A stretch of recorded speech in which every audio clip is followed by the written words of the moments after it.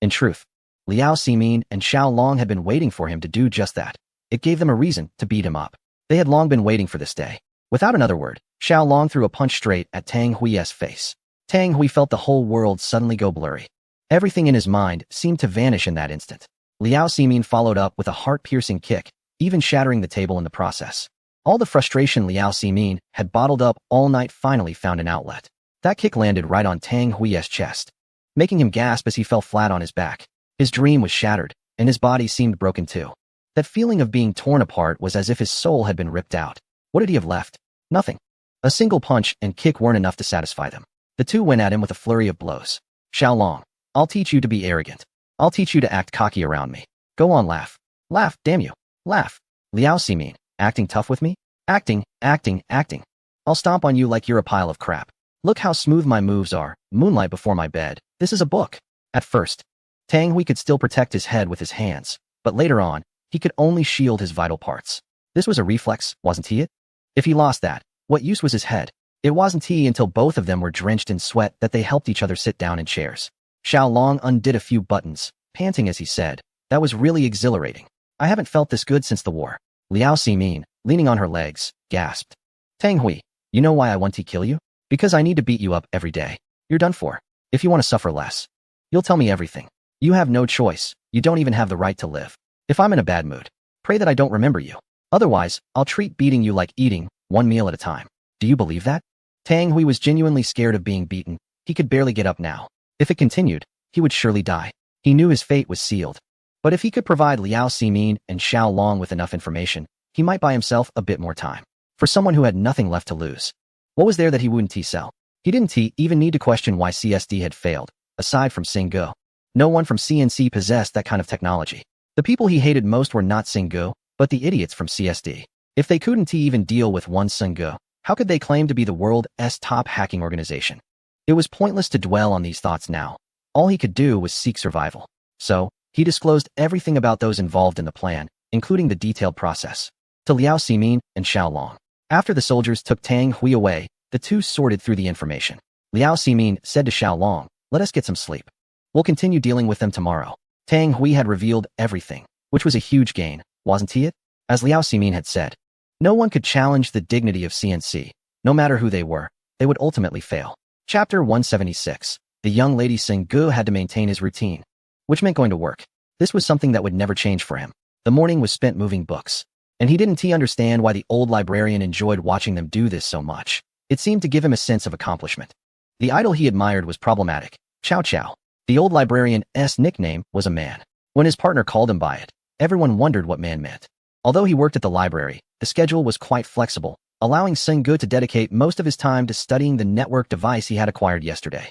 He had no knowledge of integrated circuits or anything like that, but that wasn't a problem. After all, he had a library behind him, right? Here. He could find any book he needed. There was nothing you couldn't find if you wanted it. Books on electronic engineering were in the area managed by Sister Hua. When Sister Hua saw Singgu, she took out a lunchbox of dumplings for him to eat. She personally made the seafood dumplings for Seng because she happened to hear that he liked seafood. The food was delicious, and Seng felt warm inside. Sometimes, the taste of warmth truly comes from what you eat. Everyone has a scent they can never forget, and it will accompany them throughout their lives. Sister Hua told Seng to take his time eating while she went to keep watch. As it wasn't the time for the old curator to doze off, he could appear at any moment. Besides, lunchtime was approaching, and it was possible that the hungry souls in the library would come overdrawn by the aroma. While eating, Seng found a few books on electronic engineering and began to read. After just one page, he gave up. He couldn't understand it at all. If he wanted to enter this field, he had to start from the basics. Otherwise, no amount of books would help. After switching to a few introductory books, he felt more inclined to read when Sister Hua walked in from outside the bookshelf, followed by Wen Shuwan, who looked exhausted with deep circles under her eyes. Mr. Seng, I'm sorry to disturb you again. Wen Shuwan's voice sounded tired, indicating that she had been worn out these past few days. Aunt Wen, is there something you need? Seng asked, glancing at Sister Hua, who stood nearby with a puzzled expression. Wen Shuwan originally intended to go to the book area managed by Seng, but she encountered the ever-helpful Sister Hua, who brought her to Seng. It wasn't surprising that Sister Hua was so friendly. This library rarely saw visitors throughout the year. Since when Shuwan had learned about Seng's work area from the old curator, it was natural for her to pass by Sister Hua's section. Seng was pondering how to introduce Wen Shuwan to Sister Hua when Qin Nin appeared behind her.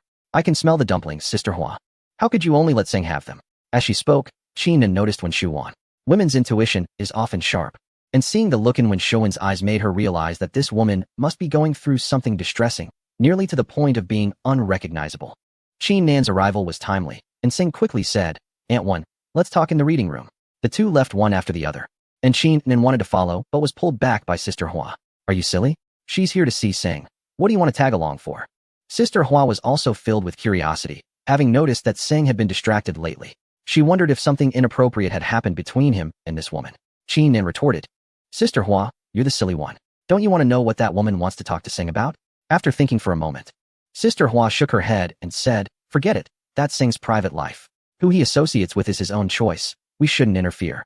I still have dumplings here. Do you want some? Qin Nan had no mood for dumplings. She knew very well how much Sing meant to her. In the end, disregarding Sister Hua's objections, she quietly followed Sing to the reading room. The sunlight outside was bright, providing ample light inside. After Sing invited Wen Shuan to sit down, he took a seat opposite her. Sing, I hope I'm not interrupting your work. Wen Shuan knew that approaching Sing like this was quite abrupt. Regardless of whether there were people in the library, it could be considered part of a national department, right? It was definitely an interruption, especially since Sing hadn't finished his dumplings and the lingering taste of seafood was still in his mouth. It's fine. Our work is quite relaxed, Sing replied. A few days had passed without any news about Karen, and she wanted to ask him about the current progress of the investigation on the CNC side. When Shuan felt that Sing understood what she wanted to say, but since she had asked, he couldn't just remain silent. He genuinely respected every parent, feeling the weight of their worries. Aunt Wen, I'm not very clear on the progress of the investigation at CNC either, but you can rest assured that Karen will be fine. Sing initially wanted to tell Wen Shuan that Fong Karen was merely being used, but the words stuck in his throat. Ever since he met Liao Ximin, many things could no longer be thought of in a normal way. Moreover, during dinner last night, Xiao Jia had informed Sing that the situation at CNC was becoming increasingly complex, and while they could see a few fish, there might be many more unseen ones lurking around. Therefore, Sing could not determine what kind of outcome this matter would ultimately have. Wen Zhua had also asked someone about the situation, and they mentioned that CNC had suffered a cyber attack yesterday, which almost resulted in casualties. So, I rushed to ask you. And now there's no one who can help us. As she spoke, tears began to well up in Wen Shuan's eyes. Sometimes, a woman's tears really are a catalyst for emotions, especially in front of someone like Sing, who valued feelings deeply. Aunt Wen, you don't need to be upset. Indeed, a large-scale cyber attack occurred yesterday, but it has nothing to do with Karen, so you don't have to worry. When Shuan reached across the table to hold Sing's hand, tears streaming down her face, a scene that Qin Nen happened to see as he approached the reading room door. That's Sing. How could he not appreciate such a good girl like me and instead be drawn to a middle-aged woman who looks like she is suffering from some sort of hormonal imbalance? Qin Nen thought, I have to listen to what they are saying. With that, he hid behind the door of the reading room, covering his mouth and straining to hear. Chapter 177. Fighting Sing didn't know how to comfort Wen Shuan. He had said everything he could, but she still seemed very worried. She had only one son, and if anything were to happen to him, she felt she wouldn't be able to go on living. Due to the situation with Fong Karen, both Fong Zhuanan and Wen Shuan's work had been significantly affected. The leadership of the art troupe where Wen Shuan worked had directly conducted a round of ideological work with her, and then temporarily suspended her from her position. There are many things that, even if kept confidential, can't really be hidden. Even Fong Zhuanan isn't having an easy time in the military. Now, we can only wait for the results of Fong Kailuan's investigation. If there really are issues, then the future of the couple will be uncertain. As for the investigation process, Sing Gu doesn't know. It's not something he should be concerned about. At most, he can help when Shuan asks Xiao Jia a few questions. But directly asking Xiao Long or Liao Ximin is absolutely out of the question. Aunt Wen, I will definitely keep an eye on this matter for you. You should head back first, okay? The library is filled with books, but the people inside seem to prefer watching each other. It's not good to be seen crying in the reading room. Fortunately, Sing Gu thought of that. However, today the library seems unusually lively. Just as Qin Nan was listening intently, a remarkably calm voice suddenly called out from behind her.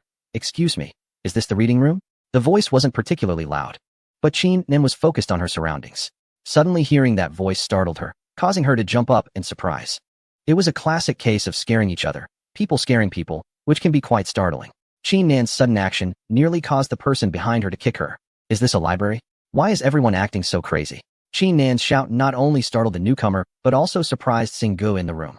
The sound was so shocking and loud that it felt like encountering a ghost in broad daylight. Even a ghost would have been scared away by that voice. Moreover, her exclamation had a questioning tone, reminiscent of a scene from an action film where a woman repeatedly calls out for a bag. It was clear from the voice that it was Qin Nan. She was the only one in the library capable of such a dramatic scream. She must have been eavesdropping by the door and got caught. Fortunately, he and Wen Shuan hadn't said anything that could be misunderstood. Otherwise, tomorrow people in the library would be lining up to question him. Since she had been discovered, Qin Nan steadied her emotions and looked at the expressionless man in front of her, who seemed to be staring at her with a peculiar gaze. She made a helpless gesture and said, "Everyone hides behind doors to listen to others, right? Don't you recognize the words reading room above the door? What are you doing in a library if you can't read? Trying to act like you have depth?" The man was even more confused. He had only been reminding her since she was sneaking around at the door. Was such a huge reaction really necessary? Thinking this, the man shook his head, chose not to speak, and stepped toward the reading room. However, Qin Nan blocked his way, saying, "The reading room is not open right now. There's a young man discussing the value of life with a middle-aged woman. Do you think it's appropriate to go in now?" Who knew the man completely ignored her and pushed the door open, walking inside, just as Sengge and Wen Shuan were coming out. In the fleeting exchange of glances, Seng felt as if he had touched a block of ice, the chill penetrating to the bone, as if the temperature in the reading room had dropped several degrees. This person, when looking at others, didn't even blink. Their gaze was like a knife, piercing directly into his body, sending shivers from his heels to his neck. Even if they were to throw a knife at him, it wouldn't stop Seng from observing and analyzing this individual. It was Seng's habit to carefully analyze any strange strangers he encountered. This was also a form of self-protection, as Seng would never forget what his other identity was. This person stood tall and straight, with their heels slightly together, head upright, shoulders steady. One hand hung naturally at their side, while the other hand held a computer book on C programming, with visible calluses on the knuckles. The area above the forehead and the roots of the hair were a different color from the normal skin, indicating that this person was a soldier. Their sharp gaze, cold expression, and slightly closed lips emanated an aura that disturbed the surrounding atmosphere, suggesting that this individual was not only a soldier, but a highly capable one. Thinking of soldiers, Seng immediately recalled Liao Ximin. Last night, he hadn't given Liao Ximin any face at all, and if it were him, he wouldn't just let it go. Perhaps this person was sent by him. Seng never doubted his analytical skills, but there were times he misjudged, like the first time he saw Xiao Jia, when he failed to recognize him as a soldier and thought he was just a rogue.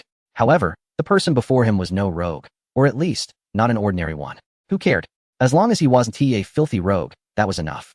After sending off Wen Shuan, Seng returned directly to his management area. If the person in the reading room was genuinely there to read, that would be fine, but if they were there to undermine the library, Seng would not show them any mercy. Don't think Seng would resort to a fight. That was something only the barbaric would do. Seng was highly educated. How could he possibly engage in physical conflict? The real world is also a system where everyone is a different program. As long as there is a program, there will definitely be a system and platform to execute it. This person's system was the Special Forces, and their execution program was Liao Ximin. If Liao Ximin wanted to disrupt his life, Seng would not hold back. There were many ways that were far more effective than using force. Just as Seng was planning his countermeasures, Qin Nan slapped him hard on the back. The sound was crisp, echoing throughout the library, waking the dozing old librarian, who burst through the door shouting, "Who the hell is making a racket in the library? Do you want to get kicked out?" Seng, in pain, had tears streaming down his face. You'd think that a girl like Qin Nan would choose a better spot to hit, but she chose Seng's backside. How could he not cry? Chapter 178. The outburst. Seng held his butt with one hand and supported himself on a bookshelf with the other. Qin Nan looked at him with a smug expression and snorted. How does it feel? Is it a mix of love and hate, passion and resentment? I've seen all the vicissitudes of life, as if in a dream. I've let go of love and hate, gazing across lifetimes. I no longer involve myself in the complexities of the world, all because my dam butt is about to explode. After saying this, Seng tried to limp away. But Qin Nan grabbed him and chuckled. I made it hurt, so you'd remember me. Who would be thought? Usually, you can't even let out a fart. But when you really speak, it's like reciting poetry. No wonder middle-aged women look at you differently. I never expected that the usual Seng is all an act. Huh? His butt was burning with pain, but Qin Nan refused to let him leave. Seng's thoughts were in disarray. How could this girl hit so hard? She shouldn't be moving books in the library. She should be practicing martial arts. Just one move, spanking, would be enough. She'd definitely be unbeatable. Qin Nan, what exactly do you want? As a woman, how can you just casually hit a man's butt? Who would ever like you? This lady doesn't need anyone to like me. I just need to like others. That's how my mom conquered my dad back in the day. What kind of logic is that? Seng nodded and said, I'm really proud of your dad, but now I need to leave. Stop following me. Go conquer Uncle Lien or the old librarian instead. Without paying any more attention to Qin Nan, Seng quickened his pace and ducked into the restroom. Half of his butt was swollen, with 5 deep, purple fingerprints stamped on his fair skin. Singe really felt like kicking Qin to death. He thought Qin had left, but she hadn't. Instead, she followed him into the restroom. After all, the library's restroom wasn't gender specific, and it was nap time. So no one else was around. Singe had almost taken off his clothes when Qin knocked on the restroom stall door. Singe, I'm sorry. I know I hit a bit too hard. How about I rub it for you? What was wrong with this girl? Was she haunting him? Harassing him all the way into the restroom? Could she even act like a normal person? Are you crazy? This is the restroom. If someone sees us, how will I ever show my face again? As Singe spoke, he began adjusting his clothes. Just then, they heard the old librarian humming a tune as he walked into the restroom. Now, there was no way to leave. To avoid being seen by the old librarian, Singe quickly opened the door, pulled Qin inside, and signaled her to stay quiet. The restroom stall was extremely narrow, with the two of them squeezed together. They could hear each other's breathing. Singe was a young man, Qin a young woman. In such close proximity, their bodies immediately began to react. If a woman has a reaction, it's mostly blushing and a racing heart. But for a man, it's different. The physical changes are obvious, and there's no controlling it. When you're excited or agitated, don't expect certain parts of your body to listen to you. To avoid making any noise, Singe held his half-adjusted clothes in place with his hand. Qin turned out to be much bolder than Sing had imagined. The girl actually threw her arms around Sing in an instant. Just then, the old curator happened to walk into the restroom, undid his belt, and began to relieve himself. Not one to stay quiet, he hummed. My future is not a dream. I live every minute seriously. Your future is indeed not a dream, because you're already in your coffin. So what kind of dream are you even having? Qin held on to Sing and refused to let go. Of course, this wasn't Sing's first time holding a woman, but as the saying goes, every woman's body is different. Qin happened to be the type with an exceptionally great figure. As they pressed close, Sing genuinely wished he could conjure a coffin on the spot, stuff the old curator inside, and free himself from the situation. Getting old, huh? Even peeing doesn't have the same force anymore. The old curator's stream seemed to go on forever. Almost 5 minutes had passed, and the sound was still going. Sing, with one hand holding his belt, couldn't move an inch. Meanwhile, Qin's breathing grew increasingly rapid, and she slowly leaned in to kiss Sing. This was absolutely out of the question. Sing's heart felt like it was about to leap out of his chest. Instinctively, he jerked his head back, only to bump right into the wooden wall of the restroom. He managed to dodge, but the old curator outside, midstream, was so startled he cut off his flow. He turned and shouted, "Who's there? Show yourself now, what are you waiting for?" Sing signaled Qin to let go quickly, but she refused to listen. Holding on even tighter, the old curator wasn't having any of it. He bent down to look under the door. He recognized everyone's shoes in the library. A quick glance would tell him who was inside. It was one thing not to look, but looking gave him a shock. There was a man and a woman inside, seemingly standing face to face. Judging by their proximity, it looked like they were embracing. Are you fucking serious? A restroom hookup, right here in the library? Listen up. Inside there, you're surrounded. Come out and surrender now, or I'm kicking this door down. As he spoke, he slapped the door heavily several times. Seeing this, Sing hurriedly said, "Old curator, it's me, Sing. I haven't finished taking a dump yet. Could you please step out for a moment?" Bullshit. Since when does taking a dump involve 2 legs, and one's wearing stockings and high heels? Who are you trying to fool? Get the hell out here now? Well, that was it. They were completely exposed. Sing pushed Qin away, straightened his clothes, and shot her a reproachful look. Qin, on the other hand, looked utterly pleased. As if the more people who knew, the better. She didn't care about anything. In fact, she'd be even happier if she could marry Sing tomorrow. As soon as the door opened, the old curator stared at them expressionlessly and snorted coldly. I must say, you two are utterly shameless. Hooking up in the restroom in broad daylight? Couldn't you at least wait until nighttime when there's no one around? Qin replied sheepishly. Emotions just got the better of us. We couldn't help it. Besides, Sing and I are truly in love. What is there to hide? Sing suddenly found it hard to breathe, as though something were churning in his throat. He stared into the old curator's eyes, shaking his head repeatedly. He wanted to explain, but the words were stuck in his chest. Nothing would come out. The old curator didn't care whether they were truly in love or not, and continued to scold. You little brat. How dare you argue with me? I have to tell your mother about this. All right, let's go tonight then. I'll have my mom cook some dishes for you, and my dad can have a few drinks with you. Qin was more than happy for the old curator to tell her family about her relationship with Sing. However, Sing was really on the verge of passing out. All he could think about was that order. Chapter 179. Brotherhood. Sing wanted to leave this place because everyone here had gone mad, and even if they were normal, he himself was about to break down. As soon as the old curator heard there would be food and drinks, his tone immediately changed. Pretending to be serious, he said, "Well, you are both getting older. Talking about marriage is normal. But this is a workplace, not a park. You can't mess around here, can you? Also, have your mom make some braised pork for me. I've been craving it lately. Who could have imagined that just going to the restroom to check on a sore backside would lead to discussions about marriage? Sang finally couldn't take it anymore and helplessly said, "Can you stop messing around? Old curator, I've told you many times, if you have time, go flirt with some aunties instead. And Qin Nan, I think you might have misunderstood something. I have no plans to date anyone right now. And I'm not suitable for you. We can only be colleagues at most. I'm sorry, I need to go." Watching Sing limp away, the old curator was baffled, while tears filled Qin Nan's eyes. Growing up, it was the first time Qin Nan had liked a boy, although she didn't really understand what love was. She knew that when she was alone, Seng's shadow would always appear in her mind, hard to shake off. But the feelings were unrequited. Seng left just like that, as if he had vanished from her world. She never expected that loving someone could be so painful, yet she couldn't help but think, hope, and wait for him. The old curator sighed and slowly said, "You'll have the chance to eat braised pork again." When Qin Nan was alone in the restroom, she covered her mouth with her hand to stifle her cries. Nothing felt worse than silent tears. Seng wasn't feeling much better. He knew Qin Nan was a good girl, but he absolutely couldn't force himself to accept a relationship that he had no feelings for. He understood that a woman's heart is fragile, but sometimes hurt can lead to understanding. He hoped Qin Nan could realize the true meaning of feelings through this pain and stop clinging to an impossible love, so she could find her own true happiness. Seng felt nothing at the moment, just standing in front of the window, staring blankly outside.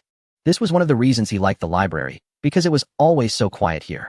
Whether you were happy or feeling down, it allowed you to calmly contemplate many questions in life, or to indulge in endless imagination and hope. Is it really good to hurt a woman like this? The voice suddenly rang out behind Seng, pulling his thoughts back. When he turned around, he saw the man who had been reading in the reading room. It was no surprise to Seng that this guy would ask such a question, as he clearly wasn't in the library to read, but to observe him. After speaking, the man also stood by the window, gazing outside. However, unlike before, this gaze seemed deep and long, as if at that moment, he too was lost in the longing and painful taste of emotions. Seng did not answer his question. His inner world was not something that could be easily accessed by others. "My name is Long Tianwu, from the Divine Realm."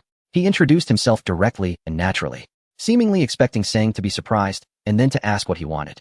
However, to his surprise, Seng seemed uninterested in what he said and slowly replied, "No one wants to hurt others, but everyone is enduring various kinds of hurt.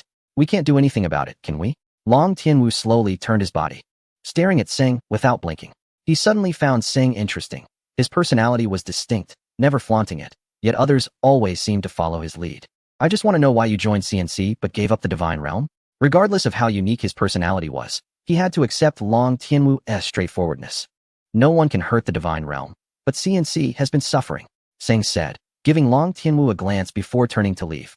Long Tianwu did not stop him, but kept pondering Seng's words. They were insightful and direct. Indeed, it was difficult for the Divine Realm to be harmed because everyone there would not let such situations arise. However, CNC was different. Too many could hurt it, and even random people could easily cause trouble for it. Seng's stay at CNC seemed not to care about the so-called conditions or treatment. Even if it was just a part-time job, he was doing what he was supposed to do. The Divine Realm could give him everything, yet he gave everything to CNC. This wasn't foolishness, it was loyalty. Long Tianwu nodded, finally understanding why Liao always wanted this person. Liao Ximin not only wanted Seng, but also all the information regarding this Trojan incident.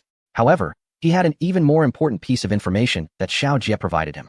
It contained all of Seng's analysis and comments on this incident. This document became the most crucial basis for Liao Ximin's investigation, especially the analytical data, which even experts from the Divine Realm couldn't achieve with such detail. For example, the backdoor provided by Tang Hui to CSD. Seng had recorded the entire cause of the backdoor's emergence and explanations in great detail. Therefore, Liao Ximin's second target was directly aimed at Chen Yong. Tang Hui also provided a lot of information about Chen Yong. The Trojan file was indeed placed by Chen Yong.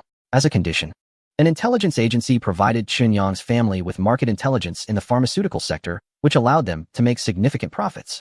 This time, Chen Yong was controlled by the CNC, and his family was actively making moves. However, no one expected that this incident would attract the attention of the military department, let alone that an independent investigation team would be dispatched to fully investigate the matter. The so-called independent investigation team has the absolute authority to carry out its tasks, unrestricted by any department or official except for the highest levels of the military department, making it extremely powerful. However, Chen Yong's family did not share this belief. They thought the foundation of power was money, and thus they intended to use money to build that foundation. Therefore, when Chun Yong saw Liao Simin, his first question was, Liao, just give me a number. In chapter 180, Liao Simin encountered Chun Yong, and his first words were for her to state a figure directly. Otherwise, what did he think Liao Simin was there for? Was it really for dreams or pursuits? Chun Yong believed those were all illusions. Only money was real. However, the current problem was that Chun Yong had violated the dignity and interests of the nation, which was serious. Liao Simin chuckled and said, if I were you, I'd be thinking about how to survive right now. Chun Yong, your family is finished. You are worth nothing now. You still want to bribe others? If you can still come up with a single cent, I'll let you go, but I doubt you can produce anything. Chun Yong did not believe Liao Simin's words at all. His family was deeply rooted in the country, with total assets in the billions. Did he really think he could just make a family disappear with a snap of his fingers? He didn't believe it, but Liao Simin was determined to make him believe. So she turned on the large screen in the conference room. You can watch it yourself. I won't meet you again, she said and left. Chun Yong's attention was drawn to the content on the screen. The buildings shown were none other than his family's luxurious villa. However, it was now surrounded by fully armed soldiers, each with an exceptionally serious expression. His father, mother, nanny, and even his favorite dog were all under control. His room had been turned upside down, with everything packed away. Even the bed was disassembled, and his hidden stash was taken away, under the soldiers' orders. His father had no choice but to open the safe, from which all documents, cash, and jewelry were taken. He thought only his room had been ransacked. But nearly every room had been torn apart. Even the bathroom toilet was dismantled. It seemed they were digging 3 feet into the ground. The scene shifted to his father's company, where soldiers were also everywhere. All employees were under control, and the company executives were gathered in the conference room. A dozen engineers are inspecting the company's network and all emails, while everything in the offices of the company's top executives, except for the desks and chairs, has been taken away. The scene shifts again, this time to his uncle's house. The moment his aunt opens the door, soldiers rush in quickly, and almost everyone in the room is controlled instantly. At the command of the soldiers, they all lie down on the floor. In the final scene, at his aunt's house in a southern city, the whole family is lying on the ground, and everything in the room has been taken away. When Chun Yong sees this, he finally realizes that Liao Simin is not joking with him. She is serious. It's obvious that Tang Hui has already informed Liao Simin of everything. So how can his family remain undisturbed? Their actions, to put it nicely, are selling national intelligence. In other words, it's treason. If you no longer care about your country, how can you expect your country to care about you? This is not something everyone would do. Only a fool like him would take such risks. Who can he blame? At that time, his father told him to consider the family's interests and to do this thing. If he didn't do it, the entire family business would be at stake. He thought for days and nights, knowing full well that this was a matter of life and death, yet he still went ahead. If he were to blame someone, it could only be his blind trust in Fong Kailuan. When Fong Kailuan formed the exercise group with CNC, Chun Yong was the only one who actively requested to join. Chun Yong knew nothing about CNC. All the information was provided by Fong Kailuan. What good words could Fong Kailuan possibly say? Go ahead bravely. The people from CNC can't do anything but. So he believed it and went along with it. But what he didn't expect was that the people from CNC not only could do nothing, but would also use their shortcomings to attack others. Now he is in a mess, and the family he took pride in is also in disgrace. He wants to see Liao Simin. This is his only chance. Liao Simin meets with him and Xiao Long, but doesn't ask anything. Chun Yong tells everything, including how his father got involved with Tang Hui and how this operation was planned, with no concealment at all. After saying all this, Chun Yong sighs and asks, General Liao, General Xiao, I know I was wrong. I just hope you won't make things difficult for them. Liao Simin slams the diary shut and coldly snorts. At this point, you still have the mood to smell others' flowers. You should pay attention to your own situation. With that resolved, in another office, Xiao Jie looks at Fong Kailuan, saying nothing. Fong Kailuan lowers his head, fearing to meet Xiao Jie's gaze. He never thought that one day he would become a defeated subordinate of Xiao Jie, but this time he accepts his loss calmly. If he hadn't insisted on conducting exercises with CNC, this situation wouldn't have happened. This was his mistake. What more could he say in front of Xiao Jie? It was his first time in Xiao Jie's office, and all he felt was chaos. The ground was covered with tissues, and a shirt stuck to the floor. All white and messy, making Fong Kailuan wonder how much this guy had used in one go.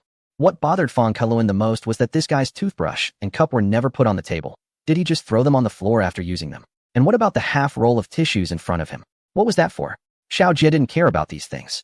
His voice slowly rang out. Kailuan. Aunt Wen's eyes are about to cry out. She's been begging for Seng's help for you.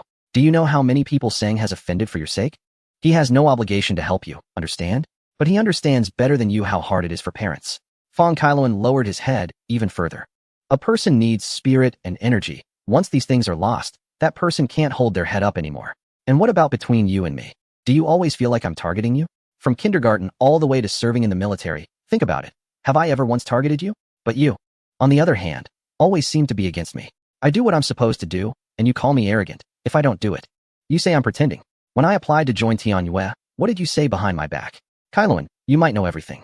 But there's one thing you will never know. Fong Kailuan's eyes filled with tears as he slowly looked at Xiao Jie. Xiao Jie said firmly, you will never know that I have always considered you family. Chapter 181. Morse code. Xiao Jie's words completely shattered Fong Kailuan's emotional defenses. Xiao Jie, I'm sorry, I was wrong. I targeted you again and again, and you still help me like this. I'm really not a good person. Fong Kailuan raised his hand and started to slap his own face, perhaps thinking it could make him feel a little better. His heart felt like it was being squeezed. And even his breathing was becoming stifled. Xiao Jie shook his head helplessly and said, stop hitting yourself. If you get swollen, Antwan will think I did it. I won't say anything more. You should be grateful to Seng for the rest of your life. You're free now. Fong Kailuan suddenly stopped crying, staring at Xiao Jie without blinking. Was it really that simple to leave? Xiao Jie nodded and said, yes. But leaving doesn't mean this matter has nothing to do with you. If you hadn't targeted me back then, how could the enemy have taken advantage of the situation? Think about it carefully. I've already informed Antwan to pick you up. She is waiting outside the CNC gate. I want to see you off. Go. Thank you. Xiao Jie, I really appreciate it. Fong Kailuan's tears flowed again. At that moment, everything Xiao Jie had done for him was etched in his heart forever. I didn't do anything. I said, without saying, you'd be dead by now. Outside the CNC gate, under the watchful eyes of fully armed guards. When Shuwan anxiously peered inside, she had just left the library when she received Xiao Jie's notification that Fong Kailuan could leave and that, after investigation, the Trojan incident was unrelated to him. When Shuwan suddenly felt weak all over and collapsed onto the ground with a thud, the tension that had built up eased all at once, as if all her strength had vanished. A few kind passers-by helped her to a bench by the street, and it took her several minutes to regain her composure. Thank you, Seng, when Shuwan murmured to herself. From that moment on, Seng would be the benefactor of the Fong family, and they would never forget everything Seng had done for them, no matter the circumstances. When Fong Kailuan's figure appeared, when Shuwan immediately burst into tears, Fong Kailuan was heartbroken as well. He rushed out and embraced Wen Shuwan. Kailuan, I'm sorry for making you worry. This selfless love of a mother was unconditional. She always thought of her children's struggles while bearing everything herself without a word. Mom, it's my fault for worrying you. Just a few words, just one experience. And it seemed that Kailuan had finally grown up at that moment. Some experiences are crucial for a person, allowing them to realize the most valuable treasures in life. Fong Wenjua, who had rushed over upon hearing the news, immediately lifted Kailuan into his arms, giving her back a few hearty pats. I knew you wouldn't do anything foolish. I knew you would never betray us or the country. Dad, you're going to kill me. If you really did, I would have to deal with you myself. This is a good lesson for you. It seemed there were endless words to share, and their joy was overwhelming. Even the guards displayed a hint of a touched smile. When Shuwan smiled and said, all right, you two, stop chatting here. Let us go pick up your brother, and then go eat. Kailuan replied, my brother? What brother? When Shuwan laughed. You don't know whose credit it is that you were able to walk out of there? Are you talking about Seng? Kailuan suddenly realized, feeling delighted that he had almost forgotten to thank the most important person. Although he didn't know how Seng became his brother, it didn't matter.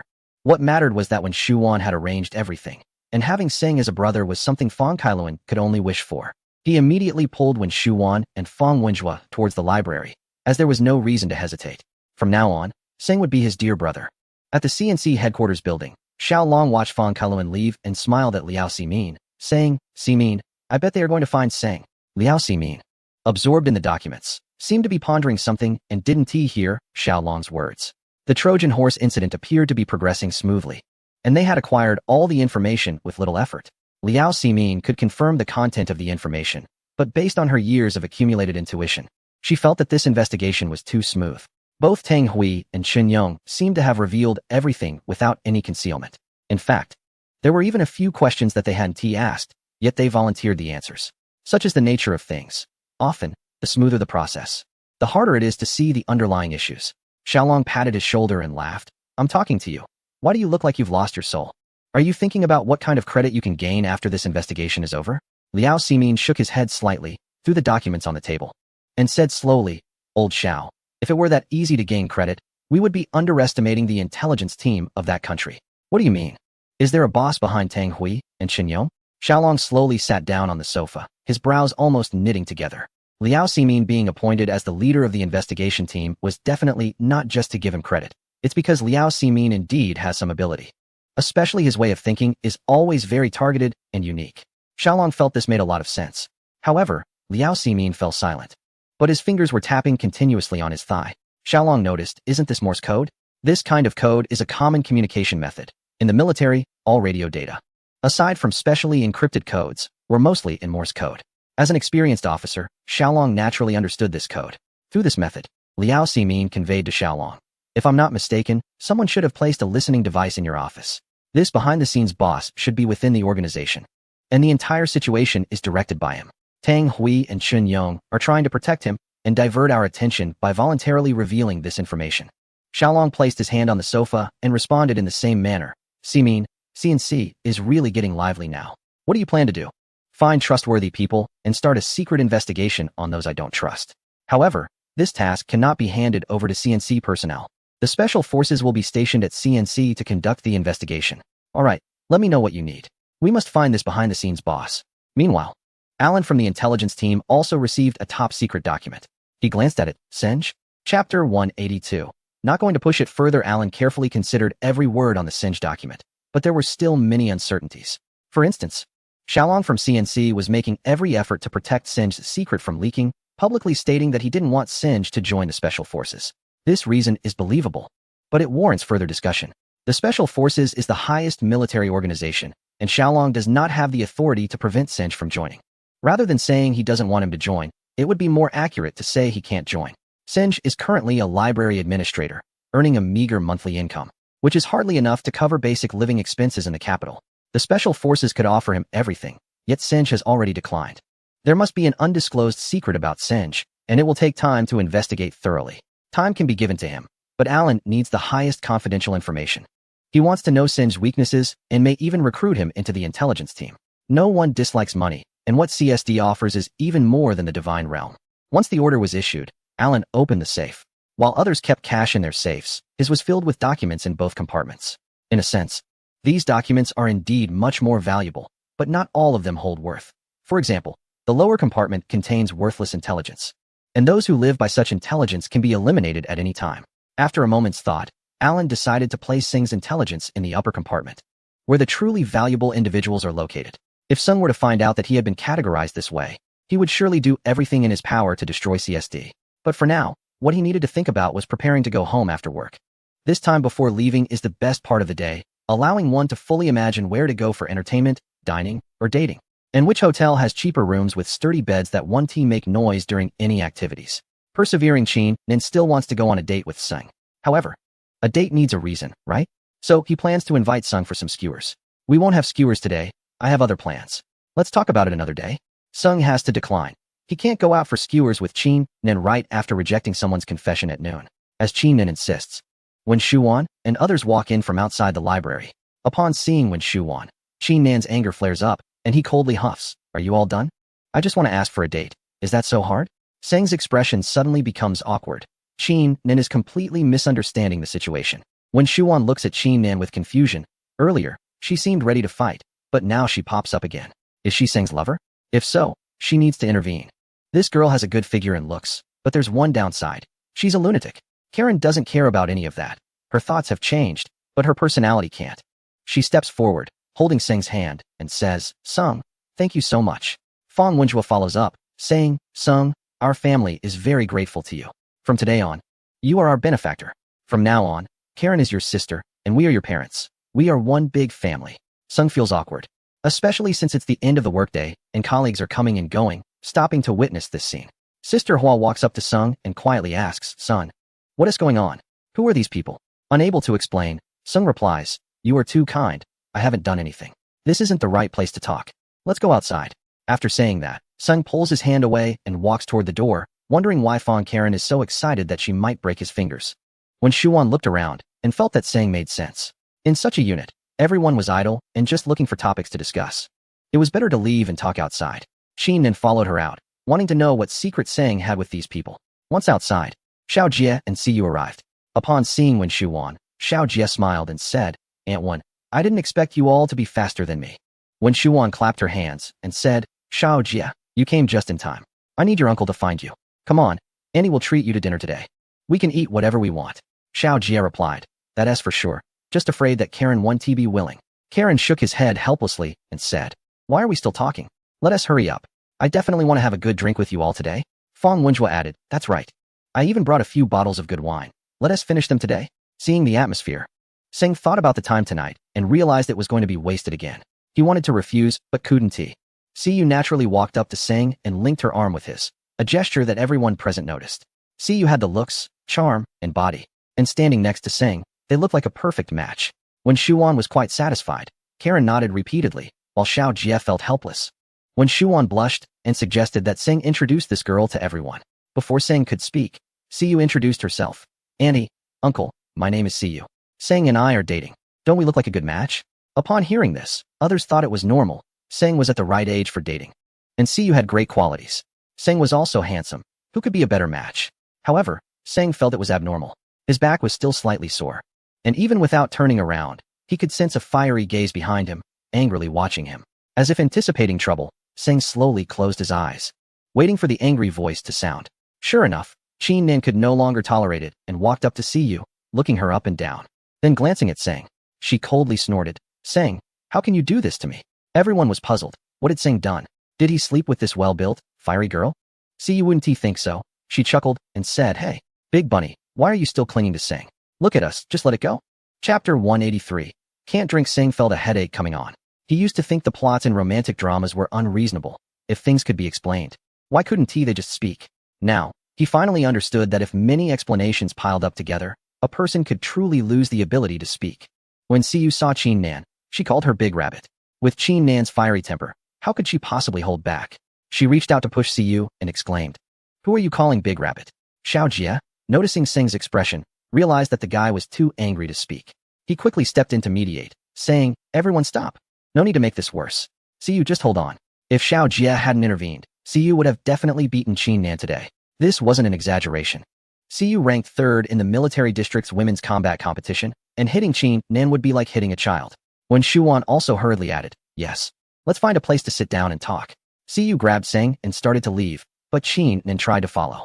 However, when Shuan stepped forward and stopped her with a smile, saying, dear, today is a family meal for us.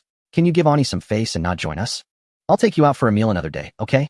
This clearly meant they didn't want Qin Nan to tag along. Otherwise, no one would enjoy the meal today.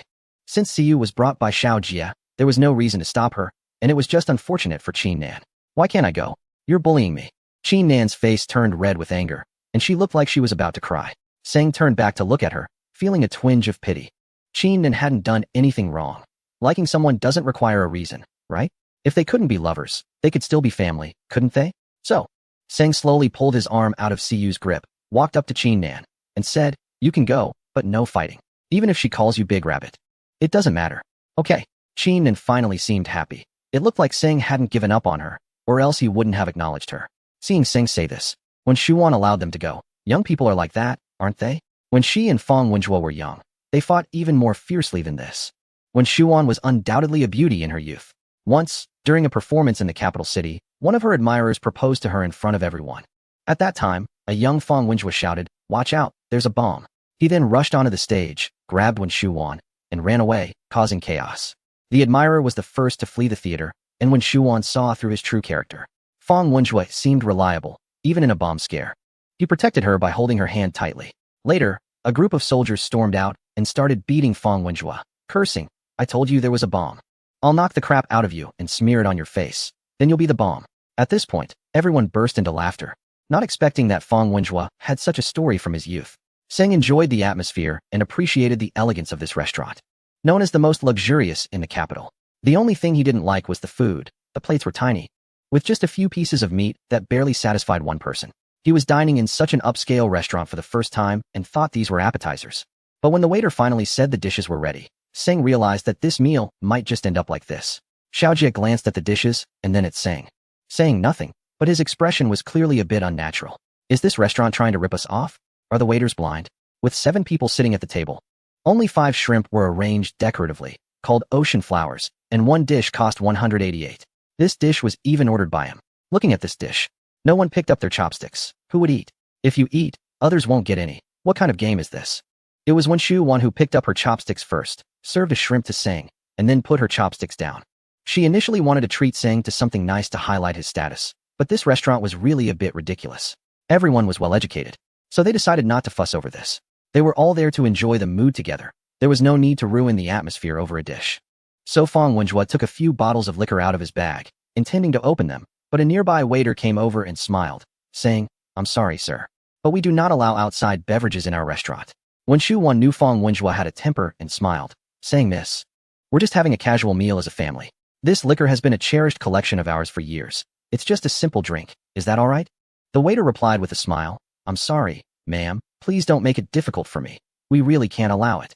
As soon as the words fell, Fang Wenjua slammed his large hand on the table, causing the cups and bowls to jump. The 4 shrimp in the ocean flowers seemed to come alive, all bouncing onto the table. "Get your manager here." Fang Wenjua was a regiment commander in the army, and although he was in casual clothes, his imposing presence startled the waiter, who hurried away to call the manager. Karen looked at Singh and Xiaojia, saying irritably, "What's wrong with this restaurant?" As soon as he finished speaking, a man in his 40s, dressed in a black suit and as thin as a chopstick, appeared before them. Singh immediately had a bad impression of this person. He looked like a manager, but his eyes were shifty, resembling a hustler, and when he smiled, it seemed like he would spit out his teeth. If he could be a manager, one could only imagine what this restaurant usually did. "Good evening, everyone. I'm the restaurant manager.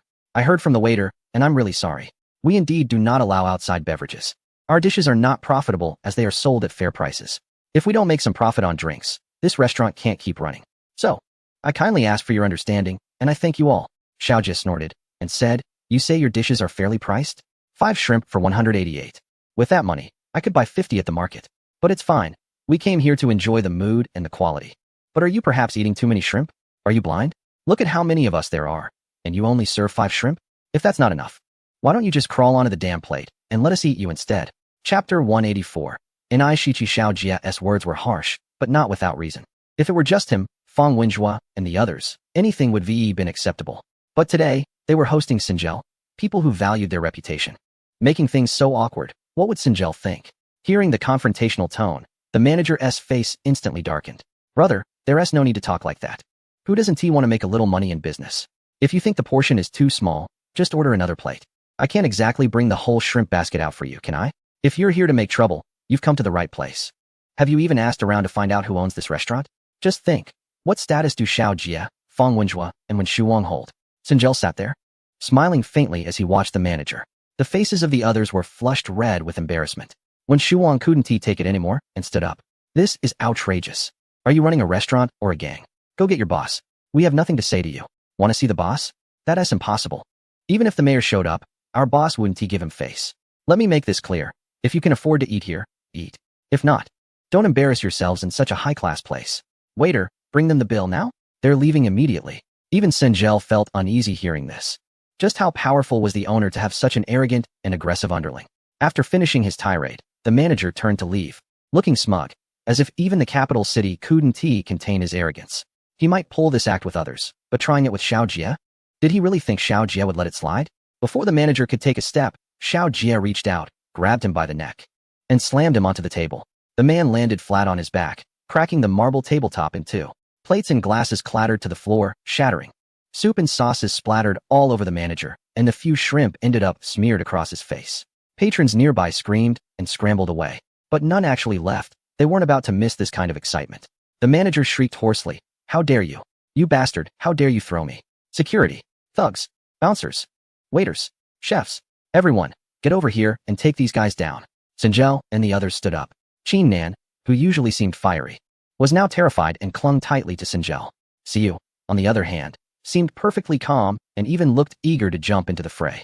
As for Fang Wenjua and Karen, they were no strangers to scenes like this. Only when Shu Wang looked uncomfortable, not out of fear, but because she hadn't expected Xiaojia to act so suddenly. Now, even if they were in the right, they lost the moral high ground. But at this point, who was going to reason with them? Several security guards rushed forward. "Big brother, just say the word. What's the plan?" The manager tried to get up, but Xiaojia stomped on his stomach and said coldly, "Call your boss. Now, or I'll end you. What the hell are you all staring at? Get them," the manager yelled. The manager couldn't get up, but it didn't affect his command. He gestured animatedly for the security guards to attack Xiaojia. In this situation, Fang Wenjua couldn't take action, but Karen and Siyu stepped in front of the security guards.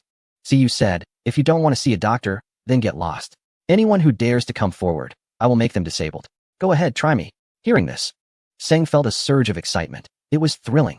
There were indeed some fearless security guards. One of them, wielding a rubber baton, charged forward with a laugh. Thinking he could act so recklessly against a girl, he swung the baton directly at Siyu's head. Siyu, who ranked third in the women's combat competition in the military region, had a father named Enai Shichi, a well-known figure in the capital and quite famous in the national martial arts community. Since she was 4, Enai Shichi had been training her in various martial arts, mastering all forms of combat and weaponry. Could a security guard with a rubber baton really defeat Siyu? Calmly, she sidestepped, causing the guard to miss his strike. Before he could regain his balance, she delivered a punch to his face, followed by a side kick. The guard let out a yelp, performed a side flip, and crashed to the ground. The entire sequence, both in terms of fluidity and visual appeal, earned applause from everyone watching. Seng felt his blood rush. Despite being a girl, how could her fighting skills be so superior? Qin Nin noted how Siyu targeted her opponent with precision. Watching her legwork and posture made Seng feel a bit of admiration for her. On the other side, Karen was also engaged, but he ended up rolling on the ground with a security guard, creating quite the scene. Fang Wenjue continued to direct. Son, left hook? Yes. Focus on accuracy, don't hit below the belt. When Shuan approached Seng with an embarrassed smile, saying, don't worry, they can't beat us. Seng finally understood why when Shuan chose to marry Fang Wenjue, everyone has a bit of a violent streak in them, right? In less than half a minute, Siyu had taken down 5 of the 6 security guards. These guards could intimidate people when acting tough, but when it came to a real fight, they simply couldn't hold their own. A few punches and kicks were enough to settle it. Under Fang Wenjue's command, Karen also managed to take down the remaining guard. Just when they were ready to continue, they looked around and saw everyone lying on the ground, crying for help. At this point, if the boss didn't intervene, they wouldn't be able to continue working. In fact, their boss was in the office upstairs, aware of the fight. However, due to his position, he was reluctant to intervene personally. But after seeing the skills of these individuals, it seemed he had no choice but to step in.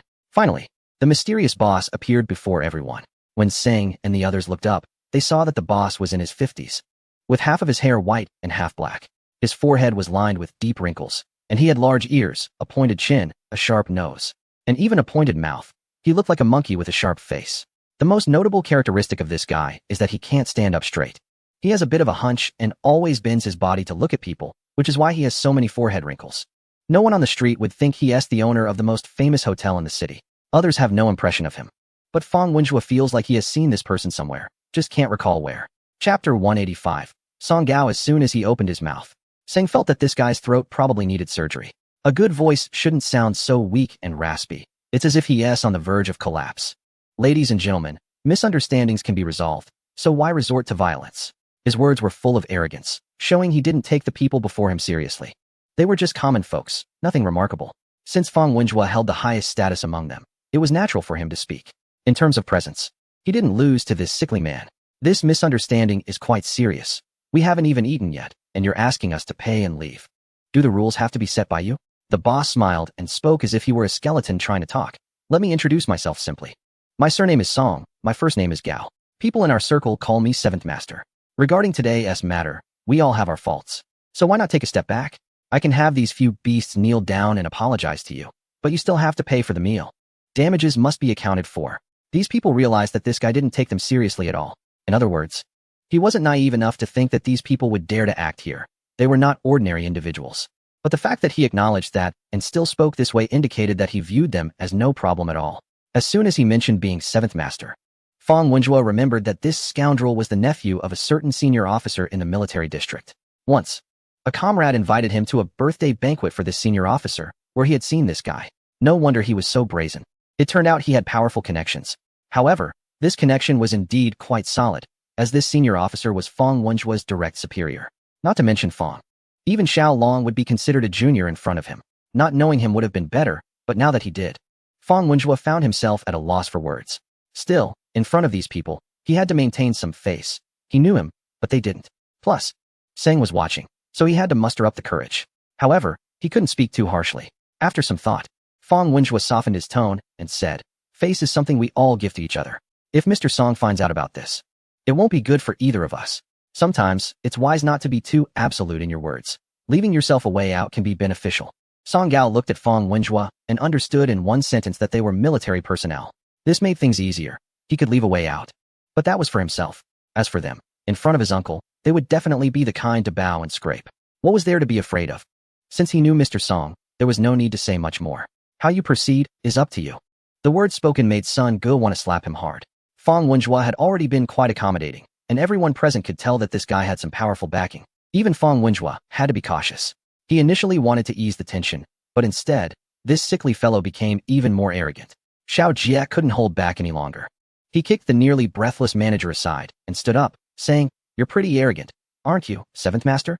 7 times a night. Looking at your physique. You can't even last 7 seconds. Just look at that bird face of yours. It looks like a shrimp tail. To be honest, if you don't serve me well today, this restaurant will have to close down." Fang Wenjua wanted to intervene but couldn't stop Xiao Jie. He was simply too impulsive. It was clear what Xiao Jie was saying. Didn't he understand? In fact, Xiao Jie had already realized that this Song Gao had a strong backing. But so what? Just because he had support doesn't mean he could engage in strong-arm tactics. With that kind of backing, how could he dare to sell shrimp for 188 when they weren't even worth 50? Who doesn't have connections? His father was even a major general. And he himself was a captain. If they wanted to compare backgrounds, then let us do it. Who's afraid of whom? But this attitude had to be asserted. If he didn't, he wouldn't be Xiao Jie. Oh, such bravado. No one has ever closed my restaurant. Just you few? It's not that I look down on you. But if you can make me close this restaurant, I'll kneel and call you dad. Karen tried to pull Xiao Jie back, softly saying, "Boss, take it easy. This guy's uncle is Major General Song from the military region. Your father can't even sit and talk in front of him." Xiao Jie frowned. He hadn't considered that this guy really did have a powerful background. Major General Song had significant influence in the military region, just as Karen said. Even Xiao Long would have to stand and speak before him. Song Gao chuckled and said, "You all know Major General Song. That's great. But my business has nothing to do with him. Today, 7th Master is showing his dominance here. Let us not mention anyone else. It's just about you and me." He was getting carried away. Without Major General Song, who would care about him? Xiao Jie had already wanted to slap him. However, his fists were clenched tightly. And he couldn't throw a punch. This wasn't a joke. Xiao Jie felt stuck now, frustrated to the point of exploding, but there was nothing he could do. Especially with Sun Ge watching. How could he ever claim to be capable in front of him again? Sun Ge had even less to say. He didn't know who Major General Song or Song Gao were. He was just there to eat. Why was it so chaotic? He would have preferred to eat at a street stall rather than waste time here. Just as both sides were at a standoff. Sun Ge suddenly saw a familiar figure appear behind Song Gao. When the person stepped forward, everyone's attention turned to the man in the suit. The newcomer was Long Tianwu. And among them, only Sun Ge recognized him. Xiao Jie and the others had never seen this person before. Dressed in a suit and with a neutral expression. He stood in front of Song Gao, making everyone assume he was one of Song Gao's enforcers. However, Song Gao didn't recognize him at all, and was puzzled about who he was. Long Tianwu succinctly said 6 words, "Divine Domain, General Liao, get lost." It turned out he was from the Special Forces of Divine Domain. No wonder he was so arrogant. Speaking of which, how did people from Divine Domain end up here? Perhaps only Xiao Jie knew what was going on, as he immediately looked at Sing Ge, his eyes filled with confusion. Sing Ge nodded, meaning to say that he guessed correctly. That was indeed the reason he was here. The atmosphere of the scene shifted dramatically with Long Tianwu's 6 words, and a layer of fear clearly enveloped Song Gao's eyes. He had heard of Divine Domain from Song Zong, and he had also heard of General Liao.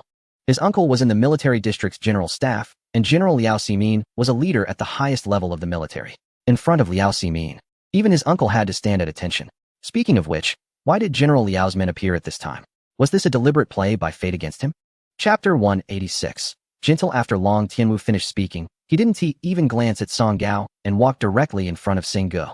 Commenting on the place he had chosen, Sing Ge looked at Wen Shuwan beside him, whose face was as red as if she had drunk strong liquor. However, Sing Ge still said, "You really are hard to get rid of." Long Tianwu snorted coldly and said, "Otherwise, you wouldn't even get out of this door today? I really appreciate you. How about we have a meal together?" Looking at the dishes on the ground and the onlookers around, Long Tianwu said, "Let us change places. Just looking at that sickly person makes me nauseous." As Sing Ge and Long Tianwu conversed, everyone turned their attention to Sing Ge. Long Tianwu's identity was well known. It was said that when he spoke to Liao Ximin, he articulated every word clearly, but with Sing Ge, he was forming complete sentences. What was going on? They all wanted to know, and Song Gao wanted to know even more. Since seeing these people, he hadn't even looked at Sing Ge properly. But now he had to scrutinize this young man again, observing his attitude towards Long Tianwu and imagining his identity, making Song Gao's scalp tingle. He immediately said, "Everyone, today is indeed a misunderstanding. I was blind and offended you. All expenses today will be on me. Forget about Long Tianwu for now. He needed to regain his face quickly. Xiao Jia immediately said, "It's good that you realize your mistake. Remember, there are always people better than you. And there's always a bigger world out there. Be more careful in the future. That's how you can live long." Song Gao gritted his teeth and replied, "Your advice is duly noted. I will remember it." Seeing the situation, Seng Ge thought it best to stop pretending. If Long Tianwu hadn't appeared, these people wouldn't have known how to get out of this predicament. Most importantly, he had done a big favor for Liao Ximin, and who knows, when he met Liao Ximin again, this old man might want to take credit.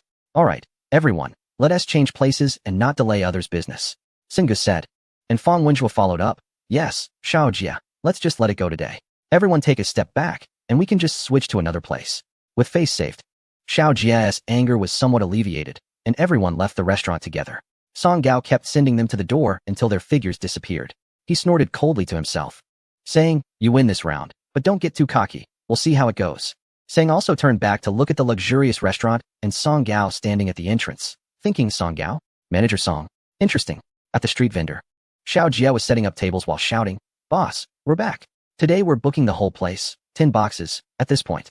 He glanced at Long Tianwu and continued shouting, 50 boxes of beer, unlimited rice, and whatever good food you have, just bring it on." The boss was taken aback and exclaimed, "Is this a dining occasion or a challenge?"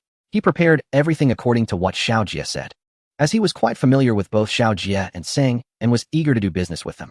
So he hurriedly called his staff, boiling water and lighting the fire, getting busy right away. After everyone was seated, when Shuwan explained, "Xiao Ge, don't take it to heart. Auntie didn't he know that restaurant was so terrible? If I had known, we wouldn't have gone there." Seng chuckled and replied, "It's fine, anyone. We're all friends here. It's all about the mood when eating. This street vendor is great, and the boss is very nice. Xiao Jia and I often come here to enjoy ourselves. Let us just forget about the previous matters and have a good time." Xiao Jia opened a bottle of beer for everyone, and when it got to Seng, he brought over a jug of water since Seng doesn't drink. And no one pressured him. When it came to Long Tianwu, Xiao Jia popped the cap off with his finger, and Long Tianwu didn't hold back, downing the beer in one go. Another one. Xiao Jia opened another for him, and Long Tianwu gulped it down again. After repeating this 5 or 6 times, Xiao Jia finally bravely opted for a bottle opener. His fingers were nearly sore, and he thought Long Tianwu was doing it on purpose. "Your fingers are tough. But let us see if you can outlast my stomach. Can't open it anymore. I'm just worried about bursting your stomach, giving you some face." Xiao Jia was still unwilling to back down. Seng just watched them with a smile. In theory, most people here shared the same stance, except for Xiao Jia and Long Tianwu. Long Tianwu was much older than Xiao Jia, a professional soldier with hidden strength, while Xiao Jia was still a bit young. In some ways, Xiao Jia really wasn't a match for Long Tianwu. Siyu then asked Seng, "Darling, how do you think my skills are?" She called him darling, which made Qin Nan uncomfortable. Was she going to flirt in front of her? So before Seng could speak, Qin Nan interjected, "What else with a girl fighting and killing? What kind of image is that? Our Seng likes me just the way I am, and I don't see any tenderness in you." To prevent them from arguing, Seng hurriedly said, "All right, let us not fight. Siyu, your skills are really impressive." Siyu smiled broadly and was about to say something when she leaned closer to Seng's ear and whispered, "Darling, my skills will make you feel even better in certain aspects. How about we schedule a time?" Seng Ge choked on a sip of water, nearly causing him to pass out. He coughed for a long time, and with the help of Siyu and Qin Nan, he finally recovered. Are women nowadays so open? What is happening in this world? Is the North and South Pole going to swap places? Seng Ge was puzzled. At noon, his first kiss was almost taken by Qin Nan, and now Siyu wanted to ask him out again. Was it because he was a virgin? Were they all doing this on purpose? When Shuwan asked with concern, "Xiao Ge, what's wrong with you?" Seng Ge, still teary-eyed from the choking, gasped, "It's nothing. Just got a bit excited all of a sudden. I'll be fine in a moment." Everyone's eyes immediately turned to Siyu. Sun Ji's choking was triggered by something she said. What exactly did she say to him? Siyu helplessly replied, "Everyone gets suddenly excited, don't they? I just told him that it feels great when I hit someone, right, darling?" Seng Ge quickly nodded, Yes." She said she still has a scissor kick left to use, and that one is even more powerful. Just then, the boss began to serve the dishes, knowing that these people could eat a lot, so he simply used large bowls. When Shuwan looked at the bowl of food and finally understood why Sun Ge and Xiao Jia liked this place. In the gathering, if we talk about status, Long Tianwu was the highest. Sometimes, status is not reflected in age. Although Fang Wenjue was a regiment leader, he lacked confidence when speaking in front of Long Tianwu, especially with Liao Ximin behind Long Tianwu. To put it bluntly, she was an imperial envoy, wielding considerable power without mercy. Xiao Jia repeatedly reminded Karen to thank Sun Ge more. Why? Liao Ximin letting him go was entirely out of respect for Sun Ge. Why didn't Zimu and the others at CNC get a pass? So, Karen S. family was constantly expressing their gratitude towards Sun Ge. This left Qin Nan confused. What exactly did Sun Ge do? Why were so many people surrounding him? It seemed like the Sun Ge sitting in front of her was no longer the one she remembered. Had he changed? But why did his smile still feel so familiar? Qin Nan was not foolish. She didn't know these people, but she could tell their identities were definitely significant, especially Long Tianwu. Aside from Sun Ge and Xiao Jia, everyone else looked at him with a hint of fear and respect. What exactly did this person do?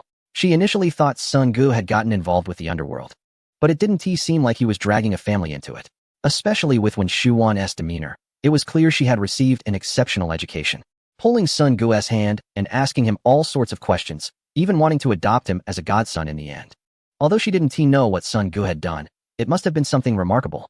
Every woman likes her man to be respected, and for someone like Qin Nan, who had a bit of a crush, it felt as if all the brilliance on Sun Ji's face was shining just for her. However, Sun Ge would never let her into his life. She was older than him, and at most, he could let her be like an older sister. Anything beyond that was off the table. After listening to Sang, Qin Nan felt as if her mood had plummeted. Sang knew that saying such things could be hurtful. But when it comes to matters of the heart, it can sometimes be painful, right? The woman who could truly touch Sang's heart has yet to appear. Why rush? After all, how old is he? It's not harmful to set these things aside for now. Qin Nan kept drinking, one glass after another. Who cared?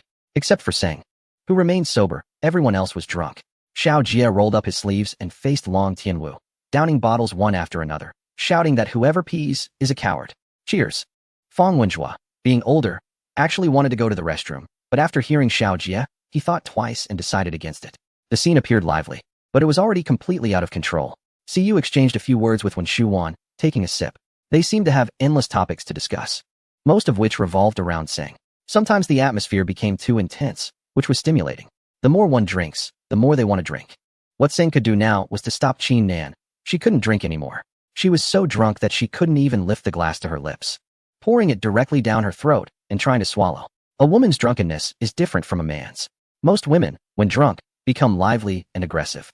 Qin Nan clung to Sang's neck, refusing to let go, asking why. Why couldn't Sang be with her? From the first day she saw him at the library, he had already left a deep impression on her heart. She wanted to know everything about Sang, why there was always a hint of distant sadness in his eyes, why he always stood alone by the window, gazing into the distance, lost and hopeful. But Sang's world was not so easy to enter. He didn't hide his gains or losses. Deep inside, there was only longing, a sense of grievance, and a bit of loneliness. Sang felt a lot of helplessness, and right now, his biggest helplessness was having to send Qin Nan home. This was better left to Hua Jia. A boy taking a drunken girl home could end up in trouble, especially with Qin Nan's mother, a fiercely strong woman. Even the old curator would immediately hide under the table upon seeing her, as if she might wreak havoc at any moment. Hua Jia soon arrived. Seeing the situation, she didn't say much to Sang, just advised him to go home early and took the rambling Qin Nan away. Fang Wenjua could no longer hold back. Upon seeing Qin Nan leave, he used the excuse that he had almost finished drinking, exchanged a few words with Sang and the others, and decided to take Wen Shuwan with him. Wen Shuwan, enjoying her drink, refused to leave, saying it was still early. Why rush home to watch TV? Look at us. We're of an age where our bodies can't handle it. If we drink a little, we can't sit still, so let us not mingle with these youngsters. Fang Wenjua didn't dare admit that he was about to explode from holding it in, so he used this excuse to persuade Wen Shuwan to leave with him. If they didn't even have this understanding, what kind of couple were they? Wen Shuwan held Sang's hand and said, "Son, come home when you have time. Your godmother will make you delicious food, remember that." Sang smiled and nodded. "Okay, I will go." Fang Kailuan definitely wouldn't leave. After sending the couple off, he returned to continue drinking with Xiaojia and the others. Siyu sat down next to Sang and smiled. "Let's have a drink together, dear." That was impossible. There was no way he would consider it. Sang only took a sip of water and wouldn't touch that stuff. "Actually, that's not what I was thinking. My dad's birthday is the day after tomorrow. If you don't go with me, I'll tell everyone about that time you watched something inappropriate in the boss's office and even asked for tissue. What is your dad like? I can't go empty-handed, right?" Sang was drenched in cold sweat. This Siyu was really ruthless. Just dress up nicely and let everyone know how discerning I see you, am and how happy I am.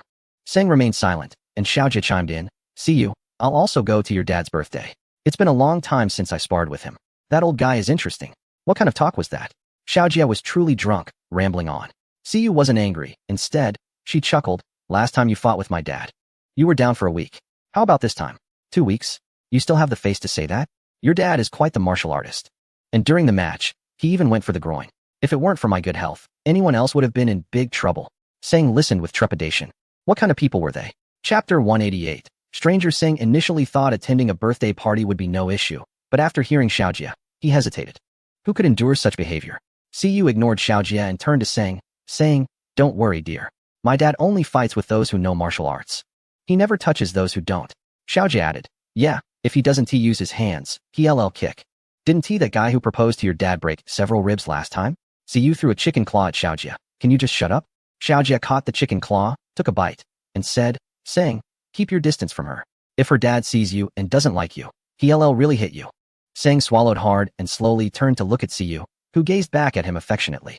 "Dear, can you really believe a guy who spends all day watching inappropriate videos in the office? I believe your dad won't hit me. Don't listen to the boss's nonsense. My dad is really nice. You'll like him once you meet him." Faced with Siyu's reassurance, Seng could only grit his teeth and nod in agreement.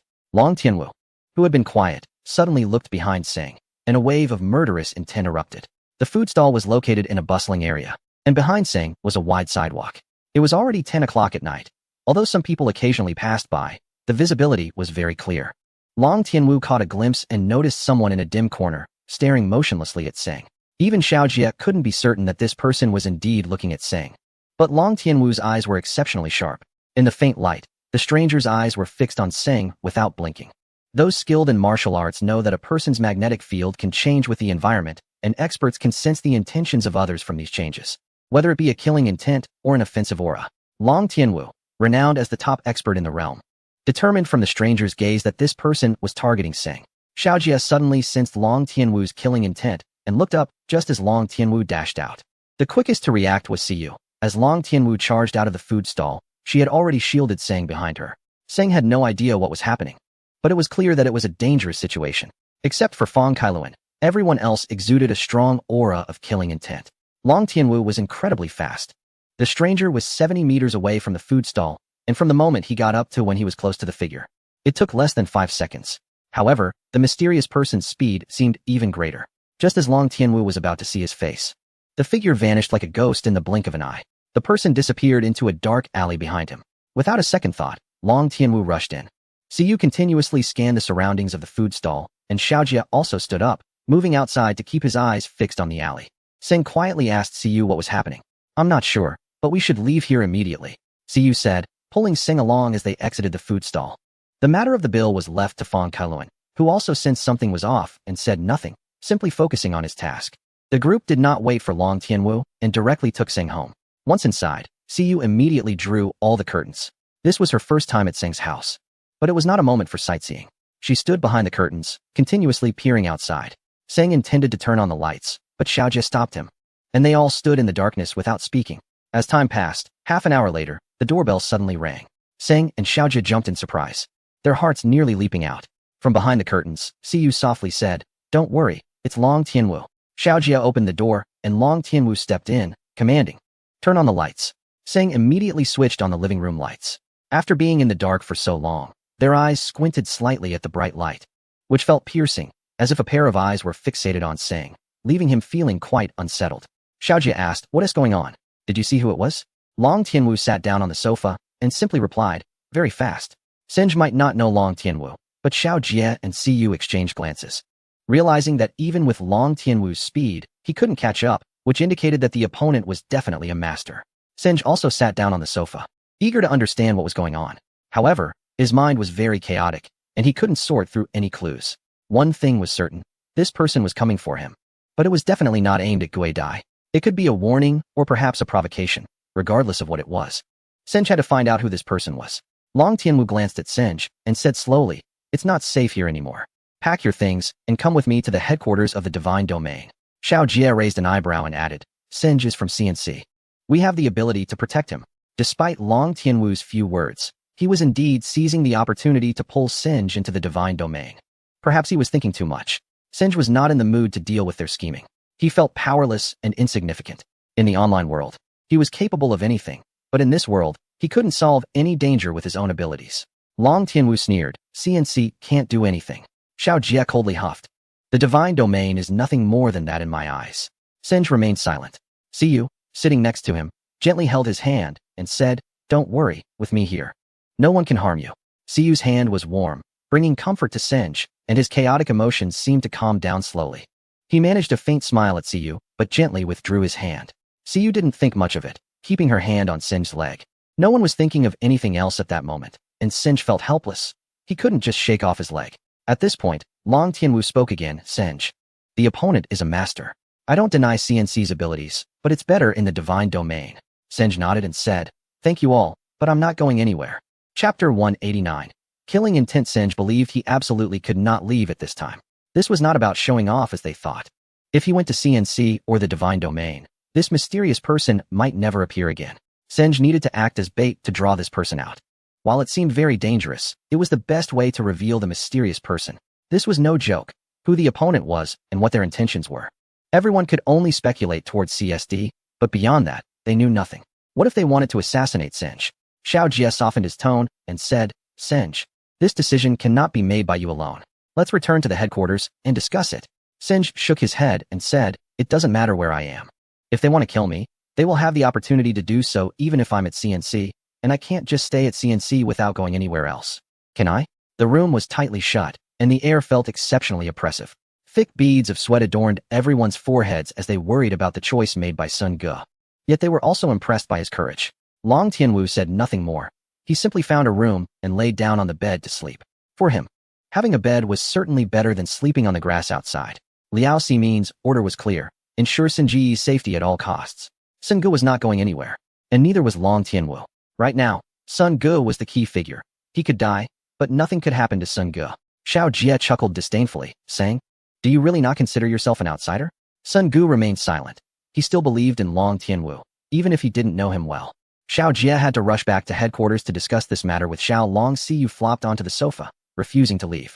Sun Ge said nothing, letting them do as they pleased. He just wanted to calm down and analyze the situation. There were many rooms in the villa, and there was no need for Siyu to sleep on the sofa. Siyu thought Sun Ge wanted to sleep with her and blushed, saying, I'm not ready yet. Dear, can we wait a bit longer? Sun Ge blinked, completely confused by her words. If you're not going back to your room, what are you waiting for here? Do you have to sleep in the room? Siyu's big eyes were filled with warmth, and Sun Ge felt the heat radiating from her, thinking she might be running a fever. If you're determined to sleep, you can, but you need to think it through. After all, I'm still a virgin. Siyu's breath was almost in disarray as she spoke. Sun Ge felt a surge of heat, thinking his nose might bleed at any moment, and hurriedly said, I meant you should go sleep in your own room. There's a bathroom, clean blankets, toothbrushes, and towels in there. As a woman who is still a virgin, why is your thinking so complicated? Upon hearing this, Siyu realized she had misunderstood Sun Ge. No wonder people teased her. When did she become so infatuated? She immediately laughed awkwardly. Haha, I thought you wanted to sleep with me. I was overthinking it. It's late, so let us go to bed early. Good night. After saying this, she quickly kissed him on the cheek and dashed back to her room. Sun Ge thought to himself, I should brush my teeth. I can still smell beer. After ensuring Siyu was settled, he went to check on Long Tianwu. Upon opening the door, he found Long Tianwu sleeping in a rather unconventional manner. Cups and pillows were thrown on the floor, and he was just lying on the bedboard. Why was that? Long Tianwu slowly opened his eyes and said, you took 37 steps from downstairs to here, and the 8th step of the staircase is a bit loose. Go sleep. Sun Ge was impressed. Was this guy as hearing even human? But thinking it over, he understood why Long Tianwu chose to sleep on the bedboard. This way, he could hear everything happening in the room clearly because the blankets and pillows were soundproof. Just as Sun Ge turned to leave, Long Tianwu suddenly asked, are you really just a network engineer? Singe stopped in his tracks. Long Tianwu wouldn't ask this question for no reason. What could a mere network engineer offer to others? Not every question necessarily has an answer, especially regarding Singe's identity, which can never be disclosed. I think you're more than just a simple soldier. Just like Singe's identity, there are many questions that do not need to be pursued. Singe was not unfamiliar with Long Tianwu's killing intent. This kind of aura is not something an average person can emit. People like Singe and Xiao Jie can only express a kind of anger at most. However, Long Tianwu exudes genuine killing intent, a presence that feels as if one is shrouded in death. In other words, someone who has never taken a life could never unleash such a murderous aura. This killing intent, or perhaps a sense of death, conveys that it's not merely about beating you up. It suggests that your life could be taken at any moment, stirring a deep-seated fear within you. Based on this alone, Singe understood that Long Tianwu was definitely not just a simple soldier. The thick killing intent surrounding him must have been built upon the lives of countless people. It would be more accurate to say he is a killer. After Singe left, Long Tianwu closed his eyes again. and his mind was once more flooded with images of a battlefield filled with smoke, armed thugs, women bound with explosives charging at his tank, and bombs falling from the sky. Long Tianwu rushed into the restroom and splashed cold water on his face, but the water seemed to be the color of blood. Singe did not go to the secret room, but returned to his bedroom, lying on the bed and carefully reviewing each opponent in his mind. From FBA to CSD, Singe had never regarded them highly, even relishing their failures. However, once this left the online realm, it felt like walking in the snow. You never know how deep your foot will sink with each step. Yet, he still had to walk forward fearlessly. Singe never believed there was room for retreat. He was already prepared to face all his enemies. These people were merely minor characters in the online world. They would ultimately perish at their own hands. Which was his goal. The truly formidable enemies had yet to appear. He had only mastered 2 out of 10 unbeatable codes and had already encountered so many foes. How terrifying would his enemies be when he controlled all 10 codes? Chapter 190. Discomfort. Singe felt no fear, but that didn't mean he could disregard any enemy or provocation. The appearance of this mysterious figure also made Singe realize that sometimes, distinguishing between the online world and reality is simply impossible. However, in reality, only those around him knew of his strength. Xiao Jia, Xiao Long, Siyu, Liao Ximin, and the members and expert engineers within CNC. Aside from them, no one in the online world knew who he was. From this, it could be inferred that this mysterious person must be someone within CNC. The ghost butterfly has not appeared online for a long time. In the past, it provocatively challenged the FBA and fought against the Seven Sisters without any issues. The only exception is CSD, which can be said to have fought under the watchful eyes of others. The primary reason for CSD's notorious reputation is that they stop at nothing for profit. According to data previously collected by Sung, more hackers and engineers have fallen victim to CSD over the years than to any plague. Since the inception of the CSD intelligence team, they have never lost. And this time, after suffering such a severe defeat, they will certainly not swallow their pride. Their ability to bribe Tang Hui indicates they could easily buy off others, possibly even someone within CNC. However, it's amusing that Singh only remembers a few individuals from CNC. He has no impression of what the others look like. But that is not a problem. If Singh wants to know something, it's easy for him to find out. As not everyone can operate without leaving any trace like the ghost butterfly. In the early morning, the fog enveloped the world, making it seem like a fairyland. It was a beautiful morning. Even if the view was limited, the mood remained serene. Singh thought he woke up early, but Shiyu was even earlier, having prepared breakfast. Singh intended to call for Long Tianwu, but the latter walked in from outside. He had gone out to exercise at 4 o'clock. Compared to them, Singh felt a bit lazy. During breakfast, Long Tianwu said to Sung, "Stay at home and don't go anywhere." Sung chuckled and replied, "With your enthusiasm, you should investigate CNC and see if anyone left the headquarters last night." Shiyu responded with a curious, "Why do you say that, dear?" Sung explained, "Before going to CNC, I hadn't offended anyone, and now there is someone who seems like a hired killer wanting to kill me. Where could this person have come from?" After taking a sip of porridge, he continued, "If they wanted to kill me, they would have done it long ago. There is no need to wait until now. So I'll do what I need to do. Otherwise, they might think I'm afraid of them. This matter will be handled by the divine realm, and you don't need to worry about it." Sung was absolutely fine with this, as he wanted to see just how capable the divine realm really was. After breakfast, Shiyu returned to CNC to report, while Long Tianwu and Sung went to the library. They picked out a book and headed to the reading room. No one questioned them. After all, isn't the library meant for reading? The old librarian had said it well. It was time to bring some life into the reading room. When Sung saw Qin Nan, her eyes were so swollen that they were almost closed. Upon seeing Sung, she said nothing and turned to leave, moving books and reading. Everything remained unchanged. Only the atmosphere in the library allowed Sung to truly settle down. For the entire afternoon, he hid in Huajia's area, reading books on wireless devices, taking notes as he went, and time quickly passed. Qin Nan didn't talk to Singgu, but she always appeared in front of him. However, Singgu was preoccupied with symbols of wireless devices, names of equipment, and various calculations, as if the whole world revolved around these things, completely ignoring Qin Nan. It wasn't until close to the end of the workday that Qin Nan couldn't hold back any longer. She snatched the book from Singgu and angrily said, "Will it kill you to say something to me?" Singgu was focused on a crucial point, trying to simulate 10 lines of code in his mind related to the wireless data groups, and when Qin Nan yelled, everything vanished. "What are you so worked up about? What do you want?" Singgu grabbed the book back, wanting to continue reading. "And what about me? My mom wants to see you tonight. If you don't go, she'll come tomorrow and scold the old curator. Even if she berates him, I'm not going. I've said it before, between us, we're just siblings, nothing more, okay?" Singgu really wanted to ask what the two of them were thinking. What had the old curator done to deserve all this scolding? But Qin Nan changed her tone and pleaded, "Singgu, I beg you, can you meet my mom? Just this once, please agree, okay? Seeing Qin Nan's red, swollen eyes, on the verge of tears, he sighed and said, why put yourself through this? You know it's painful, so why do you still want to endure it? It makes me feel worse. This remark hit Qin Nan like a tear gas, causing her tears to flow down immediately. Women are like that, to love someone. Even if it means suffering a lifetime, they would never regret it. Singa shook his head helplessly and said, after work, I'll go with you to see your mom, but that doesn't mean we'll definitely become something. Do you understand? If your mom makes a fuss, I'll leave immediately. He was genuinely intimidated by Qin Nan's mother. Who wouldn't he be afraid of a shrew? Long Tianwu was waiting at the entrance of the reading room like Sung Ji's bodyguard.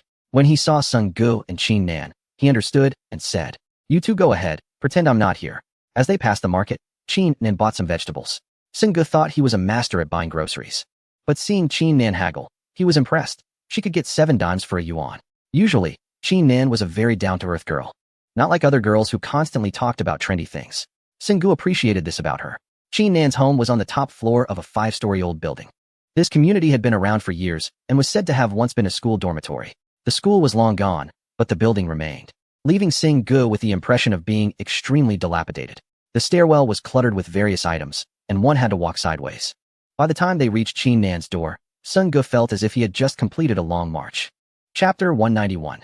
Qin Nan pulled out her keys and opened the door, and a strong smell of traditional Chinese medicine rushed out, making Sung Gu hold his breath. He wondered what kind of medicine they were brewing that could be so pungent. I'm sorry, Sung. This is traditional medicine I made for my mom. I'll just open the window for a bit, and it will be fine. Saying this, she let Sung into the house, which was smaller than Sung's bedroom, with a wooden partition in the middle separating the bedroom from the kitchen. Mom, I'm back. I brought a colleague to see you, Qin Nan said as she placed the dishes on a small table in the kitchen and then walked into the bedroom, calling for Sung to join her. Imagining her mother's strong character, Sung could only grit his teeth and walk in. However, when he saw Qin Nan's mother, he was stunned at the doorway. The woman before him was not a fierce person, but rather a middle-aged woman in a wheelchair, looking frail and ill, resembling Qin Nan as if they were carved from the same mold. He couldn't tell what illness she had, but her hair had almost completely fallen out. Upon seeing Sung, she clearly wanted to smile at him, but her face was too numb to move, and she could only mutter, hello. What was going on? If this woman was Qin Nan's mother, then who was that aggressive woman at the library? Qin Nan knew what Sung wanted to ask and smiled, saying, Sung, this is my mom, Qin Shui. Mom, this is Sung, the one I often mention to you. Qin Shui struggled to point to a chair beside her, indicating for Sung to sit down. Sung hurriedly sat next to her, smiling as he said, hello, Auntie. I'm here to see you. How are you feeling? As Qin Nan opened the window, she said, Sung, my mom can't speak anymore, but she can hear. What exactly is her illness? Sung asked. Kidney failure. Qin Nan replied. Both of her parents were teachers at the school, and they fell in love despite facing numerous challenges. Before they got married, Qin Shui became pregnant with Qin Nan. However, Qin Nan's father's family strongly opposed the marriage for a simple reason. They were not from the same social class. Qin Nan's grandfather was a university professor, and he would never allow his son to marry an ordinary teacher. Her father was weak-willed and eventually, under pressure from his parents, broke up with Qin Shui when she was 7 months pregnant, abandoning her to marry the daughter of a university professor instead. After Qin Nan was born, due to various reasons, Qin Shui fell seriously ill. She raised Qin Nan on her own, enduring tremendous hardships. A few years ago, she was diagnosed with kidney failure, which was like a bolt from the blue for Qin Nan. At that time, she was interning at the library and could not afford to lose her job. So she pretended that her friend's mom was her own to scare the old librarian, finally securing the position. Over the years, Qin Shui, who had completely lost her mobility, relied entirely on Qin Nan's care to survive, living frugally but still unable to afford the cost of a kidney transplant. Watching her mother grow weaker by the day broke Qin Nan's heart. Even in such difficult circumstances, Qin Nan never sought out her father, even avoiding him on the street by looking down and walking away. The person Qin Nan hated the most in this world was her father. After listening to Qin Nan's story, Sung sighed deeply, not expecting her background to be so pitiful. This girl seemed to laugh and joke all day at work. But perhaps it was only during the quiet of the night that she would cry in pain. Watching Qin Nan busy cooking, Sung suddenly felt a desire to hug her or say a word of apology. Even just a comforting word would ease his heart a bit. Therefore, one must never hurt a woman, for when you understand her pain, your own hurt will only deepen. Sung also wanted to do something for Qin Nan, but someone else needed to do something for them, and that someone was Qin Nan's father. If his parents left him due to unspoken troubles, Qin Nan's father was simply a beast, a disgraceful scoundrel. Qin Nan was a great cook. In no time, She prepared several signature dishes. However, the rice cooker was a bit small, and with one bowl each, it quickly ran out. Qin Nan first fed Qin Shi with a spoon, ensuring each bite was at the right temperature. Qin Shi kept pointing at the dishes on the table, indicating for Seng to eat. Seng suddenly felt a warmth in his eyes and hurriedly took a bite of rice, forcing down the emotion. While eating, he tried to change the subject to distract himself from his inner turmoil. He asked Qin Nan, Nan, your home is so high up. And that stairwell is like a tunnel. Doesn't your mother go out much? Hearing her name, Qin Nan felt a rush of happiness and smiled as she replied. When I have a break, I carry her downstairs, but usually, she stays at home. This is an old building, and it's really inconvenient to go up and down. There isn't even a bathroom in this place.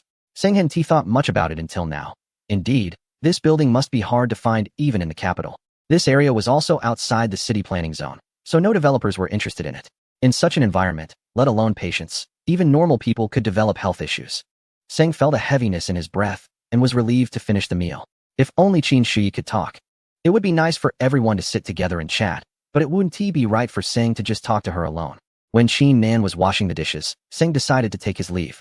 Qin Nan felt a bit disappointed, but still said goodbye to Qin Shi and took a flashlight to walk Seng downstairs. Thank you, Seng. I can feel that my mom was really happy today.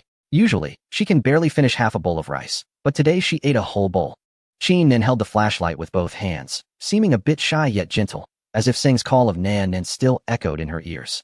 You don't need to thank me, and there is no need to see me off. Just go back, Seng started, but before he could finish, Qin Nan quickly interjected. Let me walk you a bit further, just 100 meters, is that okay? Seng chuckled helplessly. If you let me finish my sentence. You don't need to see me off. Go back and tidy up your things. Tomorrow is our day off. So you and your mother can move to my place to stay? This is what Seng believes he can do for Qin Nan. And it is also what he should do.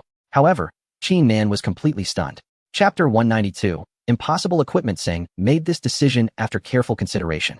Of course, he was mentally prepared to deal with problems he hadn't anticipated. Some might see it as an impulsive decision, but Seng felt he was quite calm.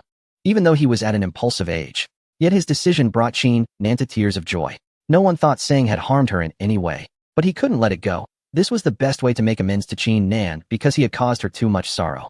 Perhaps he wouldn't have cared if he didn't know about Qin Nan's background, but now that he knew everything, Seng felt he couldn't stand by idly, regardless of the perspective. Qin Nan was at a loss for words, only able to embrace Seng, murmuring her gratitude and excitement. No matter how strong she appeared, she was still a woman who needed a hug, a shoulder to lean on. Even if she couldn't be sure if this shoulder truly belonged to her, at that moment, she was happy. A woman's eternal dedication is often born from a fleeting moment of emotion, yet it remains unforgettable for a lifetime. Long Tianwu appeared under a tree and softly said to Seng, what you did was too impulsive. If you can't even take care of yourself, how can you take care of others? This was putting it lightly, if one were to be blunt. He was constantly followed by a group of assassins and still thought of helping others. Wasn't he afraid of dragging them into danger? Seng wasn't a fool. He understood. He didn't want to explain too much, simply saying as he walked, if I can do something but choose not to, I can't persuade myself. You are just showing off. Don't you know your own identity? Seng suddenly stopped, turned around, and shouted, don't you have parents? At this point, he could say no more. As if in that moment he saw the helpless tears of Qin Nan and the loving gaze of Qin Shi. Think what you want. I have never asked you to do anything for me, yet you keep asking me. This is my life, please don't interfere. Seng was prepared to change his life, but it was absolutely not for others to change him. Loyalty was something ingrained in him, something no one could erase. Long Tianwu didn't take Seng's anger to heart, but slowly said, you have your reasons, but aren't you afraid of involving them? If it was just Seng, it would be one thing, but now there was a mother and daughter involved. Did Seng not realize what he was facing now? Or did he simply not regard his enemies seriously? Who knew? Seng chuckled and said, that's your job now. Aren't you the bodyguard that Liao gave me? Now you have to protect 3 people. Long Tianwu, with his hands in his pockets, looked at Seng's back in silence. He could only follow Seng and report this matter to Liao Ximin. After hearing this, Liao Ximin slapped the table and said, what a good kid, full of loyalty. Just like me. No wonder I like him so much. Long Tianwu sighed and then asked, Mr. Liao, are we supporting him? Liao Ximin replied without hesitation. Of course we are. I'll call a few more people over tomorrow to help protect them. The water in CNC is still not fully drained. The deeper we go, the more complicated it gets. The higher-ups only gave me one order. They don't care if it means killing someone, they just want that bastard to show up. Understood. Liao Ximin turned off the radio and said to Xiao Long, Old Xiao, did you hear that? Seng is quite a character. Do you still think you can win him over? Xiao Long played with the listening device he found in his office and chuckled. Let's clear this game first, and then talk. The special forces from Xinyu had fully taken over the CNC headquarters. It might be hard for anyone to believe, but this most mysterious unit had people doing all sorts of jobs. There were chefs, construction workers, butchers, and reportedly even someone who specialized in fixing toilets. These individuals had infiltrated various departments within CNC like nails, and no one knew their true identities as special forces members. Because of this, Liao Ximin proudly shook his head in front of Xiao Long, saying, "You can't outplay me." Xiao Jie had not left CNC the entire day. It wasn't that he was investigating something, but rather that Xiao Long had him by the neck, forcing him to tidy up his already chaotic office. Xiao Long also secretly assigned a tough task to Xiao Jie and Siyu. While ensuring Seng's protection, they absolutely could not let Liao Ximin's people win Seng's loyalty. Back at home, Seng reorganized the downstairs bedroom again. The floor was spotless, and the bed linens had been replaced with new ones. Seng was puzzled as to why Long Tianwu hadn't shown up tonight. Wasn't it agreed that he would ensure his safety? Where was he? Just as he was thinking this, Long Tianwu rang the doorbell. When Seng opened the door, Long Tianwu didn't enter but informed Seng that he was staying across the street and that there was no need to worry about safety. The house across the street was also a villa. Although it wasn't as large as Seng's, he remembered that it was occupied by a newlywed couple. How did they manage to get them to leave? Long Tianwu explained, they weren't driven away. They were just arranged to stay elsewhere for a while. They'll be back eventually. Seng didn't want to inquire further. As long as their presence across the street didn't affect him, that was better, right? After seeing Long Tianwu off, Seng dove into his secret room. His own project was only halfway done, and with rare free time, he planned to make the most of it. Moreover, the situation had changed. As he set up the network, he thought that the secret room should also be equipped with additional devices. However, most of the equipment was unavailable domestically and needed to be sourced from abroad. Yet, these devices were mostly in the hands of foreign military forces or large-scale, global weapon development companies. Among them was a device called a satellite frequency collector, which had significant utility as it could collect and analyze all the space signals transmitted and received on Earth. To control all wireless devices, this instrument is essential. However, there are fewer than 5 of these collectors in the world, all held by government departments or military forces of certain major powers. For Seng to obtain one of them seems almost impossible. Yet, no problem is insurmountable if you are determined to solve it. Seng has already devised a detailed and meticulous plan in his mind. But before that, he must accomplish something as the identity of Ghost Butterfly, and that task is imperative. Chapter 193. Weak link. What Seng intends to do, or rather the person he aims to target, is Qin Nan's father and his grandfather. If it weren't for that beast's heartlessness back then, how could Qin Shuyi have suffered from kidney failure due to overwork? If Qin Shuyi's life were to end here, they would have to pay with theirs. If they can't deal with assassins or spies, can they not handle these 2 old fossils? The network cable is set up, and the computer is powered on. A 3-second timed password must be entered. If the password is incorrect, Seng will have to buy a new computer tomorrow. Entering the operating system, the shield code and key code are activated sequentially. All 3 monitors are functioning normally, and the system data scanned by the shield shows everything is fine, never better than this. This host has a particularly high power output. Within a minute of starting, a wave of heat rises in the secret chamber.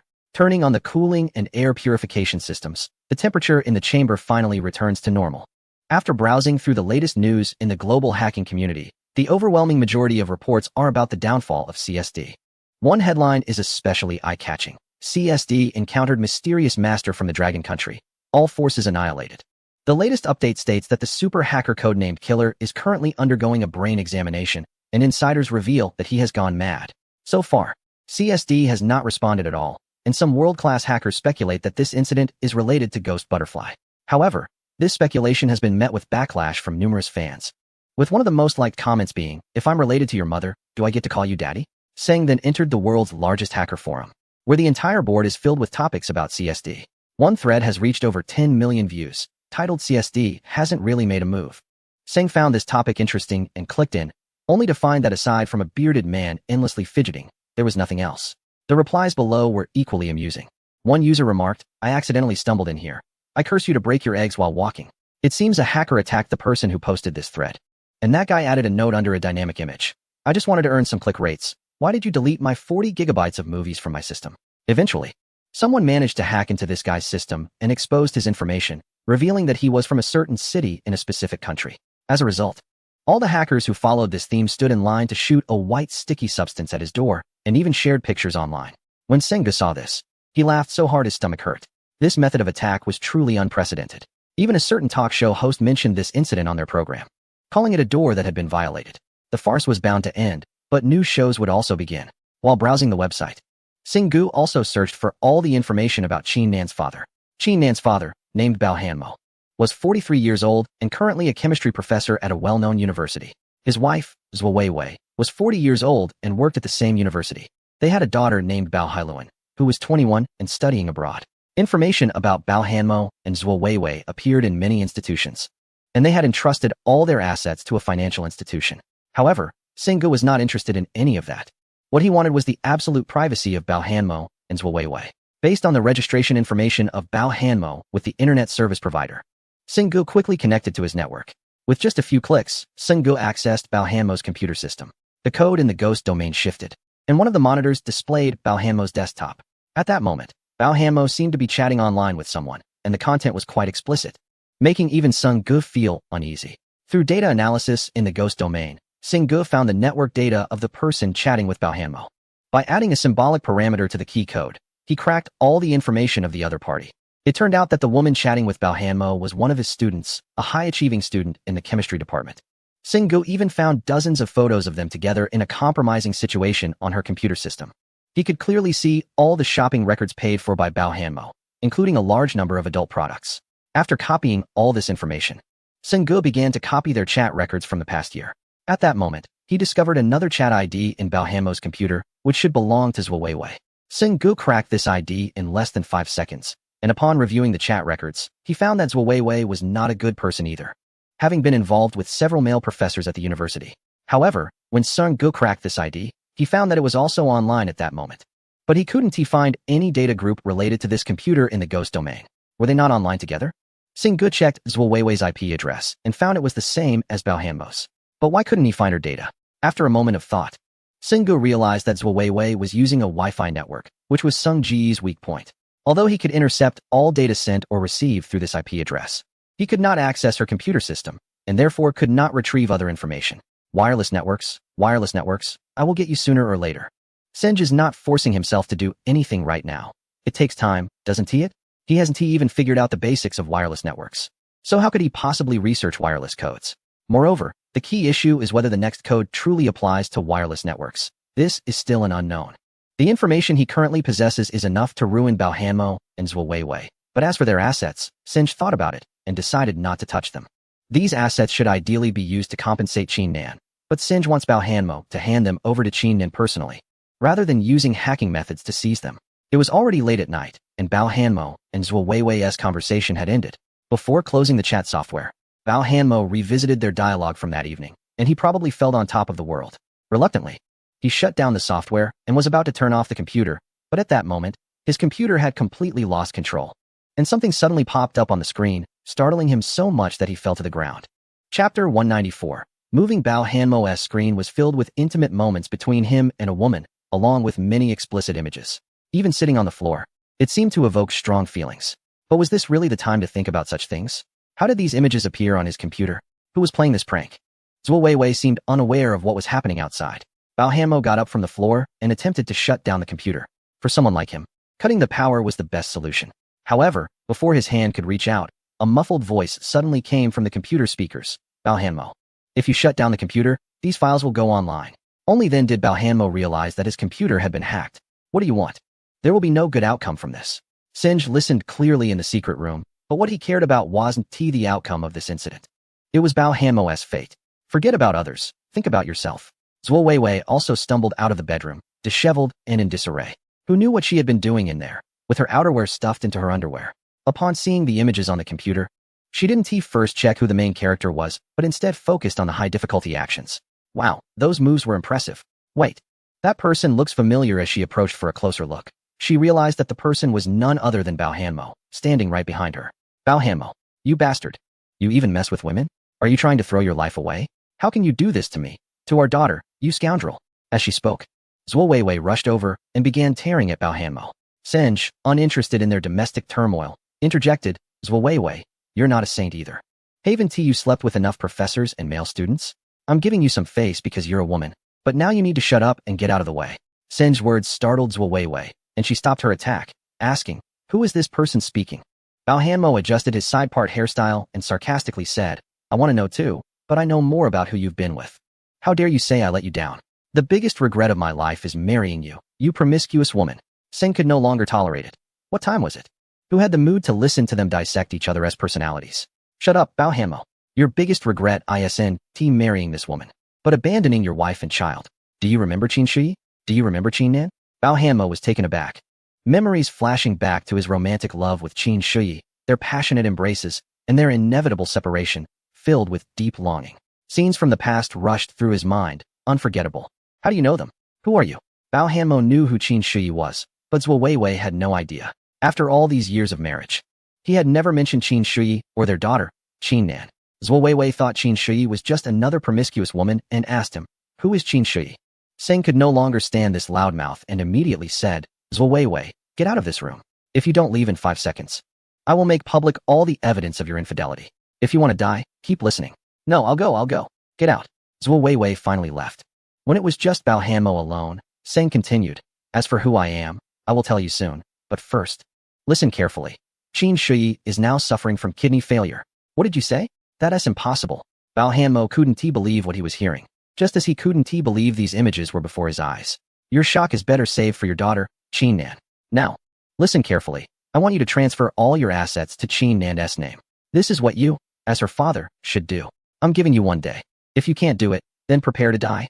Lastly, I want you to know my name, Ghost Butterfly. As soon as the words fell, a ghostly blue butterfly appeared on the screen. In its enchanting dance, Bao Hanmo's soul felt shattered, as if his body was being torn apart by this ghostly hue of death. Seng cut the data connection, turned off the computer, and went to bed. Dealing with Bao Hanmo was just a small matter for him. However, for Bao Hanmo, it felt like the end of the world. Initially, he didn't know who Ghost Butterfly was, so he searched for information online. After that, he sat down on the floor. If he had any intention of resisting before, after reading about Ghost Butterfly, what he wanted most now was to leave this world. Early the next morning, Xiao Jie rang Seng's doorbell. Seng opened the door while brushing his teeth, and before he could even sit down on the sofa, he was pulled away by Seng. Wait, why are you in such a hurry this early in the morning? Where are you going? Moving. Moving where? Are you really going to move to CNC? If that's the case, wait for me to call a few more people. You have a lot of stuff in your place. As Seng walked, he mentioned Qin Nan to Xiao Jie. Upon hearing this, Xiao Jie grabbed Seng and said, what are you doing? Today is C's dad's birthday, and this girl asked me to remind you to be on time. Look at you, bringing someone else's girl home. Even if you want to cohabit, you should pick a better time. If C finds out and tells her dad, are we still going to have our future? Seng laughed and replied, I don't know about yours, but I definitely want mine. Enough with the nonsense. If you're not going to help me, then get lost and don't waste my time. They worked until noon and finally finished moving. However, things got a bit out of hand. Qin Shui's old neighbors came to help, and they all ended up at Seng's house. These people assumed Seng was Qin Nan's boyfriend, and when they saw the villa, the security door, the flooring, the sofa, and the kitchen, they didn't want to leave. In reality, Qin Nan didn't have that much to move. Just some change of clothes and a few everyday items, mostly a couple of suitcases. But when she saw Seng's home, she was stunned. Chapter 195. The old monster Yu Qin Nan thought that no matter how shabby Seng's place was, it would be better than her home.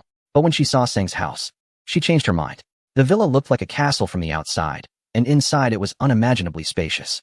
The decor wasn't overly luxurious, but under Seng's arrangement, it was clean and tidy. Seng had prepared a room for her and Qin Shui, and when Qin Nan saw the clean bathroom, tears almost filled her eyes. She had had enough of the shared bathroom. Once upon a time, Qin Nan's biggest dream was to have a house with a bathroom, preferably one where she could take a shower and have hot water at any time. Today, that dream came true. When someone's dream is realized, how could they not feel excited and emotional enough to cry? Especially for someone like Qin Nan, who had endured hardship since childhood. Her demands were really not high. But sometimes life doesn't consider everyone's needs. Therefore, Qin Nan felt very content and never thought she lacked anything compared to others. Aside from that wretched shared bathroom, she would never have to queue again. Just thinking about it made her feel happy. The environment of this community was particularly beautiful. Less than 100 meters from the exit was a garden, and outside the community was a park. This kind of environment was very beneficial for Qin Shui. Xiao Jie looked expressionlessly at these neighbors of Qin Shui. This wasn't an exhibition hall, so what is the big deal about seeing a villa? They spent half an hour in the bathroom, practically wanting everyone to take a turn. But even though the place was tidied up so nicely, they wouldn't be able to do anything. So these people gathered around Qin Nan, saying she was lucky to have found such a wealthy boyfriend, and that the hard times were finally over. Upon hearing this, Qin Nan shyly looked at Seng, who pretended not to hear anything and continued to help Xiao Jie carry things into the room. Xiao Jie remarked, Look, it's almost midnight, and they still aren't leaving. Are they waiting for dinner? Why do you care so much? Hurry up and lift, so we can go eat. Xiaojia chuckled. Anyway, I'm not in a rush. See, you said if you don't go, her dad's birthday party won't start. All right, I'll change clothes in a bit. Let's hurry up. I don't want anyone fainting from hunger because of me. Her dad will definitely blame me. Xiaojia leaned against the door and looked outside. What about these people? Are you sure you can leave them at your place? Seng glanced outside. What's there to worry about? Are they going to tear the place apart? I'm worried they might break your toilet. These people act like they've never seen one before. They'd practically hug it. Seng playfully slapped him and laughed. Enough of that. I'm going to change clothes. Let's get to Siyu's place. As Seng went upstairs, Xiaojia looked at them with a serious expression, thinking that Seng might find them noisy. So he made an excuse to send everyone outside. At that moment, Seng came downstairs in a different outfit. He wasn't someone who liked to dress up much. And for Siyu's father's birthday, he just wore a short-sleeve shirt and sneakers. Xiaojia looked him up and down. Boss, where are you heading? To the birthday party. Seng replied, puzzled. I feel like you're going out to pick a fight. Siyu's dad might think you're going to challenge someone with that outfit. Hurry and change into something more formal. Seng thought about it and agreed. After all, Siyu's dad was an elder, so he should dress more appropriately. However, he only had a few outfits, and they all looked similar. Xiaojia, seeing the time, urged, don't change anymore. While there's still time, let us hurry to the mall and buy a new suit. Seng felt it was unnecessary to spend that money. After all, he wasn't going out naked, and clothes were just clothes. But since Xiaojia insisted, Seng had no choice but to nod in agreement. At this moment, Qin incautiously asked, Seng, are you going out? If Xiaojia weren't there, she would have spoken louder, but seeing Xiaojia's expression, which looked constipated, she decided it was best to keep her distance. Oh, it's Siyu's dad's birthday. By the way, there's food in the fridge. If you're hungry, just make something simple with Annie. I'll buy groceries when I come back in the afternoon. Seng didn't think much of it, and after saying that, he hurriedly left with Xiaojia. Only Qin Nan remained, her eyes glistening with disappointment. A black suit, leather shoes, a shirt, a tie, and even a quick hairstyle change cost Seng 5,000 yuan, not counting the gift for Siyu's dad. Xiaojia knew Seng made software for a deepwater company and earned over $1 million, so he wasn't worried about spending money, insisting that Seng should spend it. This is the first time Seng has spent so much on himself, and while feeling a bit pained, he couldn't help but keep looking at himself in the mirror. Fortunately, he looked quite handsome, the kind of guy who turns heads as he walks down the street. In fact, Seng is quite a good-looking young man, standing at 1.8 meters tall with a well-proportioned figure and handsome features, especially that melancholic gaze and noble aura, which perfectly aligns with women's aesthetic preferences. Women naturally have a fondness for a man's subtle melancholy.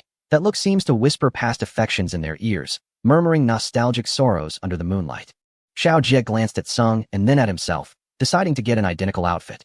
While checking himself in the mirror, he asked Seng and the sales assistant, how about this? Not worse than this guy, right?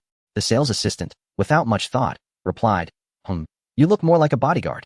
Xiaojia wasn't offended. Instead, he turned and gazed affectionately at Seng, who immediately sensed that Xiaojia probably thought of him as a target for easy money. Seng quickly retorted, I only have $10 left in my pocket. I can buy you some insoles. How boring. The moment money is mentioned, your capitalist face shows. Ultimately, it was Xiaojia who footed the bill, while Seng stood in front of a counter that sold various antique jade items, eyeing a jade ornament shaped like a pine tree, which had a nice meaning. However, when he asked the price, it was 18,000. Seng really wanted to drag the jade seller outside and give him a beating. 18,000 for a piece of rock. Are you serious? Xiaojia was so upset, he looked ready to pounce. The owner quickly smiled and said, hey, don't get too worked up. Your teeth are showing, and I can barely hear you.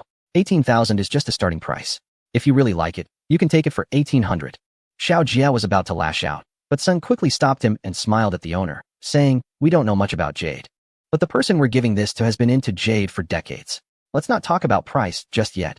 You can't make me look foolish when I present it, right? Chapter 196. Dragon Jade Seng was quite clear in his words, and the owner, who appeared to be in his 40s, understood, nodding in agreement. In that case, we can work something out. We're here to do business, not to fight. Speaking of fighting, we're not afraid. Look, I have this kitchen knife ready. As he spoke, the owner indeed pulled out a shiny kitchen knife from behind the counter. Xiaojia, seeing this, got even angrier, thinking, I'm the champion in combat, invincible with my moves. What can you do with a kitchen knife? Seng quickly interjected, all right, everyone, let's not waste time. Boss, do you have anything good? If not, we'll just leave. The owner glanced at Xiaojia, remained silent, and turned to retrieve an oilcloth bag from a suitcase. After peeling off layer after layer, the contents finally revealed themselves. Though it was still a piece of jade, this one looked far superior to the shabby items displayed on the counter. Even Sung and Xiao Jia, who didn't know much about jade, could tell that this piece was of high quality. The jade was roughly the size of a palm, suitable for display, with a carving of a dragon soaring in the sky, vivid and lifelike. The jade is white and translucent, with a clear luster and no flaws at all. It is indeed a fine piece, but something good also comes with a good price. The boss asked Seng to feel it, but Seng waved his hand and said, "I can't see anything with my ordinary eyes, just give me a price." The boss replied seriously, "Brother, let me introduce myself first. My surname is Yu, and my family has been in the jade business for generations. Those who know me have given me a nickname. They call me Old Odd. Why not Old Ghost, Old Egg, or Old Flower? Because I have a peculiar temper. If you're straightforward with me, we can negotiate, but if you try to play tricks, I have all kinds of tools, from kitchen knives to axes. Today, I see you're someone who can handle me, so let us be clear. If you understand, you understand. If not, you don't. I can easily find many novices, but someone like you is harder to find than a virgin. Since I see you really want it, I'll give you a price, 800, and you can take it." After saying so much, this old guy is selling such a good piece for 800? Does he think they are fools? Xiao Jia coldly snorted and said, "Such a good item, and you're selling it for 800? Are you trying to fool us?" The boss ignored Xiao Jia and just smiled, saying, "Others laugh at my obsession. I say others can't see through it." As he spoke, he wrapped the jade again. But Seng slapped his hand and said, "I'll buy it." Xiao Jia quickly pulled him and said, "Are you out of your mind? This is obviously a fake. Have you lost your senses?" Seng replied, "He never mentioned the word jade at all. What this boss is selling is not jade, but trust and goodwill. I can guarantee that this jade is absolutely real." Upon hearing this, the boss laughed heartily. The marks of time on his face were now so clear, as if his eyes could see through the complexities of life, making them appear even deeper. "Brother, may I ask your name?" "My name is Seng. Take the jade. No charge."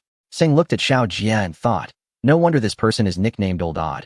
He truly is quite peculiar. No one receives benefits without merit.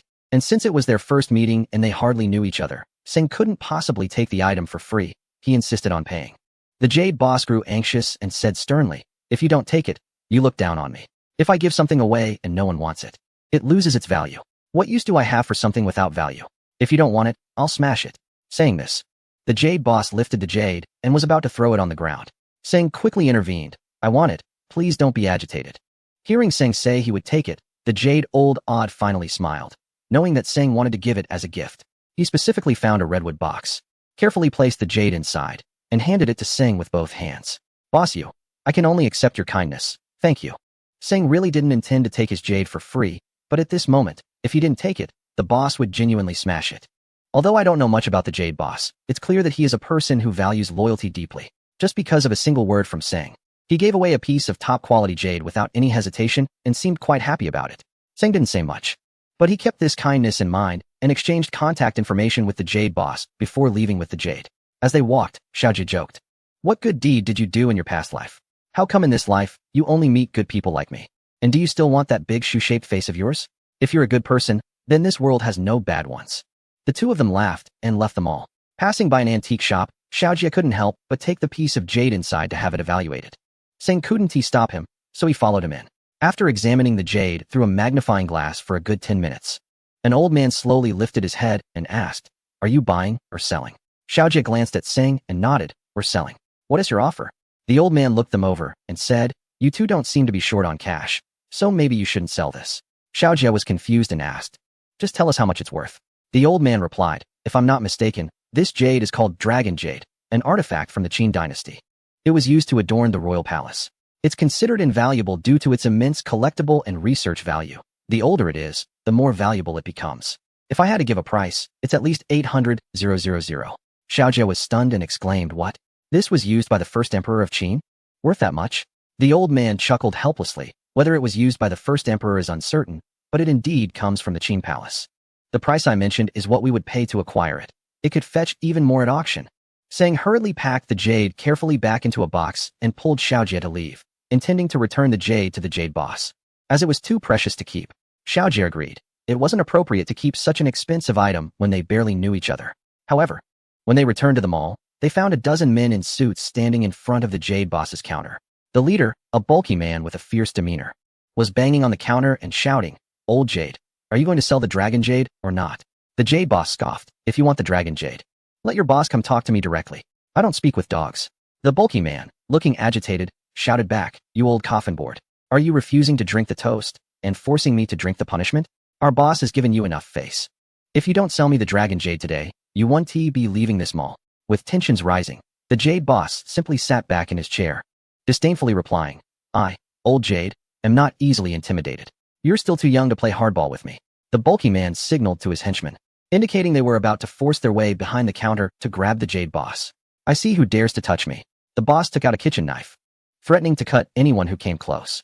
Seng could clearly see that these people were not here to buy something. They were here to rob.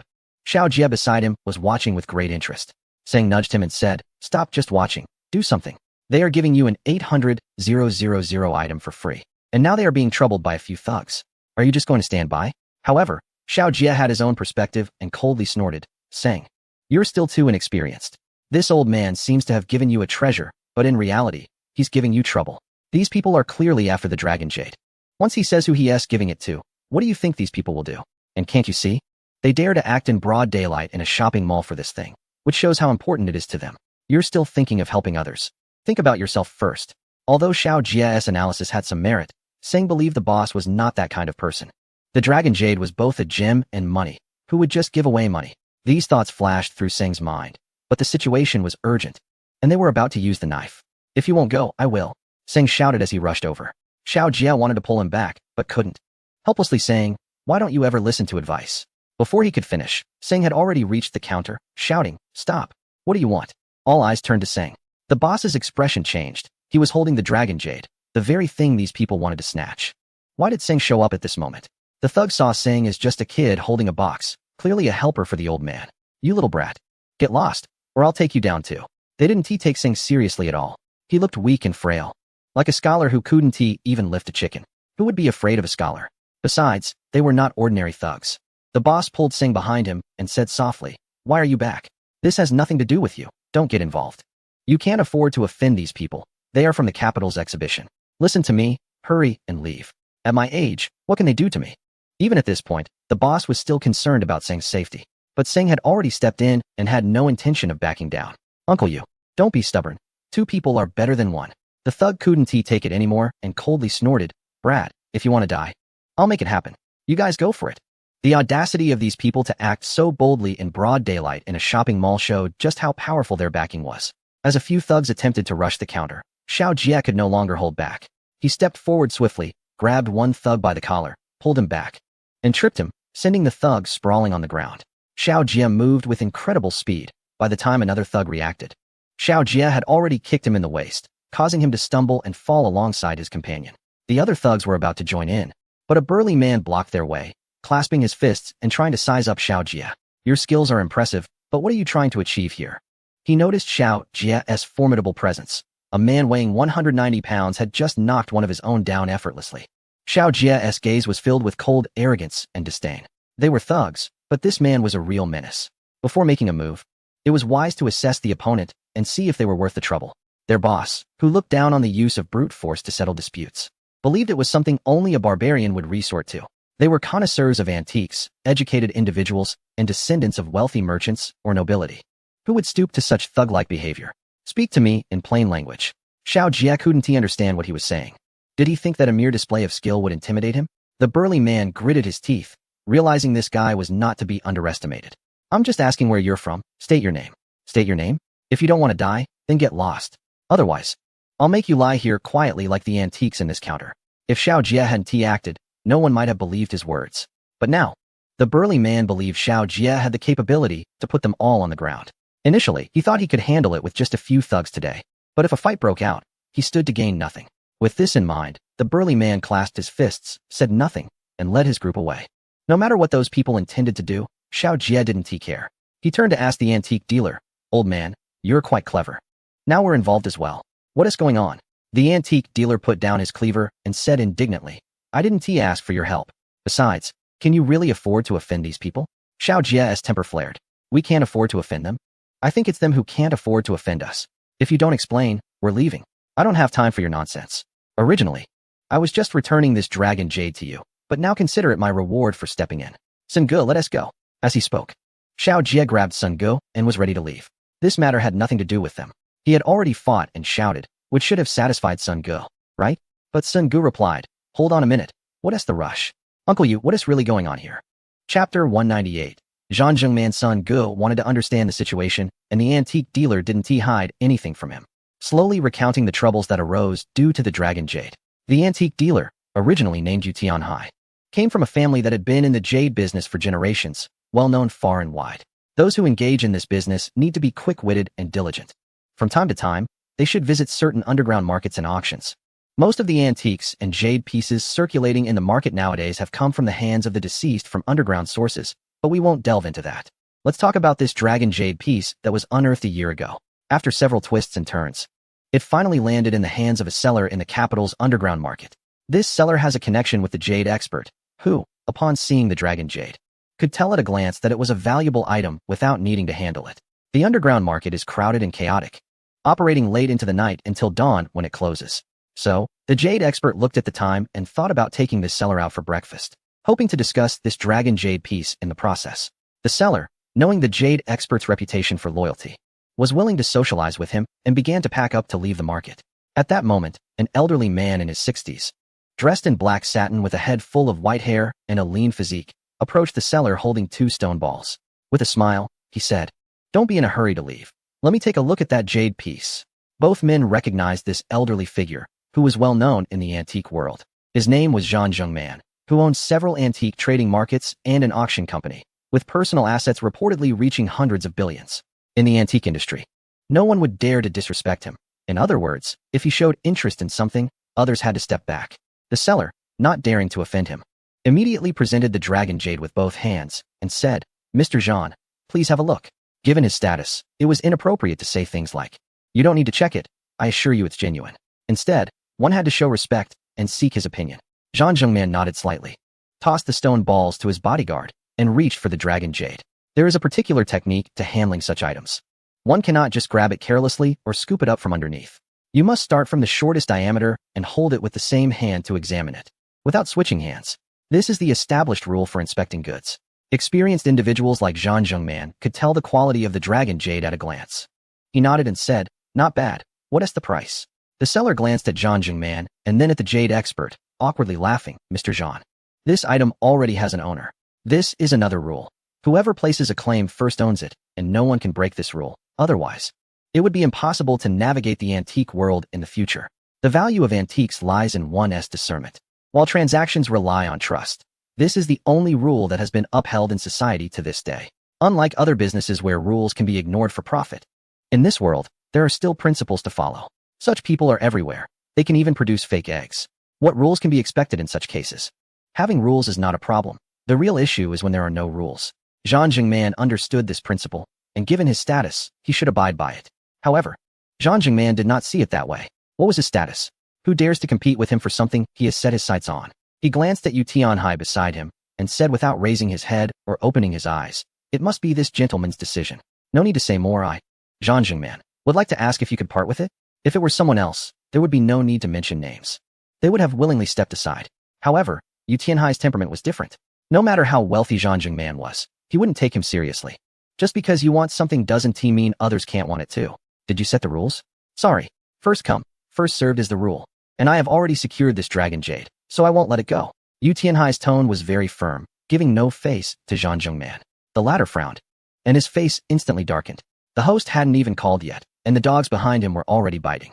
It was that burly man who stepped forward with a stern face and said, "Do you know who our General Zhang is? You think you're in a position to act like this? So, will you let go of this jade or not?" With this commotion, people gathered around, and the excitement was like an antique. The more you looked, the more intriguing it became. Moreover, this excitement stemmed from Zhang Zhengman and Yu Tianhai, both of whom were well-known figures in the antique world. If they clashed, it would be even more interesting. Yu Tianhai had the upper hand, and wasn't he afraid of anyone watching? He coldly snorted, "What's the matter?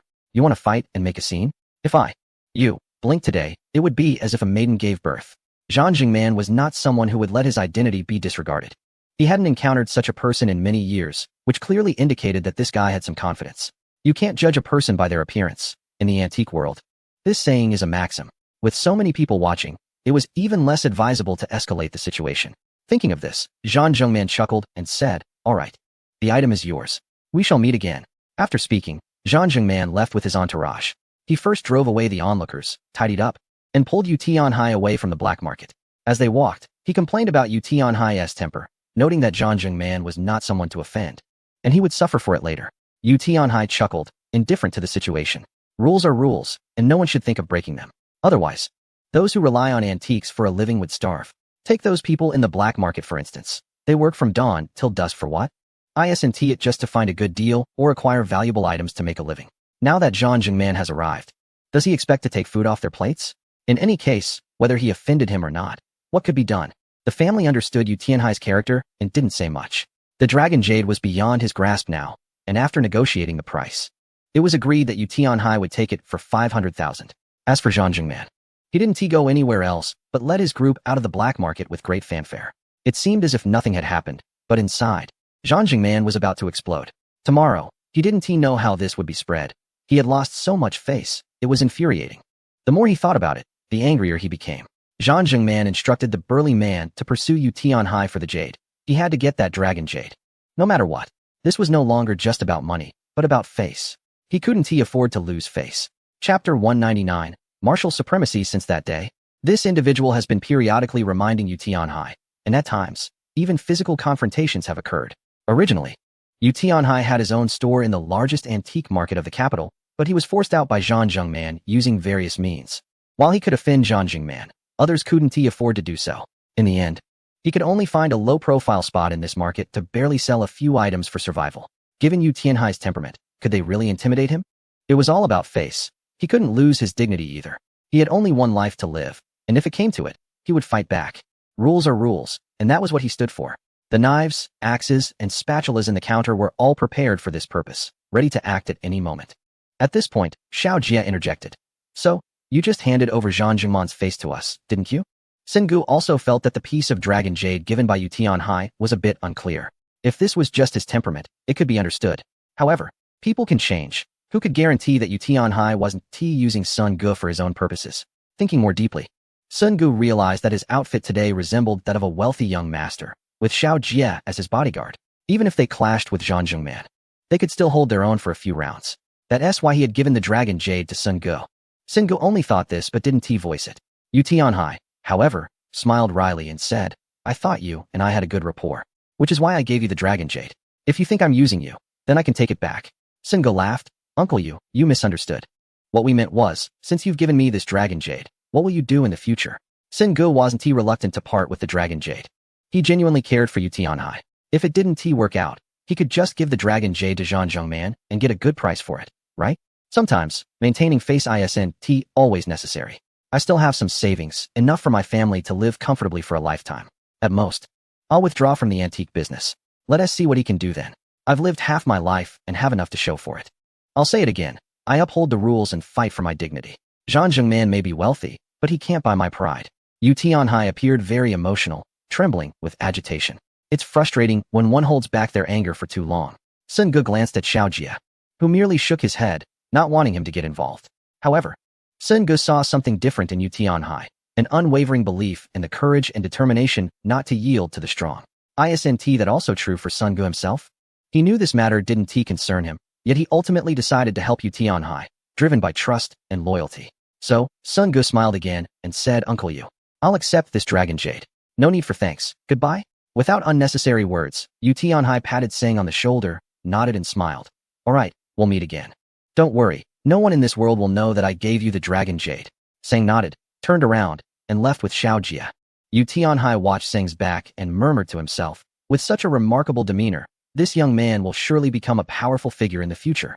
After leaving the mall, Xiao Jie couldn't stop complaining, calling Sang useless. Sang simply smiled, not arguing back. He indeed felt a bit out of his depth this time. But what is the big deal about that? Xiao Jie then asked, what do you plan to do with the dragon jade? Why don't we just sell it? Sang shook his head and said, I'm not selling it. I promised to give it to Inaishichi. If I sell it, what will I give him? Xiao Jie grinned mischievously. Right? How did I not think of that? Inaishichi, that old coffin board, who would dare to mess with him? If you give him this, even if someone like Zhang Jingman personally intervenes, he'll be in trouble. Brilliant, truly brilliant. Sang didn't think that way at all. He simply viewed the dragon jade as a gift for Inaishichi. Why would he care about anything else? Besides, who knew that this dragon jade would end up in Inaishichi's hands? Even if they did, they wouldn't have a chance to cause trouble. As for Zhang Jingman, Sang already had a plan for how to deal with him. He didn't care how powerful Zhang was. After all, everyone lived in another world, where Sing was the one in control. Inaishichi's birthday celebration was grand. The venue was at Inaishichi's martial arts school, and even before entering, they could hear cheers and applause from the courtyard. Sing looked up at the martial arts school, which was brightly decorated and filled with guests. The school covered an area of at least several thousand square meters, with high walls, ancient architecture, a main hall, and side rooms all complete. At the 5-meter-high entrance, a large plaque boldly proclaimed, "Martial Arts Supreme." At the entrance, several young people dressed in red training outfits greeted all incoming guests with smiles. Whenever a guest arrived, they would shout out the name of the guest. This scene surprised Sing. He had heard Xiao Jie mention that Siyu's father ran a martial arts school, but he never imagined it would be this large. Saying it was endless would be an exaggeration, but from the entrance, Sing couldn't even make out the words on the plaque of the main hall. Xiao Jie chuckled, saying, "Are you seeing this for the first time? Let me tell you, that old Inaishichi is quite influential. Come on, let us not just stand here." He then led Sing to the entrance, where the attending disciples greeted them with a cupped fist and asked, "May I ask your esteemed names? Which school do you belong to?" Xiao Jie replied, "No need for formalities. I'm Xiao Jie, and this is Sing. We belong to no school." Despite usually being defiant, Xiao Jie was cautious in the martial arts school. The disciple immediately gestured for them to enter, exclaiming, "Honored guests Xiao Jie and Sing have come to celebrate the birthday. Please proceed inside." As they spoke, 2 female disciples approached and gestured invitingly, saying, "Ladies and gentlemen, please come in." Upon entering the courtyard, Sing was even more astonished. The entire space was adorned with red silk, and rows of red lanterns added to the festive atmosphere. On the stone floor, hundreds of tables were set up, with 7 people at each table, and it was packed. There must have been at least 1,000 people seated. In the center of the courtyard, a vast arena was constructed, where a young man was performing a set of long fist routines, and cheers occasionally erupted from the audience below. The seating arrangement followed a certain protocol.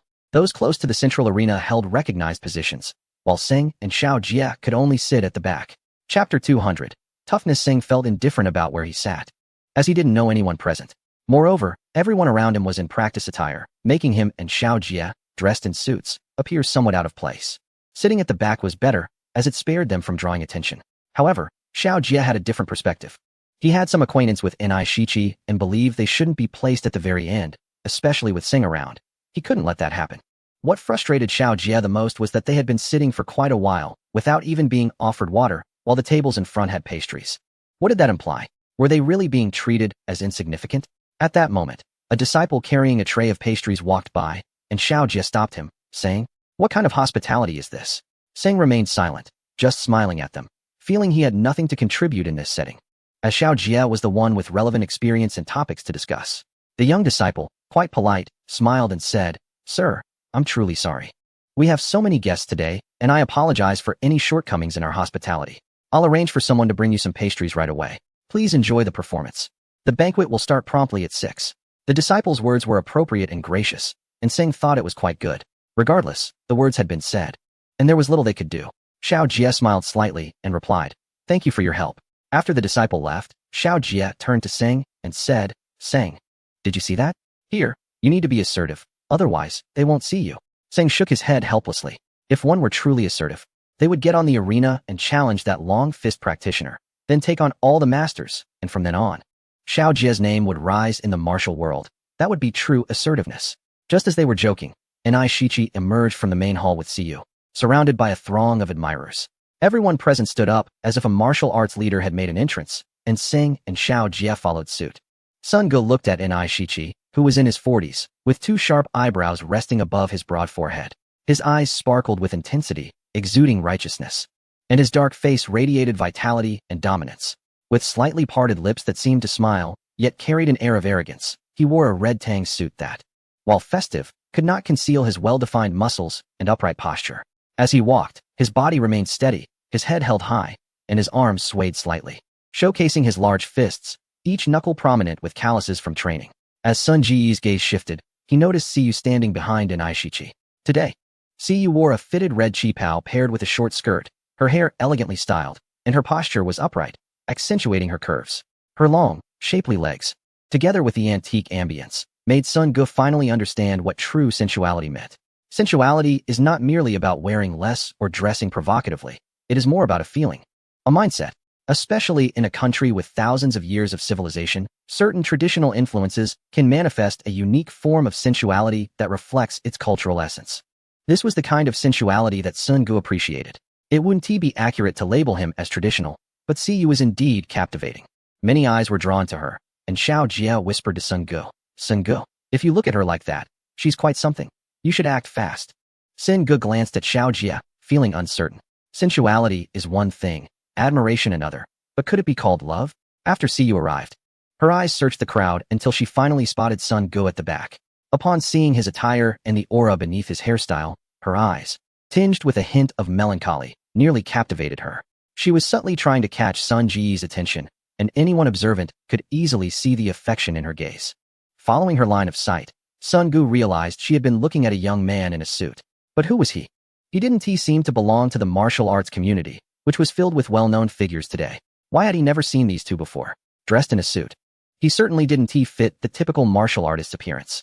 Look at those around him, full of vigor, either in traditional attire or practice uniforms. Yet here he was, in a suit, mingling with Inai Shichi's daughter, exchanging glances. Sun Gu thought he would have to find a way to embarrass him later. If Sun Gu could hear their thoughts, he would be furious. He initially thought the IT look was fine, but now with the way others stared at him, it felt as if he were a monster. Was the reaction really necessary? At that moment, people below the steps clasped their fists and shouted in unison. Congratulations to Master and I. May you live as long as the heavens and enjoy eternal life. Xiao Jie leaned in and whispered to Sun Gu. I think they are saying something quite rude. Meanwhile, Inai Shichi also clasped his fists and bellowed, his voice booming like thunder, expressing heartfelt gratitude to his fellow martial artists for their birthday wishes. Thank you all for your support. Today, we martial artists gather together to celebrate. Let us drink and not leave until we are intoxicated. Thank you, Master and I. Looking at this scene, Sang realized that Inai Shichi's reputation in the martial arts world was undoubtedly high, with so many people showing such respect in front of him. How could an ordinary person achieve this? As soon as he finished speaking, the band below the stage started to play, making the atmosphere even more festive. Inai Shichi took his seat in the center, and his disciples immediately brought a table for him.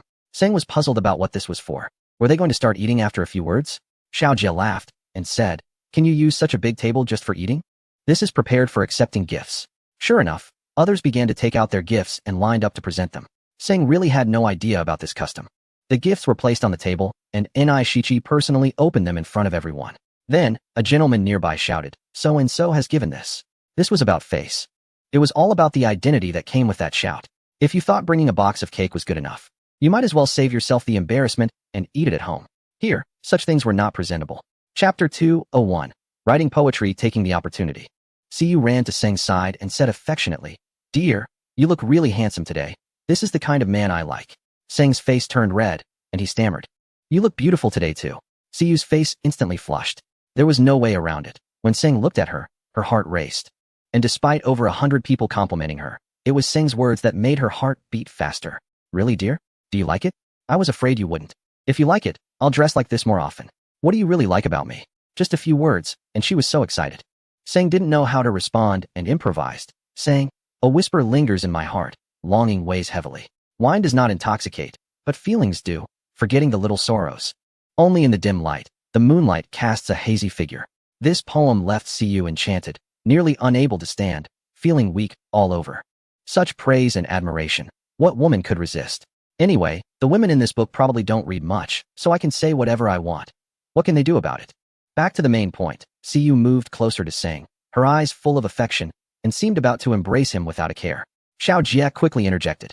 Why don't you two find a private place to do something? Look at how others are watching you. Siyu suddenly snapped back to reality, looked around, and indeed saw many eyes on her. But so what? She was openly dating Seng. Why should she be afraid of being seen? Seng thought Xiao Jie was being too direct. After all, she was a girl. What did he mean by do something? It almost made him want to actually go. But just then, a muffled voice came from behind a few people, saying, What a great poem. No wonder my junior sister thinks so highly of you. You seem just like a scholar. As everyone turned around, they saw a speaker, or rather a wall of a person, standing at least 2 meters tall. Seng had to look up to see the person's face, but it was better not to look at all. This guy's face was neither particularly ugly nor handsome. Considering his head shape, he resembled a barrel with a lid on top. The moment Seng saw him, he wanted to ask if this person's life had any meaning. With such a look, perhaps he was better suited for a world beyond Earth. Upon seeing this person, the smile on Siyu's face instantly vanished. replaced by indifference and disgust. Who was this person? Seng didn't know, but Xiaojia did. His name was Yu Hu, the chief disciple of Anai Shichi, and at 25 years old, he had been training under Anai Shichi for 10 years. Despite Yu Hu's muscular build, he was skilled in martial arts, and he had a fiery temper. Even Xiaojia couldn't speak loudly in front of him. Yu still introduced him to Seng, and when introducing Seng, she specifically said, Yu Hu, this is my boyfriend. Seng initially wanted to clarify that he was just an ordinary male friend of Yu's, but seeing Yu Hu's disdainful gaze directed at him, he decided not to bother with the explanation. If that was the case, he didn't need to take this guy seriously. At that moment, Yu Hu said, Junior sister, have you forgotten what Master said? He wants you to find someone who can protect you for a lifetime, someone like me. Look at my shoulders. You can lean on them anytime. My fists can pave the way for you. Don't you know how I feel about you? Yu looked at him helplessly and replied, Can you recite poetry? Just like my boyfriend does, let everyone hear. If you asked Yu Hu to practice a set of martial arts, it would be no problem at all, but asking him to compose poetry? That was setting him up for failure. Yu intended for him to back off and avoid embarrassing himself, but Yu Hu was determined to prove himself. Clearing his throat, he began, the bright moonlight before my bed. Seng glanced toward the door, feeling that listening to Yu Hu recite poetry was making his life lose its meaning. He wasn't alone in this thought. Everyone else felt the same way. After only one line, the listeners all laughed. You're just a brute. Why are you trying to recite poetry? You might as well go do something else. Yu Hu couldn't continue, and suddenly turning around, the laughter ceased. Despite his poor poetry skills, Yu Hu's fighting ability was not to be underestimated. With a single strike, he could easily overpower anyone, and no one wanted to provoke him. Yu shook her head and said to Seng, Dear, don't take it to heart. Practitioners of martial arts are rarely normal. Just get used to it. Seng nodded and replied, It's fine.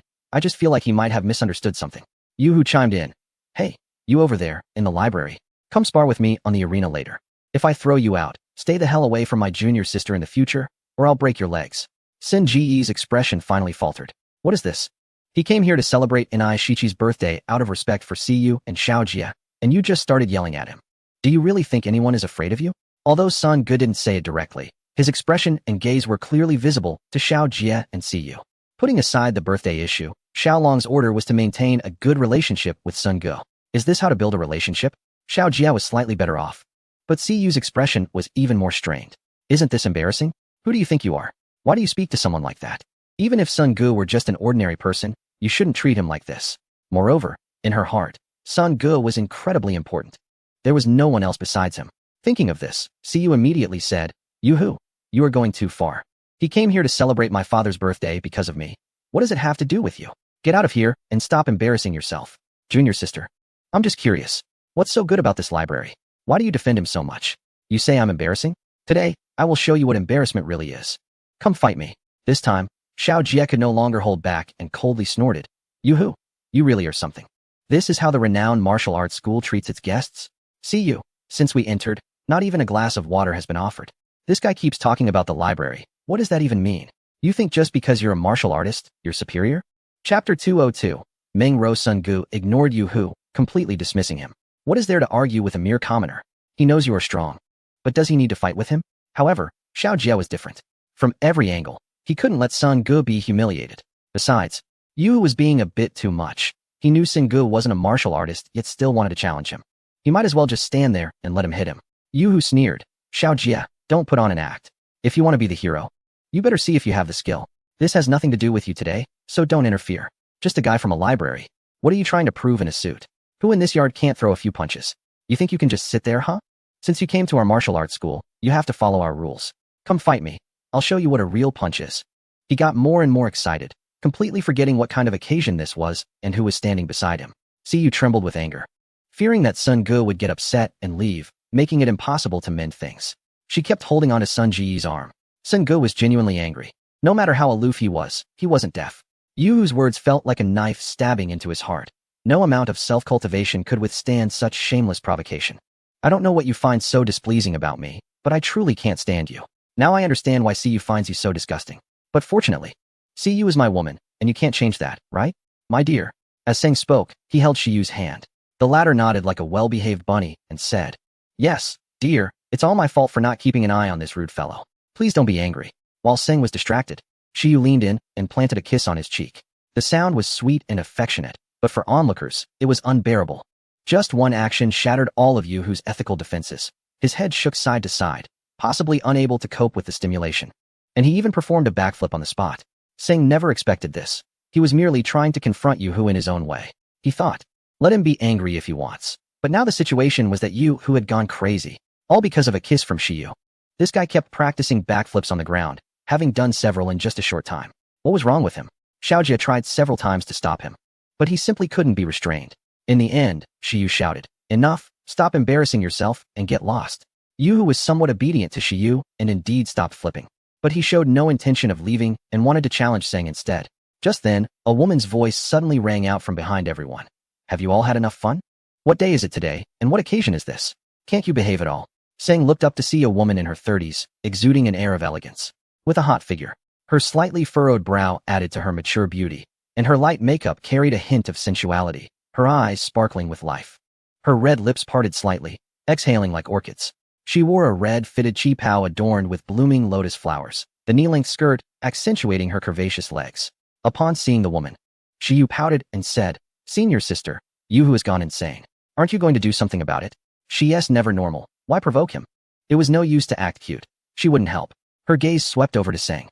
Shiyu was perceptive and quickly introduced, Senior sister, this is Seng, whom I mentioned to you. Dear, this is my senior sister Mengru. Hello, senior sister Mengru. Seng greeted politely, and Mengru simply nodded, saying nothing more. She turned to Yu-Hu and scolded. Yu-Hu, go help master. Stop embarrassing yourself. We have guests today. No one is allowed to cause trouble. Hurry up. Her words were well spoken, addressing both Yu-Hu and Seng. This woman was no ordinary person. She always wore a smile, her emotions concealed, and somehow exuded a strong presence. Despite Yu-Hu's unruliness, he couldn't utter a word before Mengru and obediently walked away. Girl, treat them well, and don't lose your manners. Mengru glanced at Seng again, her beautiful eyes sparkling, before turning to leave. Seng had a very good impression of Mengru. He could sense a unique calmness and subtlety in her that only a mature woman possessed. Seng's gaze was one of admiration, but Xiao Jie beside him seemed suddenly possessed. Staring at Meng rose back with a crooked mouth and eyes. Seng waved his hand in front of him, but he showed no awareness, not even blinking. Siyu said to Seng, darling, don't mind him. He always looks like this when he sees my senior sister. Oh, I see. Seng understood that Xiao Jie had completely fallen for Meng Ro at some point. It's no wonder, as Meng Ro was the kind of woman who made any man want to have something with her. For a guy like Xiao Jie, it was normal to fall in love with her. But he shouldn't have that expression, as if the world was ending. Seng gave his head a light slap, finally waking Xiao Jie up. Damn it, that hurt. What the hell are you doing? Xiao Jie rubbed his head, grimacing in pain. With that strength, why don't you go practice martial arts? What are you doing? She's already gone, and you're still staring? I'm just trying to see what's going on. You can recite poetry. So why can't I conquer her with my affectionate gaze? Siyu replied, Boss, that's not affection. It's just lust. Get lost, you little brat. Every time you see my senior sister, you never say a good word for me. And what time is it? My throat is dry. And you guys run this big martial arts school without even a cup of water? What the hell? Siyu stuck out her tongue and immediately called over a younger disciple to bring water and snacks for Seng and the others. At that moment, Siyu noticed the box in front of Seng and asked, Seng, what's in this box? Is it a gift for my dad? Before Seng could respond, Xiao Jie snorted and said, if this gift is for your dad, he'll be so happy he won't sleep for a month. Today, nothing sent to your dad is as precious as this. I even had to deal with several thugs for it. Do you think it was easy for me? Seng was about to explain, but Siyu was quick and snatched it away, opening the box to be instantly captivated by the lustrous jade inside. My goodness, it's beautiful. Darling, how much is such a big piece of jade worth? Seng didn't even get a chance to speak when Xiao Jie jumped in. You'd be scared to death if I told you. This piece of jade is worth 800,000. What? Darling, is this true? Siyu's hands trembled as she held the box, her mouth agape, as if she could fit an egg in it. Seng nodded and said, yes, it's said to be worth that much, but this jade. Before he could finish, Siyu suddenly kissed him on the face with such force that it tilted his head back, and he nearly fell over. After the kiss, Siyu grabbed Seng and started to leave. Wait, where are we going? To deliver the gift to my dad. Hurry up, hurry up. It's just delivering a gift. It's not like we're rushing to buy groceries. Is there really that much urgency?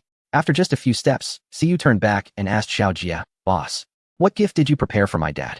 I brought a bird with me, and soon I'll let him take it out. That will be the best gift I can give. While others were lining up to present their gifts, after one person gave theirs, a man behind shouted.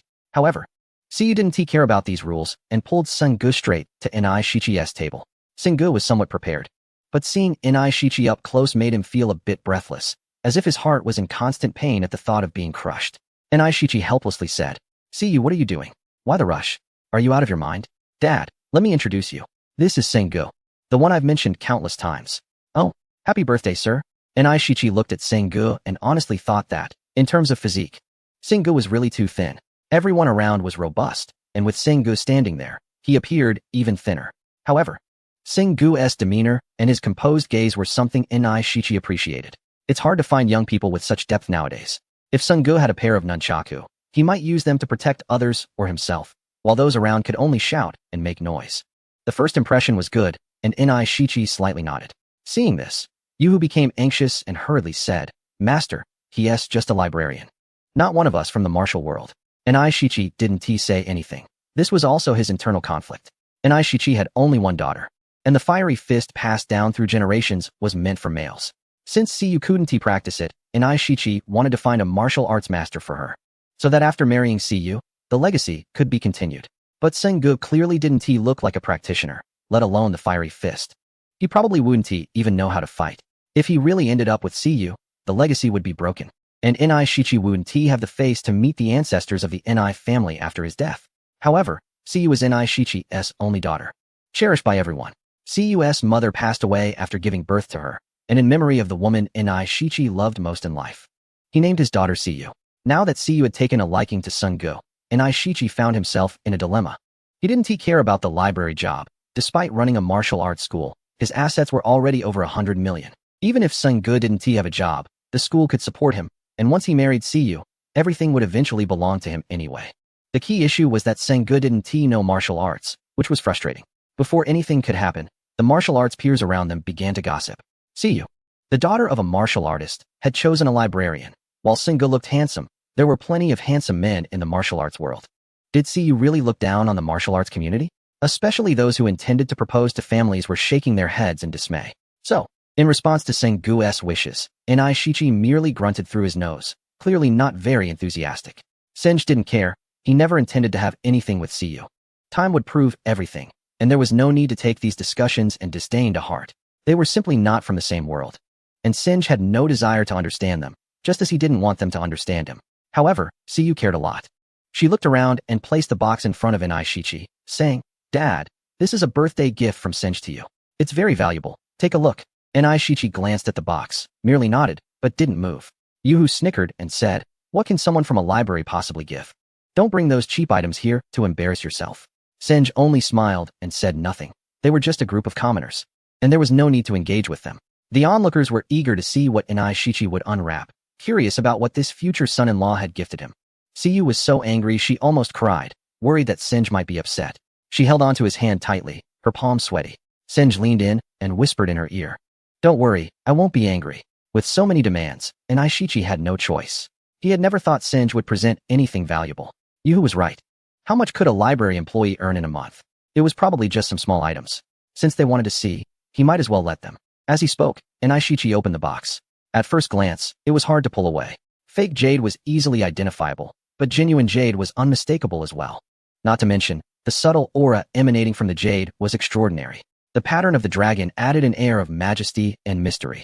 There were people in the crowd who recognized its value. One exclaimed, Dragon Jade. It is said that this jade was once carried by Emperor Qin Shi Huang and has the power to ward off evil. There are a total of 12 such jades representing the 12 zodiac signs, and this one is the dragon. Last year at an auction in the Fog Country, a carved monkey jade sold for 1,700,000. This dragon jade is worth at least several million. Its collection value is immense. As the words fell, everyone's gaze shifted back to the dragon jade and then to Senju's face. He's from a library? Chapter 204. Implications aside from a few who knew Senju. Almost everyone was doubting one thing. How could a library employee afford such an expensive gift? Even if he were your future father-in-law. Buying a cake or some lingerie would be enough to get by, but such a huge investment? The main point was, you could want to give a gift, but could you afford it? Siyu looked around proudly at these commoners, thinking, a bunch of fools, now you're all dumbfounded. Just look at what you brought. It's Aishichi's birthday, and you gift a bottle of toner. How could his father possibly appreciate that? One guy gifted a massager, which is actually quite nice. However, when you buy it, can you first confirm if the design of the massager is suitable for men? It can be vibrating or rolling. But what does it mean when you open it and it wobbles left and right? The gift from Seng is truly generous, regardless of the price. The significance of this item is different. It's something that belonged to Qin Shi Huang, which elevates its status. Moreover, his father was born in the year of the dragon, and this jade seems tailor-made for him. You lot only know how to wield weapons. When will you learn from Seng? This is about inner quality and refinement. And Aishichi also knows that this jade is precious. Although he is not lacking in money, this is not something you can simply buy with wealth. Nowadays, people love to hold on to various collectibles, but there are always those who, every time an Aishichi sees them, he feels compelled to criticize. These people wear white gloves all day, handling their collectibles as if the items should not be touched by human hands. They believe that the value of an item is diminished if it is not treated with reverence, and they fear that others might not recognize the worth of what they possess. They think wearing gloves makes them impressive, but true antique enthusiasts can take out any piece and leave you in awe. All the good traditions and meanings are spoiled by these individuals. And Aishichi also enjoys playing with antique jade items. Although he is not a professional, he can tell at a glance that this dragon jade is anything but ordinary, and he has a genuine fondness for it. Just one look, and it leaves a deep imprint on his heart, one that he cannot shake off. However, he cannot accept it. He is not close to Seng, and though he is quite close to Siyu, she is destined to marry a martial arts master. Accepting such a valuable gift would mean acknowledging Seng as her future suitor in front of the martial arts community. Thinking of this, Aishichi gritted his teeth and pushed the box back towards Seng, saying, "Young man, I appreciate your kindness, but I cannot accept such an expensive item." Seng didn't feel that returning it was a slap in the face. In fact, it was better this way. It meant there were no ties, saving him from future emotional complications with Siyu. Now that Aishichi rejected the gift, it was a subtle way of expressing disapproval of Siyu being with Seng, which aligned with Seng's intentions. So he closed the box, took it back, and smiled, saying, "Since Master and I want to accept this kindness, I want to insist. Siyu, I have an appointment to attend to, so I'll take my leave." Siyu felt her heart breaking, as if countless needles were pricking her. A lump of frustration lodged in her throat, making it impossible to swallow or spit out. Seeing Seng about to leave, she desperately grabbed his arm, and tears streamed down her face. "Seng, please don't go, okay? Please." Seng couldn't bear to see a woman cry. They say women are made of water. Once they shed tears, they wither away. He understood Siyu's deep affection for him, but he knew that his world was one she could not enter. "Siyu, don't cry. This is actually a good thing. What's good about it?" Siyu choked up and turned to Aishichi, crying out, "Dad, please let me be with Seng. Do you really want to see me crying every day?" Aishichi sighed and said, "Child, you are the most important person in my life. I don't agree with you being with this boy for your own good. You are still young and don't understand what love is. You grew up in a martial arts family, while Seng grew up in school. You two are not a match." Siyu was too agitated. Grabbing Seng's arm, she shouted at Aishichi, "I'm not a child anymore. I have the right to choose the person I like. What does it matter if we come from different backgrounds? You're worried about the martial arts legacy of the Ni family, so you want me to marry some martial artist. In the end, it's all about you. You wanted a son, and yet when I was born, why didn't you just get rid of me? Now you want me to sacrifice my happiness for the honor of the Ni family. Are you still my father?" As soon as she said this, the yard fell silent. And Aishichi's face dropped. With his status, how could he let his daughter speak to him like that in front of the entire martial arts community? Seng also thought Siyu was being too impulsive. After all, Aishichi was her father. How could she speak to him this way? Aishichi slammed his palm on the table, shattering it, and sending gifts flying everywhere. The switch of a massager turned on and started rocking back and forth among the fallen gifts.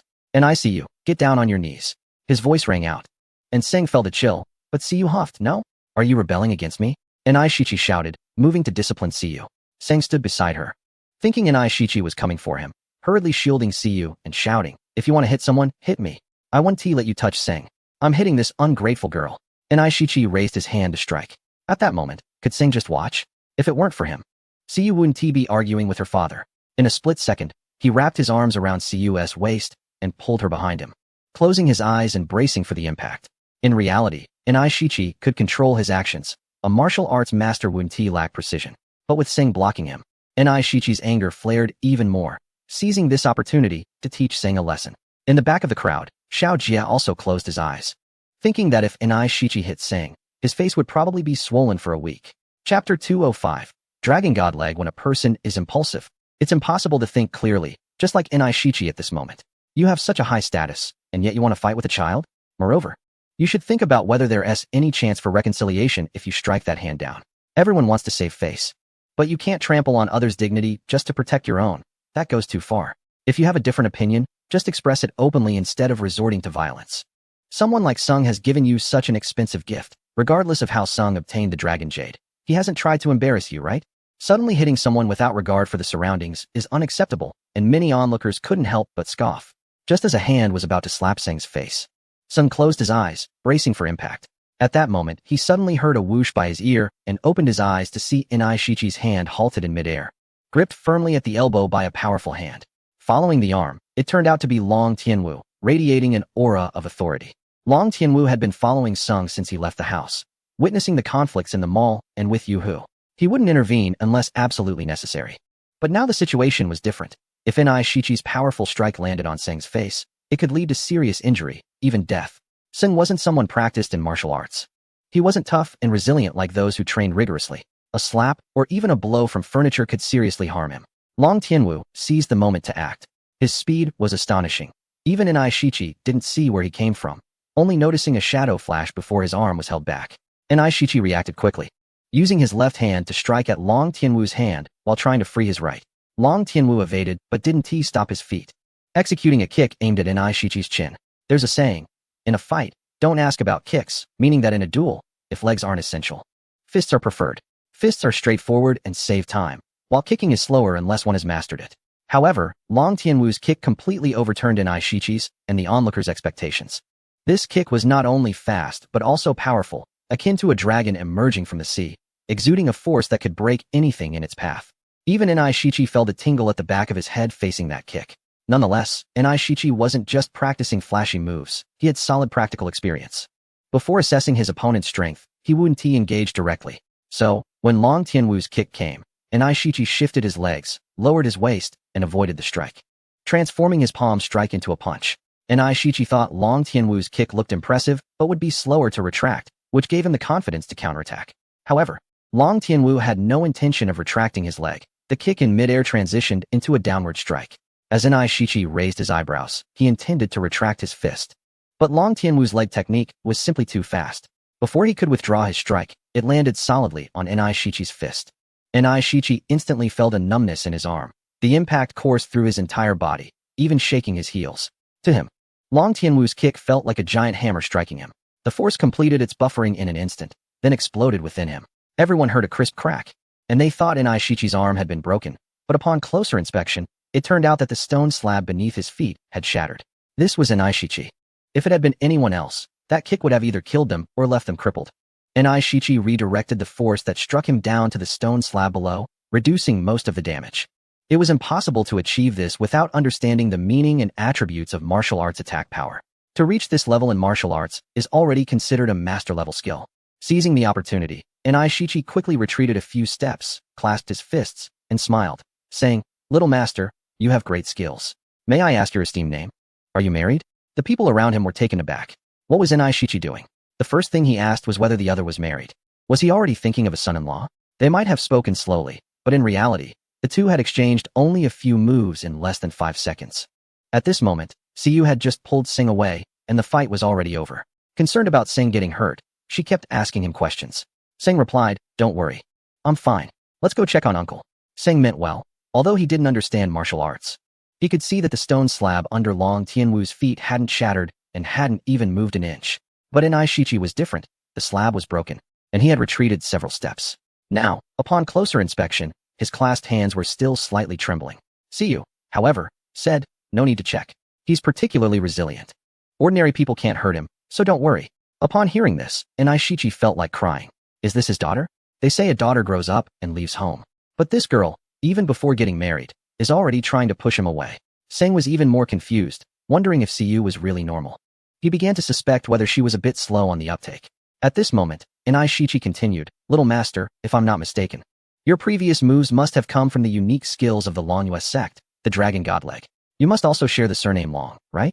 As soon as he finished speaking, the crowd erupted in discussion. A middle-aged man stood up and said, "Master and I, the Longyue sect has disappeared for nearly 50 years, and the Dragon God Leg has been lost. How could this person possibly be from the Longyue sect?" He was right. The Longyue sect had vanished from the martial world overnight, and it remained a mystery to this day. This person could not possibly be from the Longyue sect.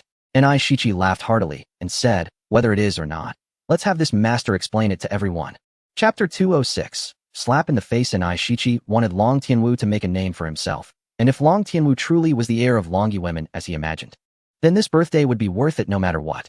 This was what he could think of, but what he couldn't fathom was the relationship between Long Tianwu and Sing. Everyone knew that Long Tianwu acted for Sing. Could it be that Sing was also from Long Yuemen? And Ai Shiqi didn't want to speculate like that, if he guessed right. Where would he go to buy regret medicine? But Long Tianwu remained expressionless, looking at him with a calmness like still water. As if the person Ai Shiqi mentioned had nothing to do with him. His task was to protect Sing from any harm, not to make a name for himself here. Everyone has their own world, and the door is tightly shut. This world can sometimes be experiences, sometimes pain, or memories, no matter what it is. It's something they least want others to see. Long Tianwu, in this regard, was the same as Sing. They never intended to let anyone understand their world. So, Long Tianwu simply spat out 2 words from his lips. Get lost.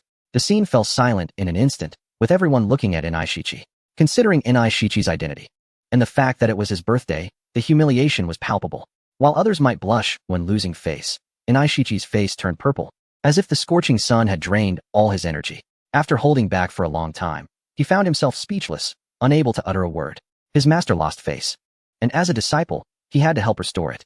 Yu Hu shouted, "How dare you speak to my master like that? You're asking for death, and I'll grant it to you." As soon as he finished speaking, Yu Hu's stocky figure moved, and he rushed towards Long Tianwu, swinging his fist. What an idiot! Ai Shiqi intended to hold Yu Hu back, but he was a step too late. Just as Yu Hu raised his fist, Long Tianwu's feet were already off the ground, performing a magnificent turn, followed by a move akin to a dragon's tail sweep. Long Tianwu's speed was beyond imagination. Yu Hu felt a shadow flash before him, and then Long Tianwu's size 43 shoe came crashing into his face. Damn it! Yu Hu groaned, his face contorted, and his head buzzed instantaneously. Despite his large build, he was no match for Long Tianwu, who sent him flying, crashing down with his 4 limbs in the air, breaking several tiles in the process.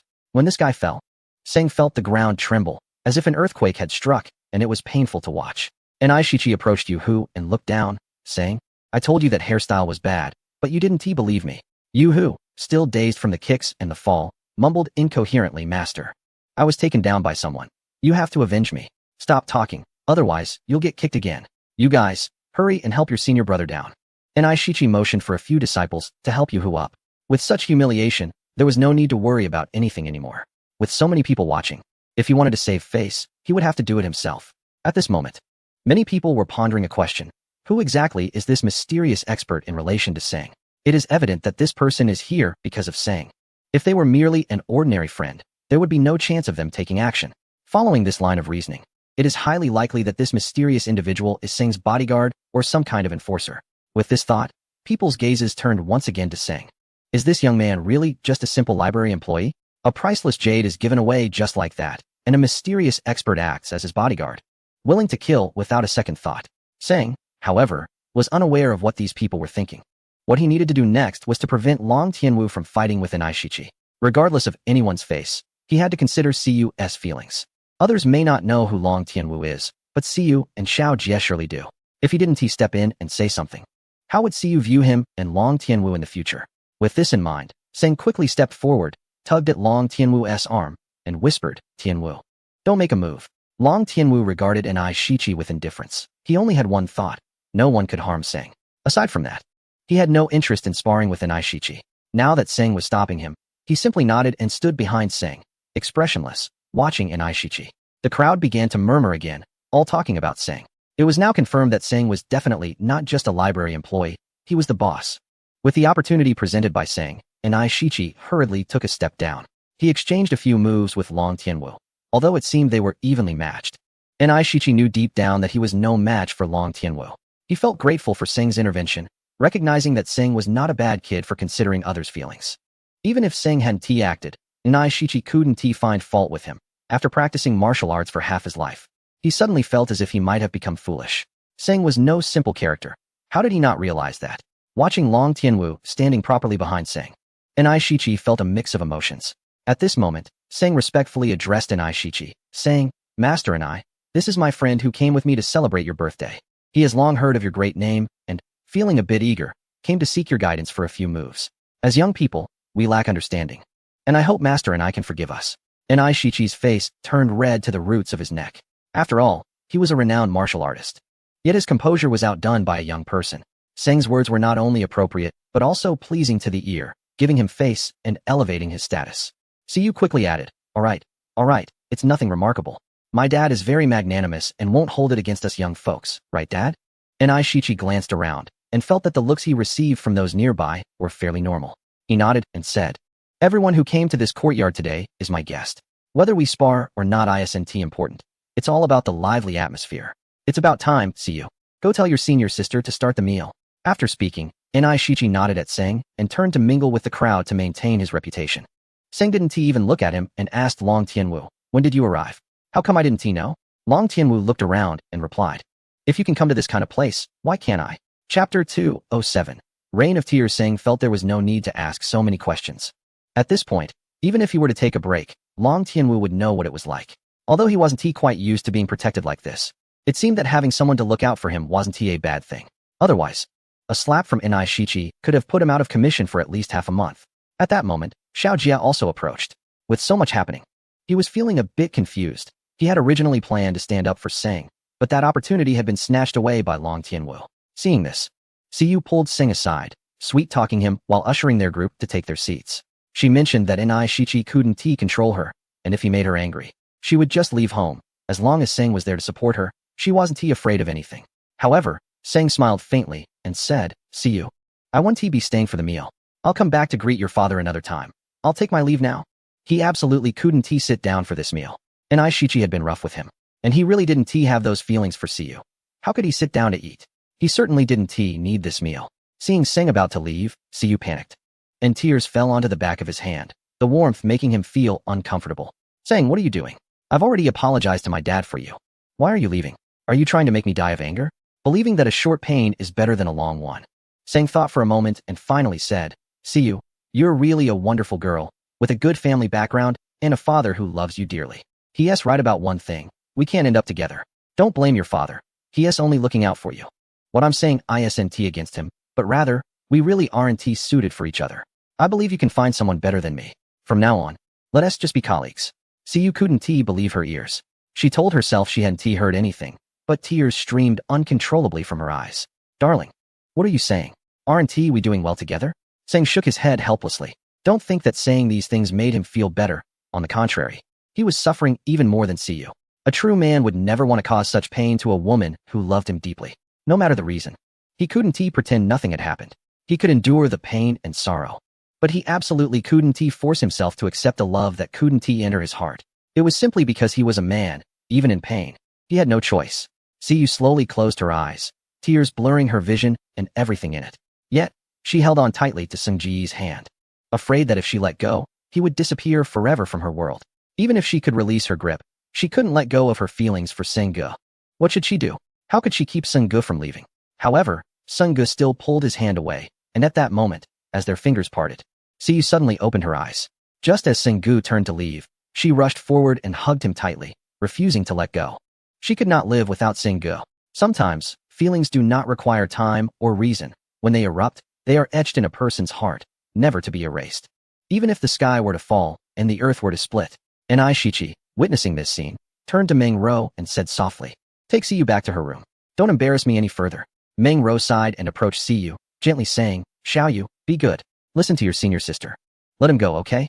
Siyu cried out in grievance, no, I won't let him go. Senior sister, please don't let Seng Ge leave. Xiao Jia also walked over to Seng Ge and said, Seng Ge, let's talk about this later. Don't make Siyu cry. Look, everyone is watching you. It feels like a performance, doesn't it? Seng Ge helplessly shook his head and said softly, Siyu, I'm not leaving. Please let go. No, if I let go, you will disappear. Seng Ge sighed and replied, I really won't leave. Please let go, all right? Although Siyu eventually released her grip, she immediately grabbed Seng Ji's hand again. Refusing to accept his words and unwilling to let go. Men may numb themselves, but women will never let go of their loved ones. Since she had already let go, standing in the middle of the yard made it seem like a performance, especially since the onlookers couldn't understand. They could clearly say how tightly Siyu held Seng Ge, but they would never comprehend the intensity of her feelings. Seng Ge returned to the same table, feeling a sense of helplessness he couldn't resist, just like he could never resist his own feelings. Yet, he didn't know what kind of relationship he wanted, or perhaps he had never planned or defined his feelings. He only knew that Siyu's feelings were not what he desired. This was a question Seng Ge decided he needed to ponder over time. Why was he resisting? Or what was he waiting for? Meng Ro went to arrange for the dishes and told Xiao Jia, keep an eye on those two. Xiao Jie stood at attention and saluted, determined to complete the task. Meng Rou looked at him in confusion, wondering what kind of people they were. Each one seemed more unusual than the last. Long Tianwu glanced at Xiao Jie and said irritably, "There's no action now. You can drop the salute and relax." "My arm is stuck from saluting too long. Long Tianwu, help me out," Xiao Jie exclaimed, having gotten too excited and twisted his arm while saluting. Long Tianwu was almost speechless, and he slapped his shoulder. With a crisp sound, his arm finally moved again. Xiao Jie shook his shoulder while saying to Seng, "I think my first love has begun." Seng simply didn't want to respond to him, and instead signaled Long Tianwu to think of a way to make Siyu let go. Long Tianwu couldn't solve this problem and suggested that Seng let Xiao Jie figure it out himself. Seng thought for a moment and said to Xiao Jie, "Aren't you supposed to challenge an Aishichi? Why haven't you gone yet? My current task is to help my first love while watching you two idiots risking your lives for love." Seng looked down on Xiao Jie, saying, "Xiao Jie, I really think you're pointless. Look at Tianwu, he acts decisively. Even an Aishichi is no match for him. What are you besides a good talker? I think the skills of those from the divine domain are better." Chapter 208. Bom Seng's plan was to provoke Xiao Jie into challenging an Aishichi. And while an Aishichi was beating Xiao Jie, he would have Siyu intervene, allowing him to slip away. This plan was simply perfect. But Xiao Jie refused to go and insisted on carrying out Meng Rou's task. However, Xiao Jie understood Seng's intention and said to Siyu, "Originally, I shouldn't get involved in your matters. But who told my partner to insist that I keep an eye on you? Siyu, don't you think you can control him for a moment? Can you really hold on to him for a lifetime?" Seng nodded, thinking Xiao Jie finally spoke some sense. But Siyu snorted and said, "You should be advising Seng to stay instead of telling me to let go. If Seng leaves, I will cry. And I'll tell my senior sister that it's your fault I cried. You can forget about getting along with my senior sister for the rest of your life." This tactic was extremely effective and startled Xiao Jie. "Seng, for the happiness of you and your sister-in-law, just put up with it," Seng helplessly said. "She just said one thing to you, okay? How come you have such thick skin and don't go deal with an Aishichi? Why should I deal with him? I can't beat him, and I might end up losing everything. Besides, I think you're really boring. What does Siyu have that S worse than your friend Qin Nan? No one can be as foolish as you." Xiao Jie's offhand remark, however, was taken differently by Siyu. Seng, what did Xiao Jie say? "That big rabbit moved in with you?" Seng thought Xiao Jie was stirring trouble, wondering why he would bring that up at this time. Was he afraid the commotion wasn't big enough? But when Siyu asked him, Seng couldn't avoid answering, so he nodded and said, "It was me who asked Qin Nan to move in with me, mainly because of her." Before Seng could finish explaining, Siyu went crazy, throwing all the plates, bowls, and chopsticks from the table onto the ground, smashing them to pieces. The sound echoed throughout the entire martial arts hall, as if in another way. Wishing in Aishichi a year like this every year, and every year like this day. Siyu let go, but Sun Gu overturned the table to stop her, holding her hand tightly and asking, "Siyu, what are you doing? Let go of me, you jerk. I wondered why you seemed like a different person today. It turns out there's a big rabbit hiding at home. Surnamed Senator, I have deep feelings for you, and I would do anything for you. But what about you? Do you even deserve me?" Siyu hurled insults at him without giving Sun Gu a chance to explain. Women, when gentle, are like water when passionate. They are like fire, but when angry, they can transform into a sharp knife. If you provoke them, you're in for it. Sun Gu hurriedly tried to explain. "Don't be angry. Listen to me, Qin Nan." But before he could finish, an Aishichi's voice suddenly rang out from behind them. "I knew this would happen. I wouldn't have bothered hiring a band. You two perform better than them. This emotional drama is full of ups and downs. See you, I see now. You said you wanted to give me a surprise yesterday. It turns out you dropped a bomb at my birthday party in front of so many martial arts friends. And you spit on it too? Someone else raised a rabbit. What does it have to do with you? If you like rabbits, I can get you a whole bunch tomorrow. You can raise them however you want. Is it worth getting so angry that you're tearing the dojo apart?" Upon seeing Inai Shichi, Siyu burst into tears. "Dad, you still blame me. Sengu, that jerk, is fooling around with others behind my back. And you don't even care? What does it have to do with me if he is fooling around with someone else? It's not like he's with me. So why should I care?" Sengu looked up at the deep blue starry sky. It was a beautiful night, wasn't it?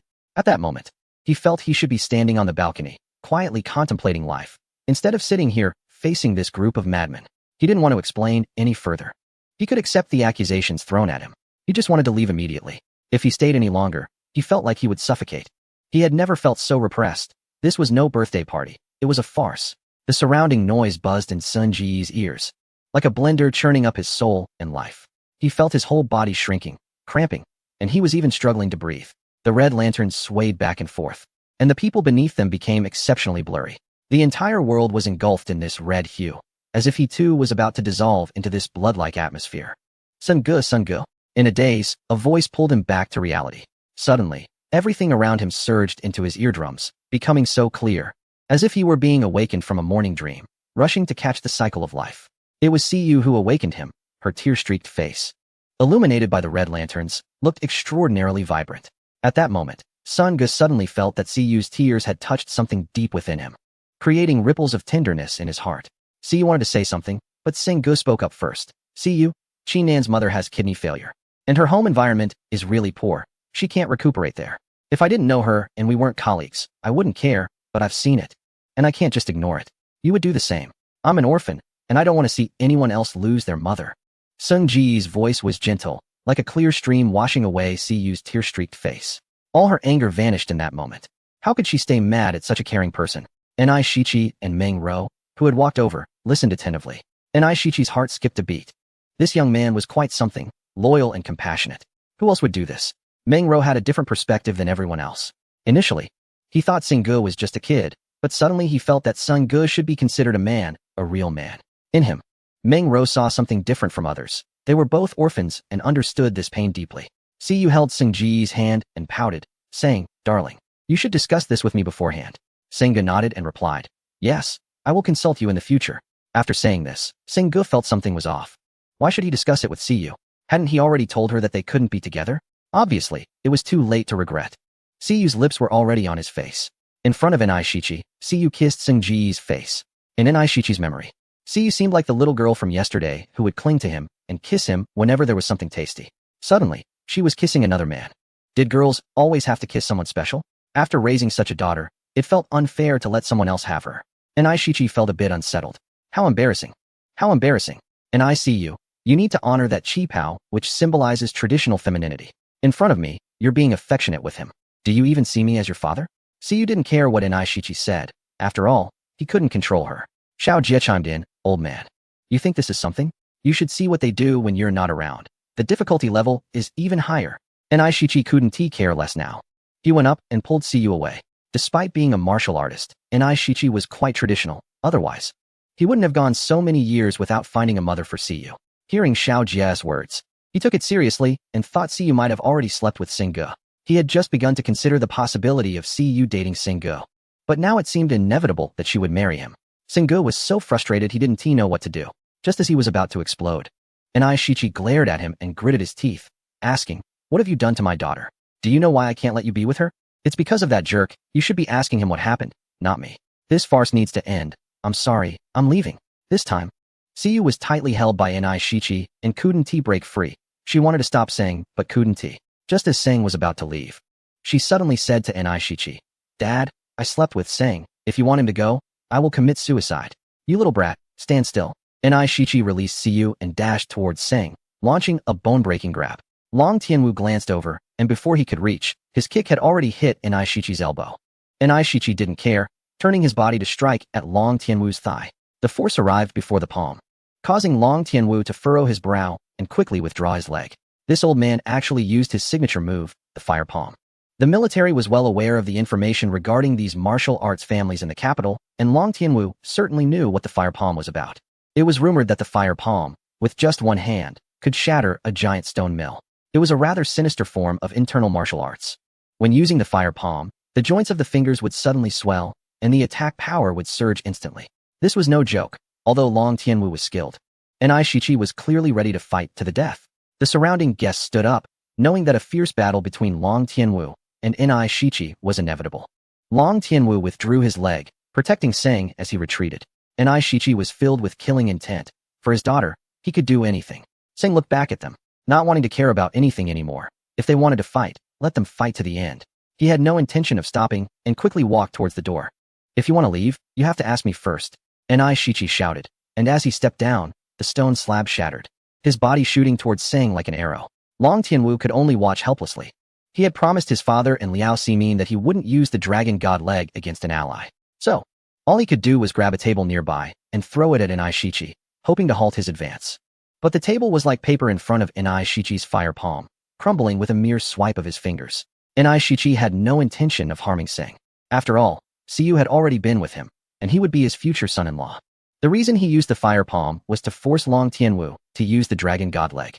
Ni Shichi was a martial arts fanatic, spending half his life seeking out various masters, and had heard of the dragon god leg, but had never encountered anyone who had inherited it. Today, after exchanging a few moves with Long Tianwu, he found hints of the dragon god leg in his techniques. Unlike conventional kicking techniques, the dragon god leg emphasized explosive power and pure strength.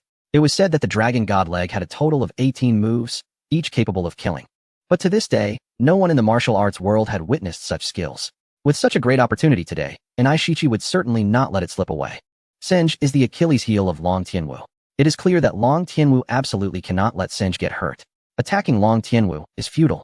Only by targeting Senj can one provoke him to act. This is Inishi's plan. However, others are unaware of this, especially Siyu. Seeing Inishi almost going crazy from one of her words, she knows that if Senj gets hurt, she will never be able to be with him again in this lifetime. Therefore, when Inishi first clashed with Long Tianwu, Siyu had already rushed towards Senj. At this moment, as Inishi smashed the table, Siyu had already reached Senj, wrapping her arms around him and shouting loudly, "If you want to fight, then fight me. You're not allowed to touch Senj." This sudden scene nearly knocked Inishi to the ground. Siyu quickly said to Senj, "Darling, you need to leave quickly. I feel like my dad is going a little crazy, hee." How could she still be smiling? Senj was on the verge of breaking down. Was Siyu adorable, or just not thinking straight? However, he was quite satisfied with her urging him to leave, so he turned around and smiled, saying, "All right. I'll leave your dad to you. Don't worry, he'll be normal again soon." As she spoke, Siyu, under Inishi's fiery gaze, pushed Senj out the door and turned to close it. Inishi was about to cry. It was his birthday, and there were still guests who hadn't arrived yet. "Why are you closing the door? If you don't chase after Senj, I want to close it." "Why would I chase him? He is charming." Inishi retorted, "You, my daughter, are recklessly opposing your own father for a man. Is this some kind of punishment from the heavens for me?" Seeing that Senj had disappeared without a trace, Siyu finally felt relieved. She tidied up her appearance and smiled, saying, "Dad, I wish you a happy birthday today and many more to come." Inishi slapped his forehead and said, "Next year, just show me a movie directly, don't perform yourself." Chapter 210. Attraction in fact, whether Senj left or not. Inishi didn't care as long as Long Tianwu was still around. However, Long Tianwu had long since vanished without a trace. And Inishi didn't even know when he left. Senj had come with Xiao Jia, who surely knew the background of this mysterious expert. So Inishi turned to look for Xiao Jia. However, he was also nowhere to be found. "Hey, they run faster than rabbits." Inishi exclaimed. "Siyu, where's Siyu?" Turning back to look for Siyu, she was also gone. Inishi blinked and looked around at the guests, confused, and asked Mengro, "Did I just wake up?" Although they had left the martial arts hall, Senj still felt heavy-hearted. These people, besides fighting, knew nothing else. Especially that Inishi, a master of martial arts, was as unyielding as a firewall. Senj had never been fond of martial arts. He rarely watched martial arts films. However, he didn't reject this traditional skill, as martial arts had thousands of years of heritage, while computers had only been around for a few decades. No matter how nimble your fingers are on the keyboard, over time, you'll still feel weak and sore, but the more you practice martial arts, the better your body becomes. I have to say, if it weren't for Long Tianwu today, he would definitely be in trouble. Thinking this way, not all martial artists are necessarily just brutes. As he passed through the park, Seng suddenly felt someone following him from behind. At first, he thought it was Long Tianwu, but after looking back a few times, apart from some people walking their dogs, there was no sign of Long Tianwu at all. Moreover, if it were Long Tianwu, he would have revealed himself by now. There would be no need to play hide and seek, right? Unavoidably, he recalled what happened that night at the food stall, causing his heart to skip a beat. And he tightly gripped the box in his hand. Although scared, Seng remained calm, trying to walk towards more crowded areas. Regardless of whether he knew them or not, he made an effort to greet people. As he passed by a large tree, someone suddenly slapped his shoulder hard. It didn't hurt, but Seng let out a muffled grunt, and the box containing the dragon jade fell to the ground. "Who? What do you want?" Seng shouted loudly while carefully looking at the person. Under the park lights, a hint of hazy red gradually became clear in his eyes. It was Meng Ro. "You think you can just leave after sleeping with my little junior sister? Do you think there's no one left in our sect?" Meng Ro's voice was unusually cold, sending chills down Seng's spine. This feeling wasn't one of fear, but rather an inexplicable sense of intimidation, as if her tone and words were like a sharp ice shard piercing through him, making his blood feel like it was about to stop flowing. Despite this feeling, he knew he had to speak, and from another perspective, knowing it was Meng Ro gave him some relief. As long as she wasn't an assassin, it was all good. "Senior sister, there's no technology in this world that can determine whether a man is a virgin, but there's definitely a way to know if a girl is one. Don't you think I'm right?" Meng Ro's face turned bright red in an instant. Even under the night sky, it was quite noticeable. However, in Seng's eyes, It only added to her charm and allure. Seng had a good impression of Meng Ro, seeing her as a mature big sister. So he still respected her and tried to be more tactful in his words. So you just want to say that we wronged you, right? Even if she was shy, she had to express her anger. After all, the tears that See You shed today were far too many, and as her caring senior sister, it was impossible not to stand up for her. Seng picked up the box from the ground. Fortunately, the grass cushioned it, and the dragon jade inside was unharmed. This isn't about being wronged. See, you and I could never be together. We're like two programs working in the same system, each with our own world and meaning. And it's impossible for us to merge. Do you understand? Meng Ro snorted coldly. You men are truly heartless. How can you bear to hurt See You over such trivial matters? Are you even a man? Singe shook his head helplessly and said, loneliness doesn't know the desolation of prosperity, just as the starry sky doesn't understand the depth of distant gazes. When a person's heart is locked away, it cannot be easily opened. I don't want to hurt anyone, but I cannot force myself to accept someone I don't love. If it were you, you would feel the same. A shooting star slowly crossed the sky, and many couples in the park held each other's hands at that moment. Mingru walked up to Singe's side, and they both looked up at the shooting star. Although it was just a fleeting moment of brilliance, it left a beautiful mark under the starry sky, allowing her to forever remember this night and the man named Singe. When Mingru left the martial arts school, she didn't know why she wanted to pursue Singe. She told herself it was because Singe had hurt her beloved junior sister, and she wanted to avenge Siyu. However, in front of Singe, the indifference she had so painstakingly mustered didn't last long. Was this the feeling she wanted? Or was it the figure she had been waiting for all these years? A man who could step into her heart with just a few words? She could hear Singe's calm breathing and caught a glimpse of his melancholic eyes from the corner of her eye, as if it was destined for her to walk to his side. Was this the charm of a man? It was something that no woman could resist. They both fell silent, and the air and space between them became strange. Yet Singe had no particular thoughts. Wasn't he supposed to be avenging Siyu? Why did it feel like they were standing together as lovers? Singe could also hear Mingru's disordered breathing, which was not the kind of tension that indicated she wanted to hit him, but rather like the nervousness and budding feelings of a girl encountering love for the first time. No way. What was this rhythm? Just as Singe was puzzled, a group of laughing children ran past them, which helped to normalize the atmosphere. Seeing that Mingru had no intention of hitting him, Singe smiled and said, "Senior sister, it's late. I should head back. Let's talk another time." Mingru's indifferent voice suddenly rang out, and Singe thought she was having second thoughts about attacking him. But then he realized Mingru's eyes were looking at a spot behind him. Singe quietly asked, "What's going on?" "Someone has been watching us," not blinking at all. "Is it him?"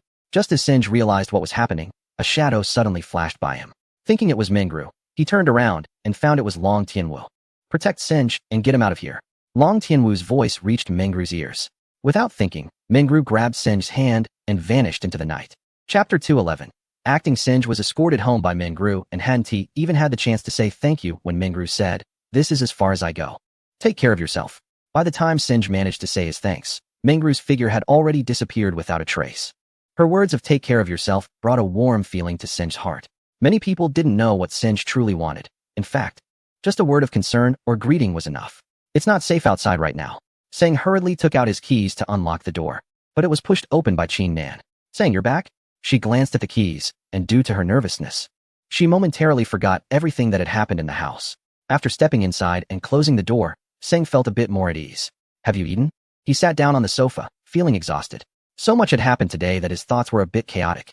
Unfortunately, the human brain isn't a system that can be reinstalled, and it can't even be cleared out. Qin Nan took out a pair of new slippers from the shoe cabinet and placed them by Seng's feet. She had bought them for him at the mall that afternoon.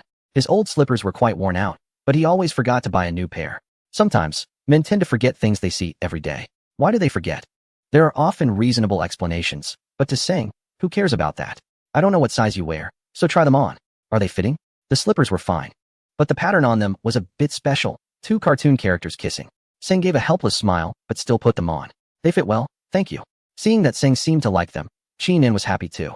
She neatly placed his leather shoes in the shoe cabinet and poured him a glass of hot water.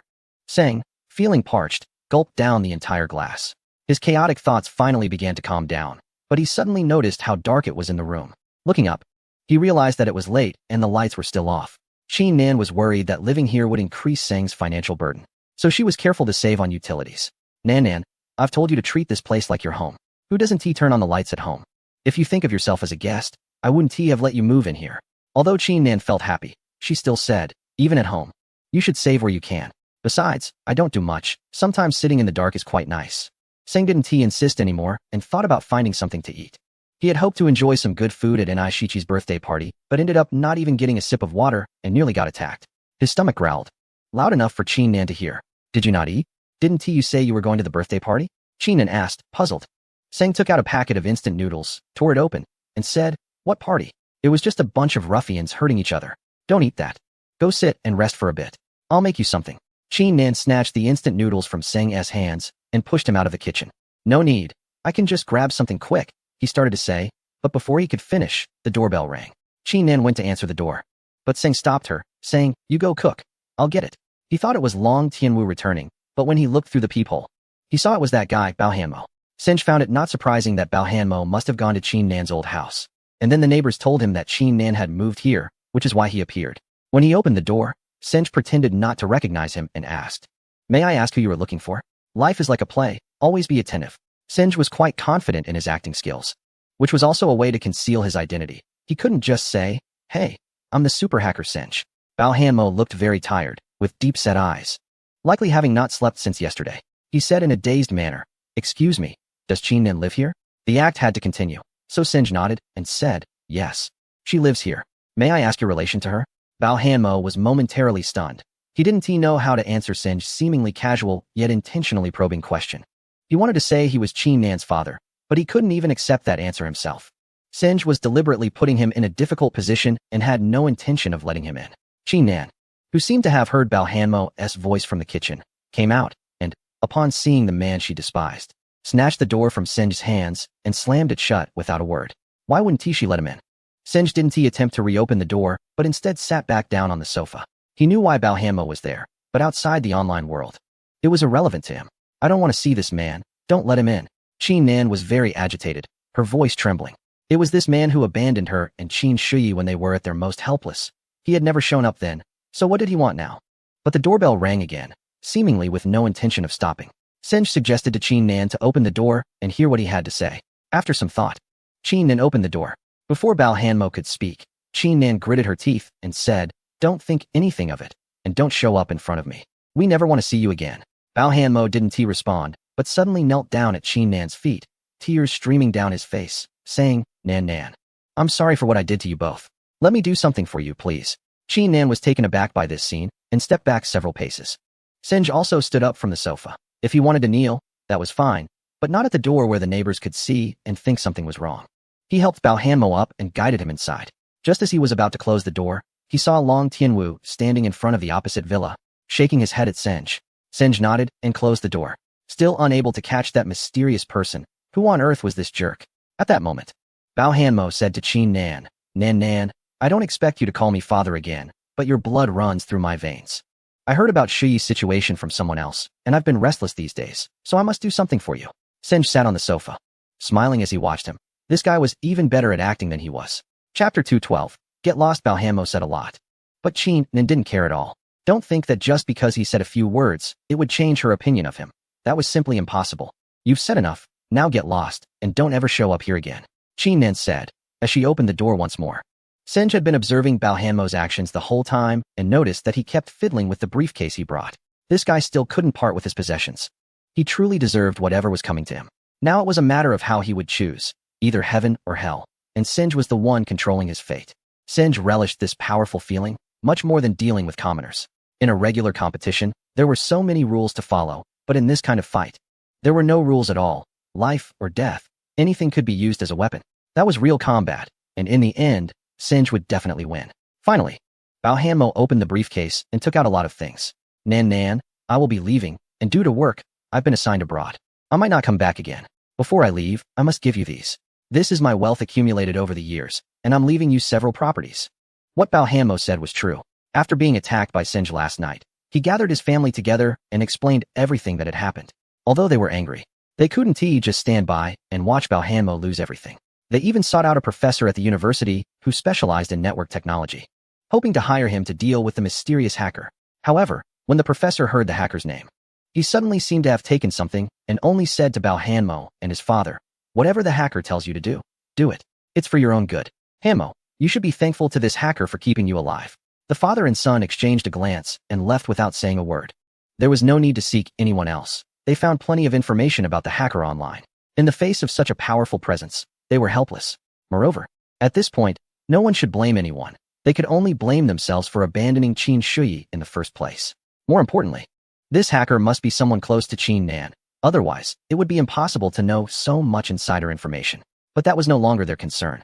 They quickly followed the hacker's instructions, did what they needed to do, and then left for abroad. So when Bao Hanmo told Qin Nan he was going abroad, he actually wanted her to inform the hacker to stop targeting him since he was leaving for another country. Qin Nan initially wanted to refuse, but she couldn't decide why she should. This was something she and her mother deserved. But why was Bao Hanmo, who had never done anything for them, suddenly being so attentive? She looked at the smiling Sang, hoping he could give her some advice. This action caught Bao Hanmo's attention since entering the room. He hadn't spoken a word to Sang. This young man always gave him an impression of being somewhat mysterious. Why was he always smiling? He had just knelt down before his own daughter. Was it really so laughable? However, Qin Nan and Qin Shuyi had already moved into his house, and this villa was quite valuable. It could be considered fortunate for Qin Nan to find such a man to rely on, and with the inheritance he left for her, no one would covet it. Bao Hanmo then said to Sang, "You must be Nan's partner, right?" Sang chuckled and replied, "The term partner seems a bit too grand. Just say what you want to say." Bao Hanmo placed everything on the table and slowly said, "Actually, it's nothing much. In this world, I am the least qualified to ask you for anything, but after all, Nan is my biological daughter. I hope you can take good care of her in the future. This is all my wealth. Just let Nan accept it."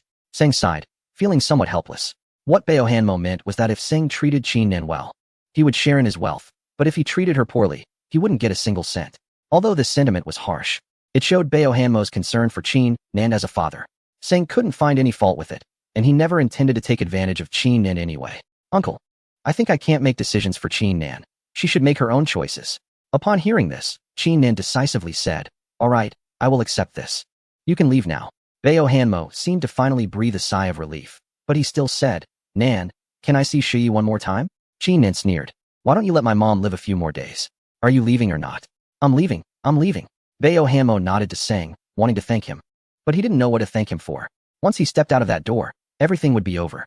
Qin Nan closed the door, but stood still behind it, her shoulders trembling from sobbing, making her feel so helpless and fragile. Sang gently patted her shoulder from behind, intending to comfort her. But Qin Nan turned around and tightly hugged Sang. "All right, silly girl, there's nothing worth crying over. Let us go see what he left for you." Sang wanted to use this reason to push Qin Nan away, but she held on tighter, crying, "I don't care about anything he left. Having you is enough for me. Then will you still cook for me? I'm starving." Qin Nan released her hands, wiped her tears, and said, "It's all his fault for forgetting the most important thing. I'll go make it now." Just then, the doorbell rang again. Sang realized that as long as he was at home, the doorbell would keep ringing incessantly. He opened the door, and Xiaojia and Siyu walked in carrying several bags of food. "Sang, I noticed you got home pretty quickly," Xiaojia said, casually pushing aside some documents on the table to make room for the food. "Yeah. I rushed back to sharpen the knife and wait for you to come over so I could chop you up. You know what you did today, you bastard?" Sang was fuming upon seeing Xiaojia. Xiaojia, unfazed, chuckled, "I told you that you couldn't see the bigger picture. Do you know why I said those things? Just so we could leave that place safely, and you're still cursing at me?" Chapter 213. Dinner. Sang wasn't in the mood to listen to Xiaojia's nonsense. He turned to look for Siyu, only to find that she had gone into the kitchen. Did she really think she could cook a couple of dishes and make soup for Sang? He certainly wasn't counting on that. All he hoped for was that she wouldn't make things difficult for Qin Nan. But was that even possible? Standing at the kitchen doorway, Siyu coldly said, "Hey, big rabbit. Why do you keep bothering Sang?" Qin Nan, not wanting to engage, replied while cooking, "I'll tell you one last time. I have a name. It's Qin Nan, not Big Rabbit. Please show some respect." Siyu wanted to retort, but Sang pulled her back and said, "Auntie is resting. Keep your voices down." Noticing Sang's tone, Siyu toned it down a bit and said, "Darling, you haven't eaten anything today. I bought some food on my way here. You should eat something." If they weren't around, Sang might have had an appetite, but now he felt none. All he wanted was a peaceful life, not to face these people every day, leaving him no space at all. "You all eat if you want. I'm tired. I'm going to take a nap," he said, heading upstairs, not believing they would follow him into his bedroom to torture him. Just as his foot was about to step on the stairs, the doorbell rang again. Sang picked up an old slipper and handed it to Xiaojia, saying, "Whoever it is, you slap them in the face and tell them to get lost as far away as possible." Sang was on the verge of breaking down. They say that at times like this, one can't think clearly. He hadn't even considered that there were just a few people at home. Who could Xiaojia possibly slap? Xiaojia, however, was quite clear-minded and said, "Calm down for a moment. You're acting like you can't afford to live." His words were surprisingly mature. when he opened the door. Still holding the slipper, Seng didn't even know what to say to him. As the door opened, Liao Ximin and Long Tianwu appeared before everyone. Seng stuck out his tongue, relieved that Xiaojia hadn't really slapped anyone. However, Liao Ximin noticed the slipper in Xiaojia's hand and said, "Are you asking me to change shoes? What does it mean that you're holding a slipper?" Upon seeing Liao Ximin, Xiaojia and Siyu immediately stood at attention and saluted. Xiaojia didn't know why he couldn't let go of the slipper, and while saluting, it accidentally slapped his own face. Liao Ximin helplessly glanced at him and sighed. How did Xiao Long raise such a son? Xiaojia thought to himself, if you ask me, who should I ask? It was late at night, and here you were, wandering around like this. Although Seng felt uncomfortable, he had no choice but to smile and say, "Hello, Liao, please come in." Liao Ximin responded with an and boldly sat down on the sofa. Seng was about to go get water, but Liao Ximin said, "Forget the water, it's tasteless. Give me a bottle of wine." Seng really wanted to find someone to ask, was his home really that welcoming? Every guest felt at home, not at all polite. Xiu didn't need to say anything, as Xiaojia quickly spoke up. "Uncle Liao, we have plenty of wine. We haven't had dinner yet. How about we have some together?" Liao Ximin looked at Qin Nan, who was cooking in the kitchen, and thought she was Seng's hired help, so he unceremoniously said, "Xiao Gezi, have the kitchen fry me some peanuts. I want to eat those with my wine." Seng could only go to the kitchen and ask Qin Nan, Nan, "Do we have peanuts?" Qin Nan peeked out of the kitchen and frowned. "Darling, do they often come over for meals? It's almost 10, why haven't they eaten yet?" Seng helplessly shook his head and said, "They all think your cooking is delicious, so they line up to eat. Nan, you should go back to your room to rest soon. All right, don't stay up too late." Qin Nan agreed and poured the peanuts in a hot oil. Before long, Qin Nan brought the cooked dishes to the table and went back to her room to rest. Liao Ximin wasted no time, grabbing a peanut and popping it into his mouth. These peanuts are fried well." After finishing, he downed a shot and smacked his lips, continuing, "Seng, the investigation by CNC is over, but I still haven't found what I want." What he wanted, Seng had no idea. He didn't want to get involved in CNC matters. He just hoped to find that mysterious person. Seng had nothing to say, merely lowering his head to eat, as if everything Liao Ximin said had nothing to do with him. However, Liao Ximin continued, "Xiao Gezi, there's something I can't figure out. With so many people at CNC, why does that mysterious person target you time and again?" Xiao Jia's hand holding the wine glass trembled slightly. Seng glanced at him and smiled. "If you had taken out CSD, they would target you too. CSD has 15 frontline hackers. They only used 14, and one has never appeared. Also CSD." Before Seng could finish, Liao Ximin interrupted, saying, "I know all that, but there are many things you don't know. If this mysterious person is a sniper, I wouldn't be sitting here talking to you. I'd be at your grave pouring out the wine." This statement indeed startled Seng. In the online world, he could do anything, but in reality, he was a person powerless to fight back. Someone wants to kill him, as easy and simple as breathing. Liao Ximin was not trying to scare him. This person's skills were definitely not inferior to Long Tianwu's, and perhaps even superior. Therefore, Liao Ximin had to remind Seng that his current situation was not as easy as he imagined. Implicitly, the divine realm could protect him, but why should it? Liao Ximin needed Seng to give him a reason. He wanted to know the secrets behind Seng and why these experts were targeting him. However, Liao Ximin could get no answers from Seng. Because apart from his identity as Ghost Butterfly, Seng himself did not know which organization was targeting him. To be more precise, what this mysterious person wanted was the same as what Liao Ximin wanted. They both wanted to uncover the secrets behind Seng. Yet, Seng was even more eager to know who they were. Chapter 214. Protection Mission. Seng's secret could not be shared with anyone, no matter the circumstances. This was not just a matter of safety. It was also about protecting his privacy and rights in the world. He was Ghost Butterfly. But in the eyes of these people, he was merely Seng, an ordinary person with some technical skills. Many things did not need to be complicated. Even with a mysterious person watching him, it was still something he could not disclose. Moreover, Seng had to know who this person was. Even if Liao Ximin did not help him, so what? Many challenges in life had to be faced on one's own. Relying on others could never build a perfect life. He had chosen this identity, and many things were already irreversible. Now, whether in fear or when questioned by anyone of status, it was the same. So, Seng smiled and said, "Liao, I'm really not as complicated as you think. I'm just an ordinary person, ordinary enough to eat, sleep, and take care of my needs every day. You all seem to think I'm special, but I don't even know what makes me special." Liao Ximin took a sip of his drink, stared into Seng's eyes, and said, "Seng, we are on your side. Not your enemies. We could even become better partners. Don't think that just because I'm older, I can't see through things. If you don't want to speak, that is fine too. I will still protect you. That is what I should do for you. We are not like those hackers with no loyalty or rules. We are soldiers. No matter how great the danger, we will not back down." That is what we are here for, isn't it? Sing knew Liao Ximin was not joking. On this matter, Liao Ximin would not use such excuses to coax him into revealing his identity. Of course, Sing was grateful, but still. Some things he could not share with anyone. This was also for their own good. The identity of Ghost Butterfly was too special, knowing it might not be a good thing and could potentially lead to greater disputes. Meanwhile, Xiao Jie and Siyu looked at Sing and then at Liao Ximin. Xiao Jie then spoke up. Uncle Liao, is there really no one on the CNC side worth suspecting? He asked this question partly to give Sung a way out. And on the other hand, he also sensed that Sing had been followed by a mysterious figure again tonight. Both he and Siyu truly felt anxious for Sung. At CNC, Xiao Long had given all the command authority unreservedly to Liao Ximin, and much of the investigation content was extremely confidential. Not even Xiao Jie had the right to inquire about it. Taking this opportunity, Xiao Jie also wanted to ask what was going on at CNC. This way, he and Siyu could figure out how to respond. They needed to ensure Sing's safety first and foremost, and secondly, they absolutely could not allow Sung to develop any goodwill towards the people from the divine realm. CNC could not lose Sing's protection. They would do anything for him. As it was not only an order, but also a bond between Xiao Jie and Sung. Liao Ximin shook her head and said, "What I can tell you is that there is currently a mysterious force investigating Sing from behind. My people have already infiltrated CNC, but after investigation, it seems that everyone's background is quite clean. We don't know if this mysterious force is within CNC. Nor do we know if they are targeting Sung or if they want to use Sung to send a warning to CNC or the divine realm. It all depends on whether Sung is willing to reveal his identity." Upon hearing this, Xiao Jie continued, "Liao, Sing was introduced to CNC by me.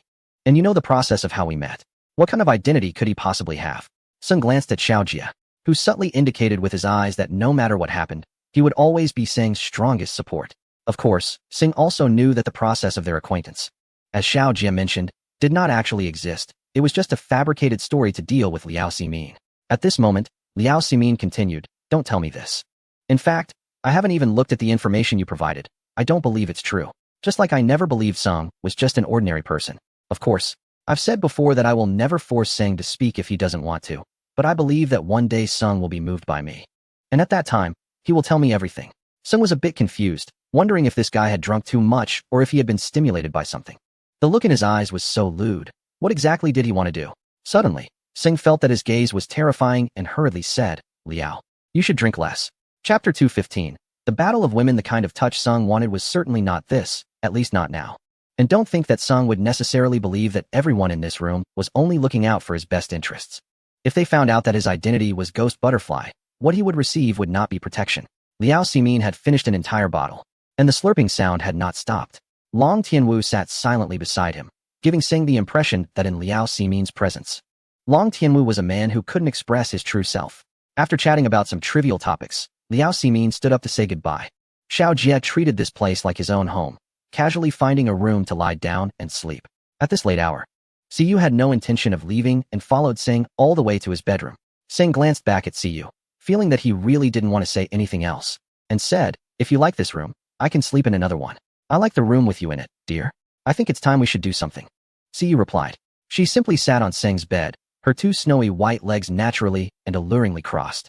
If there was a room with a bed, and on that bed sat a sexy beauty who had handed over all the initiative to you, what would you want to do? Especially with a woman's eyes filled with seduction, allure, and an intoxicating charm, her body exuding a fragrance that seemed to signal a longing for your embrace and kiss. How many men could resist such temptation, especially for a virgin? The mysterious thrill was nearly irresistible. Watching Sing breathe heavily, Siyu felt nervous too, but emotionally, she thought she should take the initiative. She wanted Sing to understand that she would give him everything. So she stood up and walked closer to Sing, slowly unbuttoning his shirt. When her fingertips touched his body, a tingling sensation spread throughout him. One button, two buttons, as Sing's body gradually revealed itself to Siyu. Her breath carried a soft moan, her gaze wild and passionate, the slowly burning desire enveloping all of Sing's thoughts. It was as if he had been frozen in place, unable to even raise his hand to stop her. Why was he doing this? He was a man, and a man who had never been intimate with a woman before. Siyu shyly turned her body, and for Sing, it was the first time.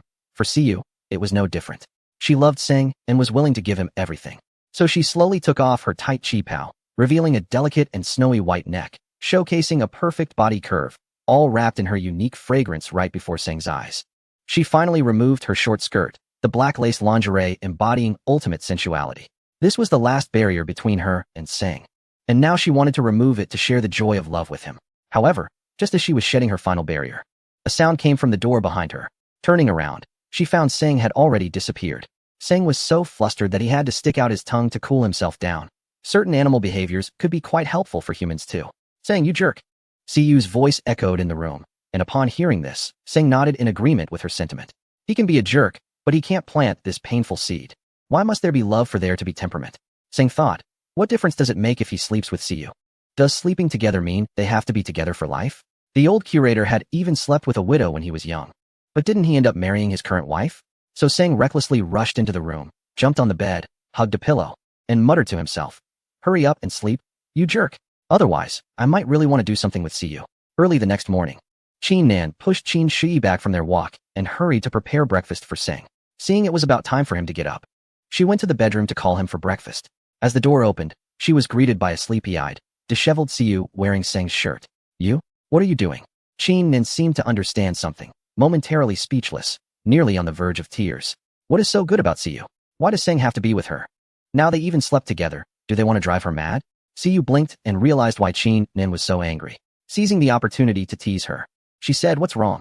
I'm Seng's woman. If I don't sleep in his bed, where else would I sleep? You shameless.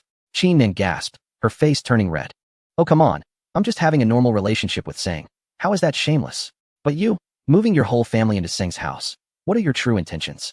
Siyu wouldn't back down, and the two stood at the door arguing. It was still Sunday, and Seng had planned to sleep well. But he was rudely awakened by the noise. Opening the door, Seng saw the two women, hands on their hips, ready to fight. What are you two doing working out? It's early in the morning, and you're going to bring the house down. What do you want?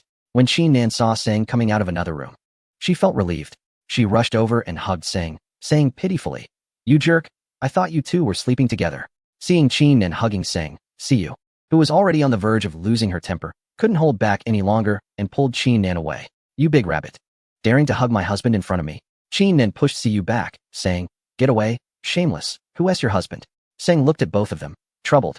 As the situation spiraled out of control, he simply grabbed both their arms, kicked the door open, and pushed them inside. No attacking the back of the head or the lower body. No weapons like chairs, sofas, beds, spatulas, or flashlights, and no hitting faces. These are the rules of your duel. Now you can hurt each other as much as you like. With that, Seng slammed the door shut. Since they wanted to fight, let them go at it. He didn't have time to deal with them. He had more important things to do today. He was going to show the CSD intelligence team what fear really is. Chapter 216. The box. No matter the time, Seng always remembered that he was a hacker. The internet was his domain, his weapon, and it was time to take action. Relying on others to do things for him was no longer an option. He had many tasks to tackle that he had not originally intended to do. The mysterious figure had appeared several times, but neither the organization nor the divine realm had any means to uncover his information. Seng was thorough in his considerations. Aside from the specific department, no one could identify him as the individual capable of causing such destruction online. Regardless of the department, investigating the members of the organization was now pointless. Their current target was Seng, and no one cared about the organization anymore. Since they wanted Seng to act, he would show them what he could do. After breakfast, Xiao Jie left first, while Siyu showed no intention of leaving. Eventually, Seng managed to send her away, leaving only Qin Nan. Seng excused himself to take a rest, stating he wouldn't meet anyone today. Qin Nan had no suspicions and needed to buy medicine for Qin Shi, so she left early. Seng entered the secure room, activated the system, and connected to the internet. After a few seconds of waiting, he opened the ghost domain and pulled all the IP addresses of the specific department into it. However, these IP addresses were like dead entities, showing no data fluctuations.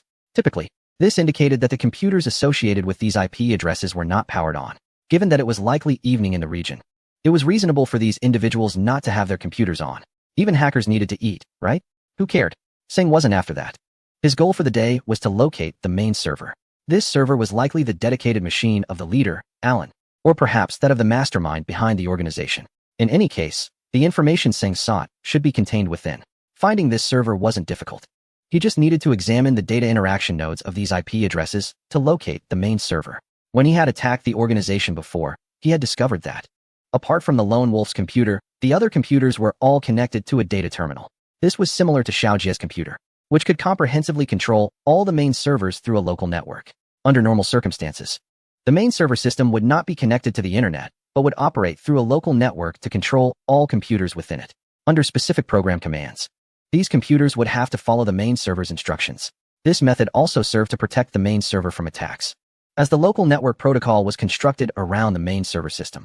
In other words, this world belonged to the main server, and anyone who entered had to obediently follow its arrangements.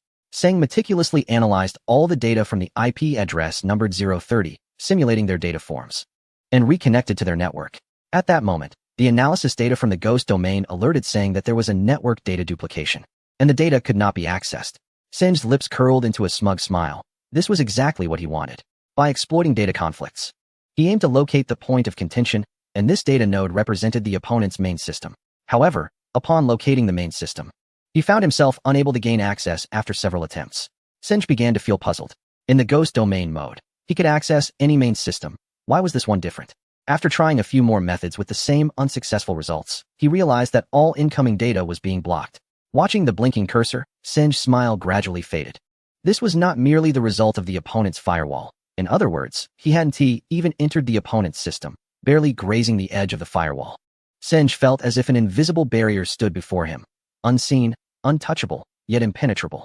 Could it be that even the key code couldn't get through? He thought that if the code could access all systems worldwide and completely bypass certain firewalls, it would be ideal. However, this time, his ghost domain encountered another ghost domain. It felt as if he were blocked outside a world, able to observe but unable to act. After exhausting all conceivable codes and methods without success, he realized there was no need to waste more time.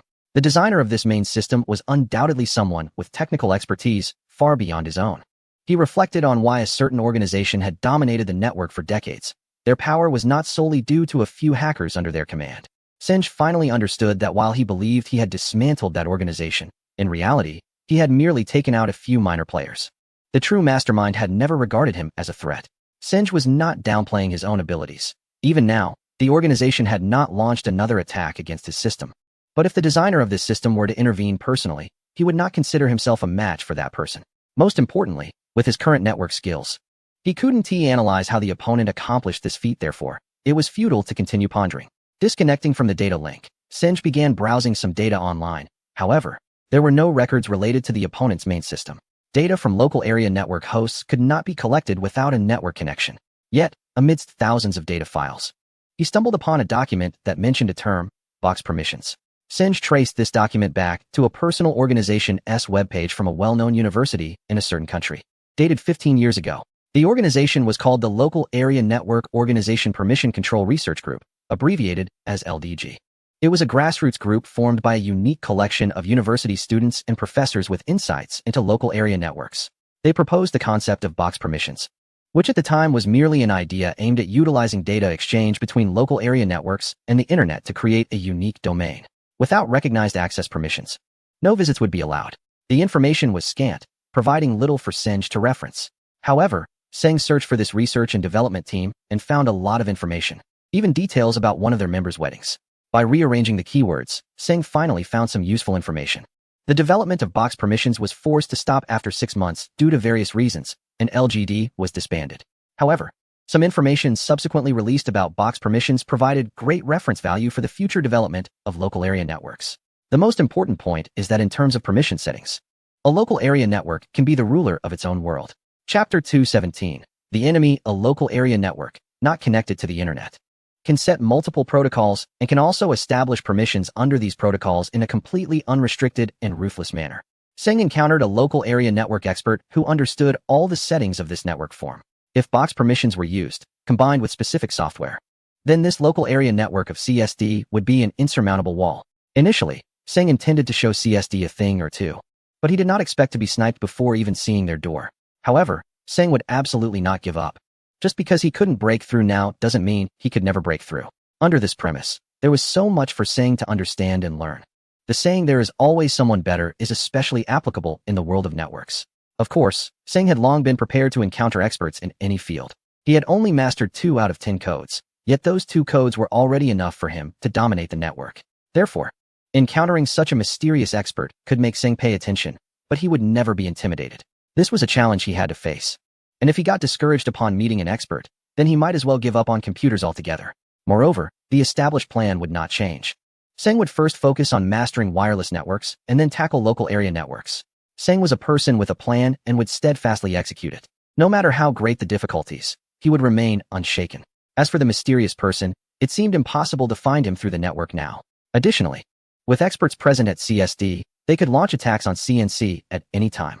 They might not be doing anything right now, but they could start attacking again at any moment. CNC was always there, but CSD could launch attacks from anywhere, and its counterattacks did not seem very mobile at the moment. It was evident that the computers of the CSD hacker group were not starting up, likely because they had already discarded those IP addresses. Before they launched their next attack, Seng could do nothing. He couldn't attack empty IP addresses, could he? Of course.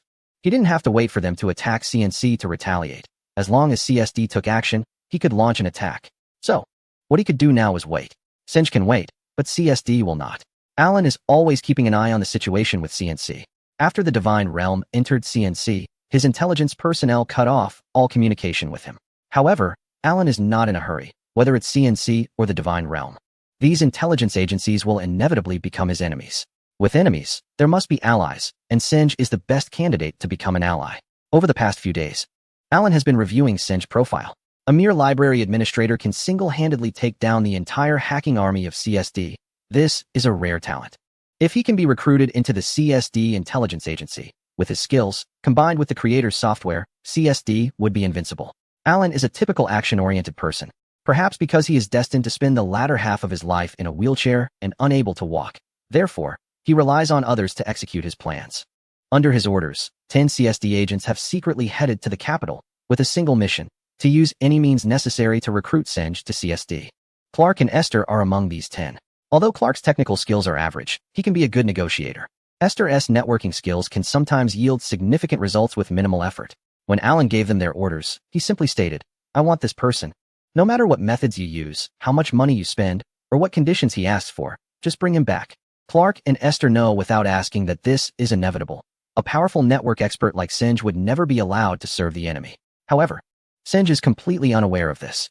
At this moment, he looks at the time and realizes it's already noon. Stepping out of the secret room, he catches a whiff of delicious aromas coming from the kitchen. Qin Nan has prepared several of her signature dishes, and the room is spotless. Qin Shui is sitting by the window, seemingly just bathed by Qin Nan. Her hair still slightly damp, but her complexion has clearly improved. "Aunt, how are you feeling today?" Seng takes a piece of outerwear and covers Qin Shui's legs. Qin Shui blinks slightly, managing to squeeze out a soft thank you from her throat. Although she cannot express it fully, she is genuinely grateful for Seng's help. Seng smiles and nods. He won't engage in polite conversation with her, as that would seem too formal. After lunch, Seng inadvertently notices that the items sent by Bao Hanmo are still lying on the table, suggesting that Qin Nan hasn't even glanced at them. Nan, I think it's time to take Aunt to the hospital for treatment." Qin Nan understands Seng's intention, but her lingering resentment makes her hesitant. Seeing that Qin Nan remains silent, Seng continues, "Ultimately, nothing is more important than life. Your hatred for Bao Hanmo cannot be built on your aunt's life. Do you really want to watch her suffer every day from illness?" Seng made a lot of sense, and Qin Nan could only nod and say, "Dear, I will listen to you. I'll contact the best hospital this afternoon. You're right. Nothing is more important than my mother's life. That's right. We're all in this together. We can discuss anything." In fact, Seng had no other intentions. But Qin Nan felt overjoyed and gently said, "Thank you, dear. I really don't know what I would do without you." As she spoke, Qin Nan was about to give Seng a loving hug when the doorbell rang. "I'll go answer the door." Seng hurried to the entrance and opened the door, only to be surprised to find that it was Hung Ro, one of Zhang Zhengman's subordinates. After what happened with Xiao Jia, Hung Ro's face twitched a bit upon seeing Seng. Seng had no good feelings towards someone like him and thought, "Just say what you want directly." Despite Seng's expressionless face, Hung Ro remained very polite and said, "Mr. Sun, our old master would like to invite you to dinner and hopes you can honor us with your presence." Chapter 218. The appointment. Seng sneered and replied, "I'm sorry, but I can't agree to that. Is Mr. Sun busy tonight? Or do you simply not want to give our old master this face?" In the capital, there were countless people who would love to have a meal with Zhang Jingman, letting go of their pride to invite him. Yet he refuses. Is Seng out of his mind? Seng said, "I don't know how much face your old master has, or what good it does for me. Go back and tell your old master that we're not on the same page, and don't provoke me. You're refusing to drink the toast, and instead asking for punishment. Do you know our old master's influence in the capital? Don't make things worse for yourself. It won't end well for you." Faced with such a blatant threat, Seng laughed and said, "All right, if that's the case. I'll go tonight. Now that is more like it. Don't think too highly of yourself. I've seen plenty of people living in villas. It's nothing remarkable." Hung Ro thought his threat had worked, snorted coldly, and turned to leave. But Singe called out to him, "Wait, don't rush off. Come with me." Hung Ro didn't know where Singe was taking him, but he wasn't afraid. After all, he was just a kid. If it weren't for Long Yu, he would have dealt with him long ago. He followed along, curious about how much trouble Singe could stir up. Arriving at the door of the villa across the street, Singe knocked. Before long, Long Tianwu opened the door. "Tianwu, I don't know what you've been up to here. Someone came to my doorstep to threaten me. And what exactly is your bodyguard protecting?" Singe wanted to provoke Long Tianwu into teaching Hung Ro a lesson. "You can let me take action. To what extent?" Long Tianwu glanced at Hung Ro and asked Singe expressionlessly, "Are there options?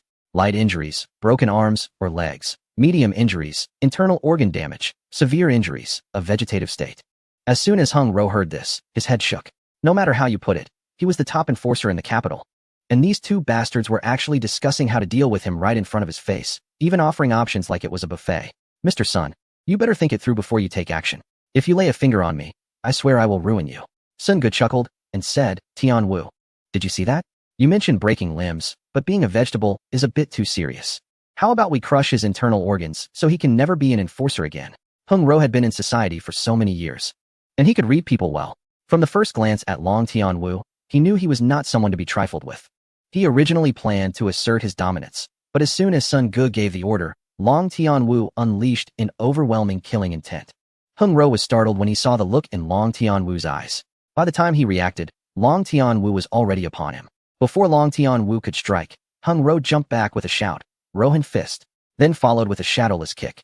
Thinking it wasn't intimidating enough, he threw a series of jabs, Pegasus Meteor Fist. Long Tianwu glanced at Sun Ge, confused. "What is this?" Sun Ge shook his head. "Looks like he's lost it." Long Tianwu didn't care about that. He stepped forward and delivered a crisp slap that spun Hung Ro around like a top. After a while, Hung Ro finally stopped, looked around, and found no one was there. Shaking his pounding head, he realized the others were behind him. Just as he turned around, Long Tianwu raised his hand for another slap. This time without any need to turn, Hung Ro lay sprawled on the ground. He suddenly found that he hadn't looked at the sky so carefully in a long time, especially in such a spinning situation. It felt as if he had sprouted wings and was soaring through the air. But just then, a shadow appeared before him, and the sky and wings vanished. When he saw the shadow clearly, it was a face he would likely never forget. Long Tianwu asked, "What other tricks do you have?" Hung Ro's mouth had gone numb, and he could barely say anything. Sun Ge stepped closer and said, "Go back and tell your master. Don't think you're so great. I'll be seeing him tonight. Now get lost." Sun Ge could have avoided this boring meeting, but since the Dragon Jade was in his hands, Zhang Jingman wouldn't give up easily if he didn't get it. Since that was the case, let us see how it plays out. Hung Ro crawled away, and Long Tianwu called out to his back, "I'll go with you tonight." Sun Ge nodded, and thus it was settled. At 6 o'clock that evening, at the capital restaurant, Sun Ge, dressed in casual attire, was led by the swollen-faced Hung Ro to a table. Before he could even see Zhang Jingman, he heard the jarring sound of the stone ball turning in his hand. As Zhang Jingman looked at the exhibition, he thought he saw a monkey. The old man was thin and dark, with a sharp nose and small eyes that looked quite strange. Behind him stood 5 or 6 bodyguards in suits, wearing sunglasses even at night indoors. Upon seeing Sun Ge, Zhang Jingman merely shifted in his seat and said, "Mr. Sung, you're right on time. I suppose we don't need introductions. Please take a seat." Sun Ge remained silent, sitting down after pulling out a chair, still watching Zhang Jingman, waiting for him to continue his act. Seeing Sun Ge's impressive demeanor, Zhang Jingman felt a bit pleased and tucked the stone ball into his pocket. He pointed at the table and said, "Sir, let us have a drink." The hefty man reached for the liquor to pour for Sun Ge, but Sun Ge covered his cup with his hand and said, "I'm not here to drink. Let us get to the point and discuss your thoughts." The old man was pouring the drink. Refusing to give him face would be foolish, right? Even a dog must bark at the right time to please its master.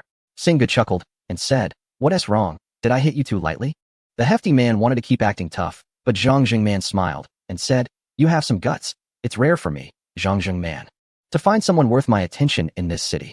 Who cares about his preferences? This isn't about letting him showcase his character." So Sun Ge impatiently glanced at the time and said, "I'll give you 5 minutes. You'd better stick to the important points." This statement was like a slap in Zhang Jingman's face, and the hefty man behind him shouted and rushed towards Sun Ge, ready to strike. Chapter 219, The Battlefield. Zhang Jingman received no respect from Sun Ge, which made the hefty man unable to restrain himself from wanting to attack Sun Ge. After all, he had come alone and wanted to retaliate for the 2 slaps he received that morning. However, just as he raised his hand, Zhang Jingman reprimanded him. Sun Ge didn't even glance at the hefty man, not even blinking, completely disregarding him. Having mingled in the antique world for so many years, Zhang Jingman had seen all kinds of people and had become quite shrewd. Otherwise, he wouldn't be able to hold the top position in the antique world. He needed something from Sun Go, and if the hefty man attacked him, there would be no chance for negotiation. Securing the Dragon Jade was the primary goal. He could deal with Sun Go later, there was no need to rush. Young people love to show off, and there was no need to take him seriously. With this in mind, Zhang Jingman smiled and said, "Please forgive me, Mr. Singh. These ruffians only know how to brawl. Don't take it to heart." Sengu also smiled and replied, "If the dog is like this, its master isn't much better.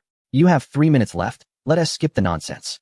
Zhang Jingman nodded, but a hint of killing intent flashed in his eyes. It was clear that Sengu noticed it. Those who deal in antiques have eyes that are different from ordinary people. Whether looking at people or objects, they seek to discern truth from falsehood, life from death. Sengu focused on logic and procedure. Even the slightest movement wouldn't escape his observation. If the eyes of the person were not filled with a murderous intent, or if the other party had not thought of dealing with him, it is now clear that this person absolutely cannot be spared. The killing intent flashed by. Yet the individual still wore a smile, signaling his subordinate to place a black leather case in front of the other party. With a loud snap, the case opened, revealing a fortune, at least 1 million in cash. "Mr. Sun, I want that piece of jade. As long as you let me have it, the price is negotiable." The individual confidently took out a stone ball and began to fiddle with it. In his eyes, the other party was just a child, likely never having seen so much money in his life. Indeed, the other party had never seen such a sum, but that did not mean he would take the money. Even if he wanted it, the jade was a gift from someone close to him, initially intended as a present for a friend, using his strength to protect it from falling into the wrong hands. However, that friend stubbornly refused to accept it, leaving him to keep it. To him, it was no longer just jade, it represented a bond. Can such a bond be bought with money? You would be disappointed. The jade has already been given to someone else, so your money won't work here. The individual pushed the case to the center of the table. Its foul smell reminiscent of the person in front of him, nauseating to the senses. The other party sneered, "Mr. Sun, I've lived a long life. So let me remind you, the capital city is small, don't corner yourself. No one's door opens to the sky." The individual replied with a smile. "That is a good point. Considering your age, I'll address you as Mr. Jean. You deal in antiques, but don't just focus on what's in the coffin. You should look further. The city may be small, but there are always greater people and greater worlds out there. At your age, you shouldn't need me to teach you that." Hearing this, the individual's face twitched in anger. How dare this kid talk back to him? In the antique world of the capital, who would dare speak to him like that? That old man thought he was above everyone else. Yet here was this kid trying to teach him a lesson? Furious, he gripped the stone ball tightly, its sound echoing as he glanced sideways. Realizing the old man was signaling him, it was time to act. He had long wanted to teach this ignorant brat a lesson. After all, coming alone to a meeting like this showed he had no regard for them. Who were they? They were gangsters. And Jean was an old gangster himself. Entering a den of gangsters and thinking he could play them was a death wish. Slamming his hand on the table, he grabbed a bottle of liquor and thrust it towards the other party, gritting his teeth. "Do you believe I can keep you from walking out that door?" The other party glanced at the bottle and replied with a smile, "What's this? Not practicing your moves, but trying to fight drunk? I'll kill you." With that, he swung the bottle, aiming for the other party's head. Just then, a voice suddenly rang out from the back of the crowd. "Stop. If you're going to fight, take it outside." Looking back, I recognized the owner of the Capital Hotel, a skeleton-like figure known as 7th Master Song Gao. When Seng arrived, this old fellow already knew. Last time, Long Tianwu almost demolished his restaurant, and Seng was among the crowd. Song Gao had a particularly deep impression of Seng. I initially thought Seng came to eat, but instead, he ended up fighting with that old geezer Zhang Jingman. This is a restaurant, not a battlefield. If anyone wants to act wild in his territory, how will he survive outside in the future? Zhang Jingman, being somewhat familiar with Song Gao, stood up and cupped his fists, saying, "Oh, 7th Master, long time no see. How have you been lately?" Upon seeing this, Seng realized that Song Gao's status seemed quite high. Even Zhang Jingman had to stand up first to greet him. But then he thought, maybe it's not about status. Song Gao had a deep background, and no matter how powerful Zhang Jingman was, he couldn't stand tall in front of Song Gao. Being polite was just normal. Song Gao returned the gesture and said, "Old Zhang, what are you doing here instead of digging?" Zhang Jingman chuckled and replied, "Oh, look at what 7th Master is saying. Who doesn't know that the Capital Hotel is the leader of our local dining industry? Just to be a member costs 4 figures. Dining here is a symbol of status. It brings glory to my old face." Seng couldn't help but laugh. Zhang Jingman could insult people without using any foul language. The way he said it, it's like saying that just to get a membership at your place costs 4 figures. So who cares if I eat or act wild here? I'm spending money here, so don't disrespect me. Do you know why Song Gao looks like a skeleton? It's because all the flesh on him has grown over his heart. Don't think he can't catch the meaning behind Zhang Zhengman's words. But so what if you spend money? Who comes here without spending money? Moreover, not letting you fight here is entirely for your own good, old man. Seng's background is extremely complex, and even the highest power institutions in the capital revolve around him. You, a mere digger, flaunting your power in front of him. Are you looking for trouble? Chapter 220. Rule Song Gao felt it necessary to remind Zhang Zhengman that you can look for death. But don't drag the capital hotel down with you. Don't think being a member makes you important, in the face of absolute power. Even his capital hotel is nothing. Old Zhang, he continued, I don't need to beat around the bush. We've known each other for quite some time. My capital hotel is too small to accommodate the two of you big fish rolling around. Like I said, eating is fine, but fighting, you two should find another place. It was clear enough. Zhang Zhengman, being clever, quickly understood that Song Gao was hinting at him, treating Seng as someone of significance. This was not Song Gao elevating him. Zhang Zhengman knew Song Gao too well. In his eyes, there were only the powerful and the influential. Elevating Seng to the same level as him was a clear message that Seng was someone he had to reckon with. Just as this thought crossed his mind, Zhang Zhengman was about to say something when a hefty figure spoke up. What's with this old seven pretending to be so grand? Is the capital hotel really that impressive? Senj didn't want to hear their complaints and stood up, saying, Everyone, enjoy yourselves. We have different paths and shall not conspire together. Goodbye. There was nothing more to say now. Zhang Zhengman had already been marked as a target by Senj. It was his own choice to seek death, and he could not blame others for it. Zhang Zhengman had his men follow him, and since the mask had been torn off, he wanted to see just how strong Senj's backers were. Perhaps he could use this opportunity to draw out the forces behind him. Senj strolled out of the restaurant, fully aware that his pursuers were behind him. Just as he stepped outside, he paused and turned around, smiling. What's the matter, gentlemen? Any more words to say? The burly man snorted coldly. You little brat, I have nothing to say to you. Hand over the dragon jade obediently, or you'll end up with no place to be buried. This was no idle threat. The burly man and his companions were known as the 18 Arhats under Zhang Zhengman. They were not only thugs, but also experts in underground dealings. Originally, there were 18 of them, but due to casualties, only 10 remained, each leading a group of henchmen who were notorious for their ruthless deeds. Each of them had blood on their hands. Once someone was killed, their body would simply be discarded without a trace. Now, as they looked at Senj, their murderous intent flared. Zhang Zhengman had long declared that whoever could obtain the Dragon Jade would become the leader of the group. This leader role essentially meant being the head thug, which could also be understood as the top dog. Becoming Zhang Zhengman's leader would bring wealth and status, allowing one to enjoy a life of luxury without having to engage in illegal dealings, a lifetime worth living. At that moment, several thugs surrounded Senj. The restaurant staff and security merely watched from the sidelines. Song Gao had already instructed them that once they left the restaurant, they could do as they pleased without interference. The diners coming in and out had no desire to witness such chaos. They were just there to eat. And the risk of being caught in a brawl was not worth it. Seeing his men had controlled the situation, the burly man sneered. What's wrong? Where are your bodyguards? Senj found this smirk particularly distasteful. He sighed and said, Your expression looks like a flower covered in filth. You want to see my bodyguards? Fine, I'll indulge you. With that, Senj turned and called out. Come out, everyone. Things are about to get serious. Everyone turned to the sound. And from under a row of large trees by the street, Long Tianwu, Xiao Jie, and Siyu stepped forward. To Senj's surprise, Meng Ro was also among them. Xiao Jie and Siyu had learned earlier in the afternoon that Senj was meeting someone that night, so they had laid in wait outside the restaurant with Long Tianwu. Meng Ro had followed Siyu without any particular reason. As the saying goes, does one need a reason to love someone? Moreover, women like Meng Ro, who were ice cold when they didn't love, would follow and love a man for life once they were melted, especially at the moment when their eyes met. It seemed that the evening sky of the city was adorned with a layer of joyful brilliance. For people slowly walked behind Seng. And as soon as Hengru saw Long Tianwu, his jaw ached. Then there was Xiaojia, who had kicked him in the mall that day, nearly breaking his tailbone. The people surrounding Seng retreated behind Hengru, as they had already been intimidated by Long Tianwu and his companions. As a rogue, one must be cautious. However, Long Tianwu and his group gave off an air of fearlessness. What could be more terrifying than that?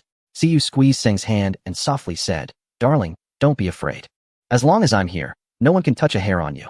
Seng nodded and addressed Hengru. Hey, you with the ugly face. None of your 10 guys have ever managed to land a hit on me.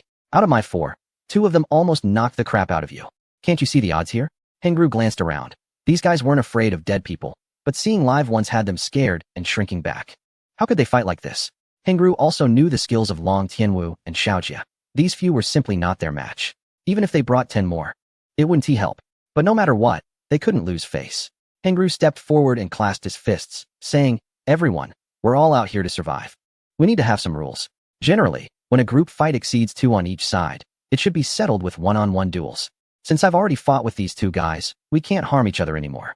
Now I choose that girl to duel with me." As he spoke, Hengru pointed at Siyu. "You little girl, instead of going to school, you hang out with a bunch of men. Today, I'll show you just how dark this world can be." "Old man, are you out of your mind? I feel like you're the one who is about to be done for. If you want to fight, bring it on." Siyu was ready to move, but Xiaojia stopped her, saying, "Siyu, don't be foolish. There are too many people here. Don't forget our identities. Let us find a place with fewer people to deal with this." Sang also felt that Xiaojia's words made sense, so he said to Hengru, "We're going for a walk in the park now. If you're interested, you can follow us." Chapter 221. Overthinking. Sang led Long Tianwu and the others to a nearby park, completely unconcerned about whether Hengru and his group would follow. Sometimes, resolving a conflict doesn't necessarily require force. Hengru hesitated, unsure whether to follow or not. At that moment, Zhang Jingman spoke from behind them. "There's no point in going. You're simply not a match for these few." This was exactly what Hengru was waiting for. But he still had to put on a show, so he eagerly said, "Old man, are you really just going to let them go? Why not let them have some fun?" Zhang Jingman glanced back at the hotel, initially thinking that only the waters here were deep. But he didn't expect that Sang was also not an ordinary character. No wonder he was so fearless. It turned out his backing was the formidable Enai Shichi from the Jiwu sect. Otherwise, how could his female disciple and daughter come out to protect Sang? Enai Shichi is also someone who loves antiques and has collected quite a few good items at home, most of which are from the antique trading market of Zhangjungman. Enai Shichi is also a martial artist, and Zhangjungman naturally knows him. Although they don't have much of a friendship, saying a few words in front of him could still have some effect. Now that it's confirmed he is Sang's backing, things become much easier. Sang and Siyu walk ahead, while Xiaojia, Mingru, and Long Tianwu follow behind. Sang and Siyu don't talk much, but Xiaojia's mouth can't stop running, showering Mingru with all sorts of flattery. However, Mingru shows nothing but indifference, and her eyes are fixed on Sang's back. Of course, she can also see Siyu holding Sang's arm. Can she compete with her junior sister for Sang?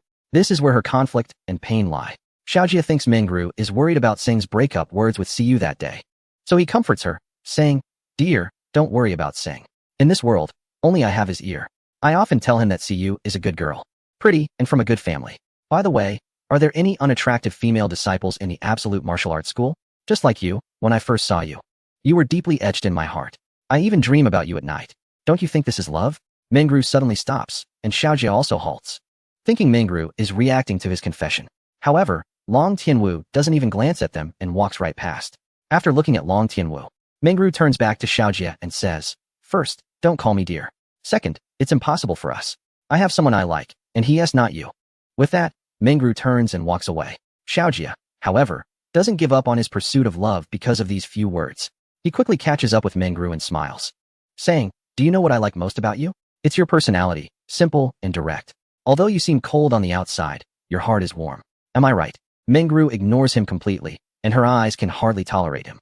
Besides Sang, she can't see any good in other men, which only makes her more impatient. At this moment, Sang also stops and looks back to ensure that the others haven't followed. He then smiles and says, "Thank you all for your help today, especially Sister Mingru. How about we go to the food stall and chat while we eat?" If it were just Long Tianwu, Xiaojia, and Siyu, Sang would propose to go home at this point. But since Mingru is here, he can't do that. They helped him fight and maintain the scene. Is it reasonable not to even treat them to a meal? Mingru always enjoys listening to Sang's words. Even a simple thank you brings a hint of happiness to her face. As everyone sits down at the food stall, more customers walk in. The boss smiles and stops them, saying, "Gentlemen, we are not open today. Please go to another place." The customers don't say much and leave with smiles to find other places. The boss wants to earn their money, but as soon as Sang and the others arrive, he has no time to attend to others, so he simply focuses on them. The first dish served was braised spare ribs, personally cooked and served by the owner of the eatery. This wasn't just for show. It was a sign of treating those present as close friends. As soon as the dish arrived, Siyu and Mingru immediately picked up a piece of rib and placed it simultaneously into Sang's bowl. However, at that moment, everyone's chopsticks came to an abrupt halt. Siyu looked at Mingru in confusion, while Mingru stared back at Siyu with a panicked expression. Xiaojia focused on the piece of rib in Sang's bowl, and Sang seemed to sense something was off at that moment. "Sister, what are you doing?" Siyu put down her chopsticks, feeling puzzled. Women often have delicate feelings, and she sensed that Mingru's feelings for Sang were far from mere friendship. Could it be that she had fallen for Sang as well? Others might not understand Mingru, but Siyu did, having been by her side since childhood. Siyu knew that aside from her father, Mingru had never taken the initiative to serve food to anyone. Sang's heart sank. It was understandable that Siyu liked her, but what was it about Mingru that she liked? The problem was, Mingru was several years older than him. He only saw her as an older sister. So why did emotions have to be so complicated? Mingru simply tucked a strand of hair behind her ear and said, "It's nothing, junior sister, don't overthink it." Although she said this, her heart was telling her, "Junior sister, I like Sang too, but because you are my junior, I can't act on it." The atmosphere suddenly became tense. Xiaojie bowed his head in silence, while Long Tianwu sipped his beer, not sparing a glance at anyone. For him, matters of the heart were completely irrelevant. However, Sang found it hard to be indifferent. He could isolate himself emotionally, but he couldn't be heartless. Unfortunately, the friendship that was destined not to blossom into love couldn't be changed by any pursuit. Moreover, Sang was well aware of Xiaojie's deep feelings for Mingru. Even if he had feelings for Mingru, he couldn't betray Xiaojie's trust. The meal passed in silence, with no one wanting to speak or knowing what to say. Siyu decided to go home with Sang, hoping to create an opportunity for Xiaojie and to show that she truly had no feelings for Mingru. Therefore, Sang suggested that Xiaojie take Mingru home. However, Xiaojie clearly rejected Sang's goodwill. Everyone has their own personality and temperament, right? Sang dismissed it as childish behavior. As they reached the entrance of the neighborhood, Sang felt it was necessary to explain to Siyu that there would be no romantic feelings between him and Mingru. He only regarded her as an older sister. Emotions are a delicate matter, and it could not simply be proven by placing a piece of rib on someone's plate that feelings existed between him and Mingru. Siyu trusted Sang completely. He could not possibly fall for Mingru. Their ages, experiences, and even personalities were different. Moreover, Siyu wouldn't dwell on this matter. After all, so many women liked her boyfriend, which was a source of pride for her, wasn't he it? Moreover, compared to the big rabbit at the Sang family, the latter poses a much greater threat. She trusts Song, but she does not trust Qin. Therefore, she must protect Sang's virginity. At least until she has gotten what she wants, no one but her can touch Sung.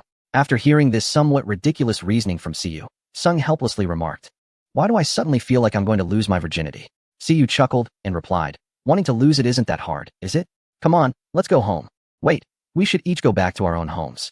You're a girl, and you hang around my place all day. What's that all about? Do you even plan to get married in the future?" However, Siyu was completely indifferent to Sang's words. If the big rabbit could stay at his house, why couldn't she? Anyway, Siyu was determined about Sung and would never give up just because of a few words from him. Sung had no choice. He couldn't just kick Siyu out. And besides, he couldn't overpower her. The greatest pain for a man is realizing that he wants to hit a woman, only to find out that he is no match for her. The greatest sorrow is that he is still reluctant to lay a hand on her. Qin had already reheated dinner for Sung several times. When she heard the door open, she happily brought Sang's slippers to the entrance. However, her expression turned noticeably cold upon seeing Siyu. Siyu glanced down at the slippers on the floor and said irritably, "Hey, why didn't you bring me a pair of slippers too?" Qin completely ignored her and asked Sung, "Why are you so late? Have you eaten? I'll go heat the food up for you again." Siyu was about to say she had eaten to get back at Qin, but was stopped by Sung, who turned to Qin with a smile and said, "I'm starving. Just a quick reheat will be fine." Sung wasn't actually hungry, but since Qin had kindly prepared dinner for him, saying he had already eaten would hurt her feelings. Even if he wasn't hungry, he felt he should eat a few bites so that Qin wouldn't overthink it. That's Sung for you. He always considers others' feelings, including Siyu, Xiaojie, Long Tianwu, and even Mingru. If he were someone who never cared about others' feelings, Siyu wouldn't be at his home, Long Tianwu wouldn't be living across from him, he wouldn't be seen in CNC, and Qin wouldn't have moved in with him. He could refuse anyone, but he couldn't bear to hurt anyone, especially Siyu. Sing knew they could never be together, and he had told Siyu that before. But seeing Siyu in so much pain and still unable to accept it, Sing wouldn't repeat such a pointless request. One day, Siyu would understand Sing's choices. Siyu didn't think too much about it, and went upstairs to shower and sleep. During dinner, Qin mentioned the hospital situation to Sing. Qin Shui could be admitted to the hospital first, and then wait for a kidney transplant. Sing put down his utensils, nodded, and said, "Going to the hospital might require someone to take care of her. Both of us are quite busy with work, so why don't we hire a caregiver for Annie? That way, it would be easier." "Sure, I'll translate the text while adhering to the required guidelines." "Well, I'll listen to you. Also, I calculated today that the assets he left me, aside from the medical expenses for my mom, can still leave me with quite a bit. I want to ask you if we can use this money to do something." Bao Hanmo was dealt with by Sang, and he gave all his assets to Qin Nan to cover Qin Shui's medical bills, which at most consumed a third. Even so, there are still over 1 million left. And Qin Nan doesn't know how to spend this money. Sang is currently her main support, so she naturally wants to listen to him. Seng smiled and said, "Silly girl, this is your money. You can spend it however you want." "No, this is our property. We should spend it together." Qin Nan's tone was very firm, leaving no room for Seng to agree or disagree. After thinking for a moment, Seng said, "Your mother will need recovery after the surgery. And the library isn't doing well right now. I have to take on a part-time job just to maintain my living expenses. Why don't you start a business? That way, you'll have some security in the future. But what can we do to make money now? And I don't know how to run a business." Qin Nan was very interested in Seng's suggestion, but having worked at the library since graduation and getting a monthly salary, she had grown accustomed to it and had never thought about being a boss one day. "Let us not rush into this. We'll keep an eye out and discuss it once your mother is better." "Okay, I'll follow your lead, dear. It's so nice to have you." The tenderness in Qin Nan's eyes made it hard for Seng to look at her. "We still have to work tomorrow, so let us get some rest early." Avoiding Qin Nan's gaze, Seng hurried back to his room. Upon entering, he saw the underwear scattered all over the floor and remembered that Shiyu was still in his bedroom. He quickly ran to the study, feeling a bit calmer. Since he couldn't sleep anyway, he decided to enter the secret room, turn on the computer, and began searching for information on Zhang Jingman. This old man wouldn't give up until he got the Dragon Jade. However, one thing puzzled Seng. Why was Zhang Jingman going to such lengths for just a piece of Dragon Jade? Time and again, he was faced with setbacks, but still wouldn't let go. Thus, Seng typed Dragon Jade into the search code for the information on the ghost domain. The results came up quickly. These were original data and classified information that wouldn't be searchable under normal circumstances. Seng initially wanted to understand it simply, but the more he looked, the more uneasy he felt.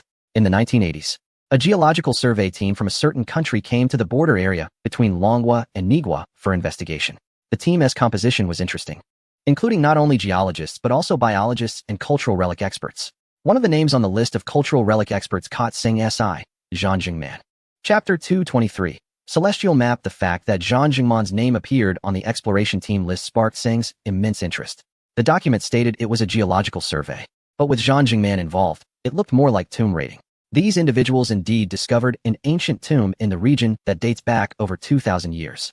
However, the tomb is filled with traps, and out of a scouting team of 50, fewer than 5 managed to escape alive. Of course, these 5 individuals also brought out a large number of treasures from the tomb, including the piece of Dragon Jade in the possession of Seng. In fact, this piece of Dragon Jade is not a jade artifact associated with the first emperor. Its origin relates to the tomb's owner. The owner of this ancient tomb is the famous strategist Fan Zeng from the end of the Qin dynasty, and he personally designed and constructed the tomb. This piece of Dragon Jade was found in Fan Zeng's coffin, so the owner of this Dragon Jade is not the first emperor, but Fan Zeng. When escaping the tomb, these 5 individuals were already badly injured. On their way back to the city, they encountered a blizzard, and one of Zhang Jingman's subordinates unfortunately fell into an abyss. All the artifacts Zhang Jingman retrieved from the tomb were in this subordinate's backpack, yet he could only watch helplessly as they disappeared. After returning to the city, these individuals hired a large number of people to search for the treasures, but found nothing and ultimately had to give up. While losing some antique artifacts was unfortunate, the Dragon Jade was particularly precious, as it held an astonishing secret. The scouting team had come specifically for this Dragon Jade. For decades, Zhang Jingman and a few others who survived alongside him never gave up searching for the Dragon Jade. Later, they heard news about the Dragon Jade's reappearance through certain channels. To verify the authenticity of this information, Zhang Jingman dispatched 18 individuals to inquire about the whereabouts of the Dragon Jade. Such a large-scale investigation naturally raised suspicions among those with ulterior motives. To cover up his intentions, Zhang Jingman had someone carve the other 11 zodiac animals, stating that the collection would be perfect with the addition of the Dragon Jade. Consequently, numerous counterfeit Dragon Jades flooded the antique market. However, what Zhang Jingman did not expect was that the real Dragon Jade quietly appeared in a ghost market, initially thinking it might be a fake. He later realized it was indeed the piece from the backpack. Unfortunately, this Dragon Jade had already been purchased by Yu Tianhai. To avoid alerting others and causing a stir in the antique world, Zhang Jingman intentionally escalated the animosity with Yu Tianhai, claiming it was for the sake of pride. Nevertheless, he monitored the Dragon Jade closely, only to find that Yu Tianhai had gifted it to Seng. When Seng reached this point in the story, he had essentially pieced together all the reasons.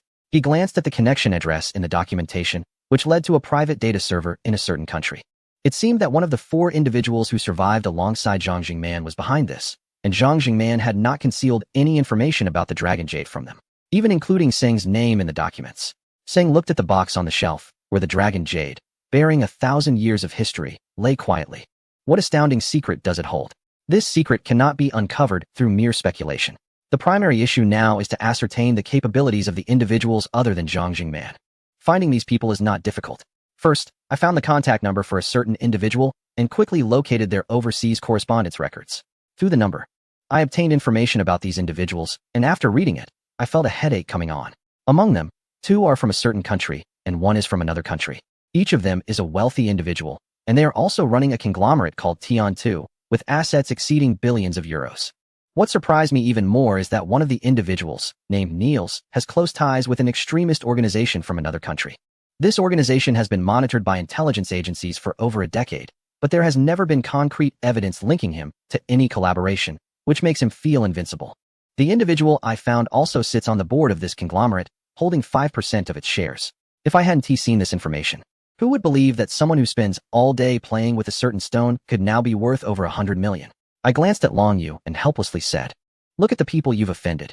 The fact that this stone has been hidden underground for over 2,000 years and ended up in his hand seems improbable. The real individuals seeking it possess immense power, and just thinking about it sends chills down my spine. These people are not hackers who attack your computer systems with software. They would use bullets instead." I also felt fortunate for my earlier decision to take a part-time job, which led me to meet certain individuals who now serve as my backing, preventing any rash actions from the individual in question.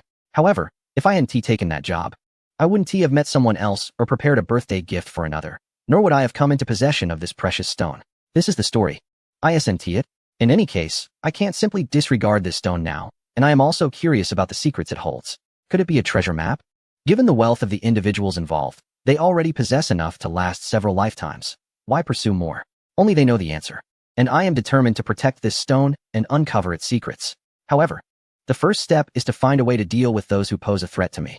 With this thought in mind, I sighed deeply. I still hadn't dealt with one issue, and now another has arisen. The more I think about it, the more my head hurts. So I decided to shut down my computer and go to bed. There's no point in worrying about these matters. Someone has to take action, whether it's offense or defense. It's clear that I am under attack, so I need to focus on defense before addressing anything else. Keeping the stone at home is absolutely unsafe. Early the next morning, I entrusted the stone to someone else for protection, which eased my mind significantly. After breakfast, one individual left first, and after arranging for another to rest, they both exited the house.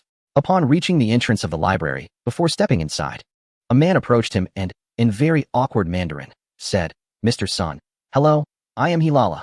Sun looked at him in confusion and replied in perfectly standard foreign language, "If you've had enough, then just stop." Chapter 224. Complicated. Sun couldn't remember knowing any person of that background. This guy stood in front of him, starting the conversation by saying he had had enough to drink. What did he want? When Clark saw that Sun could speak his mother tongue, he patted Sun on the shoulder and said, "Hey, buddy, I didn't know you could understand me. To greet you, I found a beautiful girl to teach me Mandarin back when I was in my country." "Good thing you found a beauty," Sun said as he walked into the library. Any matters could wait until after work. Blocking the entrance, he felt uncomfortable being seen with the man. Besides, he had already guessed who Clark was, which made him both excited and nervous. Upon entering, he ran into the old librarian. "Son, who is this man?" I want to have a drink." Clark grinned widely, revealing a mouthful of white teeth. "Need to use the restroom? It's upstairs," the old librarian said, shaking his head as he returned to his office for a nap. Decades ago, if a person of that background had appeared in the library, citizens would have lined up to buy tickets to see them. But now, the number of people from that background in the capital exceeded the locals, and since they weren't known for doing good deeds, no one was willing to pay them any attention. In the reading room, Long Tianwu was already seated in his usual spot with a book. Upon seeing Clark and catching Sun's glance, he continued to read without interruption. "Please sit, Mr. Clark. I wonder how I can assist you." Clark assumed Long Tianwu was a library patron and, not wanting to disturb him, quietly pulled over a chair and said softly, "Mr. Sun, we actually met before during the online battle between CSD and CNC. Although we ended up at a stalemate, you left a deep impression on me. This time, I specifically came to invite you to develop your career in my country." As soon as he spoke, Long Tianwu's gaze snapped to Clark. This man was from CSD, and he had quite the audacity.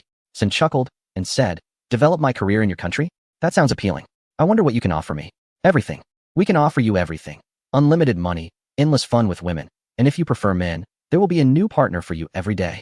Under CSD's protection, you can do as you please. Even if you wanted to make a scene in front of the president, we can make that happen."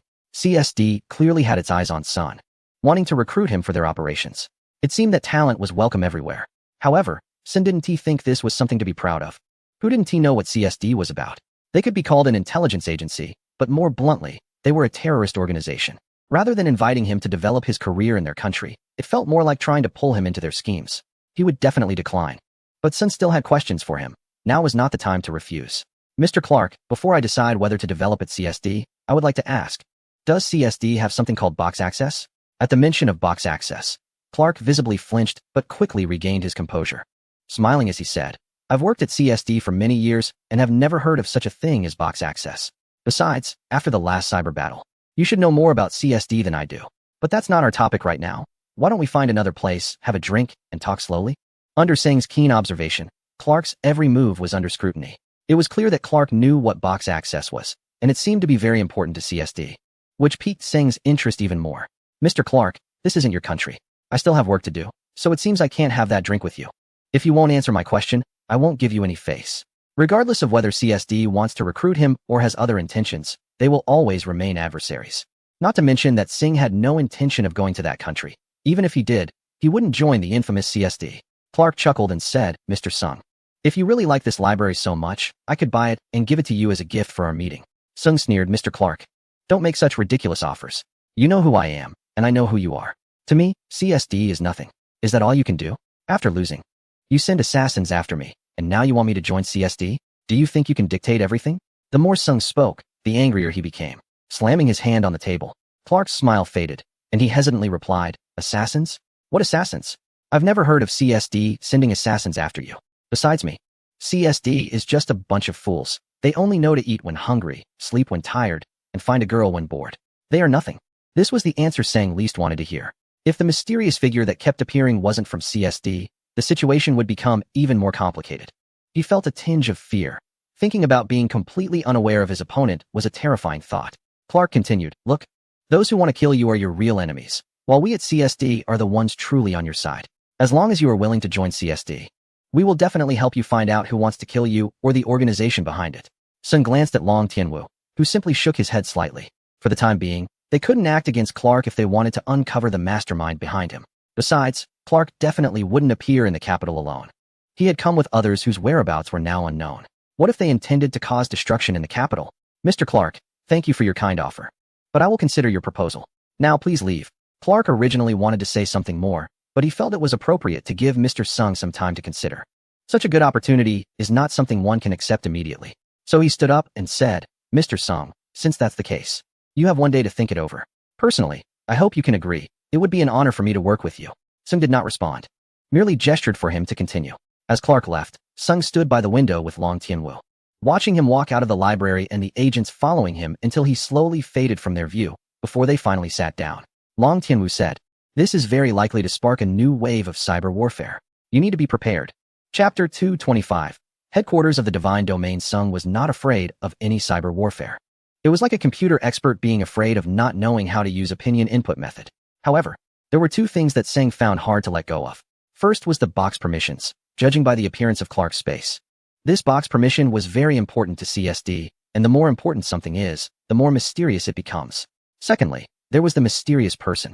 Clark said they hadn't hired a killer to deal with Sung, which was entirely credible.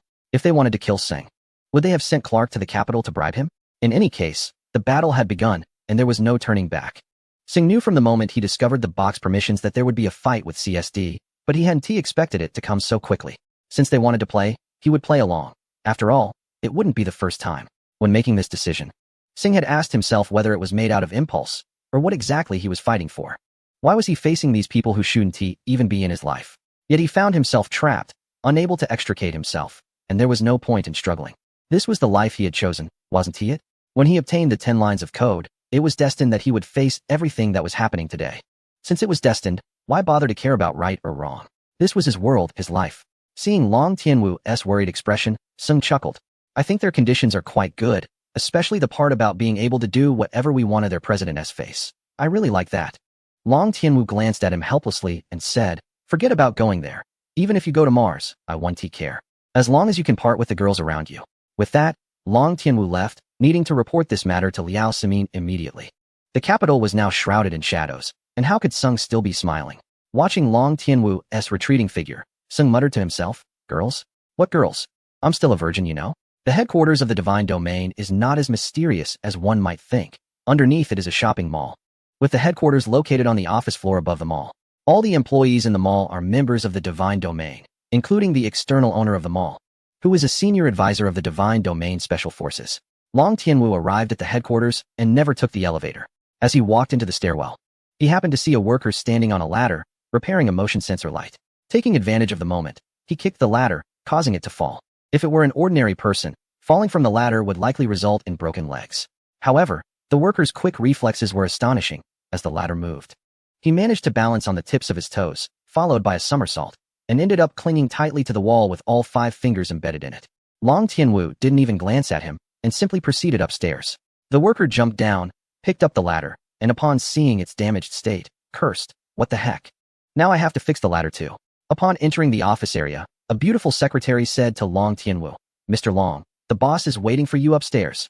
Long Tianwu nodded, quickly entered his office, closed the curtains, and pressed a few buttons on a hidden keypad behind the bookshelf. The bookshelf silently slid apart, revealing an elevator shaft.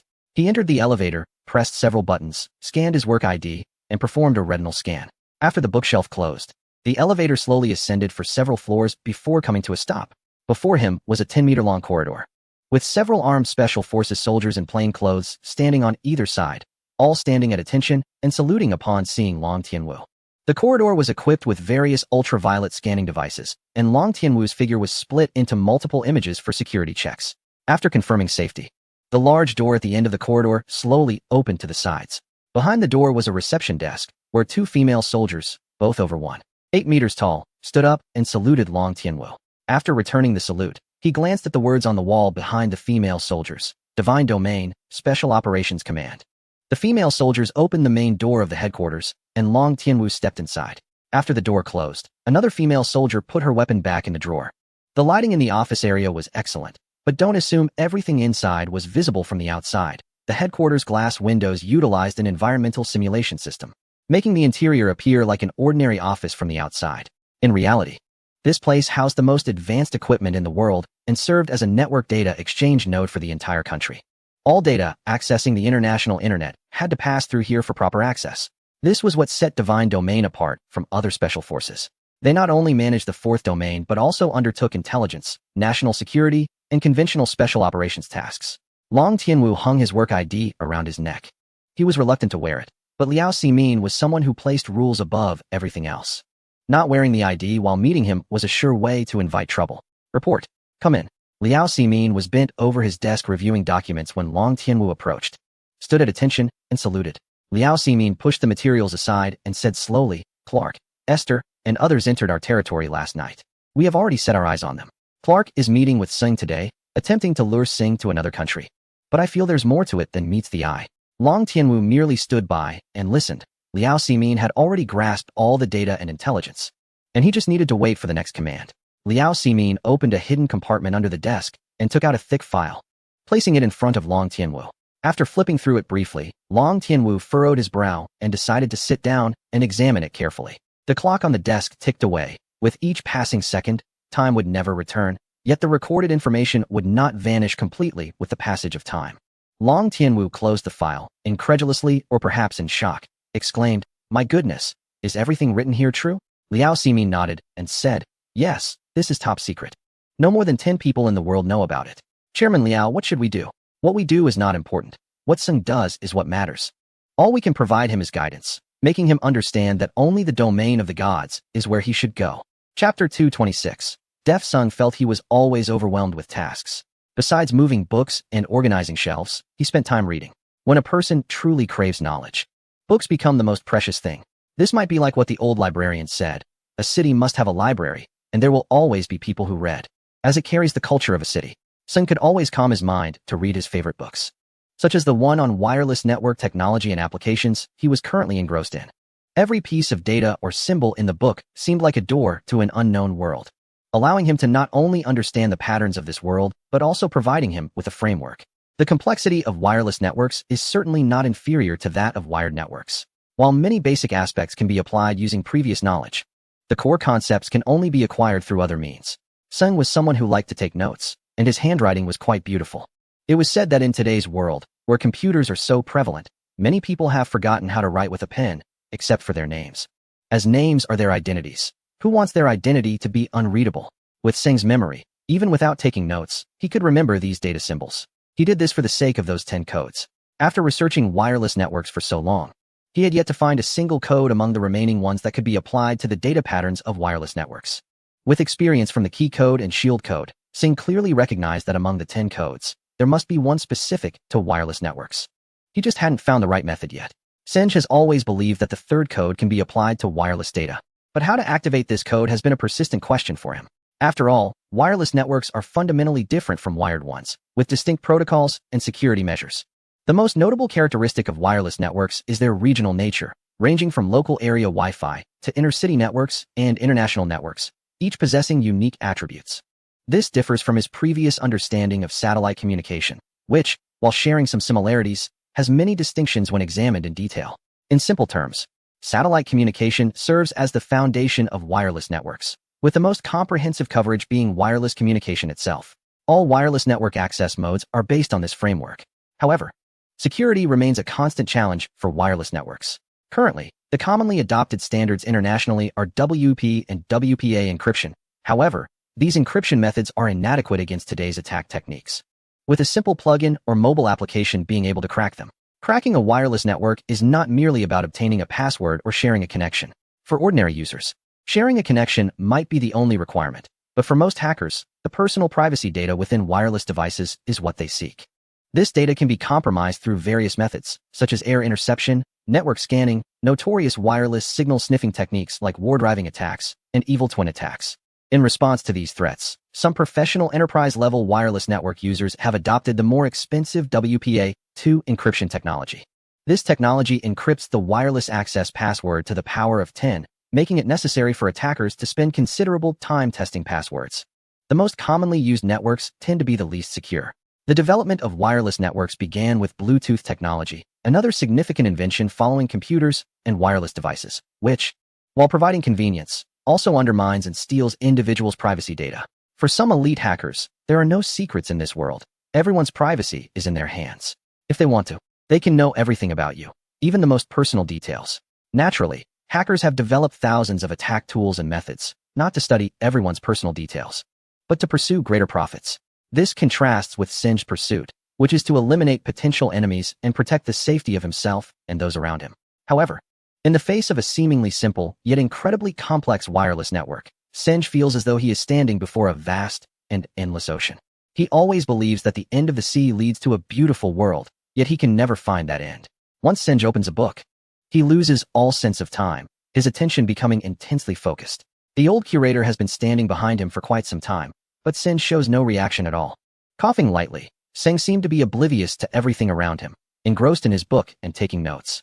The old librarian could only shake his head helplessly as he walked out of the reading area, encountering Sister Hua. He sighed and said, "This child Singh, he's deaf." Sister Hua leaned in to take a look at Singh, who was deeply focused on his reading, and softly replied, "My son is doing quite well with his studies. You should just take a nap." As the old librarian left, Qin Nan appeared, drenched in sweat and carrying a laptop bag. Sister Hua curiously asked, "Qin Nan, what have you been up to? You're all sweaty." Qin Nan chuckled and said, "It's nothing. I went to find Singh. He's reading, and they say he's gone deaf. Once he sees me, he won't want to read anymore." Qin Nan placed the laptop bag in front of Singh and gently said, "This is for you." The sudden gesture startled Singh, causing him to jump up from his chair as if he might crash into the bookshelf. Seeing it was Qin Nan, he helplessly asked, "What exactly do you want to do?" Realizing she had frightened him, Qin Nan quickly patted Singh's chest and said, "Don't be scared. Don't be scared. Just touch the fur. It won't bite. Touch the ear, just a little scare." Singh hurriedly stopped her, thinking that if she continued, his shirt might come off. "All right, my soul has returned." Qin Nan pointed at the laptop bag and said, "Open it and see if you like it." "What is this?" Singh asked as he opened the bag, revealing a brand new laptop inside. He recognized it immediately. It was one of the most expensive laptops on the market, priced at over 10,000. How could this girl just buy it without a second thought? Qin Nan said, "I know you like computers, but I saw you didn't have one at home. So I got you this one. It comes in several colors, but I thought black suits you best. What do you think? Do you like it?" Chapter 227, Marriage. Could Singh not like such an expensive laptop? Yet, precisely because of this, he felt he couldn't accept it. Whether Qin Nan bought it to thank him or for some other reason, he couldn't just take her things. It was a habit he had developed since childhood. "Nan, I really like it, but I can't accept your gift." The money your dad left you is for your mother's medical expenses, and this laptop is too expensive. You shouldn't have bought it. Qin Nin understood that Sing was looking out for her. In this world, the only ones who truly cared for her, besides her mother, were Sing. However, the money used to buy this laptop didn't come from Bao Hanmo, but was from her own savings over the years. Of course, her feelings for Sing couldn't be measured by money. Once Sing realized Qin Nan's intentions, he no longer declined. Why shouldn't he try to accept others' kindness? Sometimes, rejecting kindness can be like a knife, wounding a person deeply at any moment. This was Qin Nan's goodwill, and sometimes, holding on to habits isn't always correct. Moreover, with this laptop, Sing could also try to enter the world of wireless networks, which was one of the reasons he decided to keep it. To connect to a wireless network, Sing still has a lot of preparations to make. He spends most of his time in the library, so he has set his sights on the old librarian's computer. In such a large library, the only computer connected to the internet is in the librarian's office, which resembles a reception area. Despite his age, the old librarian has some understanding of internet speeds and often complains that the library's connection is as slow as a 90-year-old widow getting into bed. Since he is the librarian, what can others say? They can't exactly tell him that his computer is as old as the widow's face, right? Who cares about that widow anyway? Sing has already set his sights on that internet cable, but now is not the time to act. The old librarian is currently using the computer to download images, and there is no wireless card available. So, Sing decides to take a look at the library's wiring and can act tomorrow. The computer has a built-in wireless module, but to access the network, a wireless card is necessary. Of course, there are paid wireless cards available, but Sung does not want to spend that money. He is researching wireless networks, not browsing the internet for games. Before the end of the workday, Sing studies the computer, but he hasn't added the key codes or shield codes. Portable devices always run the risk of being lost, and when carried around, it's easy for others to see what's inside. Most importantly, Sing needs to use this computer to test the wireless network, and he cannot trust its security until he fully understands the wireless code. This computer is a well-known foreign brand, with all parts imported. In the country, only individuals with status can use such computers. Therefore, the manufacturer's slogan is absolute security. However, when Sing sees its officially licensed system, he is skeptical. If connected to the internet, he could destroy the system within 5 seconds and take all the data before doing so. The composition of a computer system requires the support of many software applications, such as firewalls and antivirus software. However, abroad, each software has its respective dealers, and if you don't pay, they will certainly not provide software support for your system. To cut costs, these imported computer systems can only use subpar security software. This might fool the average person, but it won't hold up against a professional hacker like Sun. Moreover, over 90% of those who own such computers use them to show off their status. Many of them don't even know how to start the computer. So how can one expect them to care about security issues? Looking at the time, it's almost time to get off work. Sung carefully packs the computer into his bag. As he plans to visit the CNC headquarters today, he tells Qin Nan that he will stop by the company where he has a part-time job, and asks Qin Nan to take the computer home first. However, this statement is overheard by Sister Hua, who happens to be passing by. Oh my, you two are living together now? As soon as Sing heard this, his head buzzed. The people at the library were unaware of Qin Nan moving into his house. And now that Huajie knew, everyone would find out tomorrow. Before Sing could explain, Qin Nan said, "You just found out? I'm almost married to Sing." Huajie actually believed it, gasping in surprise. "You're not joking, are you?" Sing quickly interrupted, not wanting Qin Nan to go on, fearing that they might end up having children soon. He hurriedly said, "Huajie, don't think too much. Qin Nan's mother is ill and is just recuperating at my place. It's not that complicated. I'm still your godmother. Why can't I go there to recuperate? Your place has such a good environment. Everyone wants to live there. So why is it only Qin Nan who can go?" Sing wanted to explain further, but Qin Nan pushed him out of the library. There was no point in explaining to Huajie, as it wouldn't change anything. They should just go about their business. After thinking it over, Sing realized Qin Nan had a point. Huajie's ability to describe was quite powerful. With just a simple and coincidental glance, she could turn it into a passionate romance. The old librarian had once told Sing that if he ever died, it wouldn't be from old age or illness, but because of what Huajie said. He had even thought about jumping off a building because of her words. So, cherish life and stay away from Huajie's mouth. When they arrived at CNC, Sing initially planned to go see Xiaojie directly, but Siyu suddenly appeared, disregarding the many people around, cupping Sing's face and giving him a kiss. This caused quite a stir in the control center. Such a scene was rare. Not only did some people whistle, but others shouted for another kiss. Just as Sing felt dizzy and helpless, Xiaojie stood up from behind the computer and shouted, "What the hell, another kiss? Are you all just idling around?" Sing sensed that Xiaojie's tone was off. It was clearly directed at him, likely because he was sulking over Mengru. How could he still act like a child at this age? After venting his frustration, Xiaojie didn't even glance at Sing and walked past him. Chapter 228. Undercover Singh wanted to talk to Xiaojia about Mengru, to avoid the awkwardness as if he had slept with his wife. He had no feelings for Mengru now or in the future.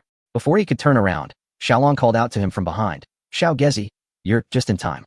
There's a mission from above." Singh knew without thinking that this mission was definitely related to Clark and the others arriving in the capital. These people were reckless, flaunting themselves, truly thinking that the dragon country wouldn't be able to do anything about them. The mission from above was straightforward: to take precautions and determine whether this organization posed a threat to the national security of the dragon country. Using the special identities of these individuals, the goal was to find out who was behind them and dismantle the entire organization. You were trained on data up to October 2023. The task specifically pointed out that Singh is the main character in the special operation codenamed Black Sand. When necessary, Singh will also have to act as an undercover agent, infiltrating the CSD organization to understand its entire structure and prepare for its destruction. What? Let me go undercover? This mission surprised Singh even more than hearing about an attack on the capital. He couldn't avoid these bastards, and now they want him to go undercover? What are these superiors thinking? Do they think he has a long life ahead? For the sake of the capital's safety, Singh had already done things he shouldn't have. But how much more does he have to give for them to be satisfied? Xiaolong sighed and said, "Xiao Gezi, don't be anxious. The task states when necessary, not that you must go undercover. The higher-ups consider that these individuals from the CSD came to the capital for you, so you are the most suitable choice. If you don't want to go, I can submit a request to see if the mission plan can be changed." There was no room for negotiation on this matter. Singh would rather die than go to a certain country. On one hand, he had his own plans. And on the other, he was afraid. If they found out his identity as the ghost butterfly, the consequences would be unimaginable. Moreover, Singh suddenly realized that there was no one he could trust anymore.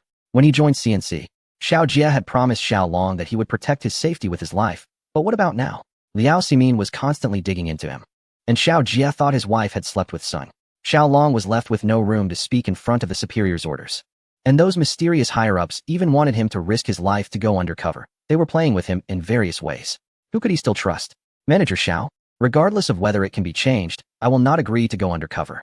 I have done everything I could. Do you still want me to risk my life? I don't have that kind of awareness. Sorry, but I can't do this job. Sung, this is for the country. Xiaolong was also a bit agitated. When he got excited, he wanted to smoke, and in the time from receiving this task order to seeing Sung, he had smoked more than he had in the entire year. He knew how dangerous this mission was, and from another perspective, Sung wasn't a soldier and hadn't received military training. No one could guarantee that Sung could withstand the temptations of a capitalist society. He feared that in the end, they might not obtain the CSD intelligence but instead create a powerful new enemy for the country. After all, Sung was too young. And he was an orphan. His upbringing made his thoughts different from many others. Everyone who came into contact with Singh knew his name, job, and so on. But no one knew his world, his thoughts, and his views on everyone. Sung was like the ghost butterfly, a riddle, one that could never be unraveled. And after learning about the superior's task, this riddle became even more inscrutable. However, Singh never thought of himself as a riddle. He was a hacker. But he was also a person. He had already lost enough, so what more did he have now? If his parents hadn't mysteriously disappeared, if he hadn't grown up in loneliness, loss, and solitude, if he could have had a happy family, would he be here today, being manipulated by these people? For the nation? You might as well just shoot me now. Singh's attitude was firm. He would do anything but go undercover. Singh, don't go too far. I'll say it again, this is an order from above. As a citizen, you have the responsibility and obligation to dedicate yourself to the nation. Xiaolong stood up abruptly, never expecting Singh's awareness to be so low. Didn't he have any sense of national honor and disgrace? This is not my battle. I am not a soldier. I pay part of my monthly salary and taxes to you real soldiers, but you want a non-soldier to carry out a task that should be done by soldiers. Is this reasonable? Xiaolong gritted his teeth in anger, but couldn't say anything because Singh was right. This was indeed something they should do. Yet they were asking a child to do it. Even if Singh said nothing, he couldn't bear it. Singh didn't want to continue the conversation. It was just a waste of time. Without even saying goodbye, he slammed the door and left. Xiaolong was also angry, slapping the table, but after a moment, he sighed, lit a cigarette, and continued to smoke. Xiaojia also didn't go looking for him. Singh left the CNC headquarters directly, and even when Siyu called him, he didn't look back and went straight home. But when he opened the door, the noise inside was unbearable. The old curator, Sister Hua, old Lian, and several colleagues were all there, making Singh, who wanted some peace, realize helplessly that this night was ruined again. As soon as the old curator saw Singh, he exclaimed loudly, "This kid finally came back. Singh, you earn thousands a month, living in a big villa. Look, your bathroom is bigger than my bedroom. Are you secretly making extra money behind our backs?" Sister Hua chimed in, Old curator, you're wrong. My son can earn money. That's his ability. If we relied on the library, we'd starve to death. By the way, when are we getting a raise? The old curator snorted coldly. Don't even think about a raise. Nan, have you finished wrapping those dumplings? I'm so hungry I could faint. Almost done, almost done, Nan said as she brought Sing a pair of slippers. Sister Hua clicked her tongue and looked at Nan. Look at how she's taking care of Sing. I say, Sing, what kind of blessings did you earn in your past life to have such a good woman by your side in this life? Sing didn't want to talk, but since they were here, he couldn't just kick them out. So he forced a smile and said, We're having dumplings for dinner. What filling are they? Chapter 229. Nan is a master, the old curator said. All you know is eating. Given the situation with Nan's mother, why don't you share it with everyone? Nan has kept her mouth shut all these years. I thought her mother was that shrew who would try to strip me in my office. Singa didn't know how to respond to this question that had nothing to do with him, so he simply went to the kitchen to help Nan make dumplings. Nan explained to Sungu that he hadn't expected them to come over, but just 5 minutes after returning home, Hua Jia brought them over for dinner. They even brought ingredients, so Nan felt it was impolite to ask them to leave. As for how they were doing, Sungu didn't care much. He was just in a bad mood today, constantly thinking about that task, with all sorts of problems and bizarre puzzles that remained unsolved. He just wanted to curl up in bed and have some peace. Nan seemed to notice that Sungu didn't look well and asked with concern, Darling, I feel like you're not well today. Are you sick? Not really, just some part-time work issues. Sungu glanced at the colleagues in the living room. To be honest, being with these people felt the best. After several years of being together every day, it was like family. In front of them, he could say whatever he wanted and do whatever he wished. Just like the old curator, who would fart without caring and no one would mind. Everyone was used to it. That feeling was what it meant to be among one's own people. Compared to those at CNC and Xinyu, who were always scheming against him, he couldn't even begin to measure the difference. He would never trust those people again. Nan said, If you're not happy doing it, then don't do it. We're not short on money, and I don't want to see you upset. As she spoke, Nan took Sunji's hand and looked at him affectionately. In her eyes, Sungu could see her genuine feelings. Really, it's nothing to worry about. Just hurry and cook the dumplings. The water is boiling. Sungu pulled his hand away and started busying himself with cooking the dumplings. At CNC headquarters, Xiao Jia watched as Xiao Long smoked one cigarette after another, knowing that his mood was extremely bad. Dad, you should smoke less. The room is filled with smoke. Someone might think there's a fire. Indeed, there was a fire brewing, but those who could extinguish it had no intention of doing so. Xiao Long extinguished the cigarette butt and pulled out another one to light. As he inhaled, thick smoke rose before his face. The tough man who had experienced countless battles now seemed to age a decade under the weight of time. Dad, what are you talking about? I can't understand a word. Is this about Sungu again? Xiao Jia sat on the sofa, not wanting to mention Sungu. The moment he thought of Sungu, he remembered Meng Ro's gaze towards him, and his heart felt like it was being stabbed. They wanted Sungu to go undercover at CSD, but he refused. This was a tricky situation. What? They want Sungu to go undercover? What are they thinking? Although he had some personal issues with Sungu, Xiao Jia was very clear about work matters. Xiao Long shook his head helplessly. If he could answer Xiao Jia, he wouldn't be so troubled. He was a soldier, and following orders left no room for negotiation. However, Sungu was not a soldier. He couldn't impose military orders on him. Therefore, Xiao Long still wanted Xiao Jia to persuade Sungu to agree. This was a decision made out of desperation. Liao Ximin mentioned that if Sungu didn't take on this task, there wouldn't be anyone else to do it, and the threat from CSD to Longhua could never be resolved. Currently, the only person capable of dealing with CSD is Sungu. Others truly cannot compete with them. When Xiao Jia heard he had to persuade Sungu, he shook his head vigorously, saying, I'm not going. I'm not talking to Sungu right now. We've had a falling out. Xiao Long's eyes immediately narrowed as he looked at Xiao Jia. Falling out? What is going on? Although somewhat embarrassed, Xiao Jia explained the situation with Meng Ro. After listening, Xiao Long was furious and slammed the table. You bastard. For a woman, you don't even know your own surname anymore, do you? How could you not think clearly? How could Sungu possibly like someone named Meng Ro? What about Siyu? Even if Sungu and that Meng Ro really got together, could you kill Sungu? Who he likes is his own business. What do you count as? I see all these years you've spent in the military were for nothing. You get over to Sungu right now and clarify this matter. If you can't handle it, don't ever come back to see me. Just get out. Xiao Long was furious, leaving Xiao Jia feeling anxious. But it was easier said than done. He had to overcome his own hurdles first. After dinner, the old curator and the others finally left satisfied. Sungu told Nan, no one is to be seen today, and went back to his room to rest. His mind was buzzing. He couldn't even think straight, let alone go to the secret room. So he lay down and fell asleep. While Nan was tidying up the kitchen, the doorbell rang. When she opened the door, it was Siyu, who immediately barged in without a word. Qin Nin quickly grabbed her and said, "Hey, what are you doing?" Sunge said he wouldn't see anyone today, don't disturb him. Others can be turned away, but I can't be. Don't stop me, you big rabbit. Or, I want to be polite. Siyu said as she tried to push her way inside. Qin Nin held onto her, and wouldn't let go. In desperation, Siyu grabbed her arm, but unexpectedly, Qin Nin's arm suddenly shook, causing Siyu to lose her grip while Qin Nin instead held onto her arm. Siyu had practiced martial arts since childhood and recognized the move clearly. This wasn't accidental. Qin Nin was actually a martial arts expert. To prove her thoughts, Siyu bent her arm and threw a punch at Qin Nin's shoulder. However, to Siyu's surprise, Qin Nin didn't dodge or evade, and took the hit directly. With a cry, Qin Nin fell to the ground, beads of sweat instantly covering her forehead, clutching her shoulder in pain, her whole body shaking. Siyu was puzzled by Qin Nin. If she was a martial arts expert, why didn't she fight back? Was she pretending? What exactly are you? Siyu asked, staring intently at Qin Nin's pale face from the pain, unable to blink. Chapter 230. She knows martial arts. Qin Nin showed a look of fear and cried out in grievance. What do you want? Sunge doesn't want to see you, and you're hitting people. You're going too far. Siyu snorted coldly. Stop pretending. I know you're skilled in martial arts. Who exactly are you? And what are your intentions in getting close to Sunge? You are slandering me and framing a good person. Qin Nin retorted, not backing down, shouting as she sat on the ground. Sunge, who had just fallen into a hazy sleep upstairs, was awakened by the shouting from downstairs. Did he not even have the right to sleep? What is happening in this world? With no choice, he went downstairs and saw Qin Nin sitting on the ground, clutching her shoulder, while Siyu was talking and seemed ready to strike again. Stop it. What are you two doing? Sunge stepped forward to help Qin Nin up and turned to Siyu, saying, how can you hit someone? I am the most opposed to violence, especially from a woman who resorts to hitting others so easily. Don't you have any manners? Is everyone from the martial arts school like this?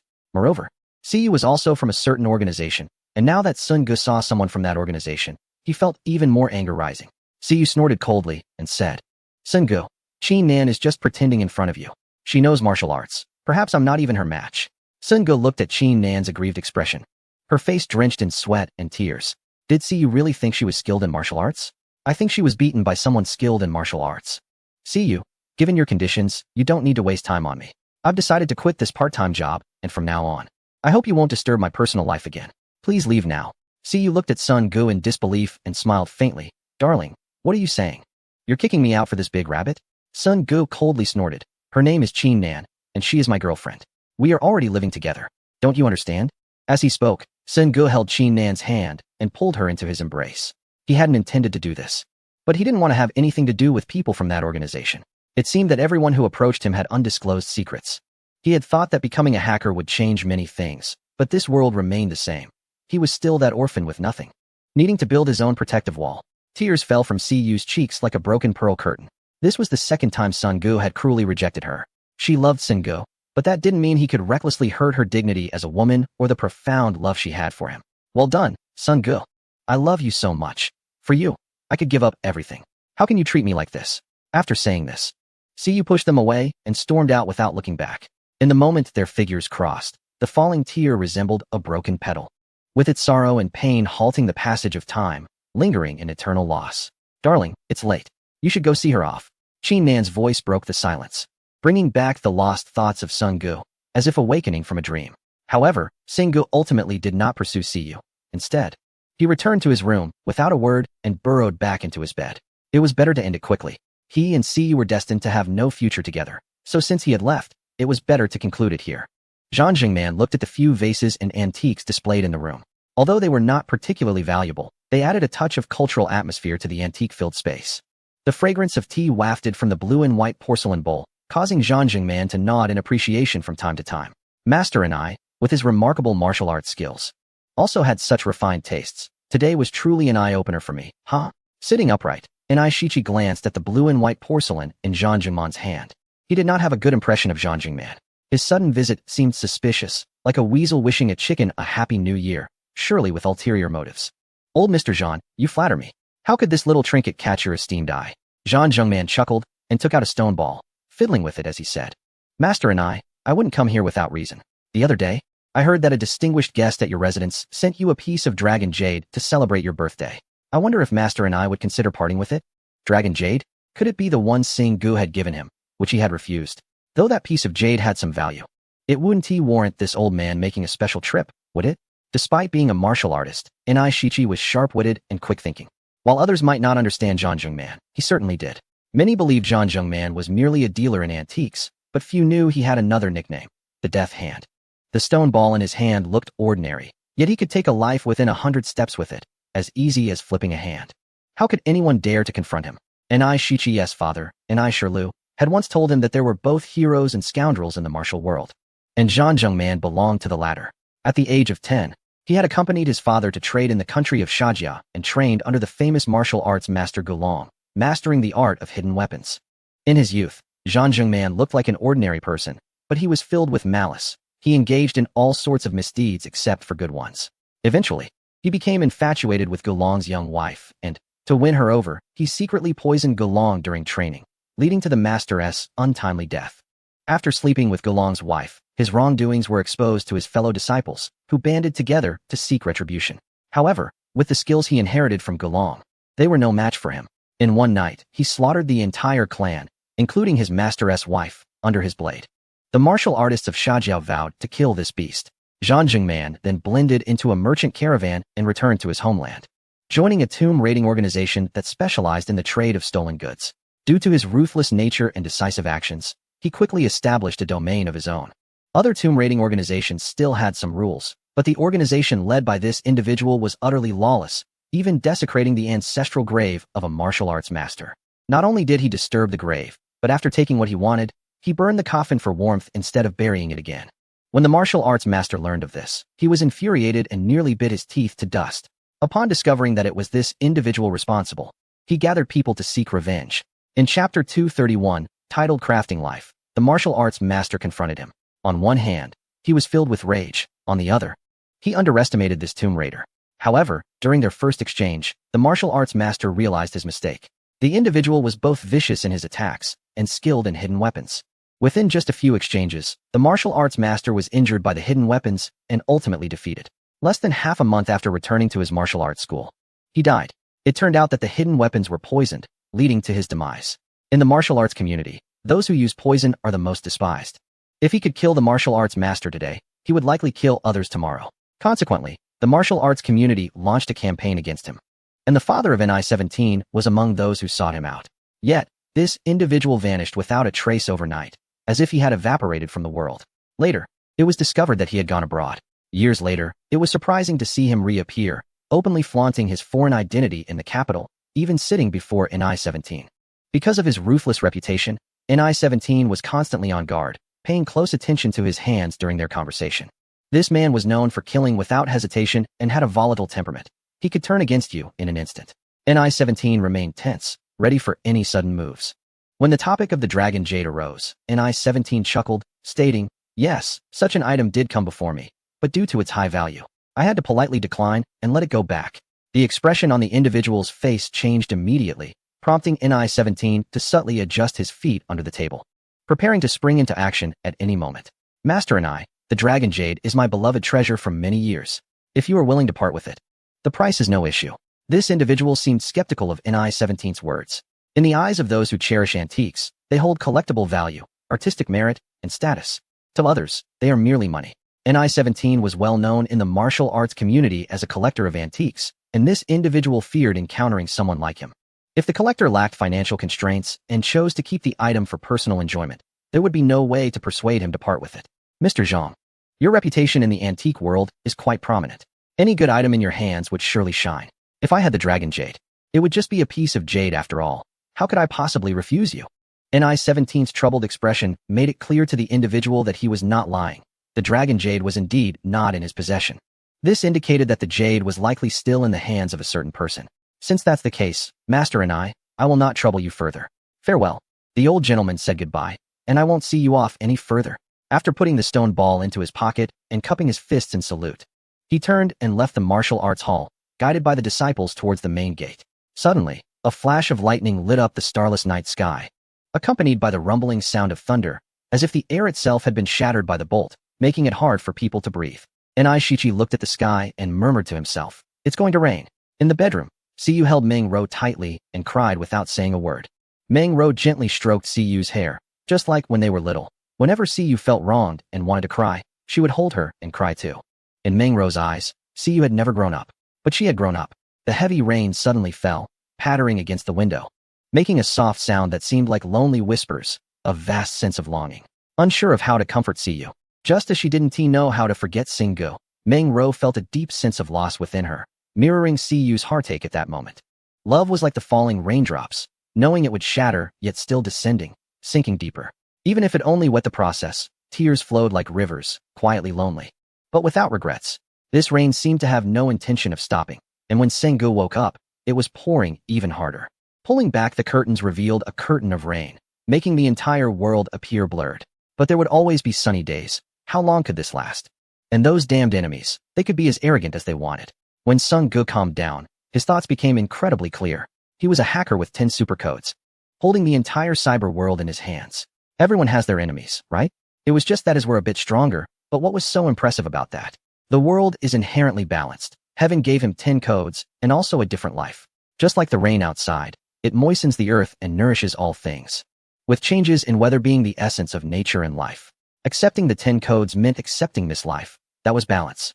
Singa knew what he had to do. He wanted to grasp everything in his hands. This was his life, shaped by the codes. A series of plans surfaced in his mind. Each plan like a line of code, meticulous and orderly. This program was designed to change his life, and Singgu had to write and complete it line by line. The writing of this program had already begun, with no possibility of rewriting it. No matter what difficulties he faced, he had to keep writing. He went to the secret room to retrieve a wireless network card, took a quick shower, changed his clothes, and went downstairs. Qin Nin always placed breakfast on the table punctually. Seeing Singgu, she gently said, "Good morning. Good morning. What is for breakfast?" With the program confirmed, Sing Ji's mood improved significantly. Looking at the breakfast on the table made him particularly hungry, and he grabbed a bun and stuffed it into his mouth. Qin Nin looked at Singgu at that moment, like a child, wanting to hug him and take a big bite. At that moment, the doorbell rang. Qin Nin opened the door and smiled, saying, "You're here, please come in." Senj turned around and saw a short-haired woman in her 30s, complaining about the heavy rain while putting away her umbrella. A subtle action of hers left a good first impression on Senj. She didn't bring the wet umbrella inside but placed it outside before closing the door. It was clear that this woman paid attention to details. Qin Nin briefly introduced her, saying her name was Yuqing, and she had been helping Qin Nin take care of Qin Shui. After moving, she took a few days off. But now that things had stabilized, Qin Nin asked her to come back to work. With someone helping to care for Qin Shui, Senj no longer needed to worry. After making some simple arrangements, the two of them headed to the library. The old director saw Senj and remarked, "The meal yesterday was quite good. Let us have another one sometime."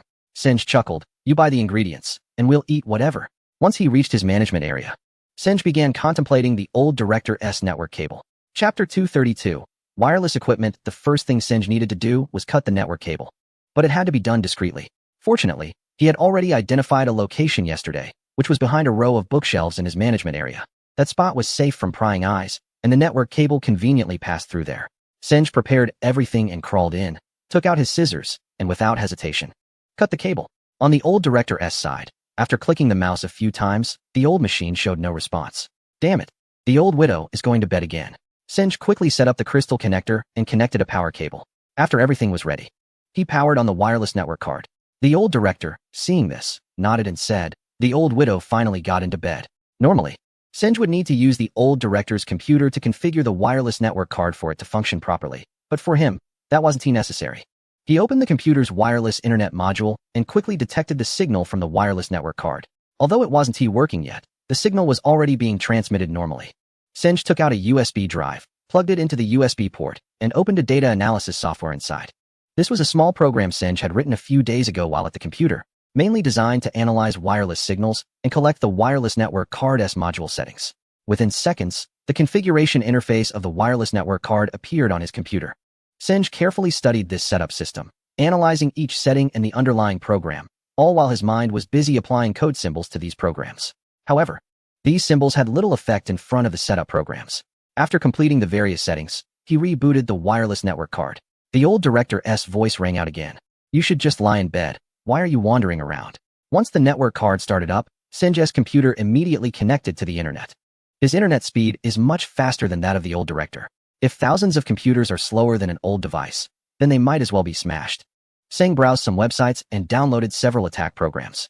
After analyzing each software, he found that regardless of the programming language used, they all shared a common attribute: scanning wireless signals, then cracking them, and finally taking control. Although the methods varied, most of the software followed this pattern. Some software only had the basic function of cracking passwords, while paid versions offered more features, including hijacking and control. For Seng, the issue of payment was practically non-existent. A super hacker shouldn't need to spend money on software. Such a notion would be laughable. Generally, paid software has limitations on functionality, primarily due to the inclusion of encryption programs in critical areas of the code, also known as software locks. Just like a key opens a lock, each software's registration code is unique, even for the same software. The registration code is calculated using independent methods without any specific rules, usually based on the CPU's machine code combined with certain encryption algorithms. Thus, for a hacker like Seng, who can break down a software into thousands of pieces, bypassing such encryption programs is trivial. Software is merely a tool to assist Seng in understanding wireless network attack and defense techniques. The code must contain far more advanced elements, at least hundreds of times better than the basic functions available. But Seng currently cannot figure out how to apply this code. It remains merely a dream. While reading books and searching for information online, whenever a new idea emerged, he would always want to experiment, yet the results were consistently fruitless. Qin Nan was responsible for keeping watch for Seng. As soon as the old director came to check on things, Qin Nan would immediately signal Seng, who would pretend to be moving books. They were all quite busy. When the old director passed by the reading room, he noticed several people inside, both male and female, each with multiple books, yet their eyes were fixed on the table, not moving any books, except for one person who was reading intently. Were these people here to read books or just stare at the table? Just as he was about to push the door in to ask, Seng spoke from behind. Director, I know these people. Let me go in and talk to them. Don't think I haven't noticed. You've moved 10 books this morning. Just because I'm older doesn't mean my eyes don't work. I can see a fly's egg from 100 meters away. What if it's a female fly? Get lost. Seng pushed the door open into the reading room, and Xiao Jia, Long Tianwu, Siyu, Meng Ro, and 2 other men all looked up simultaneously. Looks like everyone is here today. What scheme are you planning this time? Long Tianwu glanced at Xiao Jia and Siyu, said nothing, and continued reading. The work at CNC has come to an end. Xiao Jia and the others approached Seng, wanting to discuss matters that had nothing to do with him. They should just focus on their own tasks. Xiao Jia, who hesitated to speak, decided to remain silent. He had come to talk to Seng about the undercover situation, as well as about Meng Ro, but unexpectedly, a few people gathered at the entrance of the library. Siyu and Meng Ro had specifically come to see Seng. After calming down, Siyu thought that Seng might have yelled at her yesterday because he was in a bad mood. Having not slept all night, she wanted to find Seng early. On one hand, Meng Ro was worried that Siyu might act impulsively and feel upset, but on the other hand, she also wanted to see Seng. Outside, the sound of rain was heavy, but the reading room was exceptionally quiet. Seng glanced at the time. It was almost lunchtime. Was he just supposed to sit there and listen to them breathe? He had already made everything clear to them yesterday, so why were they still so persistent? Despite his thoughts, Seng couldn't bear to look at Siyu's swollen eyes. It seemed like she had lost weight overnight. Such emotional pain was distressing. Yet why was she still so infatuated? Since no one was speaking, Seng stood up and said, "Since you all don't want to talk, and I have nothing to say, you can just sit here slowly." Finally, it was Meng Ro who spoke first. Seng, the master asked me to tell you to be careful of Zhang Jingman. Seng nodded. It seemed Zhang Jingman was determined to get the Dragon Jade. However, Seng didn't have time to deal with him right now. In his plan, CSD was the enemy that needed to be resolved first. Thank Master and I for me. I will visit to express my gratitude when I have time. When Xiao Jie saw the gentle and charming look Meng Ro gave Seng, he felt a pang of jealousy and wished he could smash the table in front of him. As soon as Seng finished speaking, Xiao Jie said, "Seng, I have something to tell you. Don't think you're so impressive. You're just like everyone else." Seng didn't like this remark. When did he ever think of himself as impressive? When had he felt that way in front of Xiao Jie? "Xiao Jie, you don't need to speak to me like that. It was you who initially encouraged me to go to CNC. I did what I was supposed to do, and I won't do anything for CNC anymore. Also, remember this. I won't meet anyone from CNC in the future." After saying this, Xiao Jie regretted it a bit. His words were indeed a bit harsh. He had come to persuade Seng to complete the task, and now things had turned sour. What if Xiao Long got mad at him when he returned? But now that he had said it, there was no turning back. And Seng's tone was very firm. He wouldn't meet anyone from CNC. Seng, don't forget who the boss is in the capital. We can let you enjoy life, or we can make life difficult for you. I've said what needed to be said. Now it's your choice. Yes, you call the shots in the capital, you're the boss. But in 5 minutes, I can make you disappear from the capital. Do you believe that? You can say whatever you want, but don't provoke Seng's bottom line. His tolerance is limited, and that tolerance does not mean anyone can flaunt their power in front of him. Since his parents left him, he had told himself that he could never let anyone look down on him, not even Xiao Jie. And even the likes of Long Tianwu and Liao Ximin were beneath his notice. They could do whatever they wanted. He had nothing to lose, even if he lost everything.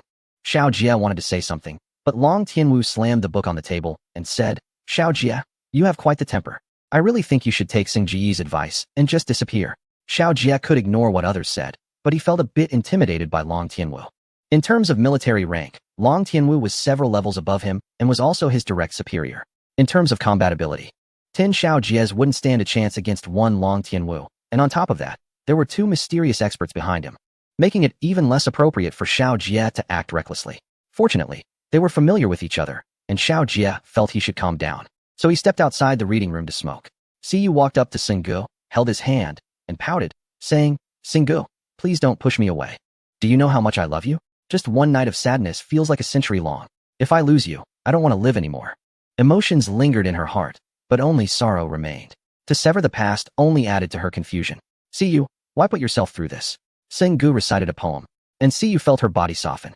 The antiquity of his words made her feel as if she were in a misty, rain-soaked tower, deeply entwined in passionate affection with Xinggu. Xinggu noticed something was off with Siyu. She looked like she was about to fall asleep. He quickly waved his hand in front of her eyes, but she didn't react at all. After shaking her shoulder, she suddenly woke up, leaning on Sung Gu's shoulder, and no matter how he tried to push her away, she wouldn't budge. Two mysterious men approached Long Tianwu and whispered, Captain Long, isn't our mission to protect a traveler? Long Tianwu remained silent, and the two men felt disheartened and stopped talking. Meanwhile, Meng Rou gazed out the window, her mood as chaotic as the rain outside, filled with sorrow. After some effort, Xinggu managed to push Siyu away and helplessly said, Siyu, I made it very clear last night that we are impossible. If you keep this up, will we even be able to meet in the future? Siyu replied, Xinggu, let us not talk about that. I came to tell you about that big rabbit. This woman is definitely not as simple as she seems. If you don't believe me, let my senior sister tell you. Meng Rou withdrew her gaze and nodded, saying, last night, Siyu repeated their actions to me. Xinggu, based on my years of martial arts experience, Qin Nan's movements were definitely not accidental. If I'm not mistaken, she was using a bursting force, which requires years of practice to master. They hadn't mentioned it before, but Xinggu had already forgotten about this matter. Now that it was brought up, he carefully considered Meng Rou's words. At this moment, Meng Rou continued, Siyu has been practicing martial arts since childhood, although she hasn't received true teachings from a master. I know her strength very well. If she locks someone, it's nearly impossible to break free. If Qin Nan's reaction was instinctive or just a lucky shot, she couldn't possibly exert such strength. They have their own analyses. Xinggu has his own thoughts. Qin Nan has been in the library for so many years and has never seen her practicing any martial arts. Just moving a book makes her sweat profusely. How could she be a martial arts expert? Even if she were a martial arts master, why would she approach him? It's worth noting that when Qin Nan entered the library, Xinggu had only been there for a year. He only discovered the code in recent months. So it's even less likely that Qin Nan was after his code or his identity. Moreover, the most important point is that Qin Nan looks at Xinggu with such tenderness and admiration. Sometimes, it's even more enchanting than Siyu. Therefore, whether Qin Nan knows martial arts is completely irrelevant to Xinggu. Additionally, Xing Jiyi's feelings towards Qin Nan are the same as towards Siyu. They wouldn't end up together. Meng Rou and Siyu, regardless of whether she knows martial arts, that's her private matter, and it has nothing to do with me. So you shouldn't make too many assumptions. Just as Siyu was about to say something, Xiao Jie suddenly pushed open the reading room door and said urgently, CNC is under attack. We need to go back immediately. Xinggu turned and asked what happened. Xiao Jie replied, the CNC server is fine, but user access permissions have been modified, and data from some senior users has been leaked. General Manager Xiao wants us to return to headquarters immediately to respond to this attack. As they reached the entrance of the base, they saw several CNC members anxiously waiting outside. When they spotted Xinggu, they all rushed over. One female staff member handed a document to Xinggu, and Xiao Jie looked around, realizing he was still not the boss here. As they walked upstairs, the female staff member said to Xinggu, Mr. Sung, the attack occurred an hour ago. So far, the information of 15 senior users has been hijacked and leaked. The CNC server has not been attacked, and the identity of the hacker is unknown. General Manager Xiao is already waiting for you at the data center. The document contained information similar to what the female staff member had mentioned, but notably, each name of the senior users was marked as confidential. Once they entered the elevator, Xiao Jie asked, Xinggu, is it possible that the CSD people did this? Xinggu didn't want to engage with him at all. How could he still talk to him? Xiao Jie felt frustrated and, trying to save face, let out a cold snort. Damn. After exiting the elevator, they saw Xiao Long and several engineers waiting outside. Xiao Gezi, you finally made it. Have you seen the data? Singa nodded and said, I have, but I don't think I can do anything for you.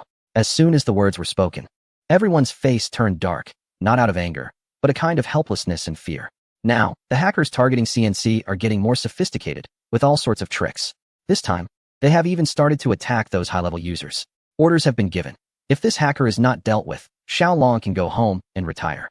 But does this have anything to do with Xingge? He originally didn't want to come. If it weren't for Long Tianwu and Siyu persuading him, he wouldn't be here at all. These people are all bad, and they want him to be an undercover agent? They might as well just kill him. He could solve the problem by being here, but as for the undercover business, it's best not to bring it up again. Otherwise, he wouldn't do anything at all. Xiao Long let others return to their positions first and pulled Xingge to the window, speaking softly. Xingge. These high-level users whose information has been leaked are important figures in the country. You know CNC engineers can only clean the data machines. They can't do anything else. If the other side is a spy, it means war. Do you understand? This is no exaggeration. If a spy from a certain country uses hacking to steal information from our high-level officials, it could completely trigger a war. Xingge certainly knew that Xiao Long was not just trying to scare him, as wars sparked by cyber attacks have occurred in the world before. He was also curious about who could be so skilled. However, Xingge had learned to be clever. Before taking action, he needed to set conditions. Xiao, I can help take action, but don't bring up the undercover matter again. If you promise me that, I'll help you deal with this hacker. Xingge, this is not something I can decide. It's an order from above. Then let your superior find an engineer to deal with the hacker. I don't think I can help you with anything. After saying this, Xingge turned to leave, but Xiao Long grabbed his arm, pulling him back with such force that Xingge winced in pain. Xingge, what is wrong with you? Why don't you understand? The hacker is attacking not just CNC but the authority and honor of this country. Don't you have any sense of national identity? I can die for my country if I want, but it must be on my own terms. You can't force me to do something I don't want to do. What is that? Xingge, if I were at CNC, you would be under my command. And I might still be able to apply for changes to this plan for you. But if I go home to retire, who will speak for you? Xingge looked at him helplessly. This old man was starting to play tricks. Just as Xingge was about to respond, the elevator doors opened again, and Liao Ximin and Long Tianwu stepped out, expressionless. If this old man can retire at home, I want to shake when I pee. Liao Ximin was still as blunt as ever, and Xingge had gotten used to it. This guy curses at everyone. And what is most unacceptable is that if he curses you, you can't curse back. Liao Ximin approached Seng and patted his shoulder, saying, Don't believe that old fool. He's already on the verge of breaking down because of that hacker. What others say doesn't matter. Seng, let me ask you, does what Uncle Liao say matter? Seng quickly turned to Xiao Long and said, President Xiao, give me that information. I need to take another look. Liao Ximin snorted and said, See that? This is about face and power. Just by standing here, that hacker is doomed. Just wait till I make him regret it. Xiao Long sighed and turned to Seng's back. Seng, hey, Seng, wait a moment. I need to get you a computer. Long Tianwu quietly said, Boss, your shirt button is misaligned. Liao Ximin looked down and realized it was true, one side longer than the other. He quickly unbuttoned it, mumbling, I was wondering why I felt so fierce today. At the data center, all personnel were on high alert. When Seng and Liao Ximin entered, everyone stood up simultaneously. However, Seng wasn't interested in them. He was focused on the data symbols on the big screen and the network fluctuations. If the opponent was using data hijacking, they would have to ambush his data outside the CNC data nodes, intercepting all data packets accessing CNC. Each time a connection was made, it would slow down the user's network speed, causing fluctuations. Seng wanted to know how many users the hacker had intercepted. The users accessing CNC couldn't just be these 15. They were merely special users. How many normal users were there? But the CNC engineers were unaware of any network fluctuations. So Seng needed to see the data from the past hour comprehensively. He turned to Siyu and said, Siyu, enlarge the network data fluctuation graph and go back to the position from an hour ago. Understood. Siyu quickly typed a series of characters on the keyboard, clicked the mouse, and the fluctuation graph expanded to fill the screen. With a wave of his hand, Seng signaled Siyu to start scrolling the image until it ended. Within an hour, at least 1,000 people had fallen victim to data hijacking. Liao Ximin's expression changed immediately. Are you serious? And this hacker hasn't left yet. Chapter 235. Transition. Liao Ximin never doubted Seng's words and realized the destructive potential of this attack. The data of over 1,000 people being leaked was no joke. However, Seng added, but we can't confirm whether this data has really been leaked publicly. We need to find this hacker's main server. Liao Ximin slapped Seng hard on the back, causing Seng to grimace in pain. Seng, this task is yours. I want you to take him down. Seng hadn't forgotten about the undercover work. So he pulled Liao Ximin aside and whispered, taking him down as possible. But I have to focus on the undercover work. I don't have the time. What the hell, at a time like this, forget about being undercover. This plan is cancelled. When Sung heard this, he asked, is what you're saying true? Of course it's true, Liao Simin replied, spitting. There was an earthquake, believe it or not. All right, Uncle Liao, I'll help you deal with this hacker. But if you back out, I won't help you again. With the conditions set, Sing was ready to take action. He approached Xiaojia, who was typing a string of code on the keyboard to prove himself. He didn't believe that without Sung, he couldn't handle a hacker. But in reality, he couldn't. The code Xiaojia was typing was completely useless. It wouldn't even handle a hacker, and if he kept going, the computer would crash. Sing couldn't take it anymore and said, get out of my way. You leave. I don't believe I can't take down this hacker without you. I'm not to be trifled with. Back in the day, I single-handedly dealt with a landmine that had been dug for a whole day. I was the top fighter in my military district, typing 95 words per minute. How could I not handle one hacker? Are you moving or not? Xiao Jie turned to look at Sung, stood up, and said, fine, let's see what you can do. Sing pushed him aside, deleted all the code he had typed, took out his USB drive, and plugged it into the USB port. The screen changed instantly, opening various commonly used software. As per the usual routine, he first analyzed network data to find all data connected to the CNC server nodes.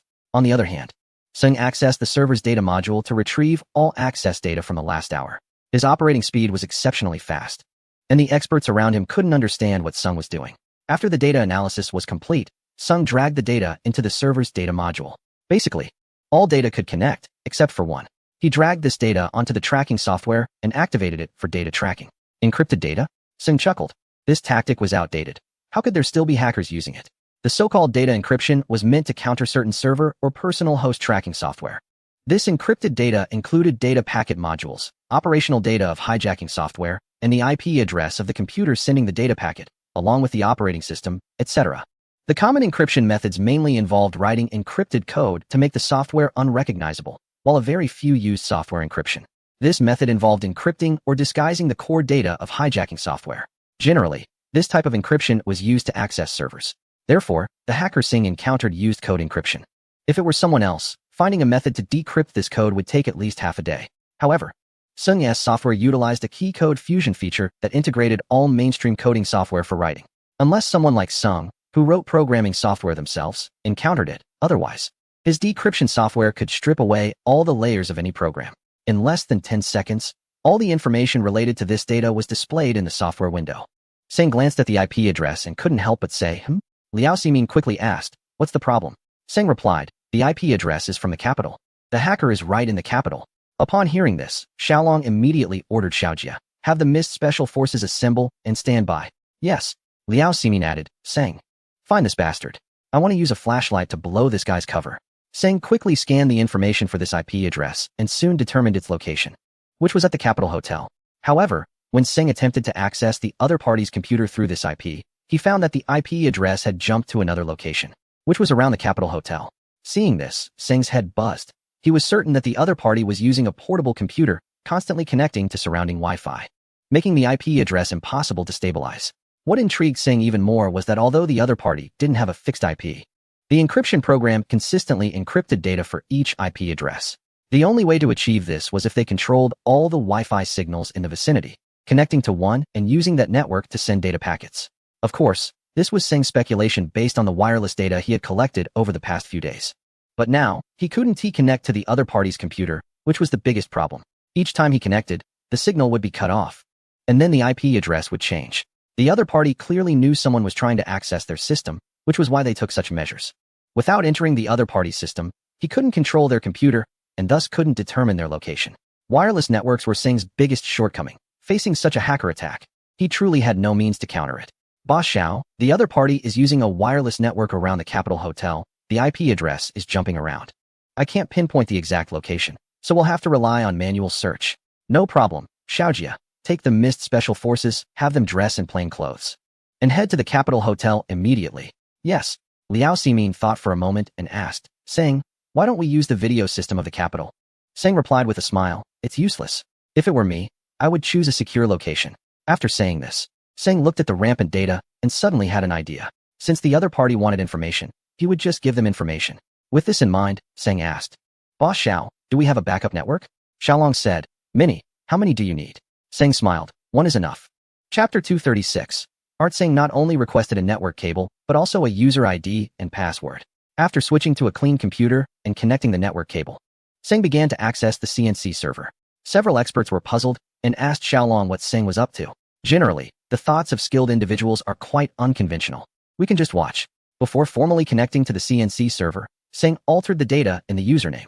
Normally, this would be data requesting a connection, but Singh changed it to bomb. He was unable to connect to the other party's computer, so he decided to let them bring this bomb into his system themselves. Singh believed that creating bombs was the true craft of a hacker. A network bomb is an art form that can not only destroy the opponent's system, but also provoke endless imagination.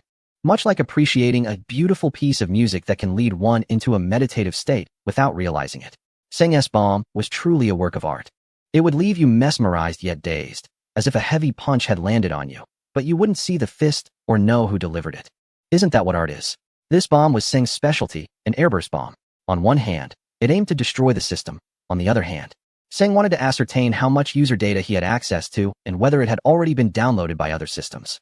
If it was only present in his system, then the losses could be minimized to zero. If anyone else attempted such a feat, they would assume the program would be large, but under Singh's disguise.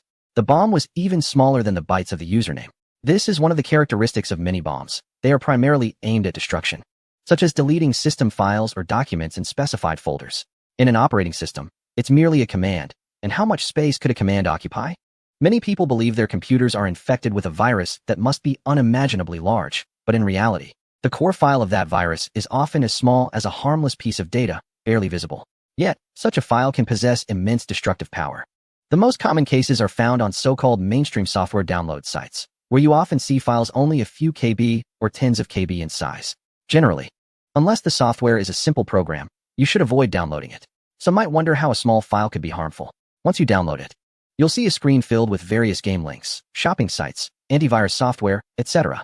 These programs will immediately bypass your confirmation and install themselves in the background, rewriting your registry and modifying your system files. When all is said and done, you'll realize that you've essentially reinstalled your system software from a mere few KB download. So, to thank everyone for reading my book, I want to remind you to avoid clicking on the top 10 results of search engines. You won't find anything but viruses there. Singh's bomb utilized this method. But while creating the bomb was easy, integrating it into the username data was challenging. Thus, Singh had to once again employ the fusion symbols from the key code. Next, Singh connected to the CNC server normally. When he opened the login portal, he glanced at the large screen showing network fluctuations. Sure enough, the network jumped again as he was logging in. Singh could clearly feel his login data stutter slightly. Although it was just a minor hiccup, he noticed it distinctly. Once everything was back to normal, Singh chuckled and closed the website. Suddenly feeling very thirsty, which was a habit of his when excited, he asked, "Can someone get me a glass of water?" Upon hearing this, several girls stood up to pour him water, and Siyu also got up, snorting. "Let's see who dares to flirt with my husband." Liao Simin, upon hearing this, asked Singh, "Gezi, didn't you already have a big rabbit at home? Why do you have another one here?" Singh was at a loss for words and helplessly replied, "I don't know why." The other girls reluctantly sat back down, and in the end, it was Siyu who poured Singh a glass of water. After taking a sip, Singh pulled out a software program from his USB drive, which displayed the damage caused by the bomb and the scanned data on whether the information had been downloaded. After reviewing it, Singh was finally relieved. None of the hijacked data had been downloaded. Moreover, the opponent's computer system had been completely destroyed, and all the data had been deleted. At that moment, Xiaojia's voice came through the radio. "Report, we have arrived at the Doqing Hotel. While searching for the target, we discovered a person angrily smashing his own computer." Everyone turned to look at the big screen and saw a foreigner in the Doqing Hotel continuously smashing his computer. His expression was one of extreme pain, anger, and even a hint of despair. Singh was now certain that this person was the hacker. Only someone affected by his bomb would be this devastated, which gave Singh confidence. Xiaolong commanded, "Take him down." Liao Simin looked at the big screen and then asked Singh, "Singh, is the data safe?" Singh inquired, "You said you wouldn't let me go undercover. You're not going back on that, are you?" Liao Simin replied, "Look at me. I'm an adult. Would I joke about that with you? Besides, given the current situation, if you leave, CNC will probably be ruined. The data was hijacked, but not downloaded. And now it's been deleted, but that doesn't mean the hacker hasn't seen it. I can't delete what's stuck in his head." Everyone finally felt relieved after hearing Singh's words, especially Xiaolong, who wiped the sweat from his forehead, glad that he wouldn't have to retire and go home to rest. Liao Simin patted Singh on the shoulder and said, "Well done, Gezi. You've saved CNC once again. On behalf of CNC, thank you. As for that hacker, you don't need to worry about him. Everything he has is ours now." After saying this, Everyone turned back to see that Xiaolong had already surrounded the hacker with special forces. Just then, skeleton Shell Song Gao appeared next to the hacker, pulled up a chair, and sat down, seemingly familiar with the hacker. Chapter 237 Module Liao Ximin saw Song Gao and curiously asked, "Who is this skeleton?" Long Tianwu, who was behind him, stepped forward and whispered a brief explanation in his ear. After listening, Liao Ximin immediately cursed, still calling him Seventh Master? Just looking at this guy, you can tell he is not a good person. If he is clean, then I don't carry the Liao surname. Xiao. Tell Xiao Jie to take action and bring that Song Gao back, no matter who he is. Xiaolong immediately relayed the order to Xiao Jie. Sun Gu, seeing this, felt amused. He had long been displeased with Song Gao and wondered if this time he could clear his name. On the other side, receiving the order, Xiaolong didn't care too much and gave a command to the surrounding soldiers. A dozen special forces soldiers quickly surrounded them. Both the foreigners and Song Gao were taken aback. Before Song Gao could react, one of the foreigners grabbed a computer and smashed it over a soldier, pushing another soldier aside in an attempt to escape. Xiao Jie reacted quickly as the guy broke out of the crowd. He swiftly stepped forward and grabbed the foreigner by the neck. What Xiao Jie didn't expect was that this guy was still a skilled fighter. He turned his body and immediately broke free from Xiao Jie's grip, kicking out. Xiao Jie dodged and countered with a punch aimed at the guy's face. The foreigner crossed his arms to protect his face, but didn't expect Xiao Jie to suddenly change his move and deliver a sweeping kick. The foreigner lost his balance and fell to the ground with a thud. Xiao Jie rushed over and pressed his knee into the foreigner's back. The hacker cried out in pain. "I'm an American. You have no right to do this." "American? I'm specifically targeting you, the American," Xiao Jie replied, followed by a slap to the face. The other soldiers immediately stepped forward and took him out of the restaurant. Song Gao was somewhat dumbfounded. But since he recognized Xiao Jie, he took the initiative to speak. "Brother Xiao, what is going on?" Xiao Jie chuckled and said, "This person is a spy?" Upon hearing this, Song Gao's expression changed. "A spy?" "Yes, a spy, and I noticed you seem to know him." "Song Gao, we need to investigate this matter thoroughly. Come with us to the headquarters." "Wait, I don't know him at all. I just saw him, a foreigner smashing a computer, and I was worried it would disturb other guests, so I came over to remind him to be quiet." "How could I know he was a spy?" Xiao Jie chuckled and said, "What you say doesn't count. We need to investigate before we can determine anything. Stop talking nonsense and hurry up." After that, Xiao Jie waved his hand, and two special forces soldiers, without saying a word, grabbed him and carried him out like a chicken. The guy was still shouting at the already confused manager, "Tell my uncle to come immediately." Xiao Jie rubbed his nose, thinking, even if you call your grandfather, it won't do any good. Liao Ximin gave the order herself. It's not that easy. At the headquarters of CNC, Xiao Jie handed the American's computer to Sun Gu. The data inside was already destroyed and basically useless. However, Sun Gu chuckled and said, "I can get it working normally in 5 minutes." After finishing speaking, Sang plugged the USB drive into the computer. The keyboard was damaged and unusable, so an external keyboard was connected instead. Fortunately, the screen was still functioning well. The products made by foreigners are indeed durable. After typing in a string of code, the computer miraculously restarted. However, once the system booted up, it immediately entered a program window. Sang input another command, and the program started right away. Now, no matter what Sang did, there was a crowd of people surrounding him, watching intently. Even if they didn't understand anything, they were still observing without blinking. However, Xiao Jie didn't care about that and asked directly, "Sang, what is this?" "This is software I developed myself, capable of deep system data recovery. Besides, it just got infected by my virus. It's not like it exploded. It can be easily fixed." The program Sang used was a relatively common document and system recovery tool, but what set his software apart from others was its faster and more comprehensive recovery speed. Some people said that if the files were completely deleted, how could they possibly be recovered? While the files in the system were deleted, the files in memory, remnants of the software, and data in the protected registry still contained information prior to uninstallation. Therefore, as long as the right method was used, recovery was possible. Sure enough, within 5 minutes, Sang had restored all the data on the computer. Not only did he find a large number of CNC user profiles, but he also discovered many other files. After reviewing a few, Liao Ximin realized that these were high-level confidential documents from the Dragon Country, containing both commercial and military information. Sang was even more certain that this was a hacker's computer, and the foreigner's name was Hunter. Since Sang couldn't use the designated search domain in CNC to look up this person, he could only ask others to find information about him using different computers. Liao Ximin even utilized agents from the intelligence department, but these agents needed some time to gather information. Seeing this, Sang thought to himself that if he could use the designated search domain, he would know everything about this person in a minute. While waiting, Sang, feeling bored, continued to browse Hunter's computer. As he flipped through, he suddenly discovered something interesting. This guy's network switching software operated in a modular mode. This module added all recognizable and potentially connectable wireless networks, and then it would attempt to crack the login passwords for all networks. Upon seeing this, Seng seemed to recall something and quickly switched to another computer, inserted the USB drive, opened the wireless network folder, and dragged out all the downloaded software. He then returned to Hunter's computer and copied this wireless module back to another computer. The people behind him followed him back and forth, which left Seng speechless. He turned around and said to them, "You all go do your work, stop staring. I'll let you know what this is when I have time." Xiaolong also said, "Are you all so free right now? How about going out for 100 kilometers? As soon as the words were spoken, everyone disappeared.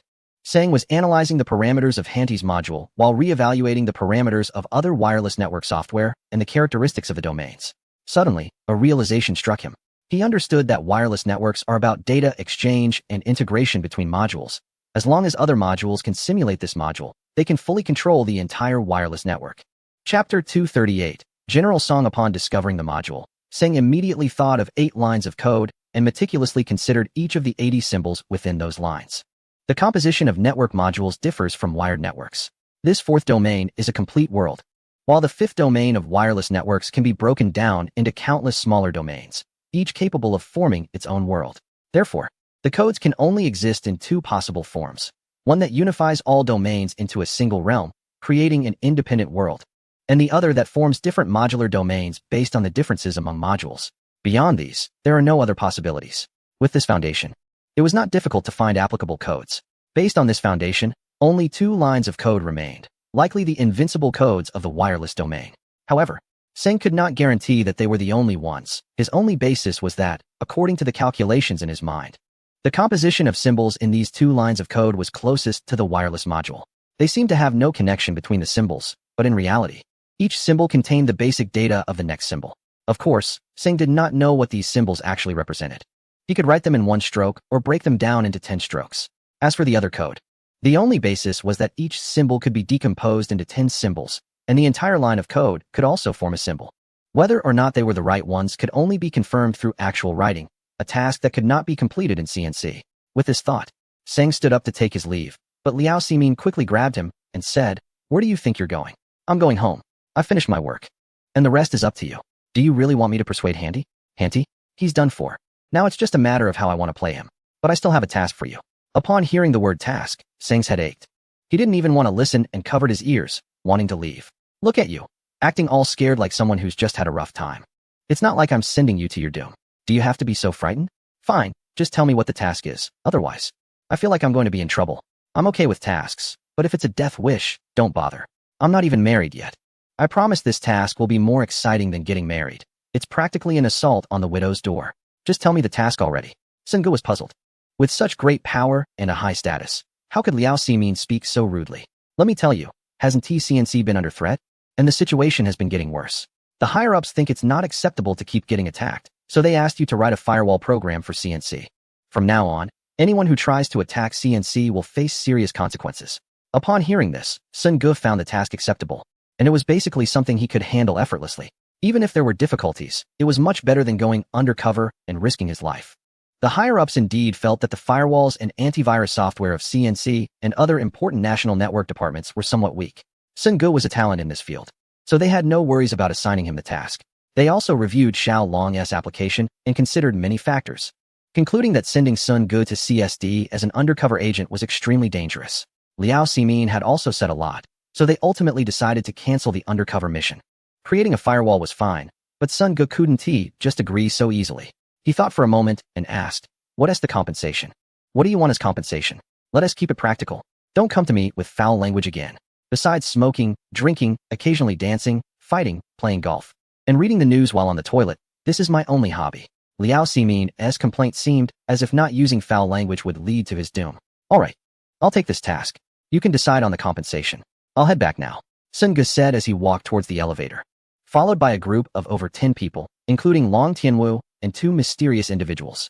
As the elevator doors opened, Sun Ge stepped in first. After Long Tianwu entered, he turned to block the elevator door, not allowing anyone else to enter until the doors closed. The others could only watch, unable to utter a word. "What are your plans regarding Clark?" Sun Ge looked at the changing floor numbers and slowly said, "An enemy is an enemy. I will never compromise with them. I must destroy CSD. This was Sun Gu's decision and plan. Enemies must be eliminated, or he would have to die. It was a simple truth. No matter what method CSD used, they should not expect to gain anything from him. However, before they died, Sun Gu intended to extract something from them. The plan was just beginning. When the elevator doors opened, 6 or 7 people were already waiting outside. The leader, a man in his 60s, stood straight with piercing eyes. Just passing by him felt like encountering an imposing presence. Although he was in plain clothes, Sun Gu could tell at a glance that this old man was a soldier, and an active one at that. However, for some reason, he had a face full of anger, and even his breathing seemed filled with rage. Sun Gu made a nonchalant expression and stepped out, while Long Tianwu looked back at the closed elevator doors and said, "Chief of Staff Song, Uncle Song Gao." Now it made sense. No wonder this old man seemed like a bomb with a lit fuse, ready to explode at any moment. Bomb. At that moment, Song Yongyan felt like a missile. What does CNC want to do? What right does Xiao Long have to do this?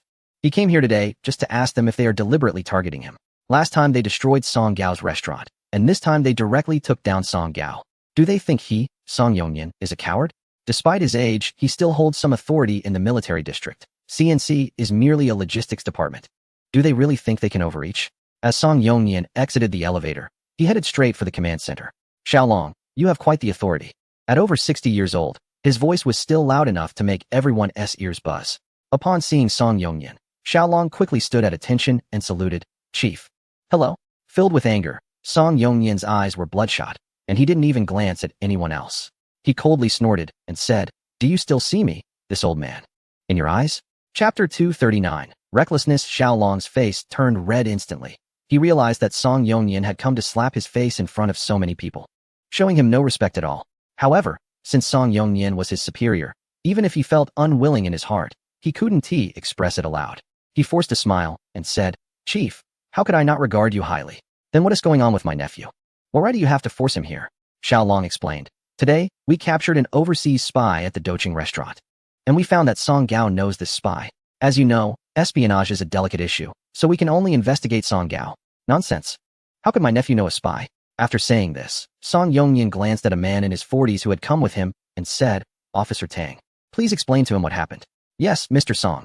The officer named Tang, with an air of arrogance, walked up to Xiao Long and said, "The situation was like this, that Hanti was smashing a computer, and Song Gao was afraid he would disturb others' meals, so he went to persuade him. Your people saw this and beat him up without asking for clarification, then took Song Gao to CNC, claiming he was a spy. Do you have evidence to support this?" After Officer Tang finished speaking, Xiao Long glanced at Liao Ximin beside him. Liao Ximin frowned but remained silent. Song Yongyan continued, "Do you understand? I am taking Song Gao out of here now." "Where is he?" Xiao Long smiled and said, "I'm afraid you can't take him. Our investigation is not over yet." "Xiao Long, are you being reckless with me?" Song Yongyan's thunderous voice echoed again, causing everyone's ears to buzz once more.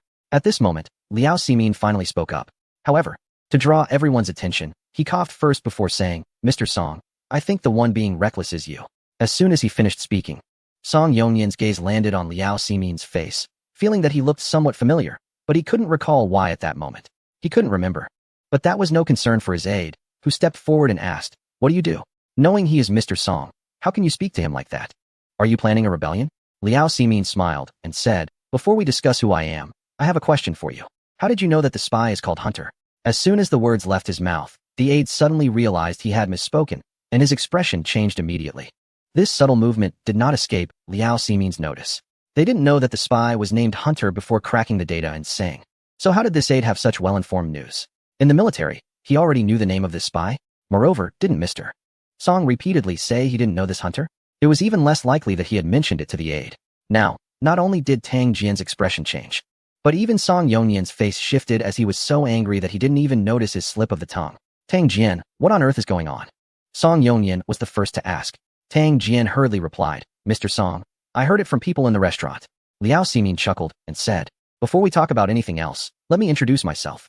I am Liao Ximin, the commander of a department under the highest authority, with the rank of general." Upon hearing this, Tang Jian suddenly felt his legs weaken, as if someone were pulling his hair one strand at a time. Song Yongyan finally remembered who this person was and quickly stepped forward, standing at attention to salute. "Hello, Commander." His rank was Lieutenant General, while Liao Ximin was a general. And in terms of power structure, he couldn't compare. If he didn't salute, was he waiting for Liao Ximin to salute him instead? Liao Ximin smiled and said, "No need to be formal. We are both in civilian clothes. Just call me Commander Liao. I like that title. It sounds like an engineer commanding a rocket launch. But today, I am commanding something else, capturing this hunter. Besides that, I can tell you one more thing. This Tang Jian, and that Song Gao, and of course, you, Mr. Song, will all undergo a thorough investigation. Upon hearing Liao Ximin's words, Song Yongnian suddenly felt darkness in front of his eyes and could no longer stand. The people around him, except for Tang Jian, rushed to support him. Xiaolong hurriedly ran over, held Song Yongnian's hand, and gently said, "Old commander, don't worry. Your loyalty to the country is well known, and everyone will believe you." Liao Ximin also stepped forward and said, "Xiao is right. Mr. Song, you have served in the military for so many years without any mistakes. This investigation is due to special circumstances. You know that spies stealing our intelligence or inciting our personnel is absolutely unacceptable. This was not the place for a discussion." So Liao Ximin had them help Song Yongnian to Xiaolong's office to rest. As for Tang Jian, he was to be captured without question. After issuing the orders, Liao Ximin received the information about hunters sent by the agents. Although it was not very comprehensive, it was sufficient for their needs. This individual overseas is quite a mysterious figure, specializing in utilizing hacking methods to steal commercial and military intelligence from certain countries. At times, he also extracts confidential information as needed. As for why he wants to hijack the user data from CNC, only he can provide the answers. However, this is not difficult for Liao Ximin. Hunter is not an operative and has not undergone specialized training, making him relatively easy to handle.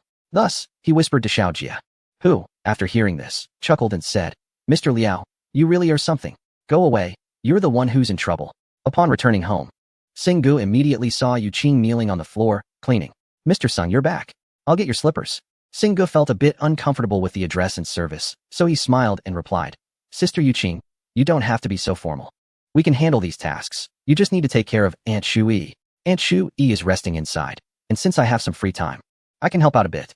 After changing into his slippers, Xinggu was eager to start his work, so he exchanged a few polite words before heading upstairs. After thinking for a moment, he added, "Sister Yu Qing, I'm going to take a nap, so you don't need to call me for dinner." "Understood, Mr. Sung." Xinggu dove into the secret room and began his work. Chapter 240. Wireless mode. Xinggu first wrote down 2 lines of code on paper and then stared blankly at the code. Theories are easy to generate, but applying them practically is quite challenging. The main issue is that Xinggu has no idea what these codes mean. They look like a language invented by aliens. Apart from their mystery, he feels nothing else. He decided to break down the entire process into smaller steps, starting with modules. The creation of modules can take many forms. Or perhaps they are intangible, merely a conceptual thing. This concept is the most crucial step. Xinggu repeatedly thought about this concept in his mind. It is a kind of thought, a guide, and a way of existing within a particular domain. This domain is different from others. It is composed of one field after another. What is this domain? At its most basic level, this domain is an independent Wi-Fi signal, or a network switch. On a higher level, it refers to a city's wireless network, a country's wireless network, or even a global wireless network. In terms of the most basic Wi-Fi, it has a fixed domain with range and distance limitations. Wait a minute. As Xinggu thought of this, he suddenly realized that this range and distance are equivalent to the boundaries of a module. With this thought, Xinggu immediately started writing on the paper, discarding the professional jargon, and listed 10 types of wireless network modes. They are Wi-Fi networks based on the WLAN protocol in a local area network state, which is the Wi-Fi network we use at home. There are also home-based group networks, which utilize a protocol framework to drag out 2 or more channel networks.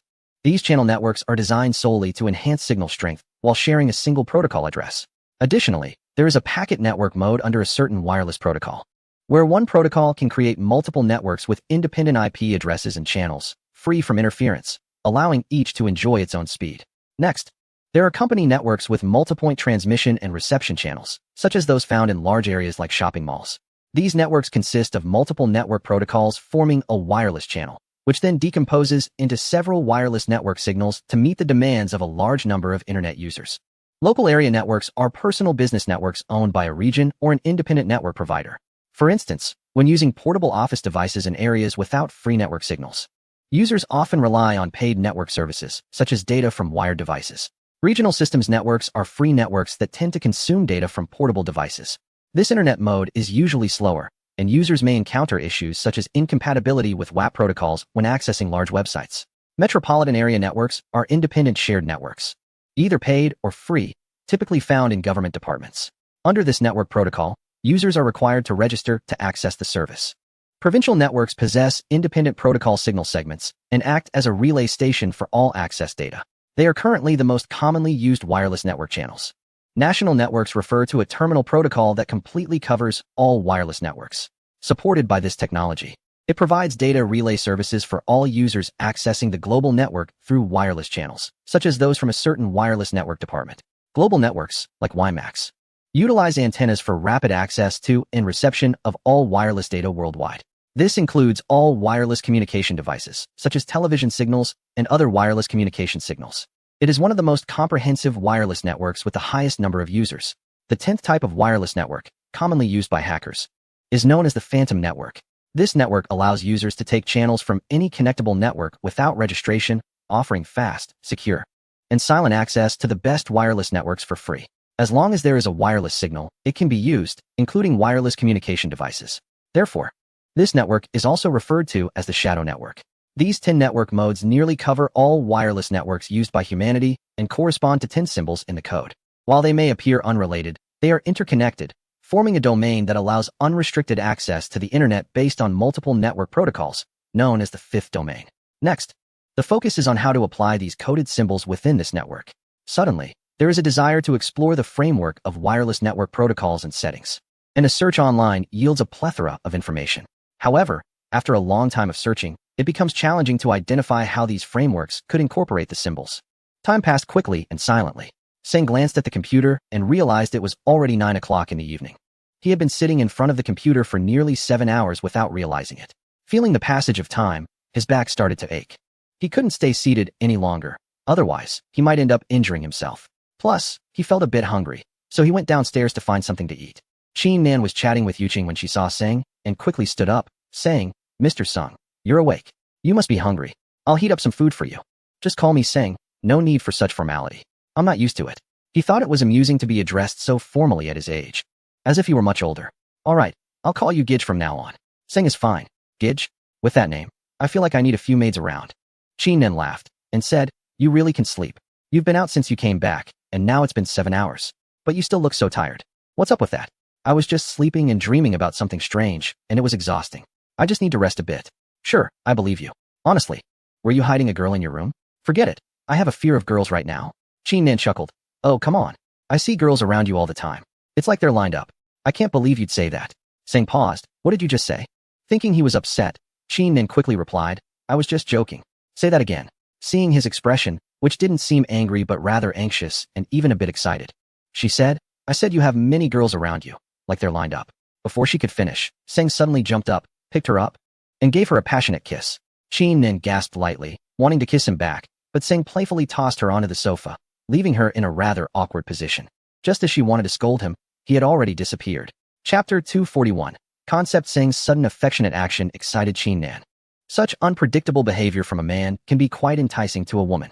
However, before she could respond to her excitement, Singh had already tossed her onto the sofa, leaving her flustered and nearly breathless. Just as she was about to let out a frustrated remark, Singh's shadow had vanished. "You jerk, aren't you going to eat? Cook me a chicken, I'll take a shower and be right down." Fearing she might suspect something, Singh casually made up an excuse and opened a secret room. Diving inside, a careless joke from Chin Nan suddenly prompted Singh to think of an important question, which could potentially be the key to deciphering the mysterious symbols. He first downloaded a driver for a wireless network card and thoroughly analyzed the program into lines of programming code. He also downloaded 10 different network connection protocols and unified wireless connection data settings. He broke these down into programming code and then used fusion symbols to compile each protocol into a single code. Singh closed his eyes and took a few deep breaths because what he was about to do was truly exciting. He listed out 10 lines of program code and began to examine them closely. As mentioned before, these wireless networks seemed unrelated, yet they were interconnected. What connected them was not their own protocols, but the network data they accessed, meaning they were all using these 10 different methods to access the same data network. This was their point of connection. For example, when chatting online with wireless devices, they had no wired network but could still connect to data. The connection came from the wired network. So, the question arose, why could they access a network simultaneously but not connect with each other? A reasonable explanation was that they were wireless devices. Why should they connect? This was true for wireless networks as well, as long as there was data access. Why need a connection? However, what Singh wanted to do was to connect them together. He first used programming software, along with fusion symbols. to merge these 10 lines of code into one software. The outcome was bound to be failure, but that was exactly what Sun wanted, as he needed to understand why these network protocols could not connect and find the reason behind it. After analysis, Singh finally discovered that the main reason preventing their connection was channel conflict, or in other words, the inability of wireless signals to identify the channels of all connected devices. This was similar to the concept of IP address conflicts, which prevent network access. Wireless devices often share a single address while being connected by many devices within the signal coverage area. At times, two or more different IP addresses could use the same type of wireless network auxiliary device, leading to channel conflicts. Another crucial reason was the commercialization of services, simply put, the attributes and content of services between paid and free access. Therefore, to avoid conflicts and allow users to access the wireless network normally, the modes did not connect with each other. This approach also increased the security of wireless network access. Sun wanted to control these networks, making this domain a part of his world. What he needed to do was connect them together. Singh clearly thought of a method to connect them by adding a symbol between each code to control and connect each wireless network. All network modes had to be fused together. This was the only way to control wireless networks. However, by doing so, only 9 symbols would be needed. What then was the purpose of the remaining symbol? For now, he set that symbol aside and linked the first 9 symbols together, but there was no response. He tried again, this time leaving the first symbol empty and adding the remaining symbols, yet it was still a failure. Singh would never be discouraged. The door to another world was right before him, and there was absolutely no reason to give up. He took out another code, leaving the last symbol blank, but failed. He left the previous symbol blank, and still failed. Could it be that I am wrong in my thoughts? Singh fell into deep contemplation once again, staring at the symbols on one display while looking at the program code on another. How could he connect them? He restored all the code to its original state, wanting to redo the previous program to see if there would be any new discoveries. However, after he redecomposed and merged all the protocols, the order and rules of the code changed completely. What was going on? Singh stared at the code without blinking. Why did it change? The only explanation was that the symbols altered their arrangement and pattern rules. But what did this change signify? Continuing to restore and merge, the rules changed again. After doing this a dozen times, it remained the same, and each time the changes were different. The ability to change these established rules indicated that these symbols could fully control the data. It was the symbols that changed. But why could they only change and not control? Yes, control. Singh suddenly asked himself what exactly he wanted to control and for what purpose. If the code was cracked, it was the mysterious code that brought him into this enigmatic world. The shield code was meant to allow him to grow safely in this world and ultimately dominate it. So, if he wanted to control this world, the prerequisite was whether he truly understood it. When you try to control something you do not understand, the outcome is often contrary to your expectations. Realizing this, Singh suddenly woke up. What he wanted was not control, but to step into this world, which was what he truly desired. So what was this world? Modules. It was entirely a world of modules. Such a simple principle. Why resort to such complex means to navigate this process? Each network pattern was an independent module. Singh believed that what he truly needed to do was not to connect the networks, but to form a complete module from all the network patterns. A module is a world, a concept, and what Singh needed to do was to embed this concept into the module. What is the concept? It is these mysterious symbols. Chapter 242. The fifth domain. How could he turn symbols into modules? With the theoretical foundation established, it would be much simpler now. If he merged them as before, the result would surely still be a failure. However, if he simply integrated these 10 symbols into each module, the outcome would be different. The prerequisite was that Singh had to write his own module code, a module code capable of merging symbols, connecting all the code together as Nin suggested.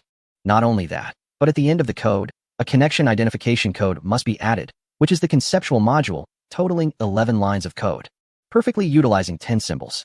This conceptual module represents the display method of wireless networks, which is what is required, allowing connections with all networks through the module. Therefore, the foundation of this module is based on the protocols of wired networks, on which wireless connections to the respective networks are added. This aligns with the previous theory that wireless networks are not interconnected, yet simultaneously access a single network. It is akin to these 10 mysterious codes, although they appear unconnected. They construct each other's existence, thus forming a unique network world. This is the function and significance of the third code. In simpler terms, it integrates the concept of wireless networks into a part of wired networks, enabling the 10 mysterious codes to control everything under any network conditions, anywhere. For the developer, there were no issues with programming. With a thorough understanding of the wireless network data model, a unique software for a wireless network connection module, belonging entirely to the developer, was quickly created. Notably, this connection module is adaptable, meaning it is merely a module that can encompass all wireless network patterns. Before the developer pressed the confirmation key after completing the last symbol, he carefully reviewed all symbols and codes, ensuring there were no issues, and finally pressed the confirmation key. Instantly, the monitor's display transformed into a deep blue, which then decomposed into 10 cubes. Simultaneously, one symbol from the shield code was activated and also decomposed into 10, each marked on one of the blue cubes. Once the symbols were marked, the cubes suddenly turned transparent, yet appeared more vibrant. Resembling 10 newborns curious about everything in the world, they began to absorb all data from the network, everything. In the developer's view, the data rapidly appeared and vanished, all entering a single cube, until the last image disappeared, and they again flashed a deep blue light. The developer was astonished, his mouth agape. Everything that had happened seemed to open a mysterious door, revealing a world so magical and shocking. He attempted to click on one of the cubes with the mouse, but all the cubes, like playful children, suddenly began to jump around the screen, frolicking. In an instant, the developer was drawn into their joy, persistently chasing and clicking on any of them with the mouse. However, with each click, they successfully evaded capture. The faster he clicked, the quicker they jumped. The screen was filled with bouncing cubes until they began to blur due to speed, ultimately merging back into one with a pop. Moreover, its size began to gradually shrink. When it matched the size of the desktop icon, it automatically jumped above the shield code, and the desktop returned to normal at that moment. Singh clicked on it again. And just like the shield code, it enlarged upon being clicked, displaying 10 lines of continuously scrolling code. At this point, a question arose. How should this wireless module be used? Was it active like the shield code? Singh casually clicked on one of the scrolling lines of code, and suddenly a window appeared, continuously scrolling different IP addresses. Upon seeing the format of these IP addresses, Singh realized they were all wireless networks. He randomly clicked on one of them, and another window appeared, showing a string of data that included the registration information of this IP address, wireless network mode, type of wireless network card used, connection status, channel scheme, and so on, all very detailed. At the bottom of the window, there was a prompt asking whether to connect to the wireless network host. Singh clicked yes. After a 2-second connection prompt, another display showed the system of the wireless devices using that network. Singh suppressed his excitement and opened several folders, which contained some personal privacy data. Based on the directory structure, he quickly realized this was a portable wireless communication device, not a computer system. The IP address was located in a certain country, which meant the owner of the device was from there. Singh had no interest in the somewhat inappropriate adult images he found. He wanted to know if he could connect to a specific wireless network. Thinking of this, he decided to test it using the library's wireless device address. He entered the address into the search box, and in less than a second, all the information regarding the library network appeared before him. Since only Singh's computer was using that Wi-Fi, and it was not connected to the network at the moment, the code indicated that no wireless network device under that IP address was attempting to access the network and asked if he wanted to connect to the host. Singh clicked yes, and soon the system of the old librarian's computer appeared on his screen. What struck Singh as odd was that, so late at night, someone was still using this computer to access adult websites. Was the old librarian not going home tonight? At his age, he should really go home and rest. This was getting out of hand. Singh used the old librarian's computer for his experiment, as he was now fully using the wireless network to access it. This meant he had entered from the wireless network into the wired network. So could he use the key code to bypass the firewall? Singh opened a certain feature in the system, and once it was activated, the wireless module prompted that it had entered the system and asked if he wanted full control. At this point, Singh had a mischievous smile on his face. The old librarian was in for a surprise. Chapter 243, Confused Emotions. After opening the Ghost Realm, Singh completely accessed the old curator's computer system. Much like using a wired network, all system commands could be executed. First, he closed all the open websites, and the computer stopped operating. It was easy to guess that the old curator must be wondering why everything that seemed fine suddenly disappeared. After waiting for about half a minute, the old curator reopened the websites, and Singh closed them again. A few seconds later, the old curator attempted to shut down the computer. Singh blocked the shutdown command, and the old curator seemed to click several times without any response, surely cursing the computer again. After a few more seconds, the old curator probably thought that since he couldn't turn it off, he might as well continue watching videos. However, Singh shut down the computer. Singh almost laughed himself to the ground, not only because he imagined the old curator's expression, but also because he had conquered another mysterious code, making him even more powerful in the realm of the internet. What could be more exciting than this? It felt like opening a door to a vast world and then conquering that world. Singh named this wireless module code Infinity, symbolizing the boundless nature of the internet realm and representing the infinite existence of all dreams and pursuits within this domain. Everything you can think of is here, or rather, everything is in your hands. as if the meaning of life is endless. The surprises that infinity brought Sang were not limited to this.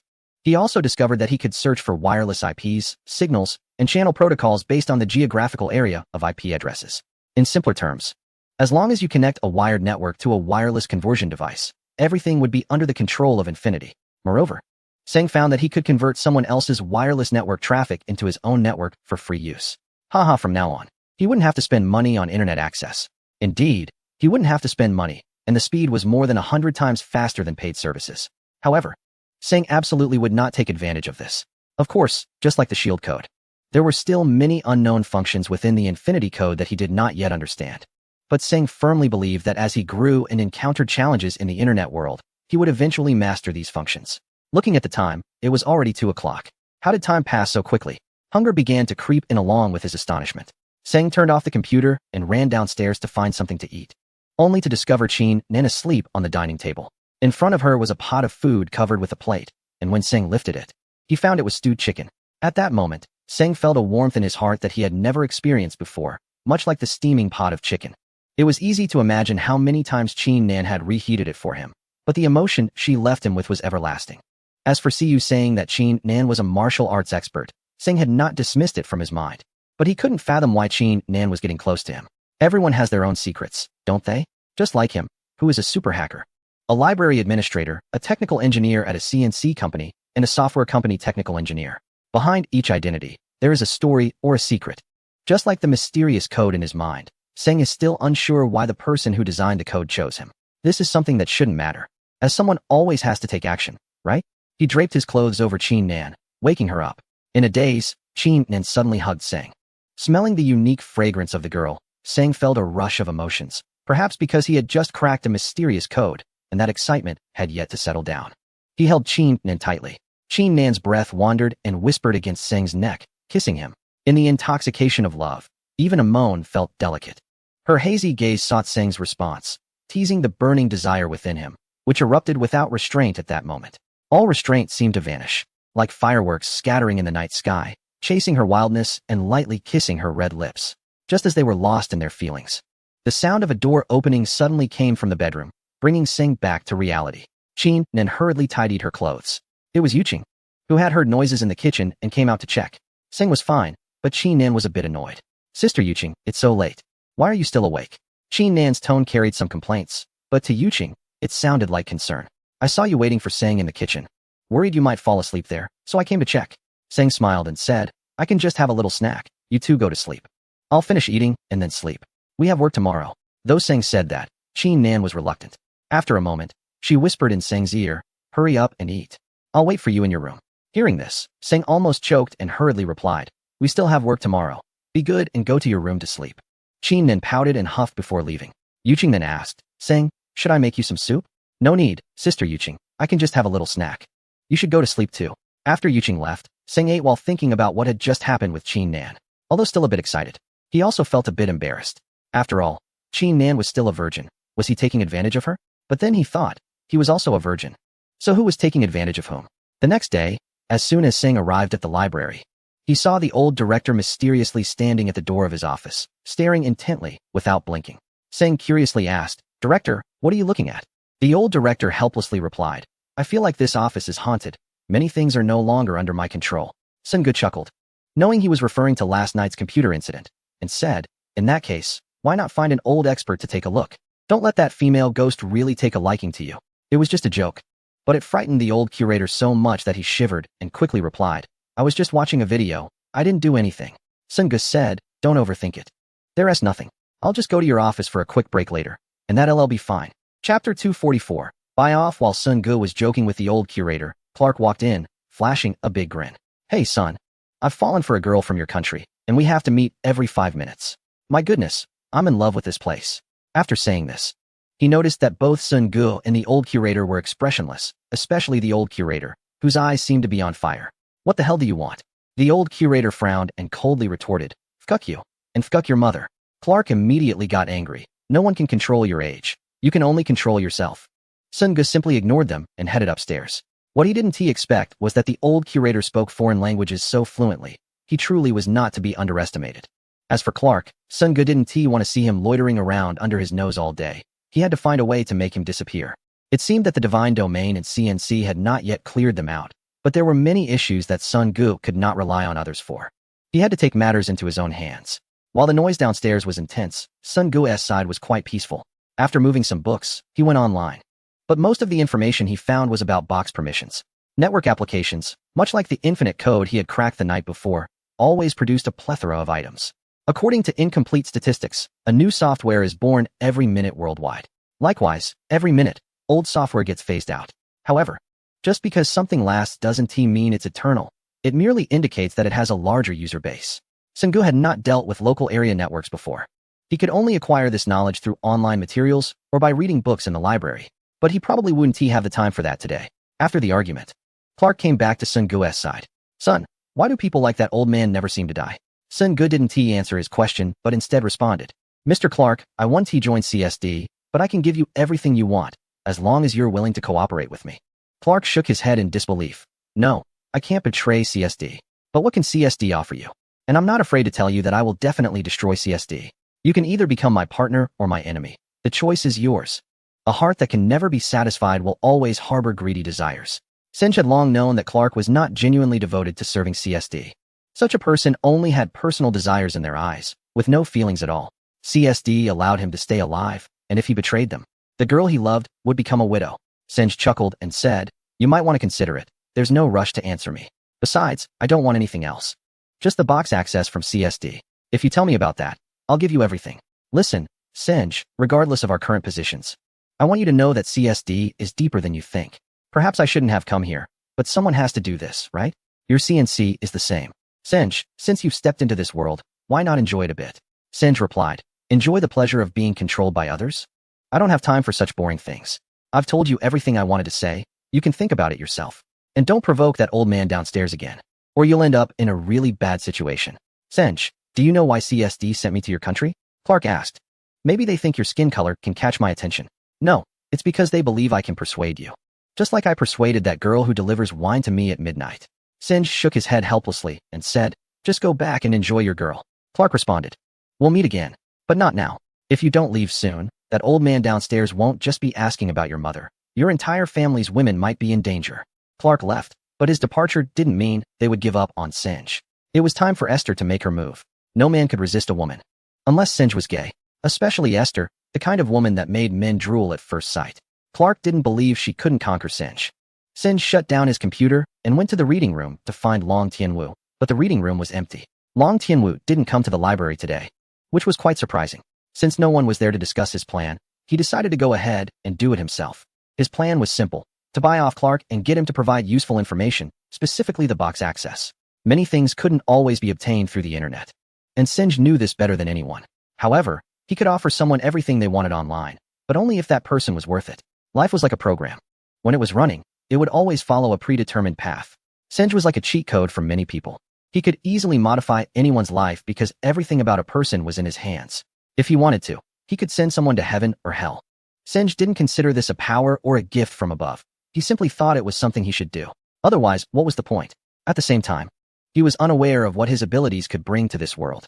Whenever he thought about this question, he would always ask himself what he truly wanted. At those moments, he would realize that he could give everything to everyone, but what he desired had never been received. His parents, Jack, and so on, he had never gotten anything from them.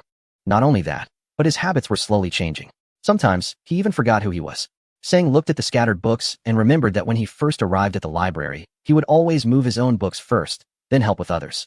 He enjoyed this repetitive task, as if it would never end, and he always felt compelled to do it. But now, he had no time or mood for it. His life trajectory had completely changed. Accept or refuse.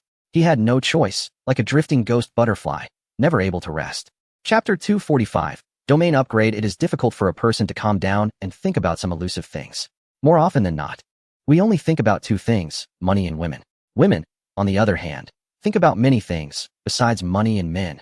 They also wonder if there's a man with a 30-centimeter giant egg showing off his strength on their portable devices. Beyond that, there are even more things to consider, including what color underwear they should wear to a particular meeting and how to discreetly showcase their expensive toilet paper to other women. In comparison, Seng's concerns were much simpler. Aside from whether to have chicken or fish for dinner, it was just Clark's remark about there being a mole in CNC. The issue of a mole in CNC was quite normal. Who hasn't he forgotten to bring toilet paper when nature calls? Especially with how large CNC's situation was. However, what Singh wanted to know was who this mole was. Why was there always a mole? This was a question that could never be clearly answered. Much like a man being caught kissing a girl on the street by his wife, turning around and saying, "That wasn't me." Chin Nin suddenly appeared behind Singh, gently wrapping her arms around him. "Dear, what are you thinking about?" "I was wondering how you dared to do something so shocking here," he replied, pulling her hands away and turning back to say, "You absolutely can't do this in the library. Okay, let us do it at home. It's even more impossible at home. In short, we can't do this anywhere." Chin Nin pouted. "Weren't you very gentle yesterday? Why have you suddenly changed?" "Last night I was a rogue, but now I'm back to normal. You need to be clear-headed too. I have to go out for a bit. I'll buy a fish for dinner. Keep an eye on the old curator for me. If he asks, just say I went to the bathroom." Singh grabbed his computer and left, while Chin Nin called after him. "Where are you going?" "I'm going to the park to see if that old man from last night climbed that tree." "What a rascal." Singh went directly to the CNC, intending to find some information on the internal servers. Although he could hack his way in, he didn't want to raise any suspicions. The guards at the entrance were already familiar with him and opened the door without checking his ID. Upon reaching the command center, he found that Xiao Long and Xiao Jia were absent. As soon as Siyu saw Singh, she rushed over like a rabbit. "Darling, I've missed you. You don't even know how much I think about you. Why haven't I seen the boss and the others?" Siyu's mood soured when she heard this, and she pouted, saying, "Why are you only asking about me? You should be asking those old geezers. Isn't this good?" Singh replied, feeling a bit confused. "I mean, I want to be with you. All right, let's go." Singh raised his hands, ready to clap. Despite being a hacker, he was completely lost when it came to such slang. Siyu's facial muscles twitched as she helplessly said, "They're in the meeting room. Be brave and go find them." Singh thanked her and turned to leave, while Siyu bit her lip and muttered, "You jerk, I don't believe I can't get you." The meeting room was bustling with activity, filled with people, including Long Tianwu, who seemed to be in a meeting. Upon seeing Singh, Liao Ximin said, "You're just in time. We haven't started yet." Singh replied, "You all continue. I'm just here to request access to the internal server to look for some information. Do that later. We're having a meeting now."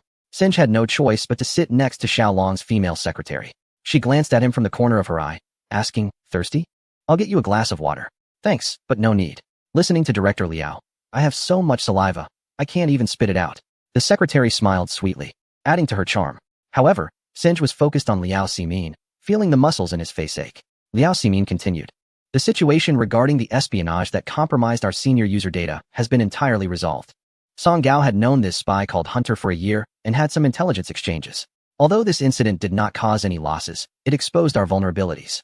The higher-ups are now very concerned about the protection of sensitive information, so we have been ordered to strengthen the server defenses, especially the data servers. Such breaches cannot happen again. The command for this server upgrade will be led by me, with Singh as the chief engineer. All departments must coordinate fully to ensure this mission is completed successfully. Does anyone have any questions?" Xiao Jia asked. "Director Liao, how extensive is this server upgrade?" Liao Ximin replied, "All servers need to be upgraded. This is the largest upgrade in our country's 4th domain." Singh suddenly felt his legs weaken and his feet lost sensation. Xiao Long asked again, "How long do we have to complete the upgrade?" 1 year. Singh felt his tailbone lose sensation as well, struggling to stay seated. Xiao Jia chuckled and said, "Upgrading definitely requires new equipment. How much funding did the higher-ups provide?" 1 billion. Sun Gu fell to the floor with a thud, his hand accidentally brushing against the secretary's thigh, which was clad in black stockings. The sensation. The secretary hurriedly helped Sun Gu up, while Liao Ximin remarked, "Did you not sleep last night?" "Well, Liao, I feel like life has lost its meaning. I plan to live in seclusion, so you should find someone else." "Sure. Wherever you choose to hide. We'll set up the project headquarters there. I'm only 19. Can't you let me enjoy life like a child?" Sun Gu was at a loss for words. How could he manage such a large project? The higher-ups really trusted him, even if he wanted to take it on. The scale of the project was beyond his capability. Liao Ximin glanced at Xiao Long, who immediately stood up and said to the others, "The meeting is over. Everyone can get back to work."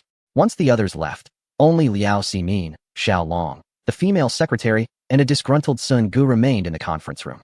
Liao Ximin said, "Sun Gu, do you know how many people dream of the chief engineer position but can't attain it? For this system upgrade, the higher-ups have given you all the authority. You can have whatever you want. Why are you still not satisfied?" Sun Gu didn't like what Liao Ximin was saying. When had he ever not been satisfied? It was them who always wanted to gain something from him. Now they had set up such a grand affair. Did they really trust him that much? Let us not forget, he was a hacker. If they found out his true identity, would they still be so at ease? It would have been fine if no one knew, But now at least Xiao Jia and Xiao Long were aware, and see you might know too. No one could guarantee that the higher-ups wouldn't find out. What would happen if they did one day?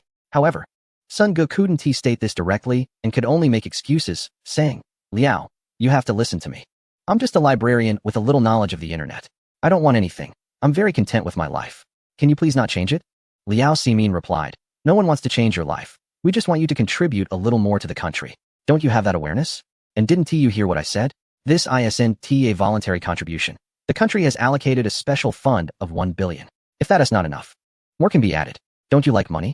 Sun Ge looked at Liao Ximin, who was grinning and was almost speechless. Of course I like money, but I also need the ability to earn it. Xiaolong added, Sun Ge, now is the time when the country needs you. Do you really want to watch as the 4th domain gets trampled by those unseen enemies? 4th domain? It's already the 5th domain now, okay? Who knows? There might even be a 6th domain in the future. But how is that relevant to me? CSD and those mysterious figures are always bothering me. And there are so many girls surrounding me all the time. I don't have time to deal with this. Sinj seemed a bit hesitant. So Liao Ximin asked everyone else to leave, leaving only the two of them in the meeting room. The space suddenly fell silent, and in this quiet state, Sinj felt very tired and wanted to take a nap. Liao Ximin slowly said, Sinj, from my personal perspective, I admire you and like you very much. It's indeed not easy for an orphan to achieve such accomplishments. However, you should also understand that everyone's life comes with many helpless situations, right? For example, being separated from your parents at a young age. I believe they had their own reasons for having to leave their child. But one thing is certain. If they were by your side, I think they would definitely support you in contributing your strength to the country. I believe the good genes of your parents flow in your blood, and for their sake, you should do this. When Sinj thought of his parents, he felt a pang of pain in his heart. Liao Ximin was right. His parents would certainly support him in doing this. But they would also wish for his life to be better. If my parents were here, I wouldn't be sitting here listening to your nonsense. Sinj's tone was a bit harsh, but Liao Ximin showed no sign of anger. Instead, he stood up and moved to the window, continuing, Sinj, don't you understand my point? For your parents, you need to do this. You should know what I'm trying to tell you. If you don't understand, then let me say a few more things. As long as you contribute your skills to the country, one day, your parents will come back to you. Upon hearing this, Sinj suddenly stood up, walked a few steps behind Liao Ximin, and asked with a trembling voice, do you know something about my parents? If you do, tell me now. The news about his parents was the most important thing in Sinj's life. From Liao Ximin's words, it seemed he knew a lot about them. Sinj reacted quickly. Considering Liao Ximin's power, in this country, there seemed to be nothing he didn't know. However, Liao Ximin replied, Sinj, don't ask more. It's not the right time yet. Regardless of whether you give us work, I cannot tell you. This is not within my current authority to decide. Do you understand? Child. The sincerity in Liao Ximin's eyes was infectious, making Sinj believe that if he could say it, he would. Sinj, trust me. The day my authority reaches that standard will be the day your parents return to you. What you need to do now is to lay a solid foundation for your parents and strengthen your own capabilities. One day, when you have enough strength, you will be able to get anything you want. Sinj slowly sat back down in his chair, and in a daze, he seemed to see his parents' faces again. Even though it had been many years, their faces remained so clear in his memory. Liao Ximin's words indeed reminded him that a hacker, at the end of the day, is merely someone who remains alone in the darkness, forever accompanied by loneliness. No matter how spectacular the performance is, one can never establish a foundation for oneself. Just like fireworks blooming in the sky, people only see their dazzling beauty, but they don't know who sent them up there. Creating value for one's own survival through one's skills is something everyone strives for, yet it is something that Sun Ge has consistently overlooked. Now, Liao Ximin's words awakened him from his slumber, and Sun Ge stood up and said, all right, I agree to upgrade the domain. Liao Ximin smiled and nodded, saying, isn't that right? To get you to join this project, I'd even consider going to extremes. Sun Ge suddenly realized he might have spoken a bit too much, and stood up to leave. Wait, there's another issue. If you join the engineering department, you might not have time to work at the library. According to higher-ups instructions, you'll be transferred to the Divine Domain Department and will have to follow my orders. When I say stand, you can't sit. When I say go, you can't hesitate. Sun Ge slowly turned around and looked at Liao Ximin's expression, saying, I absolutely cannot give up my library job, but you can tell the old director that I will come to work when I have time. And I want to come when I don't. That is a bit tricky. If you join the Divine Domain, it might be easier. Stop beating around the bush. You guys keep giving orders all day, and now you say it's tricky. If that is the case, I'll think about the engineering matter again. I'll have someone handle it right away. Sun Ge turned to leave, but Liao Ximin called out. So, Sun Ge, are you joining the Divine Domain or not? Come on, play with me, will you? Chapter 247. Yu Jia as Sung Gu walked out of the conference room. He was about to leave CNC but thought about it and turned back, his mind focused on the project, forgetting the main purpose of his visit. Mr. Xiao, I need access to the internal server. Xiao Long pulled Singgu aside and quietly asked, Singgu, did you agree to Liao Ximin? Singgu nodded and said, I did. Otherwise, this guy would have made a scene in the conference room, and it would have stunk up the whole CNC. I agreed to protect you all. Xiao Long laughed and said, well done, Singgu. I knew I didn't misjudge you. This time, do your best, and let the higher-ups see your strength. By the way, what do you need internal server access for? Nothing much, I just want to see how that Hanny hijacked the server login data. I suspect the server module has been compromised. Singgu didn't want to tell him the reason, fearing it might alert the mole, who could very well be watching him right there in CNC. So, until he found that person, he could only come up with a vague reason to deflect the inquiry. Since Singgu said this, Xiao Long didn't think too much about it, and had his secretary take Singgu to the engineer to obtain server access. The login password for the internal server of CNC is controlled by 5 senior engineers, and all of them must provide their login modules simultaneously to access the internal server. However, there are only 4 engineers at the CNC headquarters, as one is on vacation. When Xiao Long gave the order, he insisted that the engineer must return to CNC immediately, no matter what. Xiao Long's word is law at CNC, and no one dares to defy it. The engineers immediately started heading back to CNC, claiming they would arrive shortly. Thus, Singgu waited in the office of the engineering department. The secretary finally had the chance to spend some time alone with Singgu. She poured him a cup of water and introduced herself. Her name was Yu Jia, a recent graduate who joined CNC as an intern. Due to her good looks, she was appointed by Xiao Long as the chief secretary of CNC. Yu Jia had heard of the renowned Singgu on her first day at CNC and had imagined him to be an old, grumpy man. But she was surprised to find him quite young and handsome, which instantly attracted her. They were of similar ages, and being young together naturally created a magnetic attraction. Therefore, Yu Jia paid special attention to Singgu. Mr. Sung, did you teach yourself all your technical skills? She asked, casually leaning on the desk. Her black stockings drawing Sung Ji's gaze involuntarily. Who on earth invented such a devilishly attractive thing as stockings? Did that person have a grudge against men? Coming up with an idea to torment them? Please don't call me Mr. Sung. It sounds too formal. Just call me Singgu, he replied, noticing his eyes lingering on her legs, causing Yu Jia to blush, though she showed no intention of avoiding it. There's a saying that women beautify themselves for those they admire, and since Singgu seemed to appreciate her legs, it felt like a good start. Then I'll call you Singgu from now on. I just graduated from university and joined CNC. You'll have to teach me more in the future, Yu Jia said. Singgu wasn't exactly knowledgeable about secretarial work. Did she expect him to teach her how to become a super hacker? When it came to romantic matters, Singgu was always a bit slow. While Yu Jia had already opened up the conversation, a man with even a bit of flirting skills would know what to do. However, Singgu simply smiled and said, I can't help with that, as I have a lot to learn myself. It's said that women express their feelings differently from men. If a woman genuinely likes a man, even if he has clearly rejected her, she bravely moves forward. We could learn together. I've recently signed up for a foreign language class, which runs from 7 to 10 every evening. Sometimes it gets late, and I'm scared being alone. Yu Jia continued. If it were Singgu, he would have surely responded, oh, how could you walk home alone so late? Let me walk you back. By the way, there's a barbecue place near your class that's quite good. How about I pick you up tonight, and we go eat there together?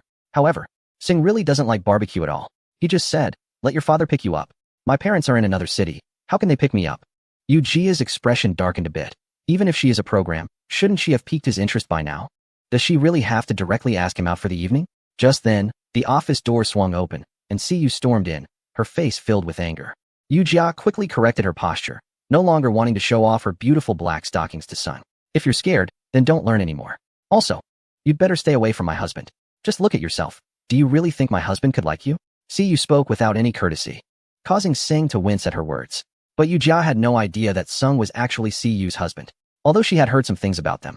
Wasn't it said that Sung had never accepted Siyu? How did it come to this? Despite Yu Jia standing confidently, she was quite articulate as well, saying, Siyu, I don't know what you're talking about. It seems like you're ruining the atmosphere between Sung and me. And what's wrong with my conditions? I think you're actually worse off compared to me. Sung felt that the situation was getting tense. It seemed like a fight was about to break out. After thinking it over, he understood why Siyu was angry.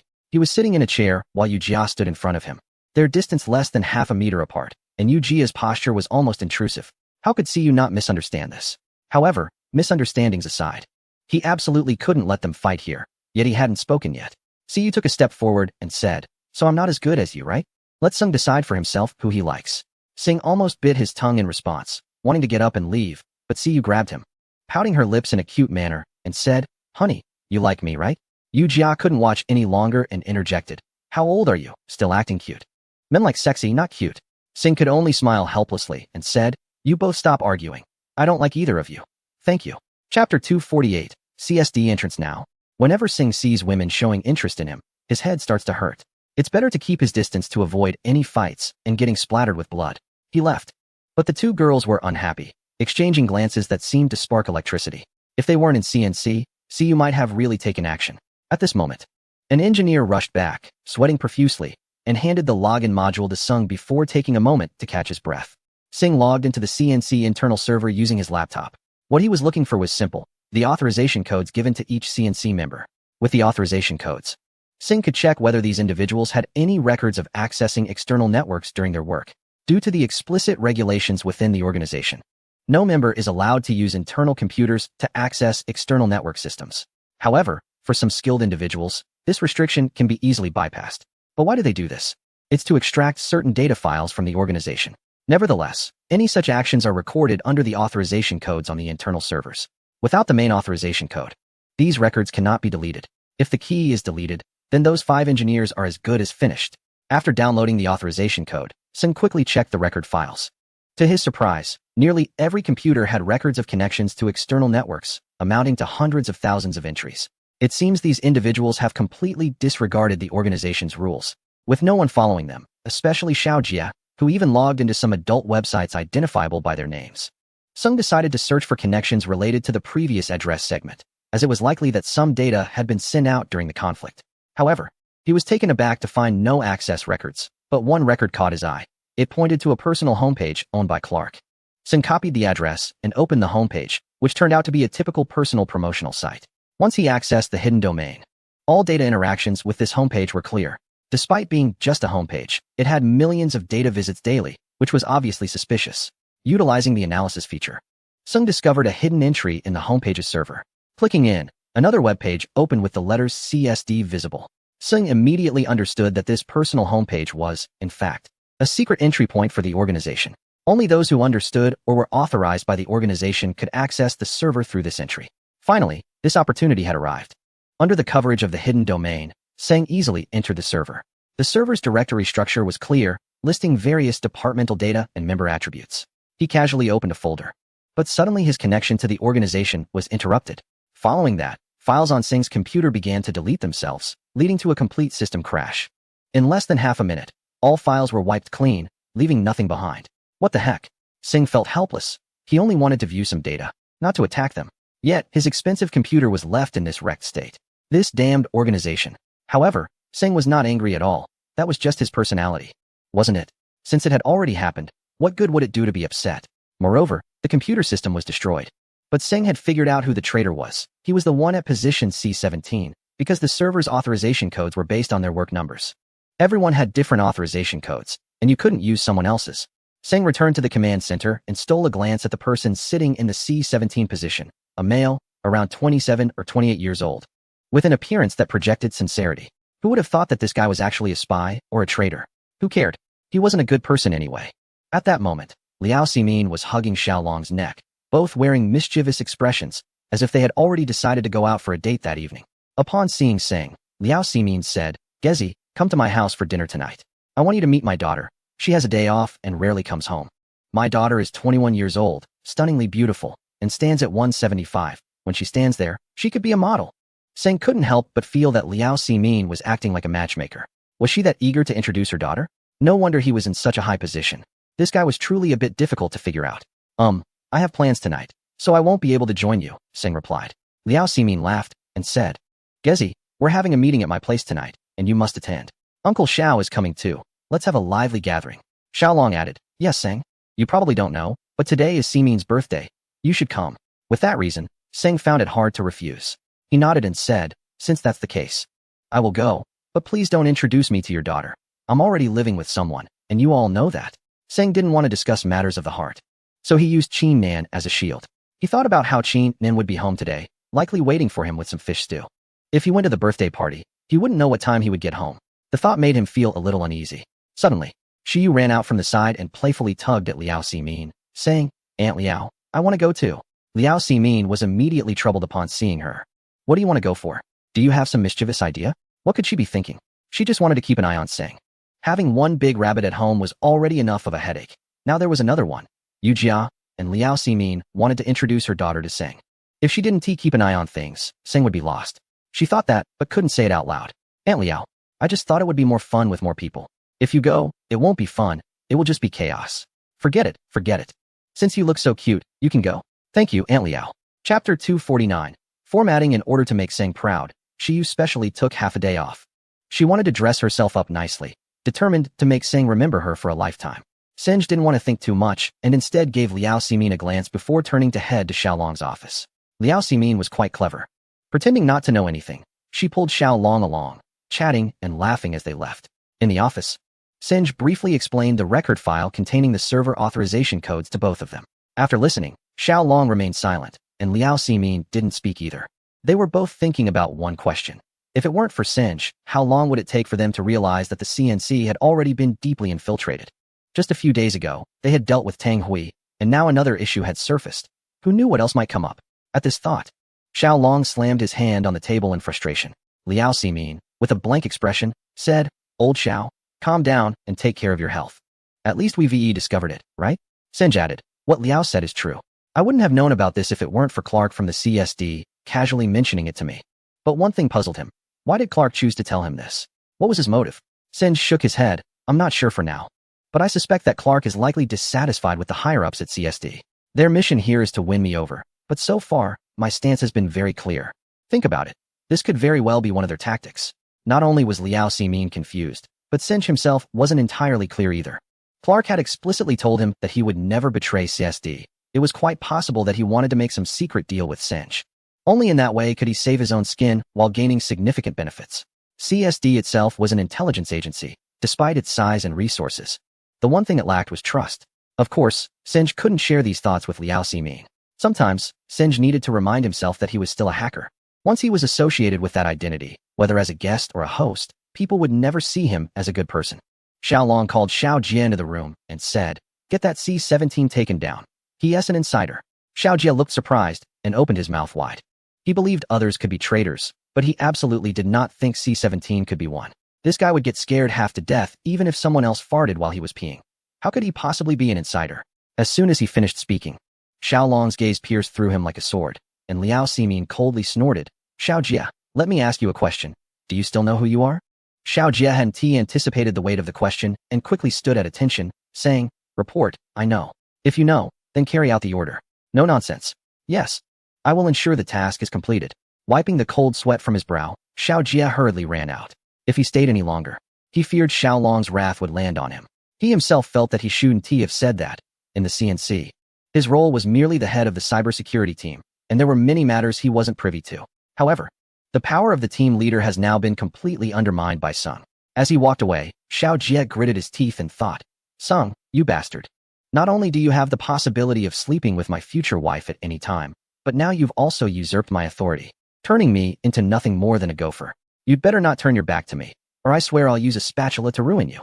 Suddenly, several heavily armed soldiers appeared in the command center.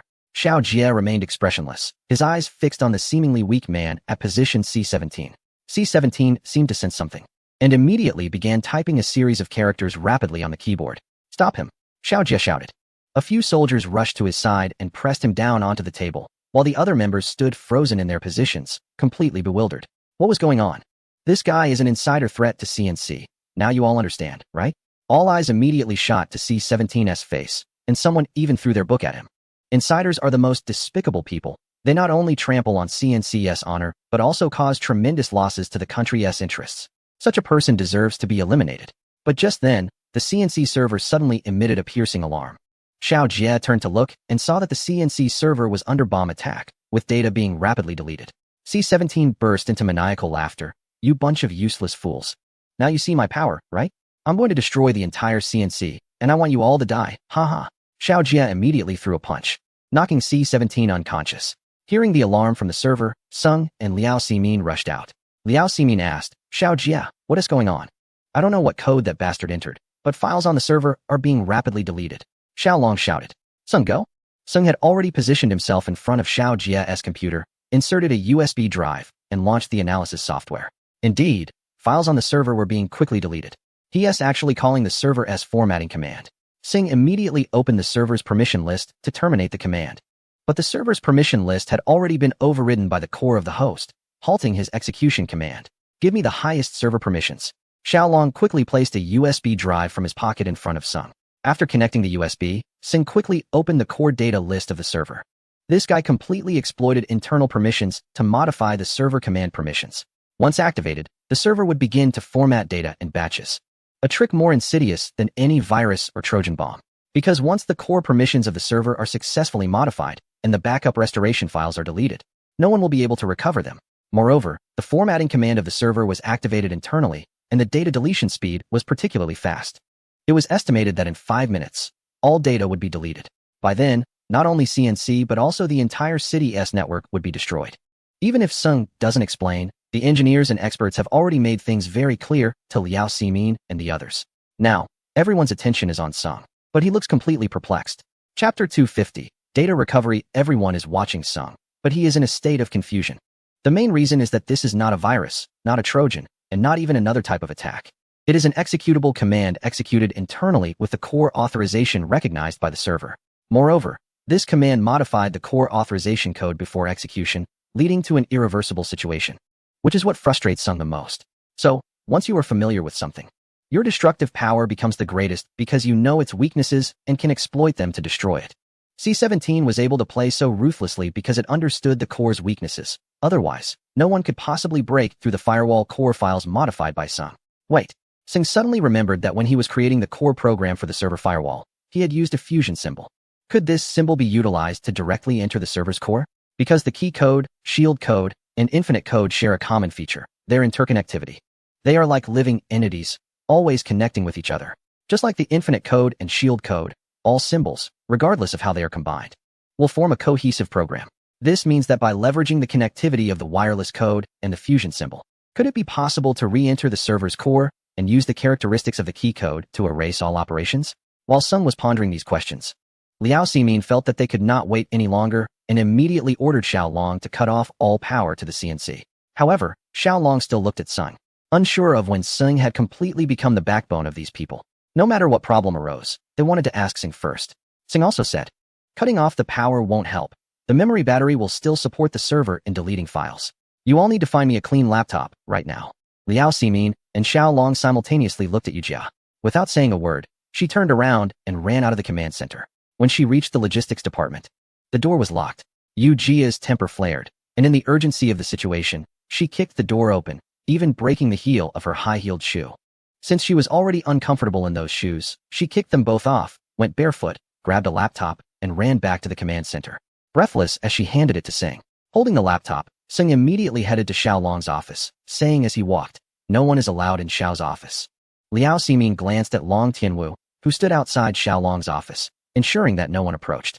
Sung opened the laptop, plugged in the network cable, and quickly connected to the CNC server. The page displayed an access denied message, which was expected. He plugged in the USB drive and immediately activated the key code. However, this was an incomplete initiation, intentionally leaving the integration code unentered and directly importing the core program of the CNC server into the key code. The magic of this code became evident after a few seconds of automatic searching, as Sung had anticipated. The key code connected with the integration code in the core data of the server. At the moment the key code was activated, Sung excitedly slammed his hand on the table, but with too much force, he knocked down his colleague's favorite cup, shattering it into pieces. Who cares about a cup? That old man has a whole cabinet full of them, as if he were collecting them. Breaking one doesn't matter. Once the key code was created, the ghost domain immediately covered the entire core of the CNC server. Sung input the rewriting code, reversing the internal command execution module and authorization code of the server, while simultaneously calling the core connection program code of the server. The so-called core connection program is the core calculator of the server, equivalent to the CPU in a computer, with all commands issued by it. One could say this core connection program is the brain of the CNC server. What Sung did was completely rewrite the code in this brain to accomplish the command reversal. Line by line, the code was input into the computer.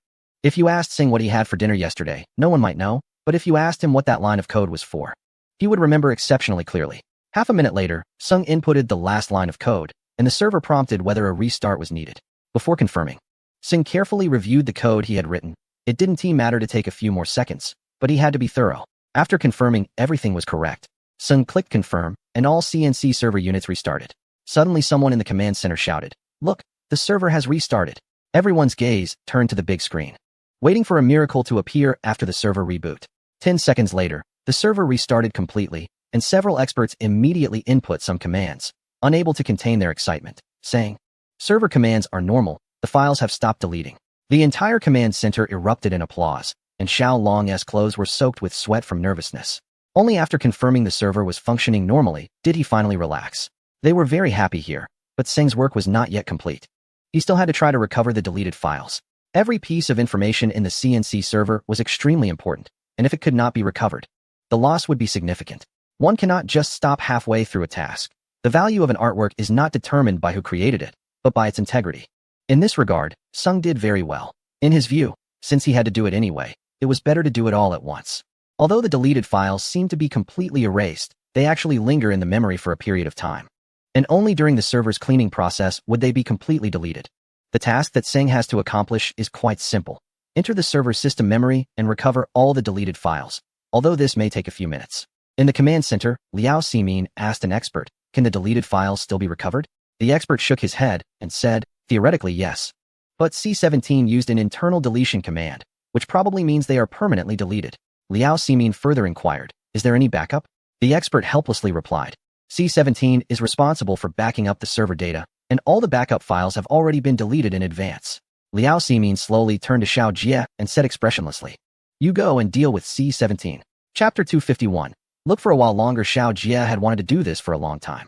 As soon as Liao Ximin gave the order, he turned and executed it. No one cared about C17's fate anymore. The priority was to find a way to recover the server's data. Liao Ximin then asked the expert, "Is there any other way to recover it?" The expert sighed and said, "Normally, deleted files linger in the server's system memory for a while. However, I checked the memory earlier, and there was nothing there. In this case, it seems even Singh won't be able to recover it. C17's deletion was absolute, leaving nothing behind." Hearing this, Xiao Long began to sweat again. It seemed he wouldn't be able to avoid retirement now. Under his management, CNC had either been attacked from the outside or had suffered internal deletions.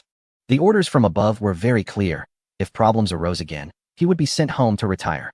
Just then, Singh entered the command center again with a computer, and everyone looked at him helplessly. Singh didn't pay much attention to it, and said, "The server will restart in a minute, and the files have been recovered. Could someone get me a glass of water? I'm dying of thirst." Xiao Long pulled Singh over, his face flushed, and asked, "Singh, what did you say? The files, they have been recovered?" This sudden action nearly made Singh spit out water in surprise. What was going on? "Yes, they have been recovered." An expert rushed over to Singh and asked, "What do you mean, recovered? How did you recover them?" "I checked the memory, and there wasn't even a trace left." "You say you have recovered them?" Singh was somewhat displeased. "Do I need to report to you how I recovered them? What kind of tone is that? You can't see anything because you lack the skills, others can see it. Are you dissatisfied with that?" With that thought, Singh's expression darkened as he said, "I find it a bit strange how you so-called experts are so incompetent. The server's memory exists in hardware encoding, don't you know that? To crack the hardware encoding, you just need to understand the memory's properties. It's such a simple task, yet it's so difficult for you." Singh spoke without courtesy, and the faces of the several expert engineers turned red, especially regarding the issue with Singh. He was pushed back several steps by a barrage from Sung and kept glancing at Xiao Long and Liao Ximin. Xiao Long felt utterly humiliated. What else could he say? However, Liao Ximin didn't care about that. With a cold snort, she said, "Singh is right. You so-called experts are just a bunch of useless people. Since I started dealing with CNC, I haven't seen you solve any problems. I really don't know what you experts are good for." Xiao Long, it's time to clean house. The country's money isn't meant to support useless people. In truth, this was a bit unfair to those experts. Everyone in CNC has their value. The routine server maintenance relies on these experts. It's just that comparing them to Singh is somewhat unjust.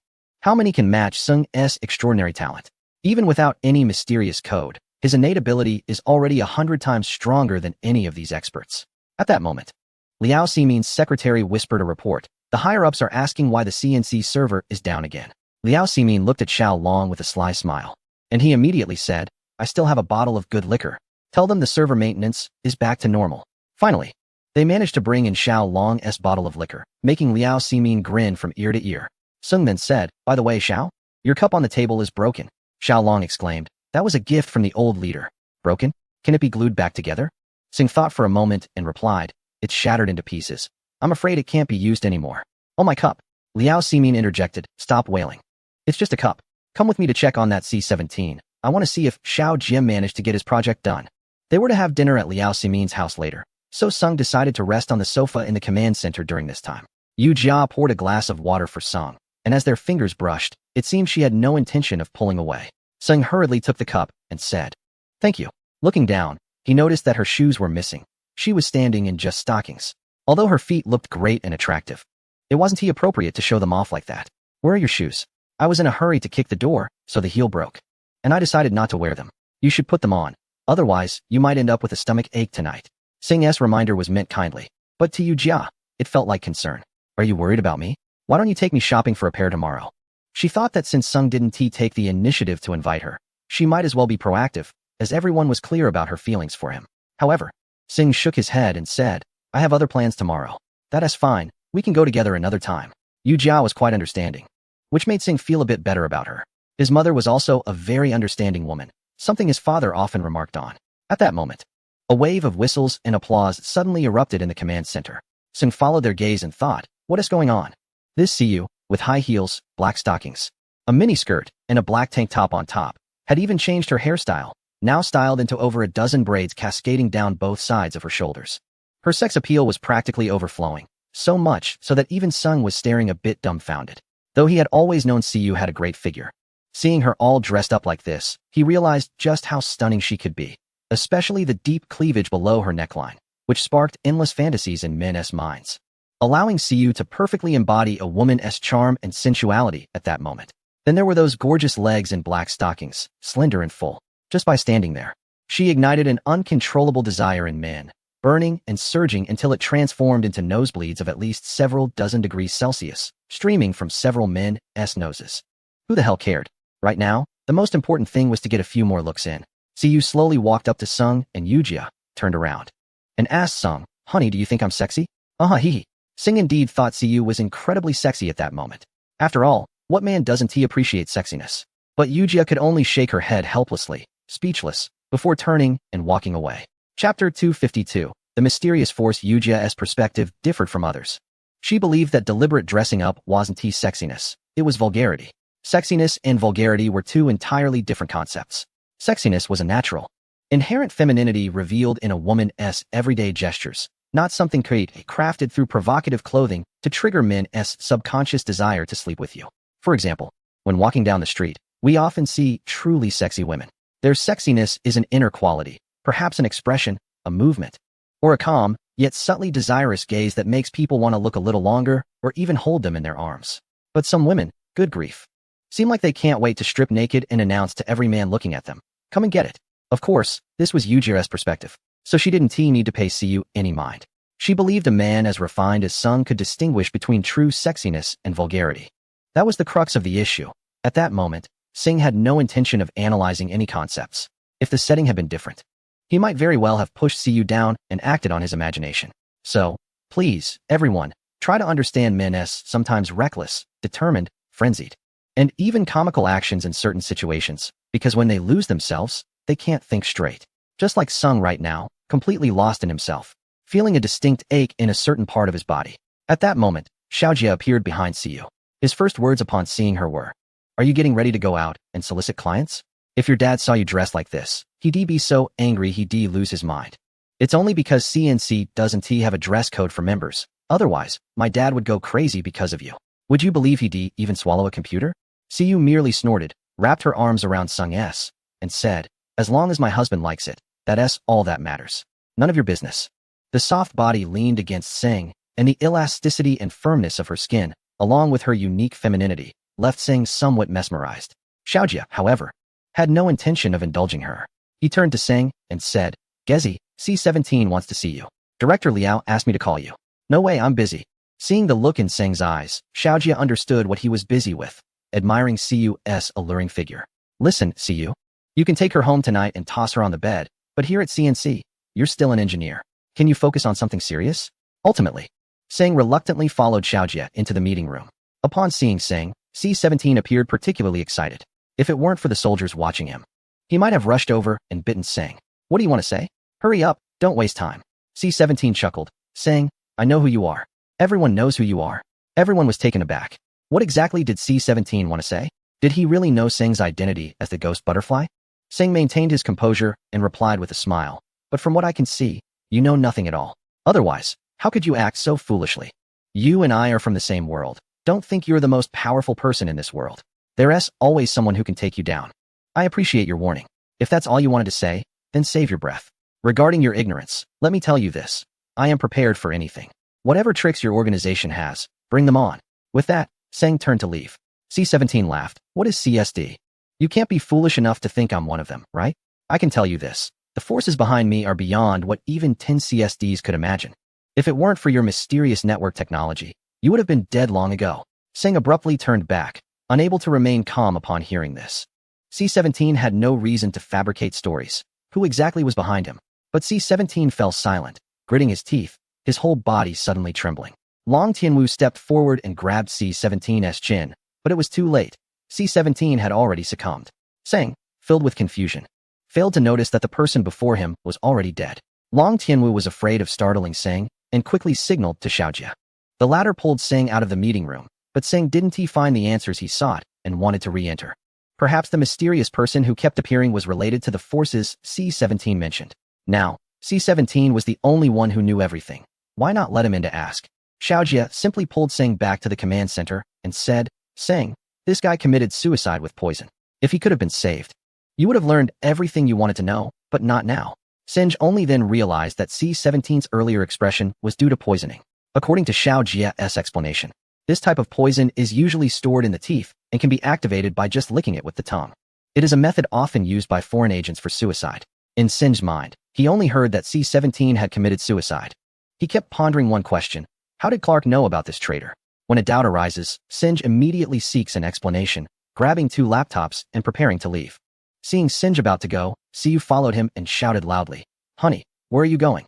Singh replied, I need to meet someone. It's President Liao's birthday. You all go ahead. I'll catch up as soon as I can. As Singh left, Long Tianwu's figure also flashed past Siyu, following Singh out. Upon arriving at the hotel where Clark was staying, they found him in his room being intimate with his so-called partner. Reluctantly getting out of bed after hearing the loud knocking on the door, he opened it to find Singh walking straight into the room. The naked woman on the bed screamed in fright upon seeing Singh and hurriedly covered herself with a sheet. Clark, looking helpless, rushed into the room and exclaimed, Hey, you're ruthlessly destroying my plans for the next generation. Singh pointed at Clark and said, If you want to have a next generation, tell me how you knew about the CNC traitor? Clark replied, I just guessed. Every department has its traitors, right? CNC is no exception. Chapter 253, The Loneliness of a Woman. Singh didn't want to listen to Clark's nonsense. Shaking his head, he said, That is not the explanation I want, Clark. Listen, this is Long Country, not your place. The only reason you can sleep with girls here is that I don't want you to lose your life to CSD. But that doesn't mean you can babble nonsense in front of me. Clark made a helpless gesture and said, Singh, I really don't know what you expect from me. CSD sent me to Long Country, and I was prepared for that. Otherwise, how could it still be called CSD? This guy definitely knows the reason behind it. But because of CSD, he can't say anything. That is precisely why CSD sent him to Long Country. As he said, if he were afraid, he wouldn't be in Long Country. Since you can't be my ally, then you are my enemy. As soon as Singh's words fell, the door was suddenly kicked open, and Long Tianwu along with several mysterious individuals walked straight up to Clark. Startled, Clark sat on the bed and shouted, What do you want? I'm a black man. I can have you killed. Long Tianwu glanced at Singh, waiting to see how Singh wanted to proceed. Clark had already enjoyed himself enough in Long Country. It was time to torment him. However, Singh didn't like to use force. For a hacker, the highest level of attack is to kill without a trace. Just like cracking a program, it can be resolved with just a few symbols. Clark is essentially just a useless program. There's no need to use any force to crack him. At that moment, a mysterious person behind Long Tianwu pointed at Clark and said, Hurry up and put on your damn clothes. You look like a freak. Clark, having some spirit, replied, You can say whatever you want, but you can't attack my skin color or my appearance. I'm black. What do you want me to look like? Screw you. The mysterious person seemed ready to take action, but was stopped by Long Tianwu. He believed that Singh had his own way of dealing with this guy, and they didn't need to get involved. Just intimidating him here would suffice. After all, Sung was the main character in this scene, wasn't he? Besides, Singh didn't want to harm Clark. At least he still had some value. Clark, Just tell me how you know about the mole, and we will leave immediately. Then you can pretend nothing happened and continue creating your next generation. Clark glanced at the woman on the bed, who was now so frightened that her face had turned pale. But who cared about her now? She deserved it for being with a black guy, in Sing's eyes. She was no different from a prostitute. However, having her listen and felt uncomfortable, so Sung said to Clark, "Get her dressed, and get her out of here." After saying that, Sing turned to look out the window, feeling that even a glance at the woman was an insult to his research. But it was impossible for her to leave like this. Clark was a hacker, but in Long Country, he was just a spy. Anyone who came into contact with him had the potential to be a spy as well. In the end, the mysterious person took the woman out of the room. Sung glanced at Long Tianwu, who nodded slightly before leaving with his people. With the pressure lifted, Clark hurriedly poured himself a drink and noticed he was drenched in sweat. Once he finally calmed down, he slowly said, "Sung, I can't give you what you want. And this has nothing to do with CSD. If you want to know the answer, you can go find Esther, because she was the one who told me about the mole." Esther? A woman, a damn beauty. In CSD, there are more men wanting to do something with her than there are rats. Everything you want to know can be found out from her. Hearing that it was a woman gave Sung a headache, but to uncover the secrets, he decided to meet this Esther. According to Clark, Esther was a woman who loved hanging out in bars. She spent almost every second of her time in Long Country at a bar. She would sit quietly in a corner, drinking alone, and no matter who approached her, they would get nothing but her cold stare. When Sung saw her, he finally understood why Clark called her a beauty. If it were just about her figure, she would be just another pretty face, but when it came to her looks, it was a different story. Especially under Esther's scattered golden hair, her eyes seemed to see through everything. In that moment, Sing felt as if he was looking into his own eyes. How could someone who has never experienced loneliness and solitude have such a vacant gaze, particularly for a woman? No matter how strong her eyes appear, there is always a trace of dim tears in her gaze, as if telling the story of past gains and losses, memories and hopes. Esther liked purple light. Even the candles on the table flickered with a dreamy purple hue. In her intoxication, she could completely immerse herself in the purple illusion, touching her dreams and her soul. Sung sat down uninvited. When it came to appreciating women, Sing focused on their inner selves. At that moment, he felt an unusual familiarity with Esther, as if they had cried and laughed together before. Esther was not surprised to see Sung, but the light in her eyes caught Sing's attention clearly. She wanted to meet Sing, because if he was the person she thought he was, she would love him without hesitation. Before Sing could speak, Esther signaled the waiter to bring him the best red wine. Sung would not drink it, but he did not refuse either, as this was a bar, wasn't he it? Everyone held a drink, whether they intended to consume it or not. "I thought you would never appear before me. I've been waiting for you." Esther's red lips parted slightly, revealing a row of white teeth, and her smile at that moment left Sing feeling somewhat dazed. This is the magic of women. Isn't it? They always convey their appreciation for men in an invisible way. Even though Sing constantly reminded himself to stay calm, his heart raced. However, as a man, Sing knew he wasn't here just to admire women, so he spoke up. "Can you clarify my doubts?" Esther retorted. "Then, can you tell me, are you the Phantom Butterfly?" Chapter 254. Enchantment. Sung could not answer Esther's question, just as he could not bring himself to drink the wine in front of him. "I'm sorry, Miss Esther, I don't know what you're talking about." Esther smiled slightly and replied, "Sung, your words have already betrayed you." Hearing this, Sung was taken aback. He hadn't said anything that would betray himself. Esther continued, "You are a network engineer at CNC. How could you not know who the Phantom Butterfly is? Your deliberate concealment proves that you don't want to answer my question directly. I believe you understand what I mean, right?" Sung was surprised. This woman looked young, but had such strong analytical skills. However, he quickly responded, "Just because I've heard of the Phantom Butterfly doesn't mean I know when others started to think I was him." Esther has been denying it, so she smiled and said, "Since you don't want to admit you are Ghost Butterfly, let me tell you about this person. Ever since the last match between CNC and CSD, I've been looking for information on Ghost Butterfly. However, I accidentally discovered something quite interesting. I'm not the only one interested in Ghost Butterfly." Sang silently listened.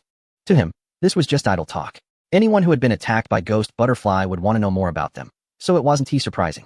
But Esther continued, "During this process, I found something intriguing. A mysterious organization actually knows who Ghost Butterfly is, and the person I found in their data system is you. What kind of organization is so powerful? I feel like you're telling a story." Setting aside whether Esther had such capability, if this mysterious organization could identify him as Ghost Butterfly, how could Esther possibly hack into their system with her skills? That seemed absurd. Therefore, Sing didn't take her words seriously. "So how do I know that there's an insider in your CNC organization? And I also know what this organization wants from you." This caught Sing's attention. Wasn't he looking for Esther for this very reason? Now that it was mentioned, Sing became curious. What do they want? Esther looked around and whispered, "The mysterious code." Although Singh didn't show much expression, the drink in his cup shook slightly. A subtle movement that Aster noticed clearly. However, Singh had more pressing thoughts. In front of him was an organization more mysterious than the code itself. What conspiracy lay behind them? Most importantly, how did they know about the code, and how was it in his hands? Aster then placed a note in front of Singh, which had a few numbers written on it. This is my hotel room number. I'll be waiting for you. Seeing Singh remain still, Aster took his hand and softly said, "Don't worry, I'm on your side." After finishing her drink, Aster stood up to leave, taking not only Singh's confusion but also the attention of all the men in the bar with her. Just as Singh was contemplating whether to go to Aster's room, Long Tianwu sat down in front of him and asked, "Any problems?" Long Tianwu's words were always straightforward, and Singh simply glanced at him and shook his head slightly. The biggest dilemma now was that if he entered Aster's room, it would mean he was indeed Ghost Butterfly. But if he didn't go, uncovering the secrets behind it would be very difficult. Life often presents many unavoidable choices, and even if you believe you've chosen the right path, you may still find yourself in a bind. In the end, Singh decided to go to Aster's room, and just as he reached the door, Aster opened it. She had just finished her shower, and the room was still filled with the fragrance of shower gel. Esther's lingerie was scattered on the floor, adding to the room's sensuality. As soon as the door closed, Esther kissed Sung, catching him completely off guard. He kept retreating and dodging until he ended up sitting on the bed. Esther straddled Sung, slowly removing her bathrobe, revealing her alluring and full figure without reservation before Sung's eyes. Sung had never seen a woman's body so closely before. It was mysterious and enchanting. As if in that moment, he was entirely enveloped, merged, and even conquered by this sensuality. The ignited desire slowly rose, much like Esther's swaying body, dreamlike and wild. Esther coiled around Sung like a serpent, lightly kissing his hair and skin. She had never loved a man so deeply before, even if it was their first meeting. But Esther knew that the man she had been waiting for was Sung. She was willing to do anything for him, yearning for the fusion of their souls and bodies. A kind of intoxication or a dream from which she never wanted to wake. However, Singh could not accept it. The greater the physical pleasure, the stronger his inner struggle became. He didn't know what he was guarding, nor did he understand how to perceive this seductive descent. It had nothing to do with love or passion. Rather, it was about loneliness and past losses. He couldn't let anyone into his world because he had grown accustomed to its quietness, more so to enjoying solitude within his own realm. Therefore, when everything suddenly surged into his world, he couldn't accept or adapt to it. He pushed Esther away forcefully and dashed into the bathroom, using every available means to calm himself down. When he returned to the room, he saw Esther quietly crying, hugging her knees. Her long hair covered her entire body, but it kept falling as she trembled with sobs. "I'm sorry, I don't want this." Sung tried to soften his voice. He knew he had hurt another woman's feelings, but there was nothing he could do, even if he forced himself. Esther remained silent, only crying, because her perception of love was not like this. She thought Sung would cherish her, tenderly kissing and caressing her. Yet, Sung gave her nothing. Sung picked up the bathrobe and gently draped it over Esther's shoulders. But she buried her face in his hand, and in that moment, Sung felt her tears, so warm. Chapter 255. The Nirvana organization. Sung did not pull back his hand. It was the only way he could comfort Esther. Wasn't this little gesture enough? Esther finally began to calm down, wiped her tears, put on the bathrobe, and took a USB drive from under the pillow, placing it in Sung's hand. "Everything you wanted is here. Why did you do this? If it's just because of love, that would be hard for anyone to accept." Sung doesn't he believe in anyone who tries to gain something from him, including certain organizations. These people cannot enter his world, so he cannot trust them. Just because you are a certain entity, does that mean I should act accordingly? Sung no longer wants to argue about this issue, but he also won't affirmatively claim that he is that entity. Furthermore, his actions are entirely based on the information in the hands of a certain individual, which he has now obtained.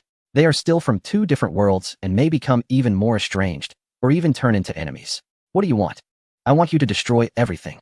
As Sung spoke, he felt the intensity in the eyes of that individual, as if they were about to burst into flames. What had these organizations done to her to evoke such anger?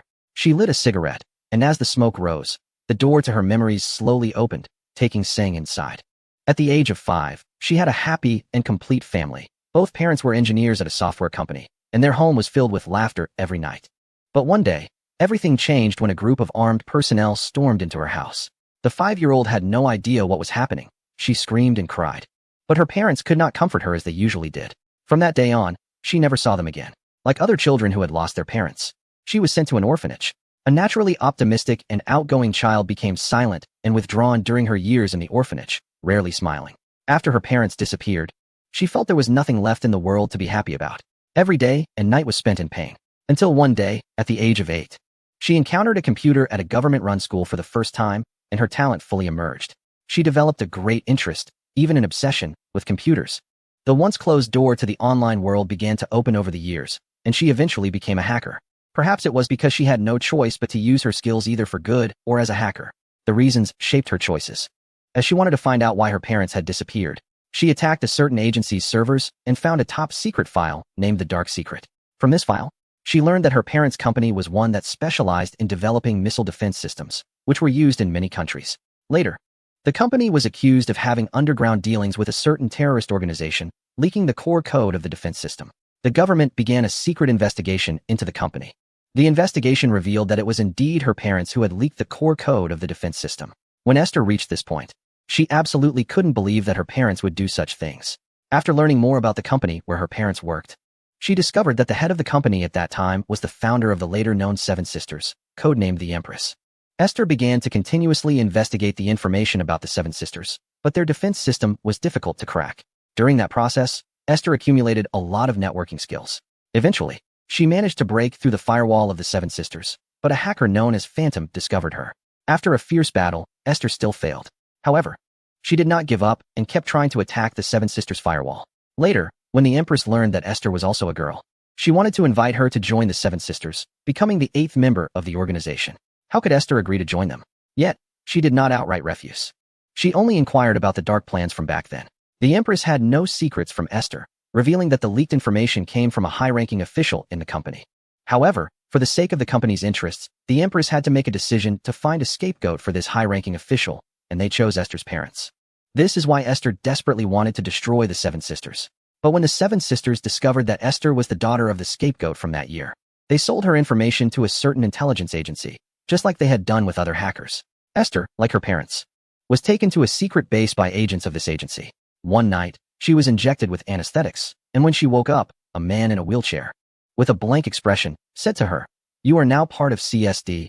Everything about you, including your life, belongs to CSD." From that moment on, Esther became a hacker in the CSD network group. Although she gained freedom, she lost her soul. Later, rumors spread online about a hacker called Ghost Butterfly, who successfully cracked the main server of the Seven Sisters, making all the contact information of the Seven Sisters members around the world public, forcing them to retreat from the online world.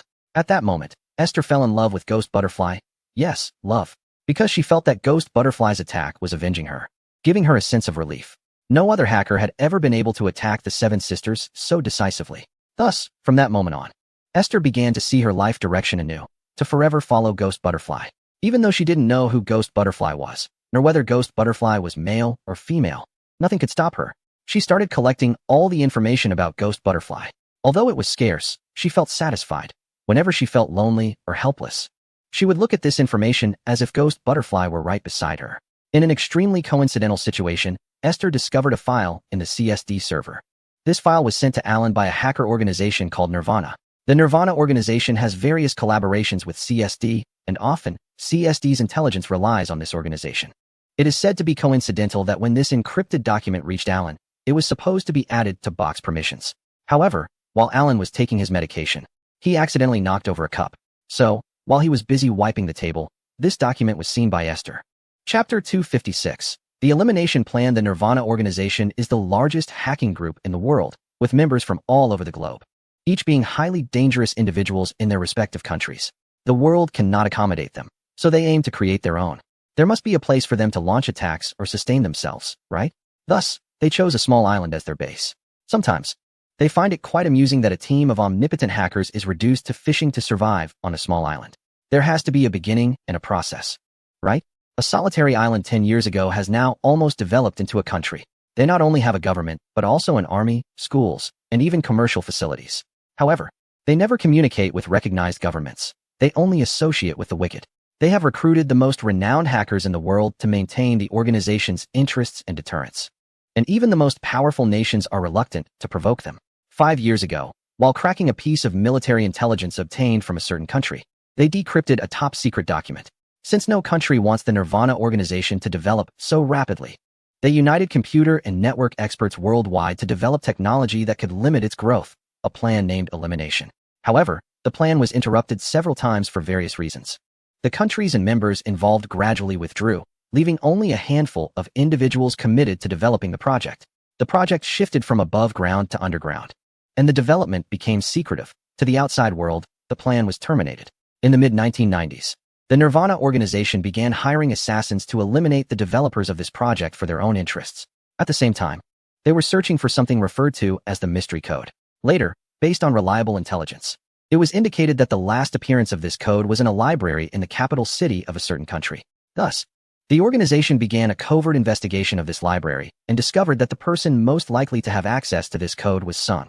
Moreover, in the subsequent cyber battles, a hacker known as Ghost Butterfly quickly became famous in the cyber realm. Therefore, the Nirvana organization had reason to believe that Sung was Ghost Butterfly. However, what they could not confirm was whether Sung had indeed mastered the mystery code. They successively dispatched several secret agents into the library to investigate, but all of these agents were killed during the process. No one knows how these people died, but the organization still refuses to give up, and the investigation into Sung is becoming increasingly secretive. After Sung appeared at CNC, the organization began to contact him through CSD, and this document was intercepted by Esther when it was given to Alan. After reviewing all the files, Sung slowly closed his computer. This intelligence is clearly incomplete. It does not mention the last few members who insisted on developing the elimination plan or how the mysterious code was created. Fortunately, he has gained a preliminary understanding of the plan's content and has formed an impression of this mysterious organization. Of course, he owes much of this knowledge to Esther. Even if Esther wants to gain something from Sung, it is completely understandable. However, there is a major issue. Esther's actions would be seen as a complete betrayal of CSD, meaning that CSD could kill her at any moment. She has helped Sung, and he cannot stand by and do nothing. Yet, due to her special identity, the only people Sung can think of to protect her are Long Tianwu and Xiaojia. However, considering their respective positions, Long Tianwu and CNC have no reason to protect Esther. Thus, there is only one person who can help him protect Esther, and that person is Mingru. Mingru is meticulous, reliable, and steady, and Sung has always had a good impression of her. However, due to certain feelings, Sung feels that there are many unspoken tensions between them, especially with Xiaojia being so fond of Mingru that he would go to great lengths for her. Sung remains cautious around Mingru, but this time is different. He cannot find anyone more suitable than Mingru, so he brings Esther to Juwoman under the cover of night. Before coming, Sung had already contacted Mingru, and they agreed to meet in a park behind the martial arts school. Mingru is very excited. This is what it feels like to love someone, isn't it? Although she is not sure what Sung's feelings for her are, at least this affection is something Mingru can cherish for a lifetime. However, upon seeing Sung, she notices Esther behind him. As a woman, Mingru can sense the deep affection and attachment in Esther's gaze towards Sung. After Sung introduces them briefly, the introverted Mingru simply smiles and says, "Hello, nice to meet you." Esther also notices the subtle glimmer in Mingru's eyes and realizes that she also has feelings for Sung. However, due to their differing backgrounds and traditions, Esther does not take it to heart. Sung briefly explains his purpose, and Mingru nods, saying, "Sung, let Esther stay at the martial arts school. We can say she is my good sister." In reality, Mingru's statement is quite forced, as she rarely steps out of the martial arts school, and how could she possibly know a foreigner? If someone asks, this is fundamentally a very difficult question to answer. However, for Sung, Mingru still agreed. In front of Mingru, Sung always felt a wonderful sense of security, not only because of Mingru's maturity and steadiness, but mainly because, even if he didn't know her well, it felt as if they were very familiar with each other, with no sense of strangeness between them. This feeling was rare for Sung. "Thank you, Mingru. I know this is difficult for you, but I can't think of whom else to trust." "Don't say that. Just believing in me is enough." Sung's words stirred a ripple in Mingru's heart. She had wanted to say more, but when Sung saw the time, he realized he still had to attend Liao Ximin's birthday party. After chatting a bit more with AC, he hurriedly left. Watching Sung's back, AC softly remarked, "He really is a charming man, isn't he?" Chapter 257. Kai. When Sung arrived at Liao Ximin's villa, the party had already started. Liao Ximin had even dressed in a Tang suit, but no matter how Sung looked at it, she resembled a landlord. There were quite a few guests, with people everywhere upstairs and downstairs, most of whom were military personnel, while some were busy preparing dinner. The people from CNC were seated on one side, and the Tianwei group had also arrived. Fang Kailuan smiled and said to Sung, "Sung, why are you only just arriving? I had a date and was delayed." Looking over, Siyu was surrounded by a group of young men, who seemed ready to confess their feelings to her. Yu Jiao was sitting aside, still in professional attire, but had changed into a pair of high heels, looking just as sexy as ever. Upon seeing Sung, Yu Jiao walked over, saying, "I thought you weren't coming. I was about to leave." Fong Keluan turned red upon seeing Yu Jia, glancing at Seng, indicating he wanted an introduction. At that moment, Liao Ximin also approached. Gezi, if you hadn't come today, I would have sent artillery to chase you down. Do you believe that? I'm here now, aren't I? Despite saying this, Seng felt no joy, as his mind was occupied with the Nirvana organization. Long Tianwu followed Seng into the house, directly walked to Liao Ximin's side, whispered a few words, then turned to leave. He definitely wouldn't stay in such a setting. At that moment, a girl walked up behind Liao Ximin and said, Dad, are all the guests here? Liao Ximin pulled Seng closer and turned to say, Daughter, let me introduce you. This is Seng, the one I often tell you about. Gezi, this is my daughter, Liao Kui. Seng looked up and saw that Liao Kui was about the same age as him. But it was precisely this slight age difference that made him feel a sense of composed elegance from her. Her eyes were beautiful, framed by long black hair, resembling the sweetness and tenderness of whispered love. Her long eyelashes fluttered, carrying a hint of tranquility, melancholy, and shyness, while her perfect facial features were like a gentle drizzle, silently falling into one's heart. At least 175 centimeters tall, with a graceful and slender figure, at this moment, Seng felt that Kai had completely captivated everything around her. Just like her radiant and tender smile, Kui graciously extended her hand and said, Nice to meet you. Thank you for coming to my father's birthday celebration. Seng shook her hand gently, feeling its softness and delicacy. I'm also very pleased to meet you. I'm an employee of Mr. Liao. It's my duty. Just as they were speaking, another man approached from behind Kui, holding a wine glass with a proud expression. Judging by his physique, Seng assumed he was also a military man. He wore his suit well and was quite handsome. However, this man's gaze was far from straightforward, especially when looking at Seng, as he tilted his head and looked down at a 45-degree angle. Seng really wanted to ask him if he had a neck problem. Uncle Liao, who is this guy? Liao Ximin's expression changed instantly. This guy spoke even more rudely than he did. If it weren't for his father being present, Liao Ximin would have wanted to slap him a few times to teach him not to provoke people he shouldn't. Seng had never had a good impression of such people, so he simply chose to ignore him. However, Liao Ximin still briefly introduced Seng. This is the chief engineer of the network department in the military district. His name is Shadu. Hello. Seng just nodded, speaking to give Liao Ximin some face. Seng noticed clearly that Shadu's eyes were fixated on Kai. Moreover, during the CNC, Seng had heard that Liao Ximin had pushed his own daughter forward to attract talent, and while they did attract talent, this talent was more interested in dating than in working. Shatu also knew that Liao Ximin favored talented individuals, and Seng was his rival. He had heard of this person, but Shatu didn't quite believe that someone who looked like a child could possess such high-level network skills. So, in response to Seng's greeting, Shatu didn't even glance at him, and simply turned to Kai and said, Kai, my father wants to talk to you. Let us go. Throughout, Kai kept her eyes on Seng. She liked men with depth. She was never attracted to things she could see, but rather to things shrouded in mystery. She didn't understand why the melancholy in Seng's eyes was so captivating, why it made her heart ache. As if it were the silhouette of someone leaving in the rain, reluctant to turn back, filled with deep affection and sorrow. It wasn't until Shada's voice broke the silence that she returned to her senses. But she didn't know what there was to say to Shada's father. She had told Shada more than once that there was no possibility between them. Why did he still insist on this? I'm sorry, all the guests have arrived. I need to arrange dinner. Please convey my apologies to your father. Kui glanced meaningfully at Seng before turning to leave. This glance was also very clear to Shatu. Liao Ximin didn't want to say anything to Shatu either, so he turned and left as well. Shatu stood in front of Seng, pointing at his shoulder, and said, You better keep your distance from Kui. Seng was already in a bad mood, and with that gesture, he exploded in anger, pushing Shatu away and shouting, Don't point at me. His voice was loud enough for almost everyone in the room to hear. Liao Ximin's expression changed. Was this going to turn into a fight? Shada brushed off his clothes and sneered, You've got quite the temper. What do you think you are here? With that single remark, Seng fell completely silent. Indeed. What was he, among everyone here, who truly stood by his side, who would be there for him during his vulnerable and lonely moments, facing everything alone? He glanced at Liao Ximin, who seemed to be trying to extract the most benefit from him every day. Then he looked at Xiaolong, who only wanted to secure his own position, and Xiaojia, who was just focused on his own future. Siyu was only concerned about her reputation, surrounded by a few men who now looked at Seng, unable to say anything. Yu Jia, Fang Kairan, everyone he knew was like this. Who were these people? What exactly did they want to do to hurt him? Chapter 258. The creator Seng didn't want to say anything anymore, nor did he want to think about anything. This was not his world, and it certainly wasn't the life he desired. In your eyes, I may be nothing, but in my eyes, you are also nothing. After saying this, Seng turned around and left without looking back. Shada shouted from behind, Get lost. You don't even know what you are? And you come here to act tough. Once Seng left, everyone finally reacted.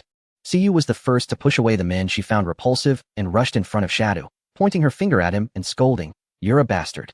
Compared to him, you're nothing." Si didn't give him a chance to respond and turned to chase after Seng. Kui heard the commotion and ran out, immediately grasping the situation. At that moment, Yu Jiao walked straight up to Liao Ximin and said in front of everyone, "Liao, I really didn't expect someone of your status to associate with such an uncultured person. This birthday party has lost all its meaning." Liao Ximin's face twitched with anger, and Xiaolong quickly stood up, saying, "Yu Jia, mind your manners. I'm just an intern, what's the big deal?" Yu Jia glanced at Shatu and then at Liao Kui, snorting coldly when she saw Kui, and then she left. Xiaojia stood up and said, "Uncle Liao, this is really boring. I'm leaving too." As he left, most of the CNC people followed suit, except for Xiaolong. They were different. They knew what Seng had done for CNC, and at this moment, they absolutely had to stand by Seng's side. Fang Kairan signaled to the people from Xinyu, and a dozen of them got up simultaneously and left as well. In an instant, half the people in the room had walked out, and Liao Ximin's face turned red with embarrassment. Anyone can leave, but Seng cannot. If this kid gets angry and does nothing, he can just retire at home as the president of this domain. "Qi, hurry up and bring Seng back for me." Qi nodded and immediately ran out. Shadow, however, had a nonchalant expression and said, "Uncle Liao, is it really necessary? What can he do? Isn't he just good at some network technology? If you need talent in this area, I have plenty." Shadow's father, Xianghuai, also stepped forward and said to Liao Ximin, "Old Liao, Shadow is right. This kid's network skills are excellent. He's in charge of my company's network, and there haven't been any problems so far." Liao Ximin sneered and said, "You two listen carefully. I will only say this once. Seng can make you two idiots disappear from this world with just one finger. Don't always think you're so important. Now, get out of my sight, forever. Remember, I never want to see you again. Shadow, you better stay away from my daughter. And starting tomorrow, you won't need to go to the network department in the military district anymore. And you, Xianghuai, if you still want to run your company, get lost right now." Everyone was shocked, genuinely shocked. When has Liao Ximin ever been this angry?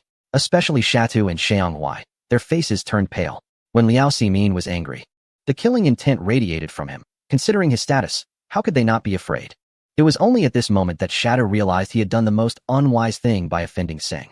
Had he known Seng's importance in Liao Ximin's eyes, he would never have acted this way, even if it cost him his life. Everyone has their own regrets, but the commonality is that regret is of no use. At this moment, Qi walked in from outside but shook her head helplessly. Liao Ximin looked at Xiaolong, who just wore a helpless expression.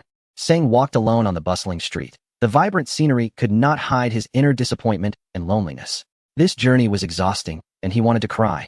But no one knew his fatigue.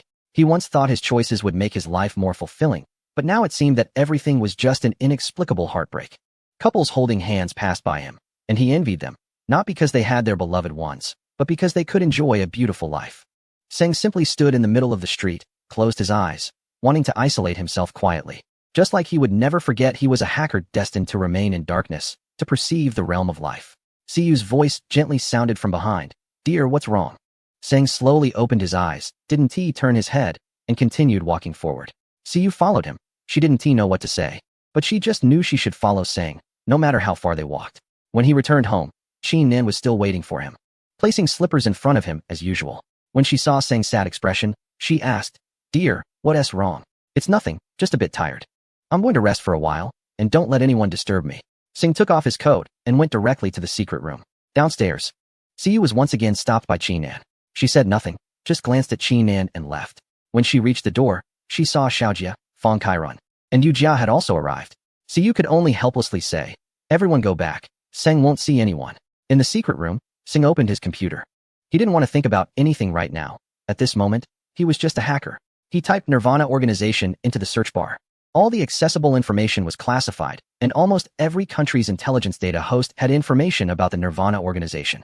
Seng clicked on the data host of the Fog Nation's Intelligence Bureau, which had the weakest defenses, and after downloading the information about the Nirvana organization, he began to read it slowly. The information indicated that the leader of the Nirvana organization, codenamed Creator, was one of the earliest hackers in the world and had launched countless attacks in the field of cyberspace. This person had no clear target, attacking for the sake of attacking, as if enjoying the process of the attacks.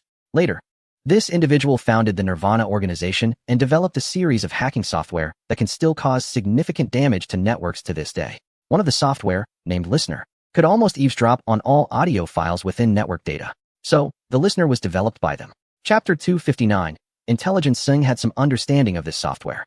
When it came to this software, he thought of Jack, who once told Sung that this software was the most powerful eavesdropping software in the world, but did not know who developed it. Continuing to read, he found that the creator not only created the listener, but also developed a series of destructive software. Interestingly, every time Nirvana developed a software, it would bring damage to the world's networks. They would always tell those who were harmed that this was just a test of the software, but people could no longer bear such tests. One domain modification program developed by Nirvana once caused all websites in a certain country to be inaccessible, and even the Congress website was redirected to a gay website, prompting many to comment that it indeed was Congress. However, in recent years, Nirvana seemed to have evaporated from the world. According to intelligence analyses from many countries, they were planning a software project with even greater destructive power, but no one knew what the project was. Not even the intelligence agencies of that country could ascertain its specific content. After finishing the intelligence report, Singh accessed the data host of the intelligence agency of that country, downloading their Nirvana information. Most of it was similar to that of the Fog Nation, but a few points did catch Singh's attention. The data mentioned that the island where the headquarters of the Nirvana organization is located had detected significant radiation waves. The country once believed it was secretly developing nuclear weapons, but later discovered that the radiation was different from that of nuclear weapons, resembling more of a pulse radiation. Pulse radiation, which can also be understood as signal radiation, is a form of extremely strong signal emission. The known pulse signals in the world do not exhibit such powerful radiation fluctuations. Thus, the intelligence agency had reason to believe that the object emitting the pulses likely came from outer space. In response, the country had dispatched over a dozen agents to the island for a covert investigation, but all these agents disappeared. Seeing this, Sung closed the data and accessed the ghost domain, hoping to search for the IP address of Nirvana, but he found nothing. The small island is situated in a central maritime area, and for safety reasons, it is absolutely impossible for them to connect to the internet via underwater cables. They likely use satellite data transmission, but it seemed Sung still couldn't connect, as he had not yet mastered the codes for satellite communication. Infinite code could be used, but the prerequisite was to have other connectable networks around the target's wireless network. However, there was nothing but water surrounding the island, making it impossible for the infinite code to connect through wireless network connectivity. Singh closed the ghost domain and activated the infinite code, randomly selecting a channel address from the data list. Once connected to the network, this wireless device was shopping online through a WAP application, while another window displayed all the data of this wireless device, including usernames and passwords for all accessed websites. In Singh's eyes, all ordinary people in this world had become transparent, yet the secrets he wanted to know remained elusive. Suddenly, he thought of Esther, and quickly located the martial arts dojo on the map. Through network channel analysis, Sung found Esther's wireless device in just a few seconds. After connecting, he saw that Esther was accessing some hacking technology websites, completely unaware that Sung had infiltrated her system. Sung initiated a chat program, and suddenly a window popped up on Esther's computer, displaying, "Still awake? Be careful of dark circles tomorrow." Esther was startled. Someone had entered her system without her noticing. Was the firewall asleep too? But then she thought of the tone of this person and smiled, replying, "I want to sleep with you, as long as you don't go to the bathroom." Sung chuckled. Most men take care of things in the bathroom. Do you take care of things in the bathroom too?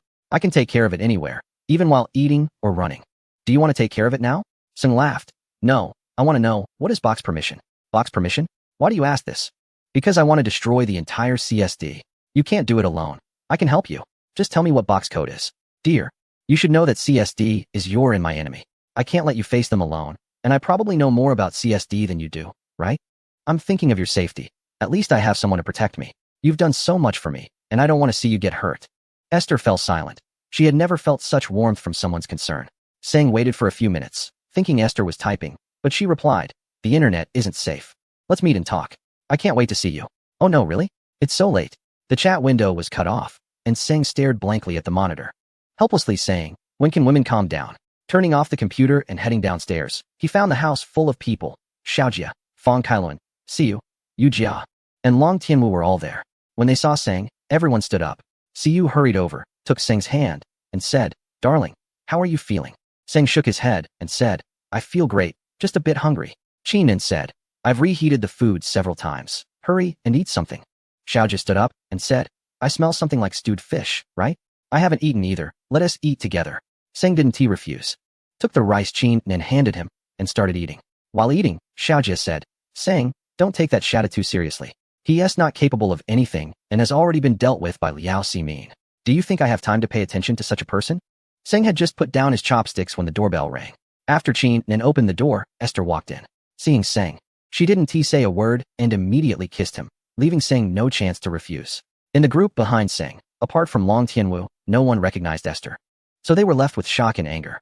Siyu simply walked to Seng's side and forcibly pulled them apart. Seng, you're going too far. You don't even spare foreigners. Our relationship is very pure, not what you think. Seng wanted to explain to Siyu, but in reality, he was explaining to everyone. He didn't want to deal with domestic issues, let alone foreign ones. But after thinking about it, did he really need to explain to these people? Esther was in Seng's arm, looking confusedly at the angry Siyu and the approaching Qin Nan. Why were they so angry? Could it be that they are all Seng's lovers? That's too many people. Some things don't need so much explanation because you'll find that your explanations rarely achieve the desired effect. Let us talk upstairs. Similarly, many things shouldn't be known by others. He didn't want to drag anyone into the war with CSD and Nirvana, and Seng didn't think they could do anything anyway. Qin Nan glanced at Meng Ro who just entered, but didn't say anything. It wasn't until Sun Gu and AICT disappeared from everyone's sight that Ka Luan smiled and asked Jia, would you like a bowl of soup? In the room, AICT wanted to get close to Sun Gu again, but the latter had no intention of that at all. Instead, he said, let's discuss the box permissions first. What exactly is that? AICT sat on the bed, taking off her clothes as she explained. Box permissions are a type of local network protection permissions. They can identify access rights for all connected host servers within a local network mode. In simpler terms, it creates an internal network that does not interact with the internet. All data files placed under box permissions are protected by these permissions, and no hacking methods can penetrate it. This is because the single-line network structure will immediately cut off the network if there is any reverse access during the network permission identification process. With Sun Ji's understanding of network technology, he immediately grasped the concept. The local area network adds identification permissions, and under abnormal login modes, these permissions will prevent all actions. The core files and programs are completely irreversible. Even if you try to sneak in, you cannot resist the rules of these permissions. In other words, this is a program similar to an operating system, where all software is generated based on this system. These are the basic rules and cannot be changed. Regardless of whether this system is weak or can effectively defend against various attacks, everything must be generated according to its rules. AICT continued. However, the box permissions of CSD also have another function. They can peel off disguises. Peel off disguises? Sun Gu had never heard of this term in the network context before. Yes, peel off disguises. If network operations are conducted within the scope of box permissions, any disguised attack will be exposed. This is the greatest function of the program in core domains. CSD also uses it as a last line of defense. The Mr. Murderer who caused you so much trouble initially wanted the box permissions to deal with you. If Alan had agreed at that time, your attack program or other methods would not have been able to pass the identification of box permissions. He would have stripped away your disguise and brought you into his realm of rules. Just think about it. Would you still have any chance to attack? Even if you possessed extraordinary skills and could leave freely after being stripped of your disguise, you still wouldn't be able to launch an effective attack against CSD. Hearing this, Sun Gu nodded, realizing how it worked. No wonder my ghostly tricks couldn't penetrate its domain. In a sense, box permissions are also a realm similar to that of ghosts, just a bit smaller. Returning to the topic, Sun Gu wanted to know who the developer of these box permissions was. They were the key creators of the original LDG. But later, due to the local network permission settings, they were not given much attention. Their research funding was also interrupted by investors. Later, the main developer of the team, named Pierce, was secretly hired by a certain organization and became one of their primary technical personnel. Sung said, this means that the software for the box permissions of CSD was provided by that organization. Aster said, this is just my speculation. Because with my permissions in CSD, I cannot access the data in the core area. I also tried to crack the box permissions to see what secret CSD has, but I failed every time. Sung remained silent, his mind racing with thoughts on how to crack the box permissions. The domain it constructed is governed by rules. And to change the rules, one must first modify its core permissions. However, without access to the software settings, all of this is futile. Seemingly aware of what Sung was thinking, Aster said, darling, don't try to face them alone. Trust me, there are many programs you cannot crack by yourself. It's like the birth of software. Some large-scale programs may require a team of hundreds to develop. Similarly, in a certain sense, such software cannot be cracked by one person. Sung smiled and said, of course, I don't have any plans to crack them right now, but that doesn't mean I won't do it in the future. It's late. You should rest now. After saying this, Singh got up to leave, but Aster hugged him from behind, saying, don't leave me. I've cut off all connections with CSD. You're all I have left.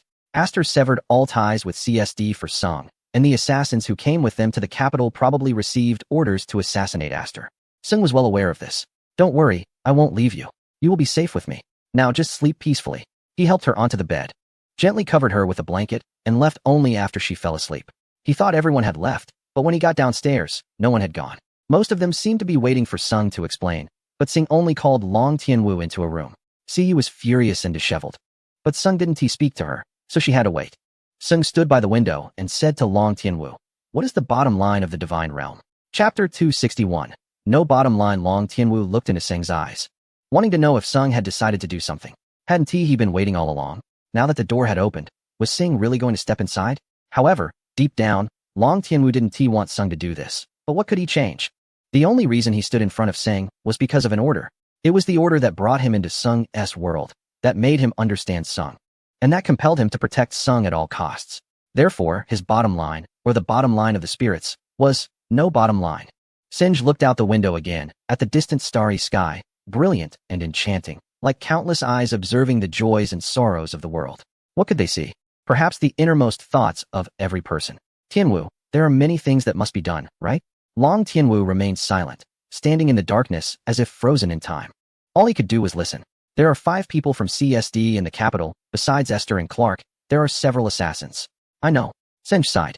Long Tianwu understood what he was thinking. Someone had to do this, didn't they? At least Singe believed in Long Tianwu. Because between men, many things need not be said. Even silence can sometimes speak volumes. Tianwu, I have made up my mind. I must destroy CSD. There are many enemies. Of course, the enemies in front of Singe were stronger than one another, some even invincible. But all he could do was move forward. No matter how many enemies there were, he would ultimately eliminate them. This was a storm he had to endure in his growth, or rather, all his enemies must die. I want Esther's safety. All right. Long Tianwu left, as if he had never appeared behind Singe at all. Singe slowly closed his eyes amidst his sorrow. The battle had begun. He should enjoy it fully. And this was his fight. No matter how many wanted to help him, or whether they truly stood by him, in the end, how many would remain? These people gathered around the dining table, silently watching Singe, wanting him to say something. But even they didn't know if it was really the right time for Singe to speak. However, Singe eventually opened his mouth. Everyone, I'm not asking you to leave. But if you stay by my side, your lives, habits, everything will change in the days to come. Even if you don't want to accept it. Or I don't want this change to happen, it's inevitable. I think you're not ready to face all of this. So go back to your lives and follow your own paths until you gradually reach your destination. Singe's words settled in everyone's minds. Each word clear until it faded away. Xiao Jie chuckled and said, Singe, tomorrow I'll buy a chicken to stew. I never used to buy these things. It's quite interesting, and I want to continue. So straightforward and resolute. There was no doubt. Xiao Jie believed in Singe as he believed in himself. Siyu looked into Singe's eyes. Anyone could leave, but she couldn't. Even in this battlefield filled with smoke, she would die alongside Singe. Husband. Whether you acknowledge it or not, you are my husband. If there's a fight, how could I not be involved? Even if it's just the 2 of us left, I will fight alongside you to the end. Xiao Jie chuckled and said, all right. Tomorrow's stewed chicken counts as your share. Yu Jia said, I scolded Liao Ximin today. Anyway, I don't want to continue with CNC. The main thing is, I have to keep an eye on that little troublemaker Siyu. Who knows? One day she might ruin everything. Ming Ro chimed in. I don't know what battle you all are talking about, but I promised Sing Ge to help take care of ACT. And I still have my junior sister with me, so I won't be leaving. Fang Kailuan said, Sing Ge, I think your words are a bit unnecessary. My mom keeps asking when you're coming over for dinner. If you don't go, I'll be coming over every day as long as Yu Jia is here. Sing Ge then looked at Qin Nan, who sighed and said, Dear, I think a little change in life is a good thing, and you will definitely need me. So no matter what you do, I will support you from behind. Sing Ge nodded. Since everyone had chosen to stay resolutely, he would no longer force them to leave. At least at this moment, Sing Ge felt moved and warm inside. This is what he needed, right? The composition of a hacker team is like a movie. It always requires various roles. And the prologue has passed. The main part is about to begin. Well, since you all choose to stay by my side, I won't say much in gratitude. Everyone rest early. Sung Gu turned and left, while the others went to their respective rooms. After Qin Nan returned to her bedroom, Yu Qing followed her in. It seemed Yu Qing wanted to say something, but Qin Nan interrupted her. I know, but I've already made my decision. You either stay or leave, there's no other choice. Qin Nan's voice sounded cold, devoid of any emotion, as if she had become a different person. You know I won't leave. I'll be by your side for life. I just want to remind you what your decision might bring you. You should be very clear about that. Qin Nan sat on the edge of the bed, her long hair cascading naturally over her shoulders. Unless you kill me. There's no way I will leave Senggu. The premise is that they can actually kill me. Yu Qing sighed and helplessly turned to leave. The moment the door closed, Qin Nan's expression slowly faded away. The next morning, the sky was overcast and foggy, adding a touch of gloom to the Saturday holiday. Senggu, who hadn't slept all night, stepped out of the secret room, rubbed his eyes, and pulled back the curtains to reveal a world that looked like a fairyland. Senggu liked this kind of weather because it allowed him to slow down his pace. When he went downstairs, he saw Long Tianwu reading the newspaper, while Qin Nan was in the kitchen helping Yu Qing prepare breakfast. There were too many people, so they needed to make more breakfast. Upon seeing Senggu, Long Tianwu nodded and got up to leave. Senggu said nothing, and in the fog, the two entered the basement of the opposite villa one after the other. Before entering, Long Tianwu handed Senggu a black hood, which he also put on. Chapter 262. Sung Ji's department. Senggu put on the hood, and Long Tianwu pushed the door open, and the two entered the basement of the villa. The entire basement was cleared out, except for a table covered with guns and daggers, and a few chairs, nothing else. However, in contrast to the furniture, the several foreigners bound tightly in the middle of the room were quite conspicuous. Around them were a few masked individuals who nodded slightly at Seng and Long Tianwu. Everything was so quiet and mysterious. These people were likely the assassins from a certain organization, and Long Tianwu was indeed fast. In just a few hours, he had dealt with them. Seng approached one of the assassins, and a nearby masked person grabbed his hair and lifted his face. Besides the fact that he was a foreigner, Seng could no longer make out the person's features, if he had to describe it. The assassin looked almost unrecognizable from the beating he had taken. The assassin opened his eyes groggily, and, upon seeing Seng, sneered dismissively. To Seng, this smile carried a touch of tragic meaning, but who really cared? Their mission was to kill him if negotiations fell through. With that in mind, what compassion could one feel for them? Yet, they were merely assassins, individuals caught in a tragic existence, even pitiable, as they had to trade the blood of their kind for a hope of survival. Such pity could even diminish one's interest in killing them. Long Tianwu opened another door in the basement, which led to the living room. As they entered the staircase, Seng removed his mask and took a deep breath. Why was this scene always so oppressive? Clark was similarly watched by several masked individuals, but his treatment was much better. At least he wasn't bound. Upon seeing Seng, Clark tried to stand up, but a masked person pushed him back and pointed to the sofa, indicating he should stay put. Seng, you know I'm on your side. We could totally resolve this over a drink while chatting. Seng chuckled. I gave you a chance, but you refused. Now whose side are you on? That's uncertain. I have assassins by my side, and their guns could be at my disposal at any moment. But now, there are even more guns aimed at you. As soon as Seng's words fell, 5 people, including Long Tianwu, pulled out silenced handguns aimed at Clark's head. Even Seng was taken aback. The scene was straight out of a movie. Moreover, Seng suddenly noticed that Long Tianwu, dressed in a suit and holding a gun, looked quite impressive. Men often have a natural attraction to violent scenes, which is related to their genes, but for those who are confused about their own bodies, it's hard to say what they think. Now tell me the core coding method for the CSD box permissions. Just say it, and who knows? Maybe you can save yourself. This was simply impossible. Not only would he not reveal anything, even if they pulled out all his hair, he wouldn't know the core coding method. It was solely in Alan's hands. Did they really think he would trust him that much? Who else knows about this method besides Alan? There's also a killer, but he's already driven you crazy. Now he keeps talking about when and with which hand he. What are the connection parameters for your server's internal and external networks? The 1st and 7th modules need to interface with the data, converting it to connect with the 4th and 5th modules. Seng nodded and continued. You'd better stay here. It's for your own good. Sung turned to leave, and Clark immediately shouted, what about Esther? Her lingerie looks great. Seng was just making a casual remark, but everyone, including Long Tianwu, looked at him with unusual expressions. Doesn't everyone like to look at women's lingerie? Why are you all staring at me? I'm not lingerie. Clark looked at Seng's back and said helplessly, sigh. My first love has been ruined by him. At the headquarters, Alan slammed his glass down on the table and said, Sung, what you're doing is looking for death. You've ruined everything for yourself. A black assassin standing next to Alan whispered, should I go to the Dragon Country?